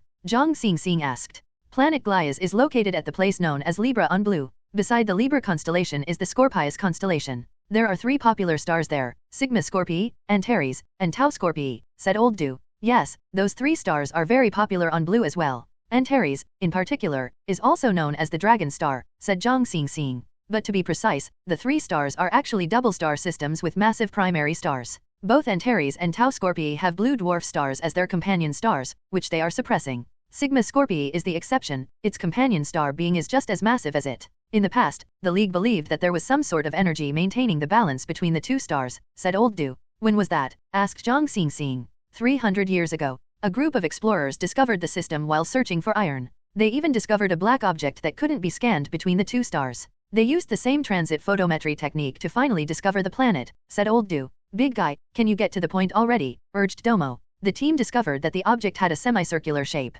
It seemed to be slowly absorbing and dissolving the energy of the 2 stars. The gravities of both stars had a non-existent influence on it. Thus, the League concluded that the object was made of some unique substance, said Old Du. Perhaps the black object is actually half a black hole, asked Zhang Bauer. Time, light, and sound can't escape a black hole. However, that object only absorbs light. Thus, this does not seem to be the case, said Old Du. What happened next? Did the League have people scout the object? I asked. The League believed that the object might be a powerful energy source. Thus, arrangements were made to have a team perform a detailed study on it, said Old Du. And? Get to the point already, said Domo impatiently. There is no next. That was where the record stopped. There was only one extra description. The celestial body had a flat ground while the circular part of its body was most likely not part of the ground. The League should take heed of this fact when encountering a similar celestial body, said Old Du. Everyone sank into a disappointed silence. Old Du's explanation proves that such a planet exists. Furthermore, we are sure that it's not a black hole. Rather, it is something that exists in a different state of matter, said Dodo. A different state of matter? Have we stumbled upon a brand new state of matter? Zhang Bauer suddenly exclaimed. His words reminded everyone that this black celestial body could very well be a brand new state of matter. Everyone grew excited at the major discovery, completely forgetting about the upcoming dangerous mission. Including Lifu, everyone started chatting passionately. I believe the honor of this discovery should be credited to the Divine Empire. After all, we were the ones who brought you here, said Lifu. By that logic, Gliesens had discovered the same 300 years ago, countered Zhang Bauer. That left Lifu speechless. Unable to argue, he sat down silently. I suggest naming this new celestial object after old Doodle, suggested Zhang Xingxing. No, don't use my name. I had merely made a simple observation. The discovery stems from the sacrifice of our predecessors, including Eternals, said Old Du. That was reasonable. Many people had contributed to the discovery of this black celestial object. We were merely here to draw a conclusion from the results of our predecessors. This celestial body exists in an irregular semi-spheroidal form with an appearance that resembles black holes. I suggest we call it a greyroid for now, said Master Crystal. Most of us agreed. All right. Let's call it a greyroid for now, said Zhang Xingxing. Why did no one propose to name it after Bauer? If I can return to the League, a discovery so major will be enough to get me all the medals I want, said Zhang Bauer. Why don't you name it Steamed Bun? I can even give you a diamond medal when we go back, I said. I never expected a world with a round sky and square ground to actually exist. What a surprise, muttered Dodo to himself. This isn't exactly a world with a round sky and square ground. This is a celestial form that we are still unaware of. Only by landing on it will we get our answer, said Zhang Xingxing. According to Old Du's theory, we can't land on the coordinates the Eternals used. They point to the spherical part of the planet. We already know that the spherical part is dangerous, said Dodo. Yes. According to my analysis, if we land on the spherical part of the planet, we will share the fate of the teams before us, said Old Du. Do you also believe that the creature is hidden in the spherical part? Zhang Bauer asked. Not necessarily. But I believe that the white light and the creature's control ability are probably related to the spherical part, said Old Du. In that case, we should land at the intersection of the sphere and the flat part of the planet.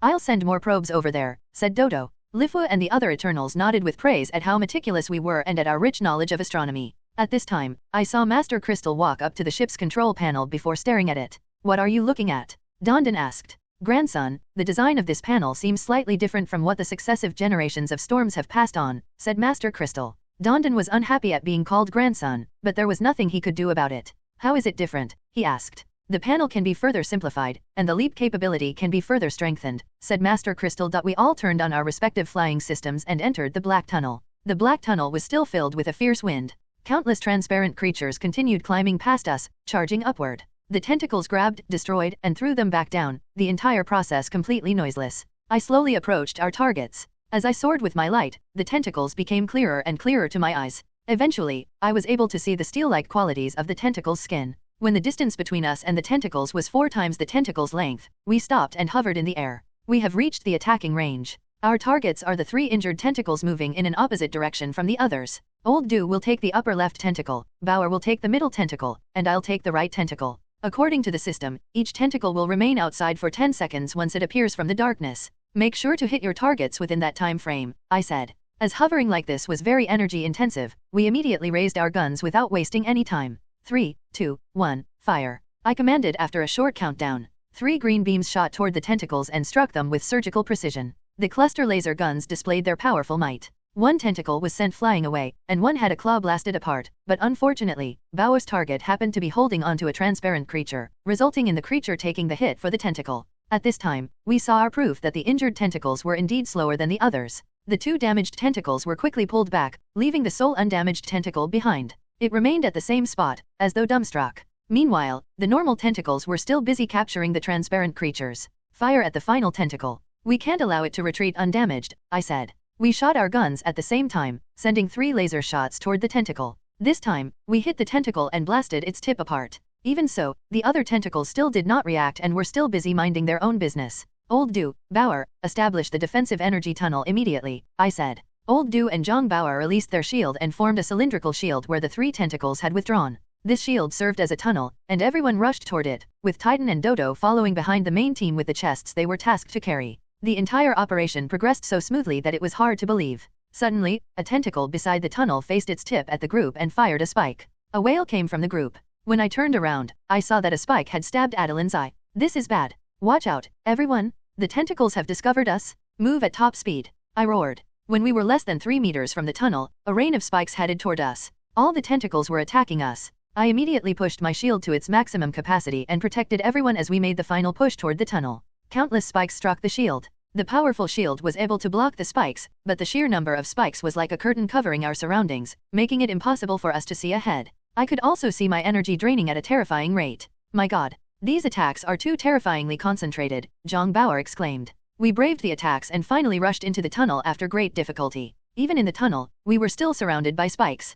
In fact, the entire tunnel seemed to be wrapped in a layer of them. And when we looked down, we could see a rain of spikes dropping down from having bounced off our shield. Our energy level is dropping rapidly, said Old Du. When Lifu checked Adeline's injury, he saw that a steel-like spike had stabbed through Adeline's helmet and pierced into his eye, filling his helmet with his blue blood. This is grave. We need to go through the shadow layer and leave as soon as possible, I said. Where are Dodo and Titan? Zhang Bauer suddenly asked. Only then did I realize that the Dodo and Titan were supposed to be behind us. I quickly turned around. The scene that entered my eyes shook me to my very core. Dodo was using their steel body to protect Titan. Countless spikes were stabbed into Dodo's body, making Dodo look like a porcupine. Bang! Snow started shooting the tentacles, reducing the tentacles to ashes with his powerful ray gun. His attack seemed to cause a chain reaction, and even more tentacles turned around and attacked our tunnel. The massive impact caused the shield tunnel to turn red. At that moment, I noticed with astonishment that a transparent creature had climbed into the tunnel. The second creature followed, and the third creature also followed. Cover the transparent creatures. I'll go help Titan, I roared. Dodo, who was stabbed full of spikes, was still about 5 meters away from me. I turned off my thrusters and allowed myself to drop down. I then instantly activated the thrusters again, arriving beside Dodo. Dodo, are you fine? I asked. Remember to help me pull the spikes off later. This is too uncomfortable, said Dodo. Titan was hiding behind Dodo and the chest, so he was fortunate enough to still be uninjured. I expanded my shield to include the pair. We braved the rain of spikes and finally reached the tunnel. How many creatures have passed? I asked Master Crystal. About a dozen, Master Crystal said. At this time, the monster seemed to have noticed that the creatures were going through our tunnel, as a majority of the tentacles had started attacking us. Canyue, I feel like fewer corpses are dropping down now, said Zhang Bauer. I looked down and saw that there were indeed fewer corpses dropping now. It seemed like we were keeping the tentacles occupied enough that the transparent creatures could now start escaping. Because the tunnel was completely covered in spikes, we couldn't even see the world outside. When I stretched my neck out to get a better look, tens of spikes instantly shot toward my head and bounced off my energy shield. During that short instance, I was able to see countless transparent creatures rushing out of the shadow layer from the opening we managed to create. Lifu, you and your men go through the shadow layer first. Bauer and Old Du, continue maintaining this tunnel. Try to last a few extra minutes to help more transparent creatures through, I said. Canyue, we only have 10 hours worth of energy left, said Zhang Bauer. I took a look at my energy. I still had 50% of my capacity, enough to last me 18 hours. Try to persevere only a bit more. When your energy level drops to only 8 hours, go through the shadow layer. We need to buy more time for Buluskin, I said as I channeled some of my energy into the tunnel. Lifu and his men did as told and rose through the shadow layer with Dodo in tow. Master Crystal stayed back to fight alongside us. When we reached the top, the tentacles became even more frantic in their attacks. We struck back with our laser guns whenever possible while Master Crystal attacked with a miniature ray gun, unleashing purple beams upon the tentacles. Canyue, we've reached the surface. There is no light here, but the transparent creatures are visible, Lifu's voice came from the communicator. Group up. We'll try to hold on a bit longer, I said. We continued for about 15 minutes. At that point, I only had 14 hours worth of energy left. Canyue, both Old Du and I only have 6 hours worth of energy. A lot of the transparent creatures have gone through. We need to retreat, said Zhang Bauer. I could see how fast our energy was draining, but when I saw that there were more transparent creatures trying their best to climb up, I gnashed my teeth and waited one more minute. Retreat. I finally commanded. We quickly rushed to the shadow zone. Covering the rear, I took a final look at the scene behind us, which I would never forget. I then turned and rushed into the shadow layer. The experience was akin to going through a thick layer of black gas. I arrived at a pitch-black world. It was a world where light ceased to function. Only an eerie darkness surrounded us, with the light green radiance from the transparent creatures being the only source of light. There were over 1,000 of them up here, tightly packed around us. Directly above us, countless dots of light were moving in a chaotic manner like fluttering fireflies. I could feel a pair of strong arms reaching for me. With the arms' help, I was able to find my footing on solid ground. Follow these transparent creatures to their gathering spot, Old Du's voice came from beside me. Only then did I notice that the transparent creatures were gathering at a spot about a kilometer away. The sounds of moving tentacles suddenly rang out. Everyone, go to the shining creatures gathering spot. Master Crystal's voice rang out. Guided by Old Du's hand, I approached the gathering spot. The sight before us was bizarre. All our devices, in addition to our naked eyes, could only see the shining transparent creatures. Everything else, including the ground beneath us, was shrouded in complete darkness. The experience gave me massive pressure as my mind started imagining that my next step would bring me into an immeasurable abyss. What shitty place is this? Why won't any of our lights work? Zhang Bauer scolded. This is the true Greyroid, a planet with the characteristics of a black hole and the capabilities to swallow time and light, said Master Crystal. Sure, light can be swallowed, but how in the world is time supposed to be swallowed? Aren't we experiencing the passage of time talking to each other? Zhang Bauer said. Look at the stars above us. Look at how fast they're moving. It's a memory of the universe over a period of probably hundreds of millions of years. We are within a zone where time itself has stopped. That is why we get to see such a scene, said Master Crystal. I remember. This is the black hole surface observation theory. If a planet is not destroyed after entering a black hole, time itself will be observable from the black hole's surface, said Dodo. Dodo, have you removed the spikes piercing your body? Zhang Bauer asked. Half of them have been removed by Titan so far, said Dodo. Leave one for me as a souvenir, Zhang Bauer said. I'll keep 10 for you, said Dodo. Old Du said, light should not exist here, but surprisingly, the light of these transparent creatures is visible. However, the light from their body is incapable of illuminating their surroundings. This is some sort of luminescence light. It doesn't matter. Let's follow Master Crystal's suggestion and head to their gathering spot first. We need to get away from the tentacles, I said. While we were speaking, I felt a vibration come from behind me. Then, the ground beneath me started shaking. I turned around and saw a massive shiny silhouette rising from the horizon. Bulus species have been living on this magnetic planet. They possess powerful electromagnetic senses and control abilities. Some of them survived the collision, said Old Du. Where did the monster in the outer layer come from? Zhang Bauer asked. It had appeared after the collision, and it has been controlling the soul path connecting the planet's inner and outer layers, said Old Du. The ecology here is very weird. I don't understand why Bulus species wants to leave the inner layer to the point of being suicidal about it. If this has persisted for many years, how have they been reproducing? I wondered. They have a single mother. The mother resides deep below, constantly producing more of them. It has been many years. Based on my talk with Bulow, I believe it relies on the planet's remaining magnetic force and the corpses of the dead transparent creatures to provide enough energy to continue giving birth to more transparent creatures. However, it doesn't seem like it would be able to last much longer, said Old Du. I understand. The energy in the core of the planet is not enough to supply what they need for their survival. Thus, their mother must leave if they want to preserve their species. However, that monster is blocking their path, said Master Crystal. I believe they have been wanting to charge through the shadowy layer so that they can finally make use of their brainwave control abilities. The shadowy layer must be the main culprit blocking them from attacking the monster with their brainwave attacks, said Lifa. Yes. Bulow hopes that we can help its kin deal with the physical attacks and break through the shadowy layer to return to the outer layer. There, they will be able to unleash large-scale attacks on the monster, said Old Du. After learning the issue and the origin of the issue we were here to solve, everyone became even more determined and confident. The monster up there must be very strong. It probably has an even more powerful brainwave control ability. If Bulus kin can't attack through the shadow layer with their brainwave control ability, it means that the monster's control ability can't go through the shadow either, said Master Crystal. Yes. Its tentacles probably rely on a different sense when attacking, said Old Du. From the size of the tentacles, the monster must be massive. To defeat it with brainwave control, we need to get enough of Bulus kin up there, I said. I stretched my neck out and had another look at the shadow layer above us. There were over 100 tentacles, and they were almost perfectly covering the entire path. Each tentacle was lined with sharp barbs, looking like a work of art. At the tip of each tentacle were 3 curved claws. The tentacles were constantly accurately grabbing the climbing transparent creatures before dragging them into the shadow. Canyue, look at the claws when they are grabbing the transparent creatures, said Old Du, who had also been observing the tentacles. I paid more attention to the process of the tentacles capturing the creatures. I discovered that each time the claws captured a creature, a long barb would grow out of the middle of the 3 claws. The barb would stab into the captured creature, and the creature would instantly stop struggling, allowing the claws to easily drag it away. The tentacles seemed to have injected something into the captured creatures to turn them helpless, I said. The others also noticed the same thing. Our only question is how should we break through this forest of tentacles, protect the creatures as they charge through the shadow layer, and help them attack the monster's mind and put it under control, said Master Crystal. Why don't we try bombing the tentacles?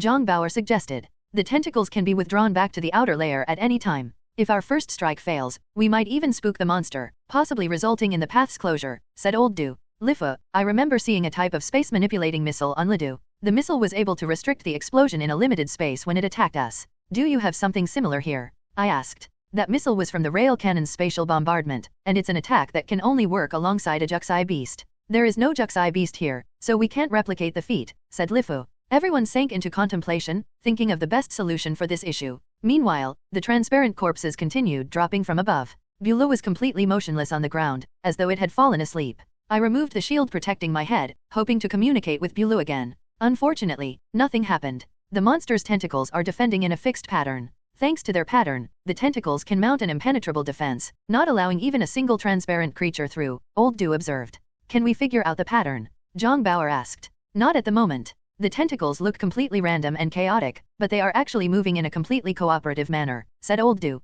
Everyone started observing the tentacles. I seem to have seen this pattern somewhere before, said Dodo after a few minutes of observation. What do you recall? Out with it, urged Zhang Bauer. In Blue's history, a space observatory called Gaia was launched into space. The observatory had drafted a three-dimensional map of the Milky Way galaxy based on its observations, said Dodo. I'm aware of Gaia. It was a major breakthrough at the time. Blue's very first three-dimensional map of the Milky Way was created thanks to Gaia, said Zhang Bauer. On the map, most of the celestial objects in the Milky Way galaxy revolved in the same direction, but there were some that moved in the opposite direction or straight through the galaxy itself, resulting in the mix of orbits, creating a disordered-looking pattern that actually followed a certain order, said Dodo. The anomalies were moving in the opposite direction due to collisions. They fell under the control of the invisible dark matter and started moving in a certain pattern. Alas, we have yet to crack the secret of dark matter, said Old Do. That's right, and these tentacles are moving in a pattern similar to what we saw on the three-dimensional map of the Milky Way, said Dodo. We observed the pattern of the tentacles with the help of our system. Sure enough, we discovered more than 10 tentacles that were moving in a direction opposite the other tentacles.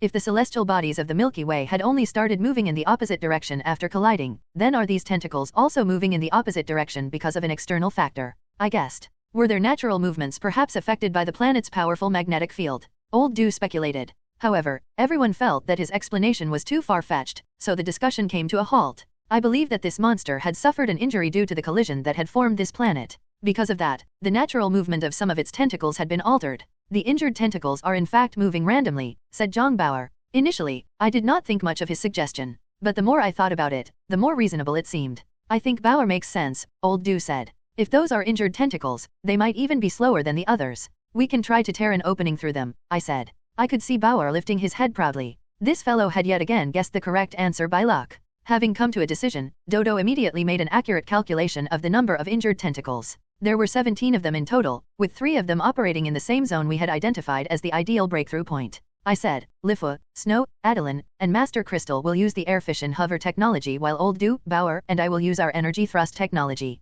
We will progressively approach the breakthrough point. Those from the Interstellar League will attack the injured tentacles with our cluster laser guns. Those from Eternal will use their ray guns to strike any tentacle that comes to help. Remember, do not use any explosives. We don't want to blow up the exit. What about me and Dodo? Titan asked. After destroying the tentacles, Bauer and Old Do will immediately establish a defensive perimeter and cover everyone's retreat. When that happens, Titan and Dodo, you two will use your suit's air fission technology to dash through the shadow layer with Lifu's chests, I said.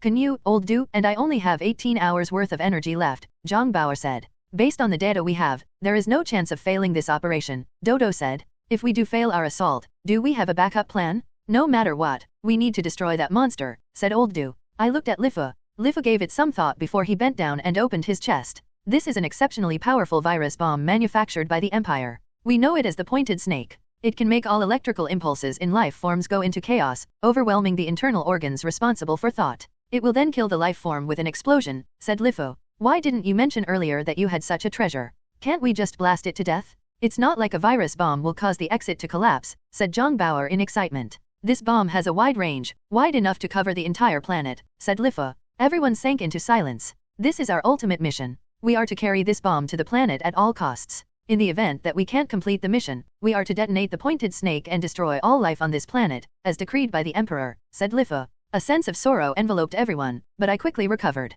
I picked up the virus bomb's spare remote controls and handed them to both Titan and Dodo. If we fail, don't hesitate. Press the button and have this monster cease to exist. That is what we're destined to do, I said. Titan nodded firmly. As for Dodo, they were a machine and would definitely carry out the order given to them. If the pointed snake does not achieve the desired effect, I will detonate 2 nuclear warheads to destroy this place, I added. With the plan finalized, everyone started preparing. I turned back to look at Beulah, who was still lying on the ground. An idea came to me, and I walked over and lifted it up. Surprisingly, Beulah did not resist. It felt like some sort of frozen glue in my hands. According to my system, Beulah's body temperature remained at -200 degrees. A chill continuously emanated from its body into mine. Little fellow, we're going to start attacking the monster. Stick with me. I'll take you up, I said. The substance in Beulah's transparent feeler started flowing rapidly, as though it had understood my words. I made a brave decision to place it in my backpack. When everyone was ready, I nodded at them. We were going to begin our operation. Looks like the big fellow finally can't hold back from showing up anymore. Old Do's voice came from the communicator, our surroundings still pitch black. A massive shining ball slowly appeared on the distant horizon, revealing just how big it was. The ball emanated a light yellow light, and like everything else here, its light did not spread farther than its own body. Like a giant blue whale, it slowly moved toward the gathering place of the transparent creatures. What can we do? I asked. Observe. Observe silently first. Is everyone here? Master Crystal asked. From the sounds around us, we are all near each other, said Dodo. I'm with Snow and Adeline. Adeline has lost the ability to fight, said Lifu. To be honest, I felt like my entire person was suppressed by a sense of fatality. Everything around me was pitch black, with only some light flickering here and there, light that did not illuminate its surroundings, a reality completely different than the one I was accustomed to. Because of that, my brain was under indescribable discomfort. While the big shining ball was approaching, the many transparent creatures were quickly assembling. Around 1,000 gathered, and from afar, they looked like they had transformed into a large shining creature that could contend against the first big shining ball. On one side was a massive light yellow shining body. On the other side was a light green transparent silhouette of many creatures.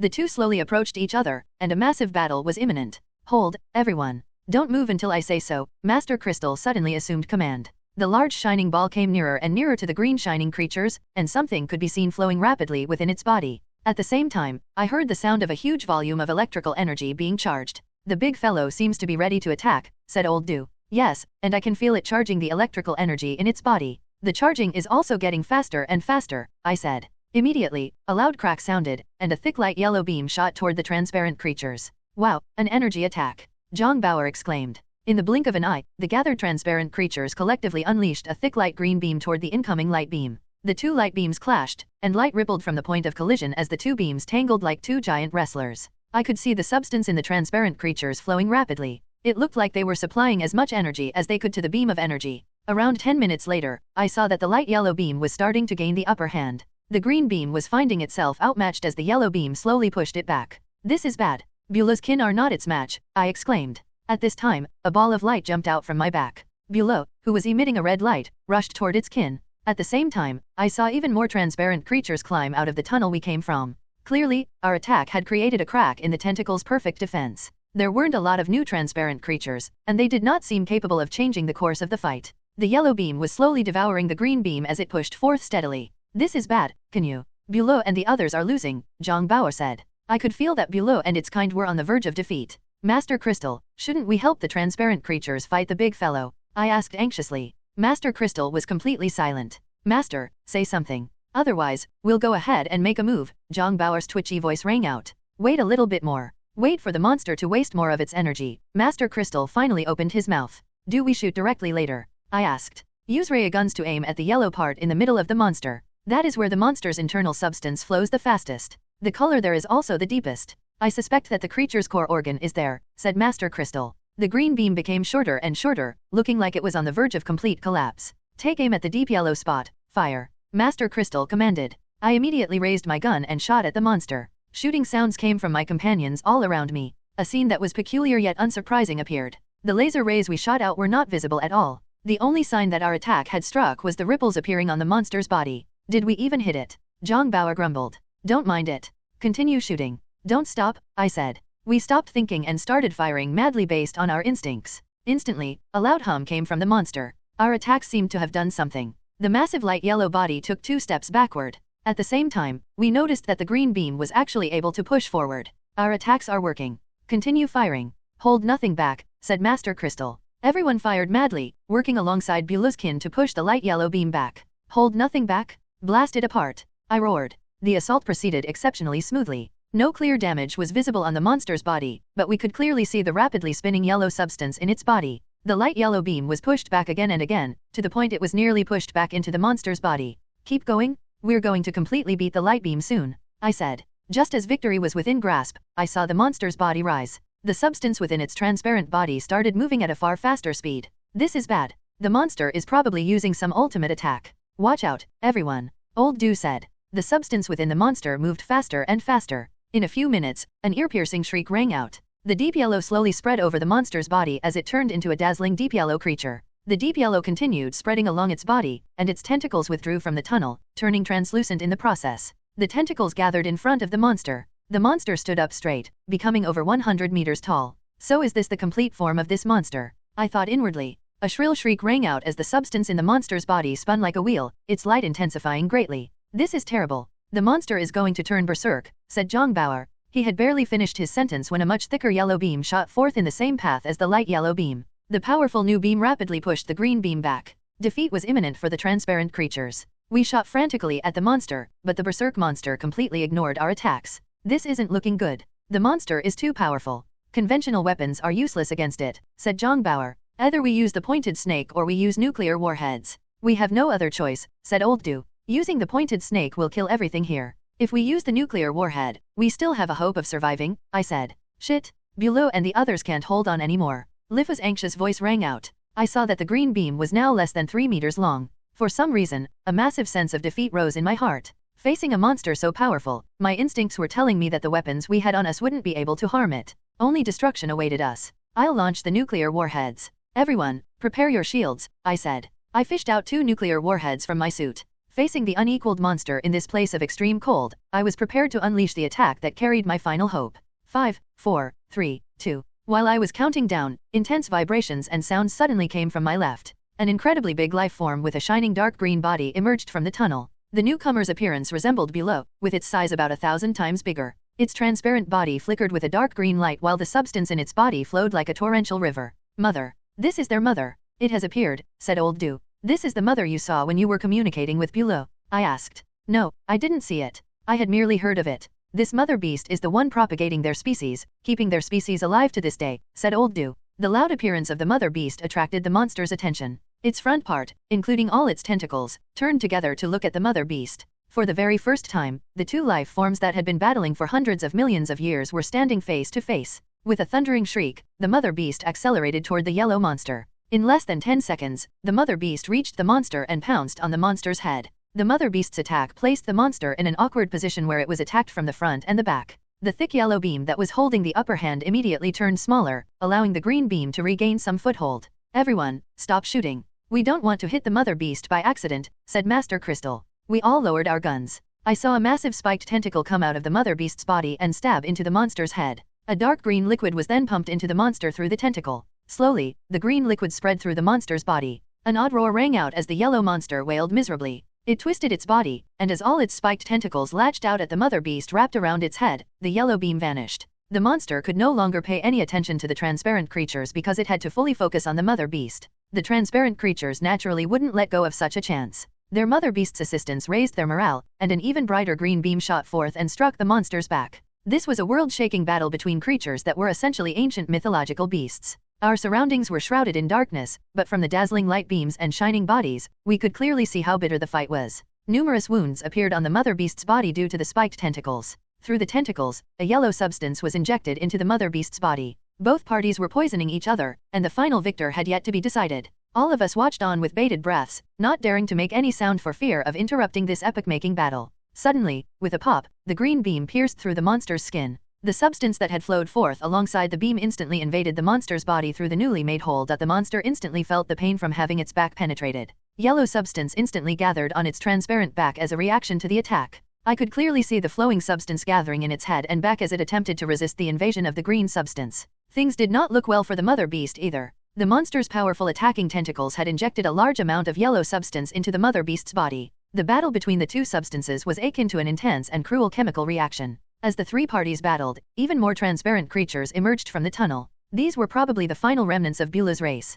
After hundreds of transparent creatures rushed out of the tunnel, no new creatures came out. These are probably the mother beast's last children, said Old Du. Although the transparent creatures had a much lower number than before, the newcomers granted them enough strength to form a brand new green beam. The smaller green beam quickly penetrated the monster's waist, and the green substance carried by the green beam immediately started devouring the weak spots in the monster's body. That seemed to be the final straw as the tide of the battle immediately shifted. The monster started losing ground against the 3 attacks. It realized that the foe it had suppressed for hundreds of millions of years thanks to a geographical advantage was a foe it couldn't defeat face to face. That was a moment of life and death for the monster. Shrill shrieks started ringing again as it gave up completely on its back and gathered all the yellow substance in its body into its tentacles before stabbing them into the mother beast's body. The powerful attack wreaked havoc in the mother beast's body as the tentacles madly pulled at the mother beast, attempting to tear the mother beast off the monster's head. However, the mother beast stubbornly resisted the violent battle within its body and remained wrapped around the monster's head. At the same time, it injected even more dark green substance into the monster's body through its tentacle.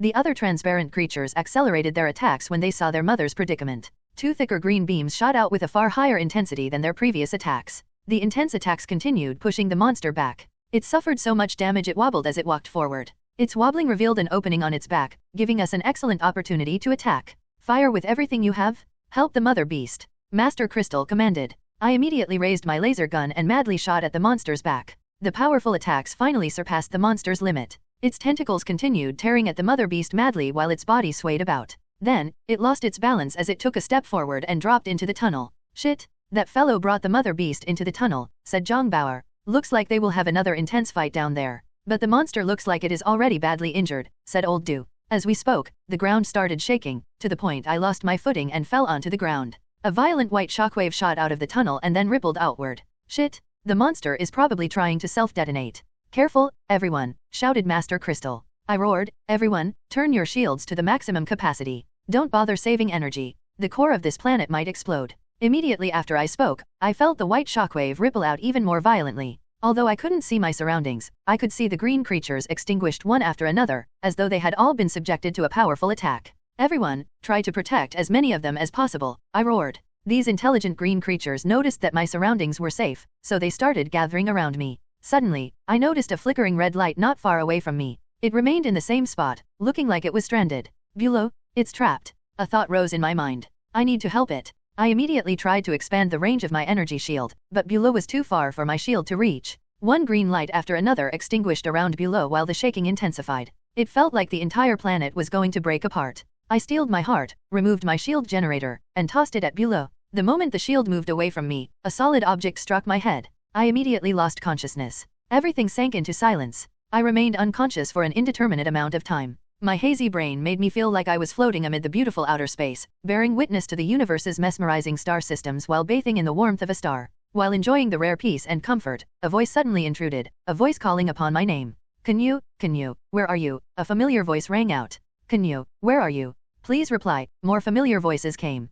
Canyue, are you fine? Say something. Zhongbauer's voice came. Slowly, I regained consciousness. I found myself lying on the ground in darkness. The flickering green creatures were nowhere to be seen. Similarly, the intense earthquake had stopped. Canyue, Canyue, please reply if you're still alive. Fearless will be withdrawing in 10 minutes, Zhang Xingxing's calm voice came. I'm still alive, but my head hurts. I gathered all my strength and mustered a response. He's alive. See, I knew he wouldn't die so easily, Zhongbauer's excited voice rang out. Canyue, don't move. We will pinpoint your location from your reply and come for you right away, said Zhang Xingxing. I lay on the ground silently. After a few minutes, the loud sounds of an engine rang out above me. Soon, I felt 4 strong and familiar arms grabbing me. Canyue, it has been 24 hours. We finally found you. We had thought that the shockwave had killed you, said Old Du. Thanks, brother. I'm alive, I said. Titan, lift him and get him back, said Old Du. 4 strong arms lifted me and brought me toward Fearless. My surroundings were still pitch black, but I felt safe. A sense of gratification from having survived death filled my heart.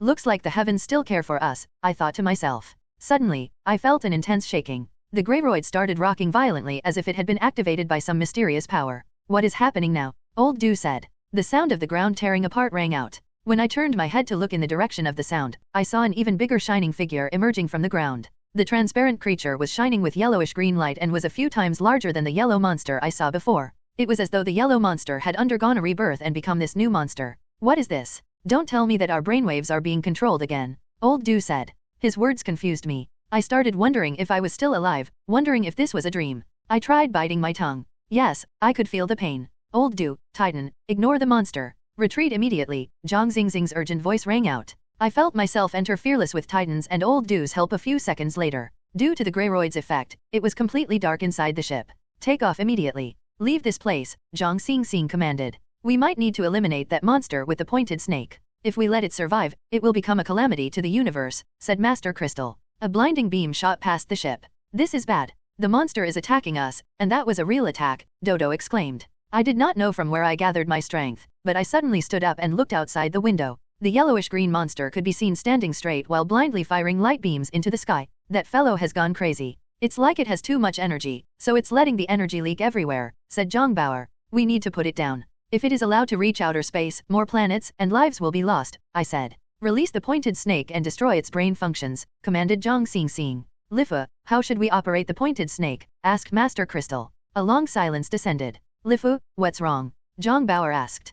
Pointed snake only has the option of instant detonation. It also can't be fired from a distance. Its range of explosion is big enough to cover an entire planet. Lifa's voice came from the darkness. Instant detonation? Why in the hell would your people design a bomb like that? Roared Zhongbao. Because the Emperor does not intend to let the one carrying out the mission return alive, I said. What should we do now? Do we really need to leave someone behind to detonate the pointed snake? Old Du asked. Everyone sank into silence. After a long while, a voice rang out. I'll go? No, Master? You still have many important things to do. You can't sacrifice yourself so easily. I'll go instead. Sarge protested loudly. You can't go. You're too young. You have yet to experience the myriad beauties of the universe, said Master Crystal. Outside the window, the yellowish-green monster was still madly shooting energy beams into the air. The beams were powerful enough to shoot through the atmosphere and reach outer space. A sacrifice must be made. Don't hesitate. After leaving, we won't have any chance to return anymore. Put it down. This fellow must have successfully devoured the mother beast and accomplished a goal it has been working on for hundreds of millions of years. If it leaves this planet, many other planets will suffer, said Master Crystal. No, I firmly disagree, Master. Sarge continued protesting. Suddenly, an overcast voice rang out. Stop arguing. I'll go. Adeline, you're injured. Just focus on resting. We will get you home, Lifa said. Squad leader, let me go. I know how my injuries are. Also, nobody here is more familiar with the pointed snake than me. This is my destiny, said Adeline. I did not expect to see such a heroic individual among the Eternals, I thought to myself. Adeline's words caused me to change how I viewed the Eternals as a race. No, brother. You're already injured. You can't take this mission, Lifa disagreed. Leader, the pointed needle is highly radioactive. I can no longer recover from my injuries. There is no need to sacrifice someone healthy, Adeline said firmly. The mood turned sorrowful. Adeline's words were reasonable. He was the best choice. However, nobody could bring themselves to make that decision. Team leader, the monster seems to be trying to escape the planet, said Dodo in astonishment. Everyone looked out the window and saw the outline of a pair of wings taking form on both sides of the monster. Stop hesitating.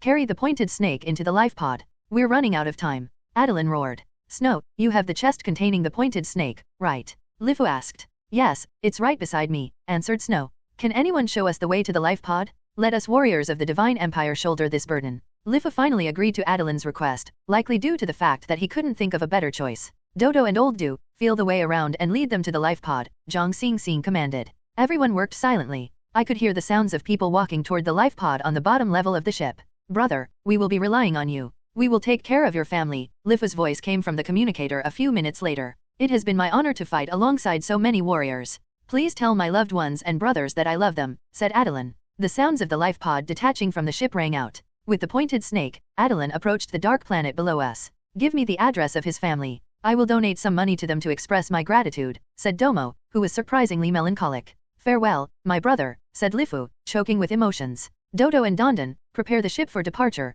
Zhang Xing commanded. Roger. Fearless will be activating the space travel mode, Dodo replied. The ship immediately accelerated as the engine roared, carrying us farther away from the planet's ground. As we left, I saw the monster finish the formation of its wings. It flapped its wings, trying to adapt to using them. We'll be relying on you, brother. You can't let this monster escape, I thought inwardly. Fearless continued accelerating, finally leaving the planet's dusky atmosphere. The instant we charged out, light returned to the ship. However, everyone was wallowing in grief, and nobody was celebrating this escape from death. I could see that even Zhang Bao's eyes were misty. Warriors, I'm in position. The pointed snake will be detonated in 5 minutes. Farewell, my companions, Adeline's last words came from the communicator. Fearless floated above the dusky zone, and we all stared silently at the darkness below us. We could see nothing, but we were aware that a heroic sacrifice was going to unfold before our eyes. Abruptly, a yellowish-green beam shot out of the void alongside a deafening rumble. Before long, the yellowish-green beam was running through the entire planet, piercing out from 2 sides of the planet in the form of berserk rays.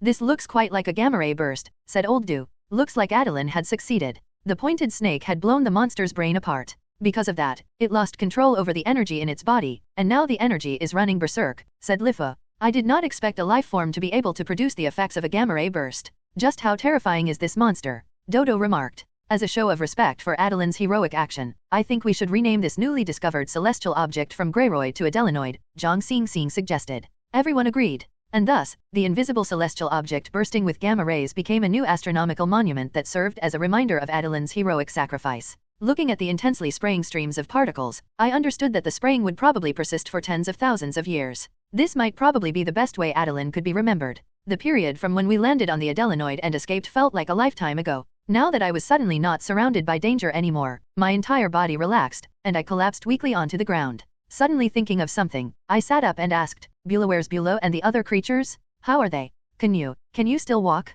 If you can, come with me, Zhang Xingxing said. A new burst of strength came out of nowhere, helping me stand and follow Zhang Xingxing to the ship's cargo bay. When the door opened, I was stunned. It was filled to the brim with over 1,000 transparent dark green creatures. When they saw me, their feelers were aimed in my direction. This? Why are all of them here? They even changed colors. I asked in astonishment. When we went to pick you guys up, these little fellows charged into the ship the moment the door opened. Old Du told us to not stop them and to let them retreat with us, said Zhang Xingxing. A fellow that was partly shining red hopped before me and touched my leg with its feeler. Beulah, you're fine? That's great to see, I said in joy. Beulah's body was mostly dark green in color. I guessed that the change in temperature was most likely the cause. These fellows had been living in an extremely cold environment for many years. I bent down, lifted Beulah with both my hands, and brought it close to my face. In this new environment with a higher temperature, Beulah actually felt moist when it touched my face. Its body was no longer ice cold like before, having become the same temperature as the room. Canyue, the little fellow in your hands seems to be injured. Take it to Amethyst for a checkup, Zhang Xingxing said. Yes, you're right. We should also let the other creatures rest, I nodded quickly. Placing Beulah on my shoulder, I followed Zhang Xingxing back to the cockpit. There, the others were in an intense discussion. Yo, Canyue, you got yourself a new pet? Let me see, said Zhang Bauer cheerfully when he saw Beulah. Beulah is not just a toy. Be careful lest it controls your brainwaves, I said. That scared Zhang Bauer enough to shut his mouth. I handed Beulah to Amethyst to have its injuries looked over, and then I joined the discussion. So were the scenes we saw actually real or were they illusions? I honestly can't tell anymore, said Zhang Bauer. Part illusions, most likely. We concluded before that Beulah's brainwave manipulation was not powerful enough to make all of us head to the tunnel, said Master Crystal. I remember that after the yellow monster dropped into the tunnel and created a massive explosion, I was struck unconscious by some big object while trying to save Beulah, I said. No, that's not the case. Your brainwaves were struck by a super powerful energy attack, Master Crystal said. How are you so sure? Are you saying that everything we saw there was an illusion? I asked. Yes. What we saw were actually illusions created from the manipulation of our brainwaves. The light on these creatures is not supposed to be able to overcome the adelinoid's gravitational force. Thus, we actually weren't supposed to see the light their bodies emanated, said Master Crystal. Everyone found the entire thing inconceivable. The monster's so-called explosion was actually the final exchange of brainwave attacks between the monster and the mother beast. All of us fell unconscious at that time, and I was the first to wake up, said Master Crystal. Yeah, we woke up one by one later, but the world around us was completely dark. I couldn't see anything at all when Zhang Xingxing's voice came from the communicator, said Old Du. Everyone was found, with Canyue being the only one missing. Now I understand why. To save Beulah, Canyue gave up on protecting his own head, so he was struck heavily, resulting in a longer period of unconsciousness, said Zhang Bauer. Yeah, you need to thank Zhang Bauer, Canyue. He believed firmly that you were alive. At that time, Lifa was in a rush to return and seek treatment for Adeline. Bauer was the one insisting to keep searching, extending the search from 3 hours to 24 hours. At that point, everyone was losing hope, but Zhang Bauer still believed that you were alive, Zhang Xingxing said. I gave Zhang Bauer a look of gratitude. In moments of crisis, my brother would still be more reliable. Canyue, apologies. At the time, I was worried about Adeline, so I kept urging everyone to end the search and return early. Lifa walked over and apologized to me. Don't say that, Lifa. I understand your reason. Also, don't forget that an Eternal had actually made a major sacrifice this time, I said. I have a question, Zhang Bauer interrupted the awkward exchange. What is it this time? Domo asked. If the light these creatures emit is a cold light that we can't see with just our naked eyes, how about the yellowish-green beam at the end? All of us saw that. Was it possible that all of us were still looking at illusions at that time? Zhang Bauer asked. Bullshit. Sure, you might be sleepwalking or something, but I was definitely fully aware, Domo said. You might be a hologram or some projection. Come, let me check your pockets and see if there are any treasures inside. If there aren't any, then you must be fake, said Zhang Bauer. Dream on. Domo quickly covered his pockets. In fact, Zhang Bauer's words were actually rather reasonable. I could see everyone instinctively rubbing their own heads and looking at their own shadows. I also gave my tongue a bite to confirm that I could still feel pain. I believe Bauer is reasonable. Then again, our entire situation only serves to prove how magical the universe is, said Master Crystal. Master, what do you think? Old Du asked. This planet hides many secrets. The fragments of a star's core granted it powerful gravity, resulting in the lack of light and in nothing being able to leave the planet. However, the yellow monster had one option. It could devour the mother beast of Beulah's race, take her energy for itself, and gain the chance to leave, said Master Crystal. If that was the case, why didn't the mother beast keep hiding? Why did it keep sending its children to their deaths? Zhang Bauer asked. Brother Bauer, that is a wise question. It's also what I believe is the most profound part of this situation. The yellow monster wanted to devour the mother beast and leave the hellish planet, but that was also the case for the mother beast, said Master Crystal. Everyone came to a realization. In other words, Bulow and the others were merely cannon fodder? As for the final creature we saw, we aren't even sure if that was actually the monster or if it was the mother beast, said Old Do.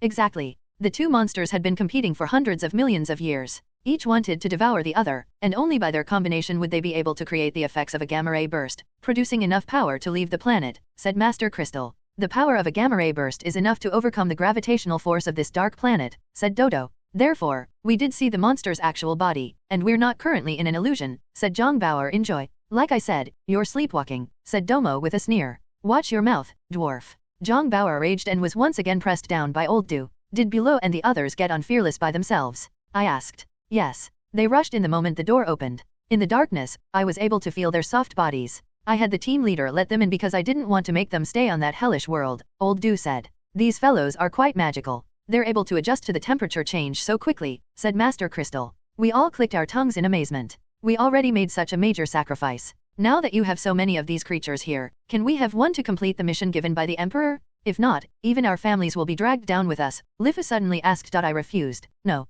Let's think of a better idea. We can't sacrifice one life to save another. Let me think of something. I hope you can save us, said Lifu. He did not persist. Fearless started circling the Adelanoid, which still had a gamma-ray burst spurting out of it. Team leader, what is our next goal? Dodo asked Zhang Xingxing. Should we look for a new home for these transparent little fellows? Zhang Xingxing asked. Yes, we must. It won't do to have so many of them staying in our cargo bay. However, the new home should be safe and hidden from the Divine Empire. Otherwise, they might all end up captured by the Imperial Police, said Old Do. Don't we have 2 Imperial policemen here? Can you keep the secret? Zhang Bauer asked Lifu. We only need one of them. As for what you do with the rest, we can back off from the operation, said Lifu. There is no need to act like that. We fought alongside each other, and an Eternal had sacrificed for the team. There is no need for us to doubt each other, I said. Master Crystal, is there a suitable planet in the Orion constellation we can use to house these transparent creatures? Zhang Xingxing asked. There are a lot of planets in the Orion constellation. These transparent creatures are probably more suited for planets with low temperatures.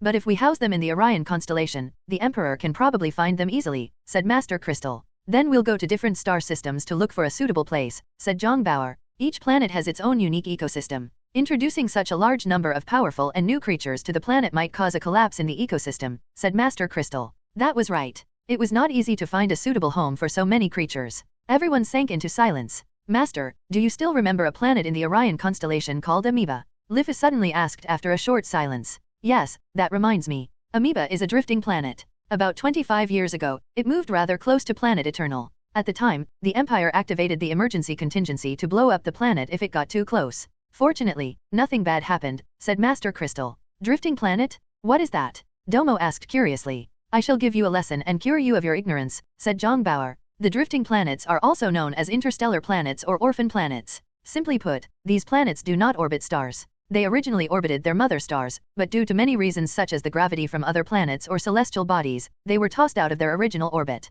Because of that, they started drifting randomly around the universe. A large majority of drifting planets become extremely cold worlds after separating from their stars. Naturally, some can still maintain some of their heat due to their geothermal activities. That's right. Planet Amoeba is a planet with basically a freezing atmosphere. Probes indicate that parts of the planet are still hot and that there's even a liquid sea. Furthermore, it does not have a proper orbit. Its temperature and characteristics make it the perfect place for these little fellows to live and hide, said Lifu. Good idea. But it was last sighted 25 years ago. We don't know where it is right now, said Master Crystal. No wonder I've never heard of it. I wasn't even born yet 25 years ago, said Domo. Does this planet travel in a fixed trajectory? Asked Zhang Xingxing. No. During its last sighting, it was heading toward Bellatrix, but a drifting planet will always move around randomly. We don't know if it is still moving in the same direction, especially after 25 years have passed, said Lifu. 25 years is really not a long time for a celestial body and the universe. A drifting planet does not move at a fast pace either. We can calculate the potential current location of the planet based on its speed and trajectory 25 years ago to get a general area and search through scanning, said Old Do. Good idea. If we have the records of the astronomical observation in the Orion constellation, we can use the gravitational micro lensing method to observe the continuous changes of a specific area. Through this method, we will be able to find traces of this drifting planet, said Zhang Xingxing in excitement. What's the gravitational micro lensing method? Lifu asked. It's a method used by a physicist on Blue to observe distant celestial bodies that do not emit light. It's based on Einstein's general theory of relativity. When one star in the sky appears to pass in front of another, the light rays of the background source star become bent due to the gravitational attraction of the foreground star. The gravitational microlensing method allows planets to be found using light from a distant star. The path of the light from this star will be altered by the presence of a massive lens. Thus, for a short period of time, the distant star will appear brighter. Of course, this will only work when the two celestial objects are facing the observer in a straight line, explained Zhang Xingxing. I see. In the Divine Empire, this method is known as the light cause observational technique. The celestial object in between the observer and the other celestial object will gather light at its edges, giving its edges greater illumination, said Lifu. Yes. As microlensing events are unique and not subject to repeat, if we can get reliable records of the astronomical observations during that period of time, we will be able to deduct the planet's current general location, said Zhang Xingxing. But we do not have the records. There is no chance we will be able to hack into the Interstellar League's database, said Zhang Bauer. There is no need to hack. Use the system of our ship to access the Imperial College's database. I have the access password, said Lifu. Great. That will make things so much easier, said Zhang Bauer in joy. However, the Divine Empire is far weaker than the Interstellar League in terms of astronomical observation. I hope the data is actually helpful, said Lifu honestly. Dodo immediately turned on Fearless Wireless Network System, and Lifu started working on it. Shortly after, we entered the Imperial College's database. We started browsing through the astronomical pictures and records in the database. The database was massive, and there was a large amount of information within it. In a well-practiced manner, Lifu set up proper search parameters before performing the search. The system indicated that the search would take 8 hours. Everyone, return to your own rooms and get some rest. We will hold another meeting in 8 hours after we get the search result, said Zhang Xingxing. We all relaxed and returned to our respective rooms. While I walked, I saw Bula, with an adhesive bandage stuck on its waist, hopped over to me. This little fellow seems to enjoy staying with me. Bula, oh, Bula, how should I solve the issue between you and Lifu? I thought gloomily. In my tiny room, I lay on the bed silently. Beside me, Bula was also silently lying on its stomach. Through the cabin window, I could still see the gamma ray burst from the adelenoid. Behind it, the blue Bellatrix hovered indifferently. Looking at these celestial bodies which had existed for billions of years, I suddenly realized how minuscule a living organism was compared to them. Under the gentle blue light of Bellatrix, I fell asleep without knowing it. My sleep was deep. The intense battles had led me to be physically and emotionally exhausted. My brain greatly needed a full rest. After waking up from deep sleep, I looked at the time and saw that it had been 7.5 hours. The search result will be out soon. I'll grab myself a meal first, I muttered to myself. The moment I stood up, I saw Bula and a doppelganger that looked exactly the same as it.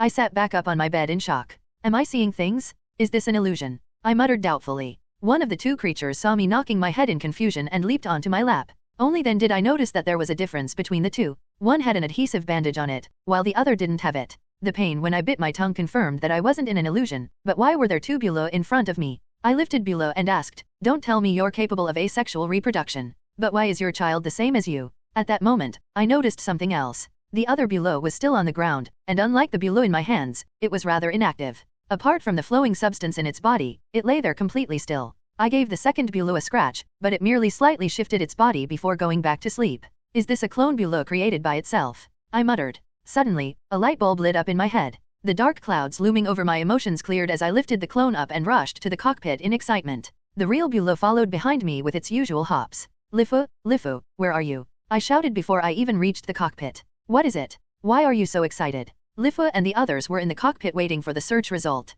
I handed the Bula in my hands to Lifu. What? Is this little fellow unwell? Asked Lifu when he saw the sleeping Bula. Right at that moment, the Bula behind me leaped onto my shoulder. This, what is this? Did it procreate by itself? Lifu asked in astonishment. No, this is not procreation. It had duplicated itself, I said. Is there a difference? Asked Zhang Bauer from behind me. Yes. The duplicate is not an actual sentient life form. However, it is very helpful to us, I said in excitement. You mean to swap the real deal with a fake? Ha ha ha, Canyue, incredible. Zhang Bauer said in excitement as he immediately realized what I was up to. I gave the clone to Lifu and started dancing hand in hand with Zhang Bauer. Meanwhile, Lifu was completely confused, standing blankly with the clone in his hand. Foolish child, Canyue meant that you can use Bula's clone to complete your mission, said Master Crystal. Finally, Lifu's doubt was dispelled. He stood there, the clone still in his hands, and smiled in a silly manner. A joyful atmosphere enveloped the cockpit. Everyone laughed heartily as Zhang Bauer and I clowned around with our dance. All right, stop. The search result is out. I turned around and saw that Dodo had just projected the latest search result on the display screen.